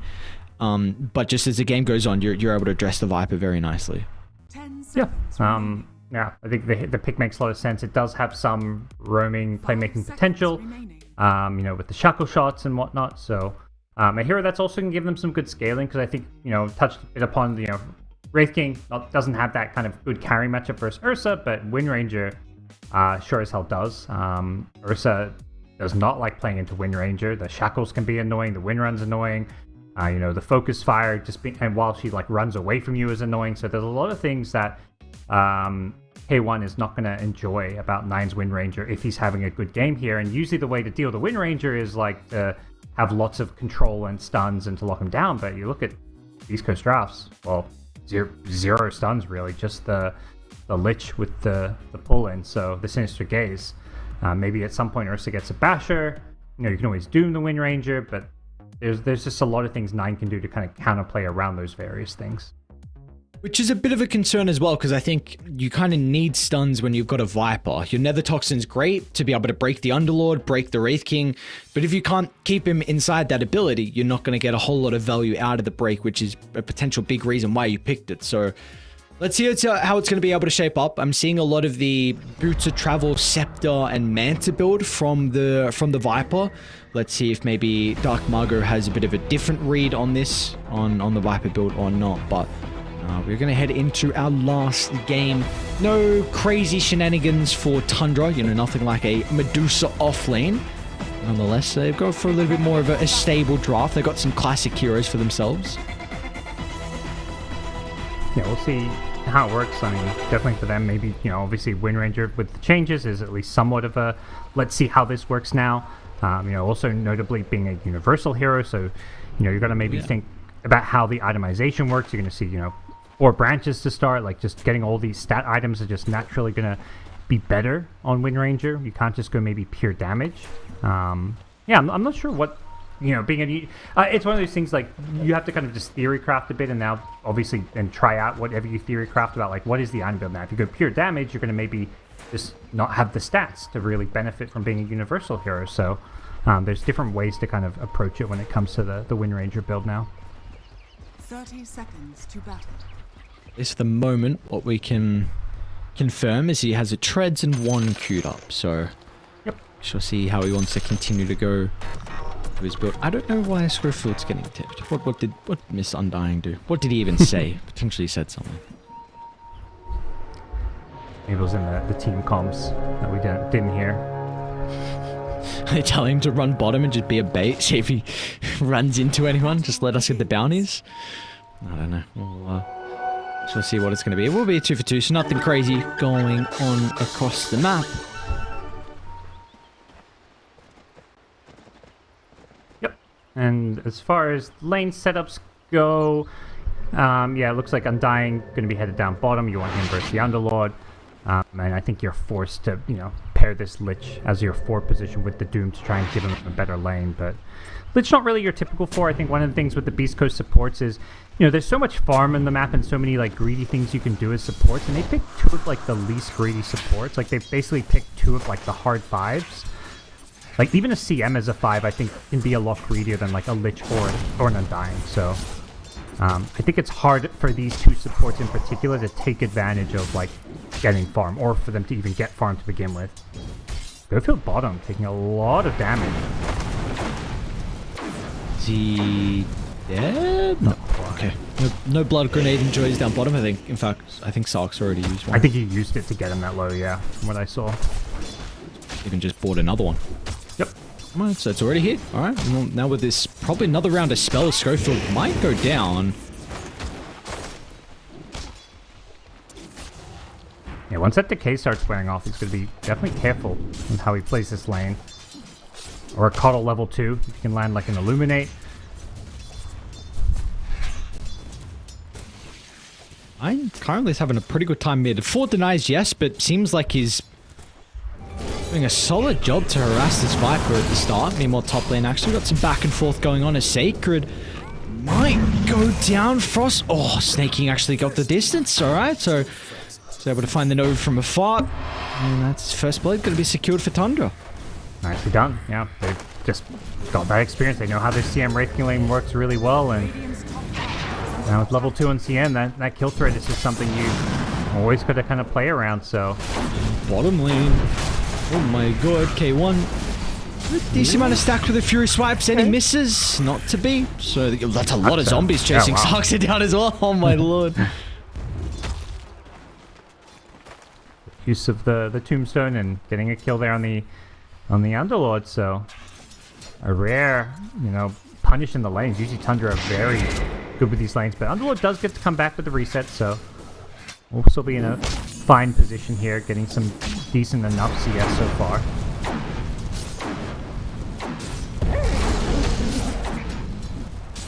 It's actually will continue though. Sarksa another round of the blood grenade, and it's got the spells up as well. 33. They want to try and give the Underlord the kill. The Firestorm coming up shortly, might be forced to use it, and he's going to look away and get the kill as well. So very nicely done. Tundra able to hit back down bottom. Yep. Look at that as well. Very cute from 33. He's going to drag the creeps away, so that means the Ursa's going to miss a couple of them under the tower. Yeah, that's well done. I mean, and it keeps the creep wave pushed like towards Tundra's side, so that's going to really favor them. You don't give Ursa that ability to like chase heroes down the lane when you build up the Fury Swipes, and then you just have that chase potential. When the creep wave's already pushed, it's just a little bit more annoying, and 33 even denies a range creep off of it, so really good creep shenanigans happening by Tundra here, something they've always been very good at. Classic. Know how to exploit the lanes to their fullest potential. One thing, if you're looking to try and learn how to play the lanes, Tundra, one should always be paying attention to. At least for mid, the Viper matchup, expecting. It's going how it's expected. Dark Margo 18 and 10. I mean, still 9's got a decent chunk of last 6. How's the net worth actually looking? So that, yeah, there's about 250 difference, so not too much early on. Yeah, definitely. You know, kind of will be obviously good in the mid game just with what you can do against the Viper, but does not counter the Viper when it comes to the laning stage itself. With how well 9 is done. 9's just going to win run on through to grab the double rune here. Does he get punished for this? Doesn't look like it. Dark Mago is chasing. If he gets one more right click, yeah, I think he does get punished. Oh, he's got another win run. Okay. He win ran through the lane, and then Viper's just like, well, your win run's going to wear off. I'm going to catch you with the rune, and you know, of course, win run, not the longest of cooldowns, luckily, so he did get to still escape. nice clip. The 9's got maybe some difficulties now with that third point in the poison attack. We'll see Dark Margo probably try and shove him out. We'll put deny 2 on the range creep, so just doing all the little things here to give Wind Ranger a tough time. Well, how's this top lane looking? We've had a little bit of action down bottom. Of course, interesting to see how Wind Ranger is able to offset that bad matchup, but it looks like top, it's going okay for Sacred at the moment. He's got 19 last hits. A lot of denies on Skeeter though, actually 14. Oh my lord, I did not see that when I had a first glance over, so it looks like he's definitely having a more favorable lane. Yeah, it started, well, obviously for Tundra with the kill early on Sacred, and then it's just kind of continued there with Wraith King having full control and Doom just trying to use Devour here and there, and he's just going to get jumped, but the low ground. Be enough though. Frost Shield's going to try and be applied from Stinger. Looks like with some of the mitigation, he's going to be able to get out of danger. A lot of damage put into Sacred, but he's got, I suppose, the Ring of Health along with the Healing Lotus, so he's going to be able to get back up to a respectable health pool to continue fighting. Yeah, just getting a lot of value, like the Hurricane to the low ground, plus the Toughness Sword giving him 3 extra armor against a Wraith King and all the skeletons, so very useful neutral creep to have in this lane. And here comes the early rotation. Viper's made his way to the top. Nice use of the Hurricane again. Skeeter now put in a little bit more of an awkward position, and that rotation will pay off for Dark Margo. They even TP in Schofield to the Twin Rift as well, just in case it's required. They're going to stick around to try and put some pressure on the tower. They've got the Catapult as well still hanging around. Oh, the dream scenario here is Wraith King TP's in, you kill him a second time. I don't know if he's going to be TPing onto the tower. He's actually, okay, so he's TPing to the outpost. Didn't say he wanted to defend this one, but Skeeter is suddenly up here in a bit of a precarious position if he's not careful. They need numbers. They're coming. Okay. Actually, I'm going to TP multiple members. Schofield will instantly respond with the Tombstone, lay it down. 9's going to get the kill and get out straight away, but the win run's going to expire. He'll at least trade his life with Dark Margo. That's a silver lining, but the zombies are starting to stack up. Sax is going to be able to reposition out to the left. They're lacking some control. Cuddle's going to make him work for it in the end.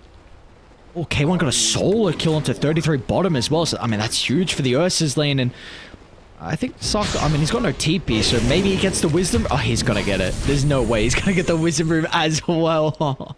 Sax, surely not. Oh, he's going to get out, though. I mean, it's just Undying chasing him, so... Well, Lich is in the neighborhood, too. Saxa, though. Dude, he just juked the... Okay. He still makes... Okay, no, he's not. I was like, he's still got a lot of movement speed. This is Cuddle we're talking about.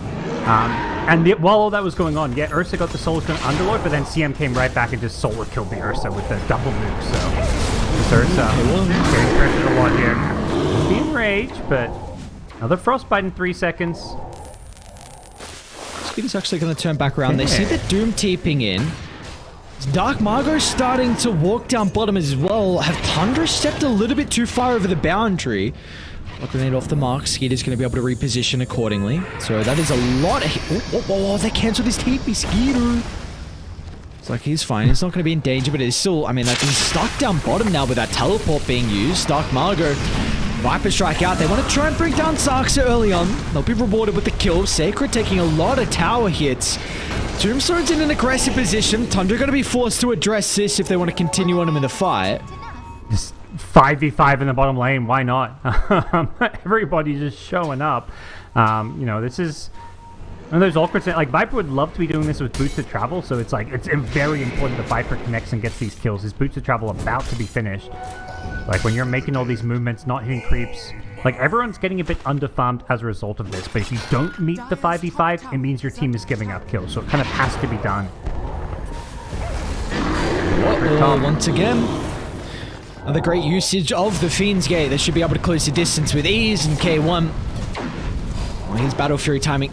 There's no way he's going to be able to get out. No mana for the Frostbite. Can he escape? K1! Oh my god, that's way too close. If he got through that gate, who's going to live?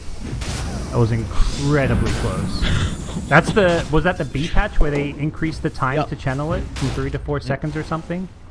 That's the patch nerf right there. So it's funny because it was less legit for these scenarios, because like if you can make it through the gate, you sometimes just survive a game.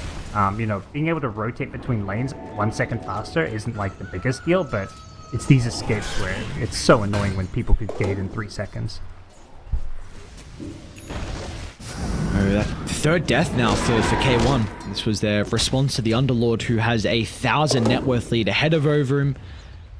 Battle Fury again is going to continue to be delayed for the Ursa, and they just want to keep putting pressure on him. I mean, it feels like Snake King. They instantly right clicks though, so they know that the Crystal Maiden's here. Snake King's having a good game though. Already hit that level 6 early because of the solo kill he got. As the drums queued up. See what he can do, but for now, a lot of focus around this top lane. Skeeter doesn't have a skill point until he hits level 7 for Reincarnation, so we'll hit level 7 now. Importantly, does have Reincarnation available should he want to level it.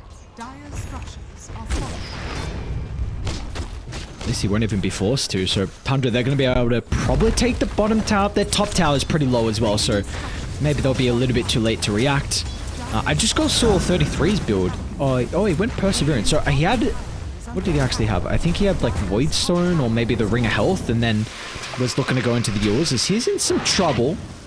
The reaction of the TP, but yeah, very interesting. Phase boots into the Yule Scepter for the Underlord, so avoiding the Vanguard and avoiding like the Pipe Crimson as well. Interesting. So Yule Scepter, I mean, obviously amazing item against Ursa. It's like always being kind of the Ursa counter, being able to Yule him during the Enrage. Perhaps they're just feeling like they don't have enough control. I mean, I don't think that's really the issue here. But maybe just not seeing the value. I mean, there's not really much teamfight on Beast Coast side, so like items like Crimson and Pipe just are much less valuable, I feel like, against their cores. Bottom lane, nice shackle from 9. He's got the Maelstrom to look to work with as well. The Doom's going to be casted out before the death onto Sacred, so that'll at least help them get the return kill. And maybe they can go for snaking after this. Freezing Field's proven to be a pretty big issue though. Snaking just solos down the Undying, and he'll be able to TP out as well, right in their face. And Saksa, he's looking for the finishing blow. He's gonna find it. He might get to, oh, that was a huge blast. Both the supports on their last final breath able to get the kill, but I mean, Tundra, the support play from them, pretty on point. Yeah, the chain frost being committed for this goddamn Coddle. Like, Sax's Coddle is absolutely the biggest nuisance in this game. I almost thought Snake King was going to cancel his TP out there. With how low Viper was getting, it was almost like, dude, stick around, we got this. But although he probably dies to the chain frost if he sticks around, but the Tundra support is having a huge impact on this early game. I mean, Lich doing a great job as well, getting those counter kills, 2, 1, and 5 for Stinger. So definitely this early game has been all about these supports and the movements they've been able to make. Yeah, and you're making space for the cores, and they're going to be able to have the plays now heading into the mid to late game. Skeeter free farming, got the Desolator queued up. It's a pretty decent armlet timing, and importantly, he just has levels. Like, that's really the big thing for the Wraith King. He will be able to keep up in farm with all the Skelly Bros, and we even see 33's just parked himself mid, so very shortly he's going to have that Yule Scepter. So what Tundra's approach is going to be, like how much they want to try and greed this game. Definitely Desolators like their Roche timing, but I'm wondering if they're going to try and fight with the Phase Armlet on Skeeter. You know, you don't need the Deso to fight. It's very much just like, that's when we take objectives. It does feel like a slower pace of game may favor Beast Coast more here, since they're the ones who are going to be working up towards that Battle Fury and Ursa. But kind of depends on how they want to approach this as a team. Tundra definitely a team who often prefers to just go for that efficiency play, farm the map, farm, 2-3 lanes plus jungle, and just win that kind of economy battle. Even if maybe the opposing team's draft will kind of match them, they just feel like those efficiency games is something that they play really well.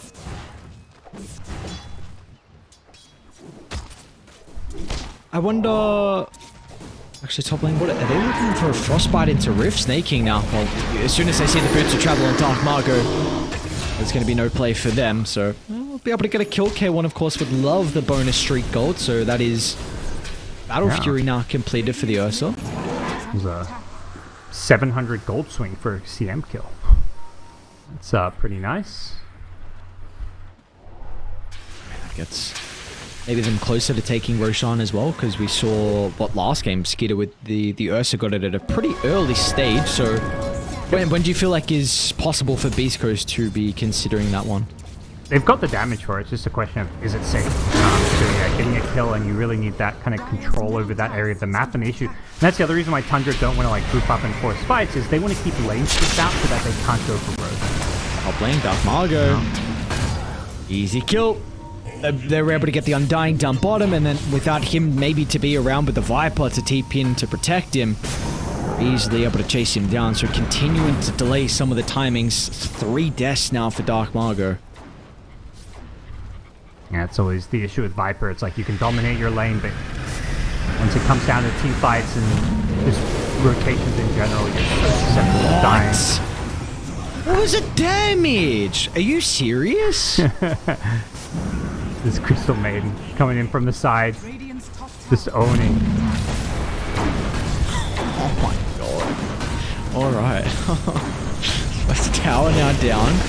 The Dark Margot's back in the neighborhood, but it's gonna do nothing. The damage has been dealt already, even with the Frost Shield applied, so now the T1's gonna go the way. I mean, guess what? You got Skeeter farming mid, you got 9 as well, getting closer towards the Lincoln, so they only needed 3 heroes top to make that work. Yeah. And it's got to go back to your Roche, it's like there's just no opening to go for Roche. You've got creeps on your tier 2 bottom tower, your tier 1 top's being taken. Especially now that, over the next like 4 minutes, you've got to get this top lane pushed out, because Roche it's nighttime, so Roche up in the top lane. A little bit tricky to go for, especially if Tundra, I mean, I think that's where Tundra really wants to play the most, is like keep that Ursa away from the pit. The smoke has to connect on Beast Coast. They're going to try and swing all the way down to bottom, but it seems like 9 is potentially reading it, or at least putting himself far away that if danger does connect, they can maybe move over with the team. Yep. This is one of those subtle things with the map changes, is like smokes are just a bit harder to use because of the map being bigger. Alright, they got the guys. Should be able to close the distance afterwards. Can he TP actually?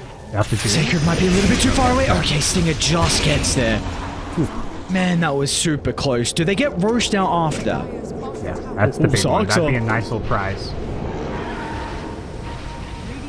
They're going for it. With the Tombstone, they should have it, but the question is, do Tundra try and stop this? I don't think without win range that they can or want to. So nicely done by Beast Coast, finding a key pick off here. Look at comment, it's a lot harder to make these smokes work because the map is so much bigger, so you're running across the entire map. The win range is, farming that jungle off the side. Common actually. Versus finishing off Roshan, who don't have an Aegis. See how much value that's going to be able to provide them though with the second life. The Skeeter's going to look to enter as well. Be able to deal with the Undying early on. They need a split for the Chain Frost, and they'll do just that. And Beast Coast, I mean, they committed a lot to be able to bring that Roche down, so it's just an all-out retreat, but they got the yours. An angle for 33, and they just blow him up. What was the physical damage? And now they also catch out Stinger. Oh my lord, Skeeter. Dude, this Raid King is not even slotted just yet without the death zone. He's critting heroes down. Yeah, 600 plus crits. Ooh, brutal. And certainly going to get bigger from here on out, so definitely a good sign for Tundra. They do that into the, potential Aegis fight. I guess the Aegis is why that fight was actually, possible for them because the Ursa was, Roche was like 1 or 2 hits from dead when the fight began, so Ursa was too far away. I think Beast Coast overemphasized trying to zone these heroes away from Roshan. They should have been closer to the Ursa so that once he finished off Roshan, he could join the fight. Instead, he runs on over and his teammates have already kind of, they've already lost the support. This is a really good start. Yeah. We're going to catch the Wind Ranger in a compromised position on the front line. She's still got the Wind Run to work with, though. She's going to be able to get some separation. It's a long Wind Run. Damn, 6 seconds felt like a long time for 9. He was able to get out. The max out Wind Run is just so handy here, and playing into the Viper Ursa, prioritizing that over the Shackle Shot, and really paying off. Radiant's middle tower has fallen.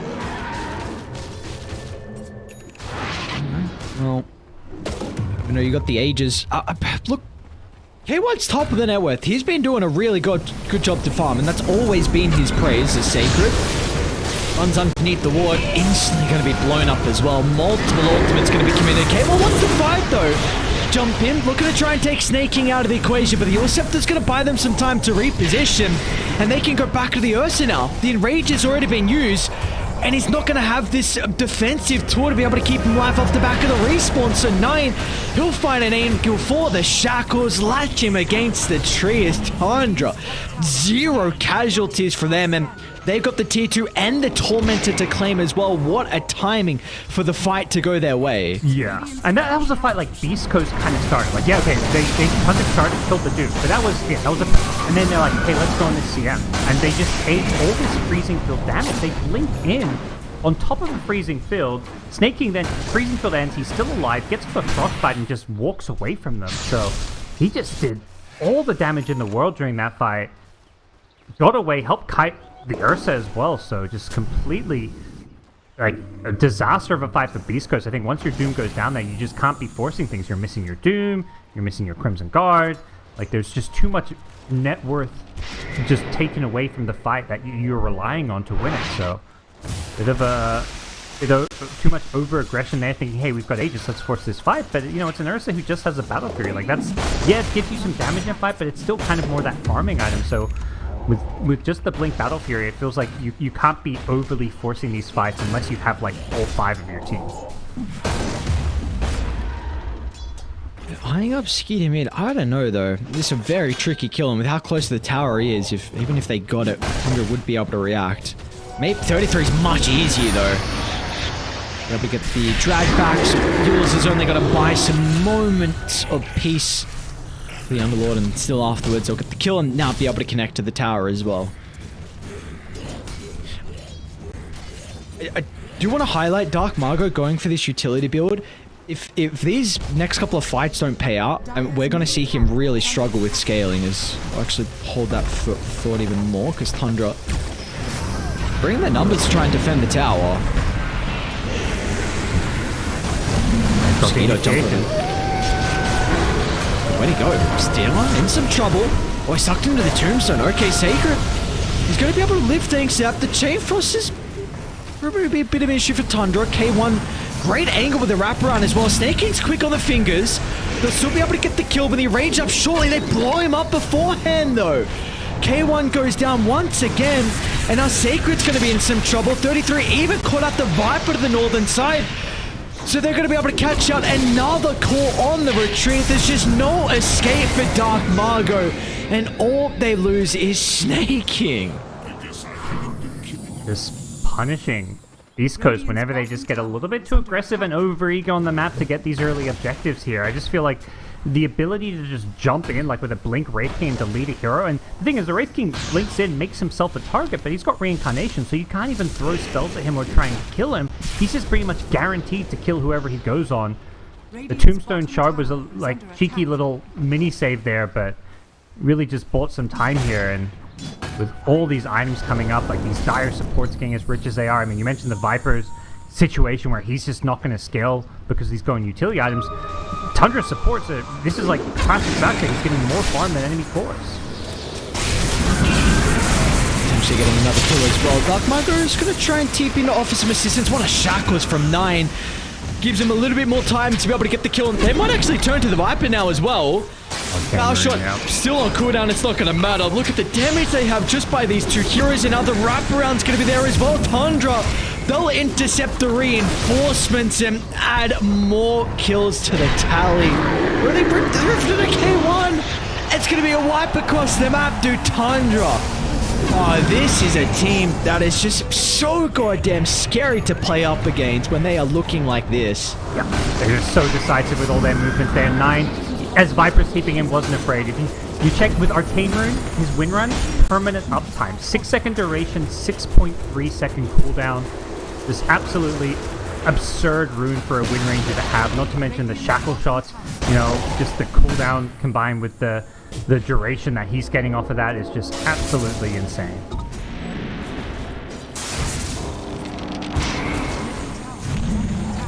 I didn't even see Doom's net worth. Oh god. Oh yeah, well, yeah, we're talking about Viper not scaling. Usually Doom's the one that you can always trust to have some farm, but the new Doom build doesn't involve the Midas anymore, but it's a sad sight for these Radiant cores who aren't named Ursa. Even then, I mean, we've seen them itemize against the Ursa, like 33 with his duels. He's got an Octarine on 33, so... This new item, you know? He's like, oh, this item seemed pretty good on Medusa. Let's just get on other heroes too. Radiant's bottom tower is under attack. Oh, I wonder what his justification was for the Octarine. I mean, you could just say spell cooldown. Yeah, stats and cooldown. Like, it's just, he's just like, it's a good item. Like, I don't think there's much more to it. The hero's so versatile. Okay, he had a Nullify queued up. He has a Wind Waker queued up now. So even regardless, it's just another annoying item for the Ursa to deal with.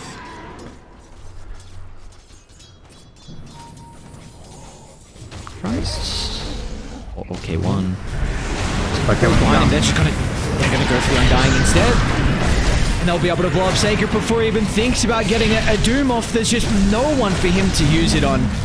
With already them having the numbers advantage, it's looking like an awkward fight for Beast Coast, so they don't want to try and expend their ultimates if it's not required. Oh, they got a glimpse of Stinger.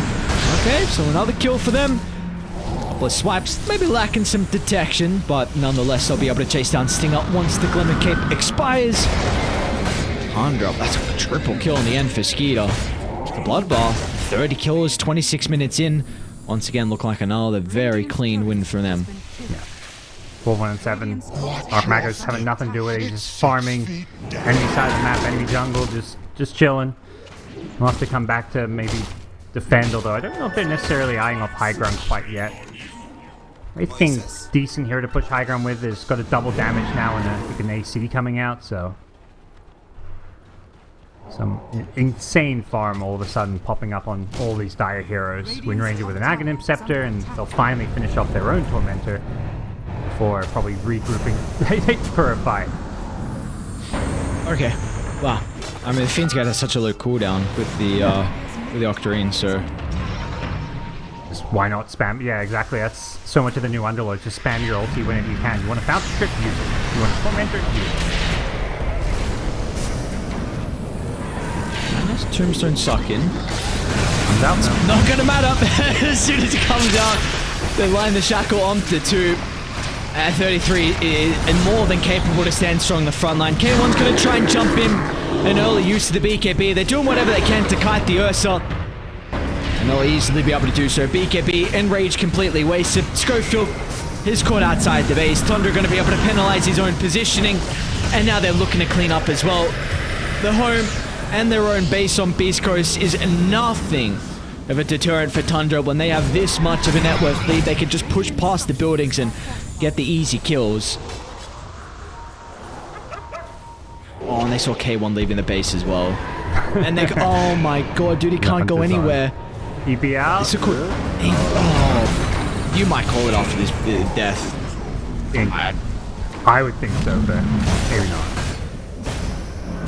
It's like, dude, I can't even get out of the base, and our Sacred, he can't get out of the base as well. Another shackle from 9, and of course they're going to be able to get more kills. You just revealed the location of Schofield. Easy breezy applauses from some of the members. Tundra, and there we go. The G's are going to be dropped. So for Beast Coast, they are going to put themselves in a very, very tricky position heading into the final day. I mean, again, depending on some results, I don't even know if it's guaranteed just yet, but wow, what a performance from Tundra. Yeah. At this point, when it comes to Group B, like when you see the standings, there's this clear separation between like those top 4 and bottom 4, and you see it in these games. Like this felt very much like the Tundra versus Talon series, where it's just like game 1, it was like this big outdraft and outplay. It was like, well, a lot of it's a draft, but then even game 2, where it was an even draft, Tundra just like kind of had their way. So, these other teams just are not on the level of like Tundra specifically, and I think OG as well are kind of playing on this super high level. It's not to say like, give Beast Coast, like if they make a run through the low bracket, they can still improve and get a better understanding of how to play this patch and how to play better together as a team. Because the difference between these two teams, it's not individual skill, but it kind of looks like it's individual skill because it's like this huge stomp. But it's just the way that Tundra execute on a team level. They play their lanes, like the duos they have in the side lanes just seem to always win their lanes. And then when it comes to these mid game plays, like dark rifting around, the plays they make to defend their objectives, their towers, just their general fight selection, it just looks like they're miles ahead of their opposition here, and just a complete stomp. Yeah, complete stomp. No other way to put it. Tundra really looking like a scary team. This is our 5th series of casting Tundra, so we've seen them develop from day 1 to the end of day 4 now.